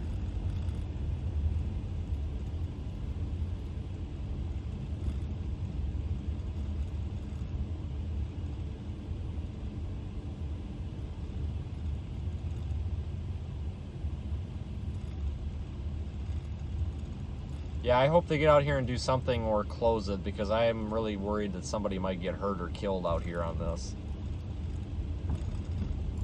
You know, if they're not going to come out here and do anything, they really probably should close the road.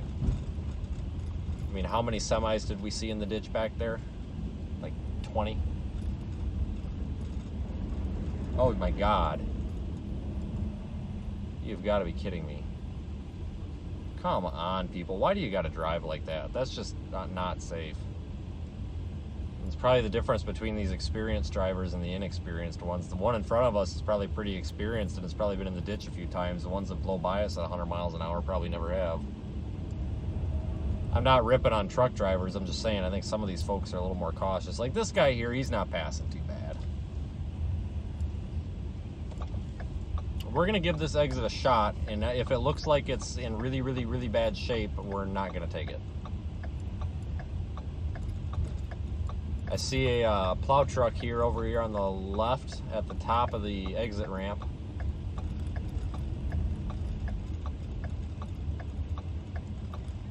Okay, this exit exits into town, so I think we're safe here. Yeah, it goes uphill a little bit, but it looks like it's in pretty decent shape. This looks like it's just packed snow. Oh, this is fine. We don't even slide when I hit the brakes.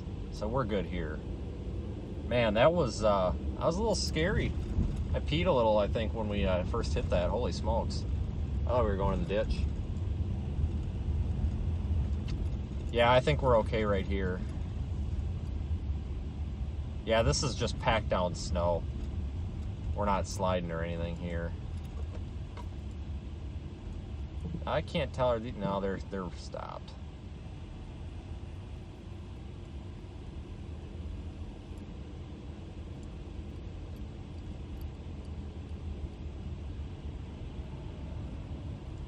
Time for a diaper change. Yeah, that's for sure.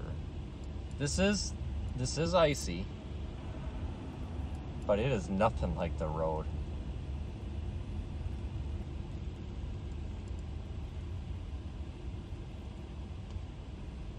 I don't like all these trucks stopped here though on this incline. I mean, I get it, there's nowhere else for them to go, but it makes for this to be a little dangerous. If you start slipping into that side there, you're gonna go. They really should have the state cops out here, the state police on that road, just slowing people down. I don't know. There's nothing out, nobody out here.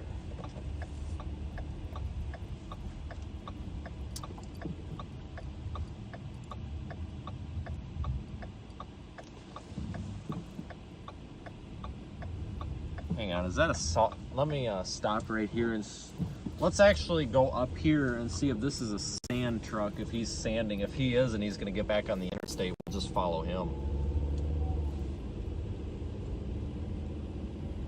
It's just too bad that something couldn't be done. Hopefully they'll, honestly at this point, hopefully they'll close it. Let's see what this guy's doing. We can go back this way, or we can take the state highway, and we know the state highway is in good shape because we were on it. But if this guy's dumping sand and he's gonna go on the interstate here, then we'll probably just follow him. But he's backing up, and I'm not sure what he's doing, so I don't know if he's trying to spread sand on this exit ramp or what. He's not spreading sand at all. What is going on here? Oh, I think he's just trying to open up the exit ramp a little bit. I don't know what's going on. This is surprising. Yeah, this is not slick right here, though. We're fine here. We can do whatever we want up here. So I think we'll just take that state highway, because that state highway was in similar condition to this. Let me actually, let's creep on this guy a little bit and see if he's going to go down. I don't really care if I back up the wrong way here.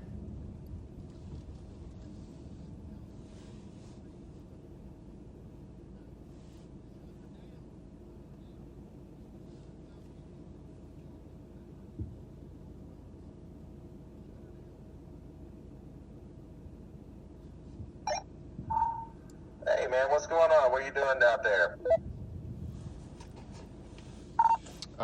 There is no sand or anything being put on these roads. Hopefully, I did tweet the IDOT or IDOT.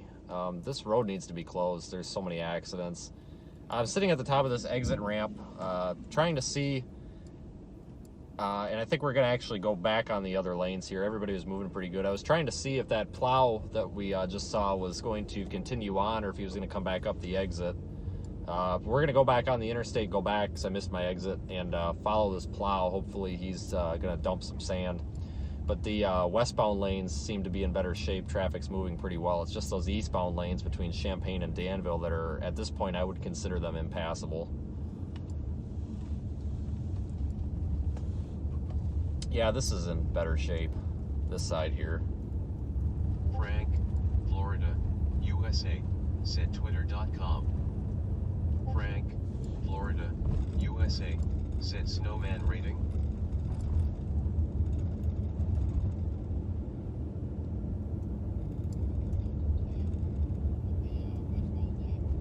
Oh, this is in much better shape than the other side of the road.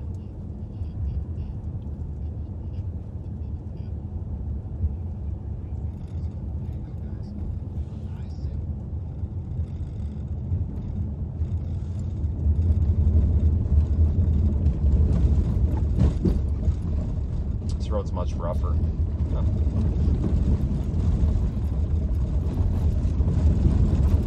Holy crap, this is rough. I think that's why this side of the road is in better shape if it's much rougher.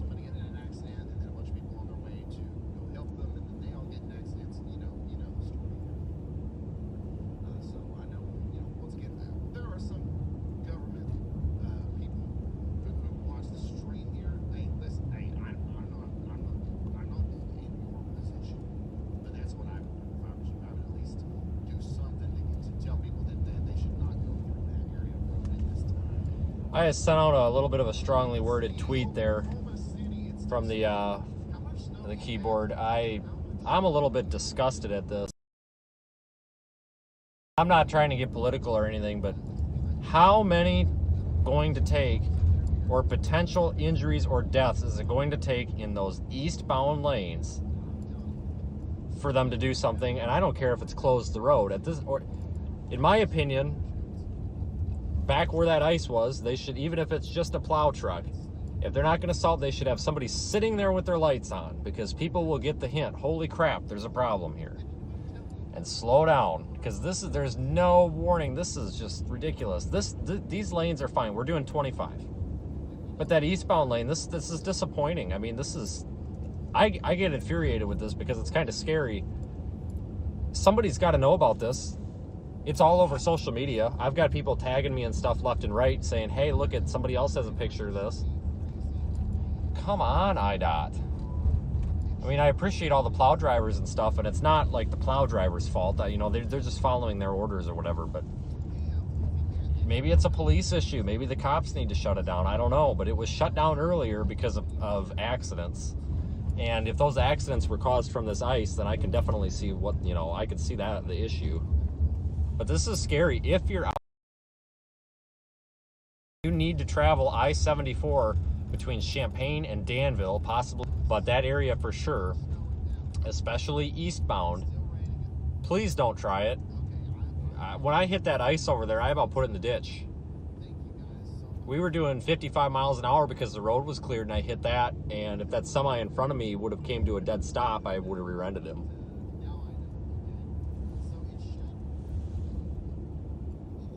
You know, I hope nobody's hurt out here, but we don't know that. Like I said, there's been several vehicles that have been abandoned in the ditch.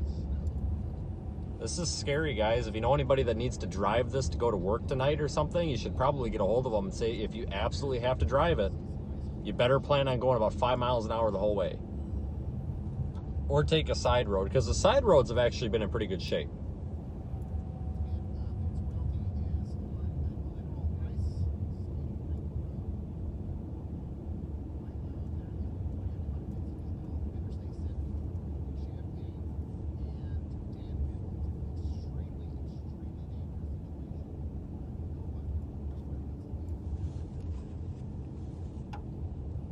You know, so nobody mistake that I'm not ticked off at plow drivers or anything. So like I said, here's the deal. If they get an order not to put salt on something or sand or plow something, they're not going to do it. They're not going to get fired and lose their job. I'm just saying that you would think I'm sure it's the administration.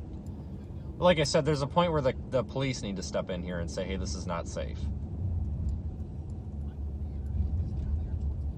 Luckily, the westbound lanes here going from Danville or from the Indiana area towards Champaign are in good shape. I mean, they're icy here. We're sliding around a bit, but we're able to go 20, 25. It's not too bad.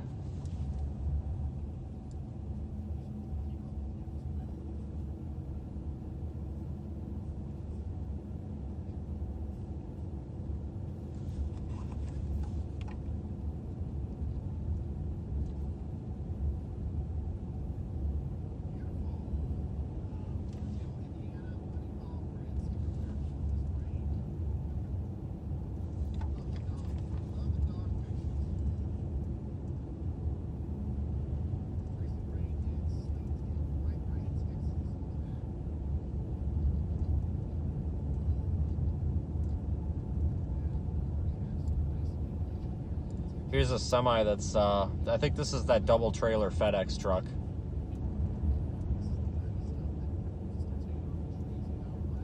that we saw.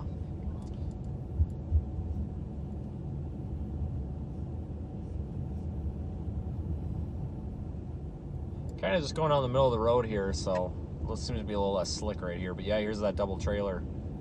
See if I can light him up a little. Ooh, I guess I can't. Yeah, you just can't really see him on camera there.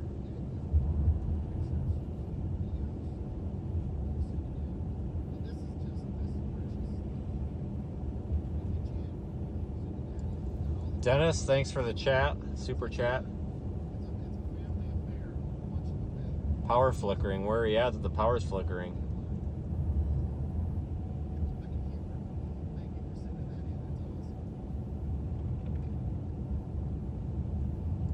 But you gotta hand it to these truck drivers over there that have all stopped, and they're just waiting probably for some sand to get dumped on the road. I mean, good for them for not causing an accident.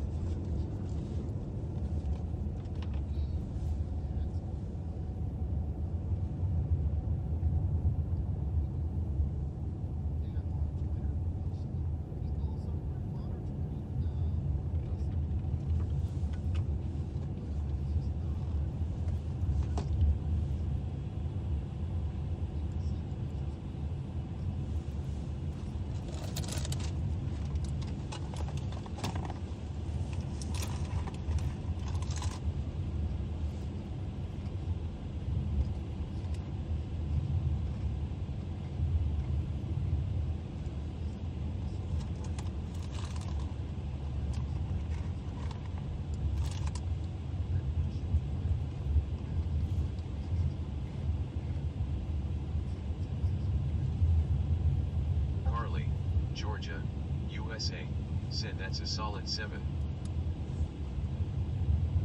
Yeah, that's the thing. You know, these, all it takes is one semi to get jackknifed across the road. Actually, And that's it. creativity.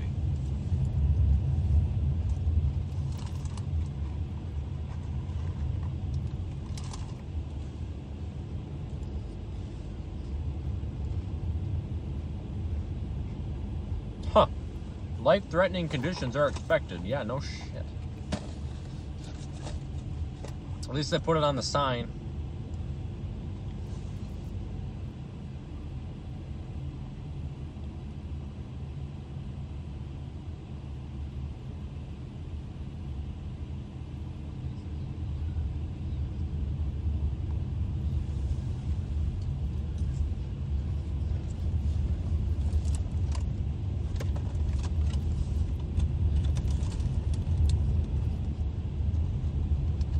No, they're Cheez-Its.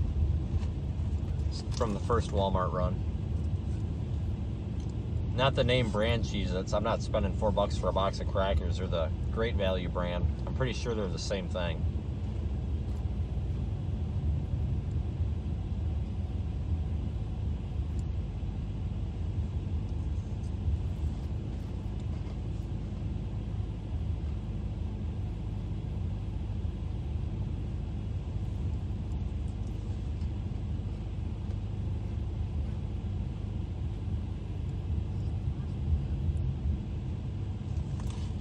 Another semi in the ditch. This one's been here for a while, though. Oh, no. Just dropped one.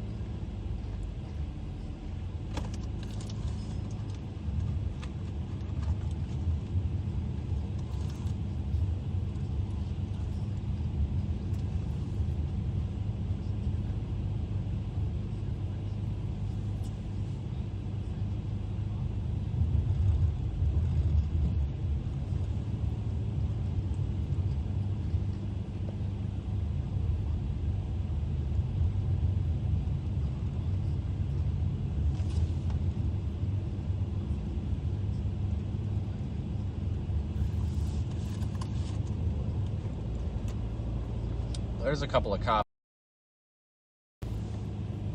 That's good to see. I think this is roughly in the area where it got really bad.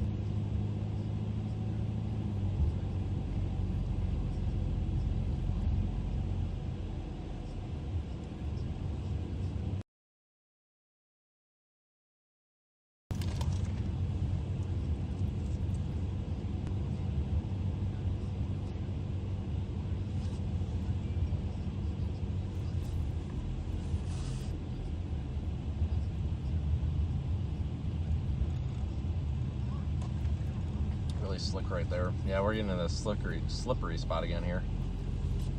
Should be off it soon.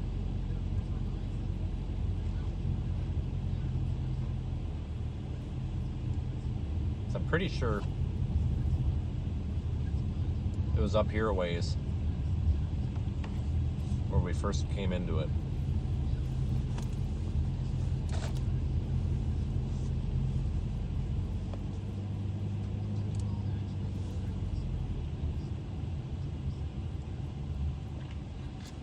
Oh boy. Oh, we're sliding. You know what I've found? Everybody can argue their own winter driving methods, but I've found with these front wheel drive cars, when you start sliding like that, as there's nobody around, it seems best to just drop it in neutral and take your foot off the gas and your hands off the wheel, and it corrects itself, and it seems to work. These front-wheel drive cars have a little bit of torque steer. Caleb. And I think that messes with you a little bit. Set 7.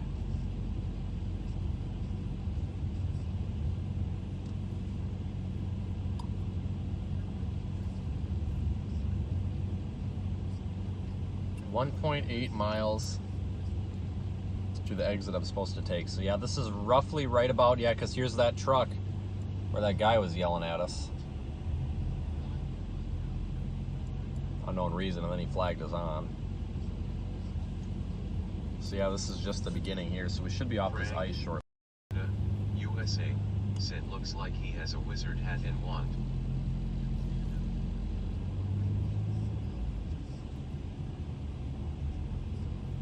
Really slippery there. Pressed the gas and didn't even go.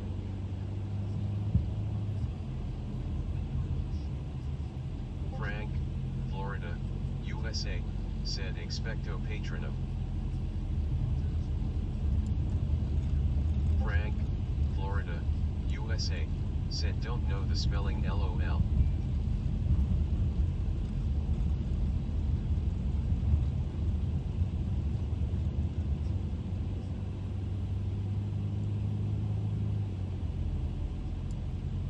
Well, they got a sign here for stop traffic 1 mile ahead. That must be, I think that's right around our exit.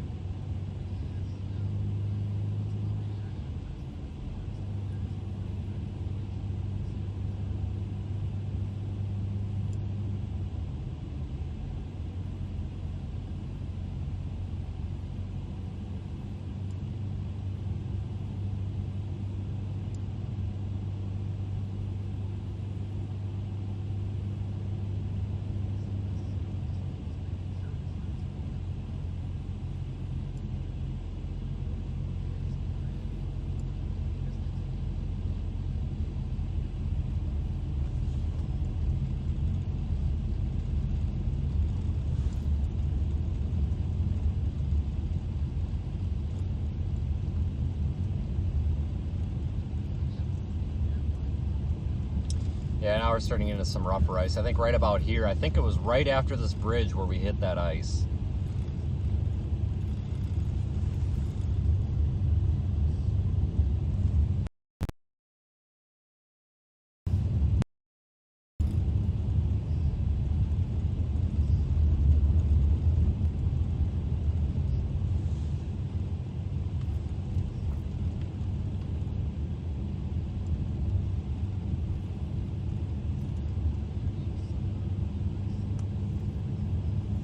Yeah, I can't go over 15. If I try to go over 15, we just start sliding.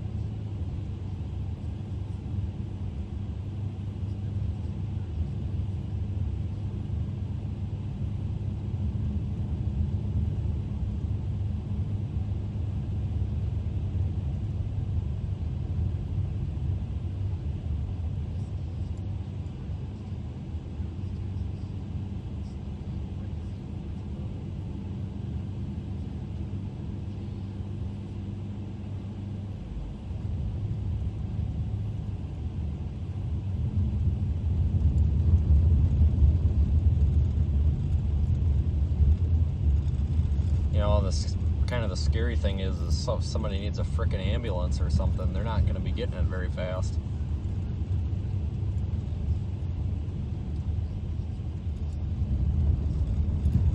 Now we're gonna continue on past this car because I think this car was here the first time and that plow went by them. So I'm assuming they're not in. Yeah, this vehicle's been here. So I really don't want to stop on this unless somebody's like missing an arm or something. If somebody's stuck, they're just gonna have to be stuck because we stopped.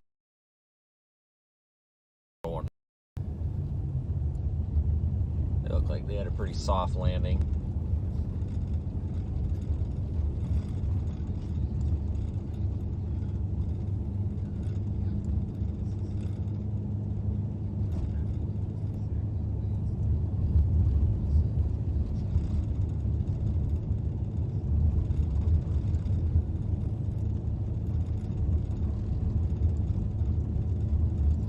I'll take care of the camera as soon as we're off this damn road. I'm hoping I can get off.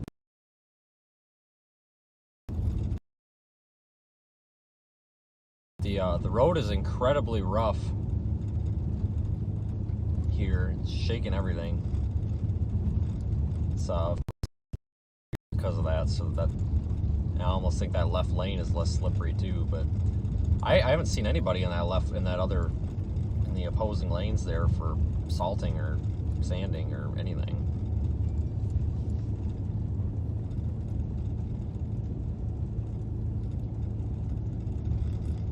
Google Maps says that there's an accident here, and there's not.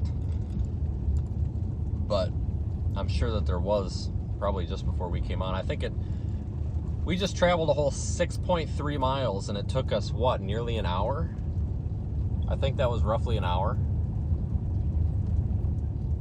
Jeez. 45 minutes, maybe?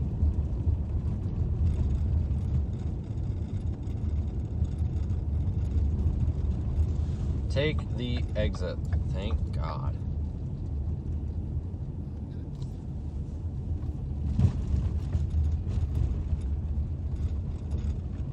Get off of this mess.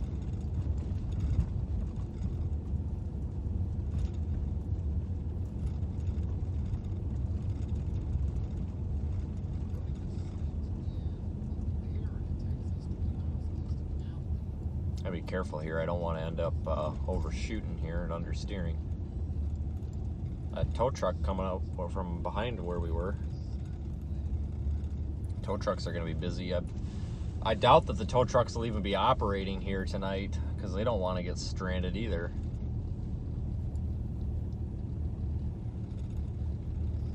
Yep, this is the exit that we had initially missed, except the other side of the road, of course.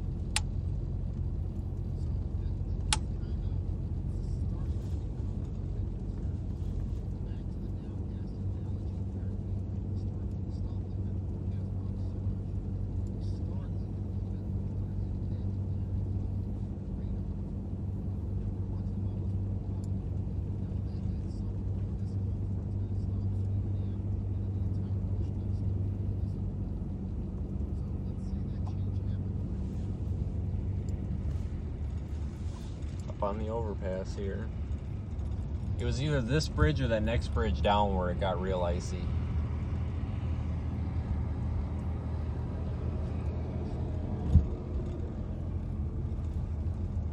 Because this is the exit we missed, so I think it might have been under this bridge.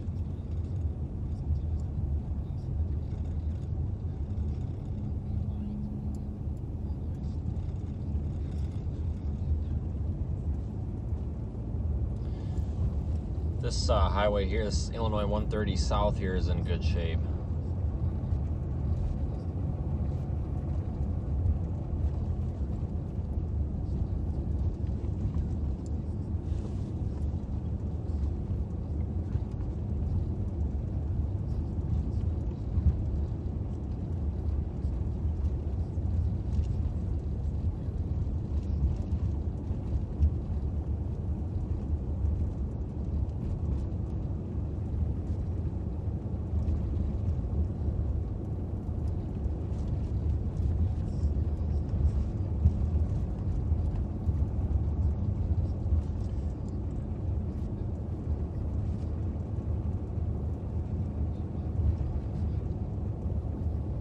Yeah, this road's in pretty good shape. We're taking it slow here though for a little while.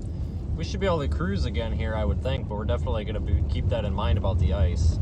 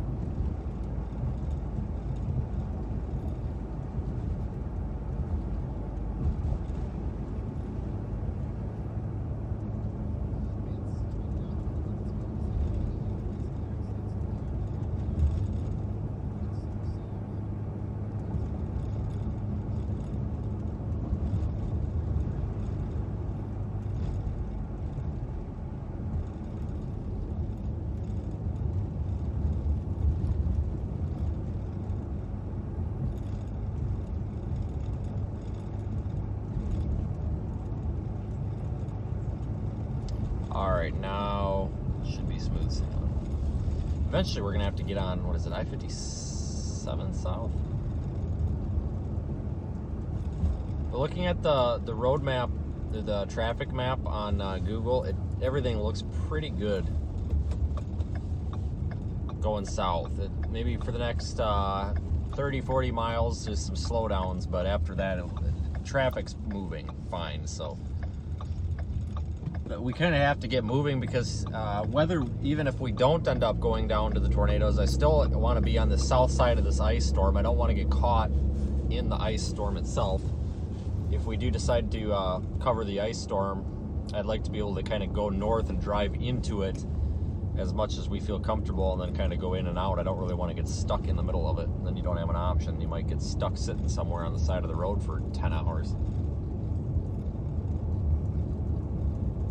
So let me get into a rural area here again. Luckily, this road seems pretty good.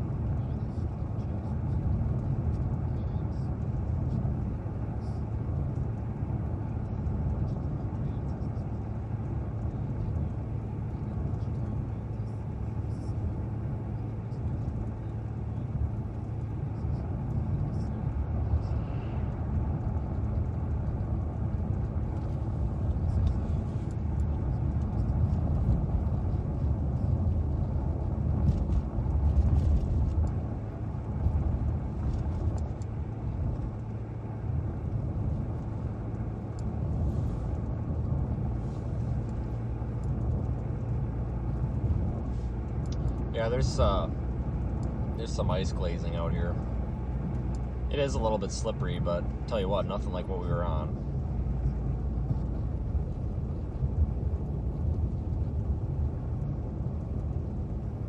Much better. So happy to be driving on this. About 12 miles, we'll get back on the interstate, keep heading southbound. Luckily, the roads are getting better the farther south, so.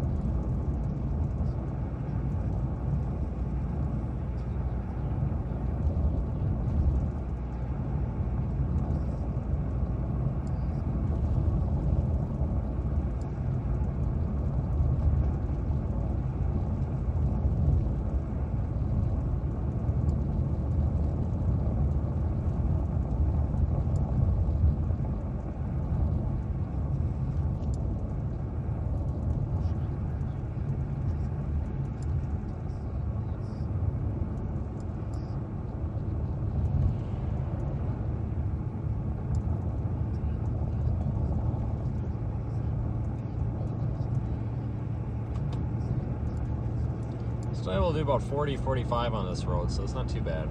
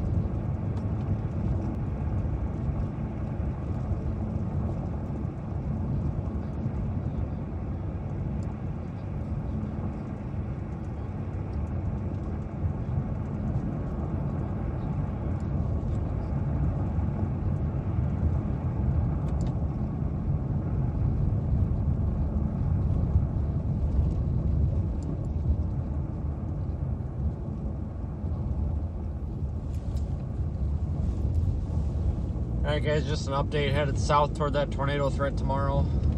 If we keep trucking along, we should beat that ice storm. Once we get in the Memphis area, we might actually be able to document that ice storm.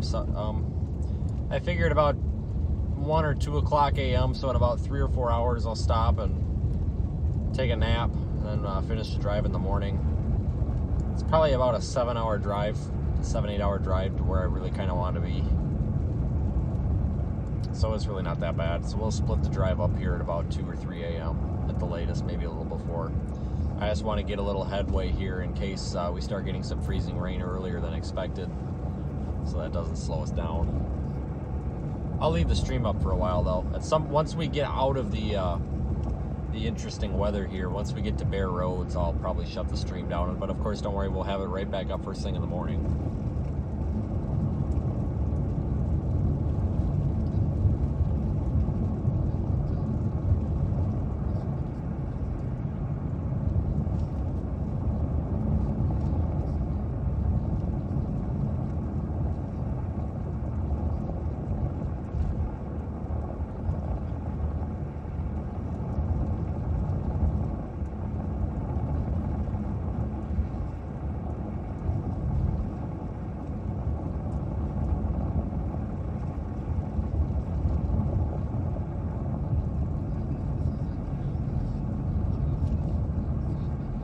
But anybody who's just jumping in, we spent several hours today up in Bloomington, Illinois, just up the road from here, and measured about 14 inches in a couple different spots. And it looks like some of the other weather spotter reports that were coming in were between several spots around town between 10 and 13. So it seems that right around over a foot is about accurate. And of course, the more snow to fall early tomorrow, prior to 3 p.m. So we've got kind of a break in the weather here.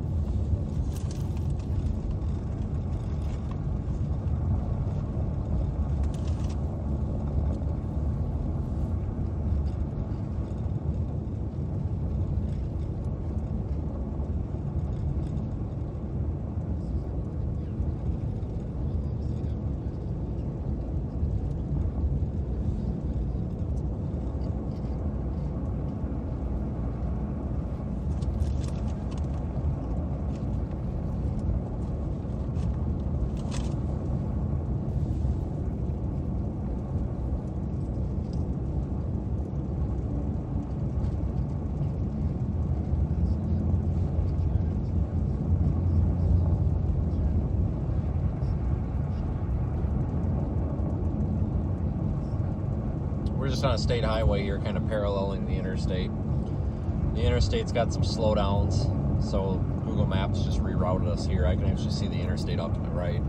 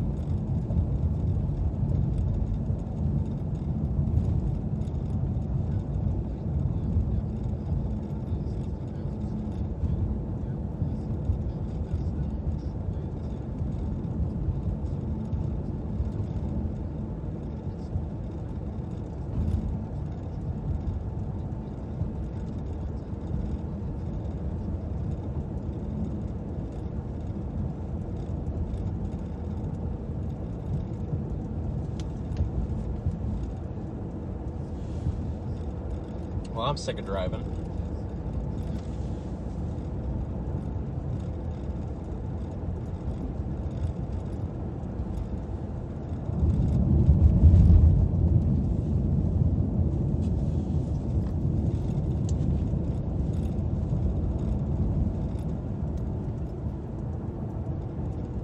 Keep showing up on the wrong side of the road.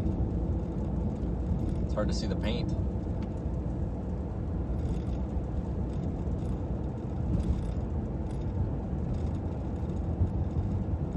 Yeah, we're about to cross the 12-hour mark here. I've actually been gone for longer. I don't think I started the stream on here until I was about an hour and a half or so into the drive this morning.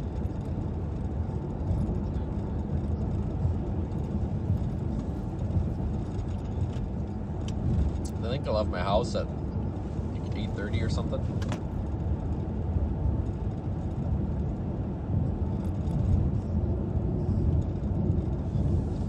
Well, we'll have some fun tomorrow, guys. If something happens, like we encounter crappy roads down here, because, and I know I saw someone comment that ice storm warning got moved up a little bit. If all of a sudden the freezing rain comes in before expected and we can't get down there, that's fine. We'll just continue covering the winter storm. We'll have something to stream tomorrow no matter what. My plan was actually I was going to get a hotel back there in Champaign for the night. Maybe wake up at like 3 or 4 and then book it down to like northern and central Mississippi.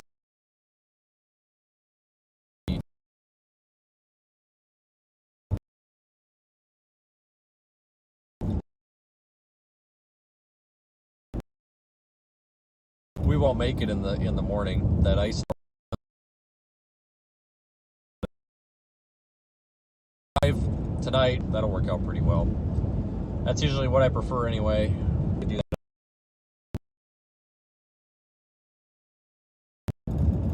We have the notification. We stream tomorrow. I do usually schedule the stream in advance if I know I'm going to be streaming YouTube.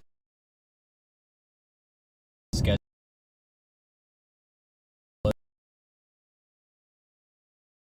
so that people can find it ahead of time. And looks like traffic will be good. Google any slowdowns or anything. So, but we're gonna pretty soon here. We'll be kind of south of the affected area that got hit with the storm today.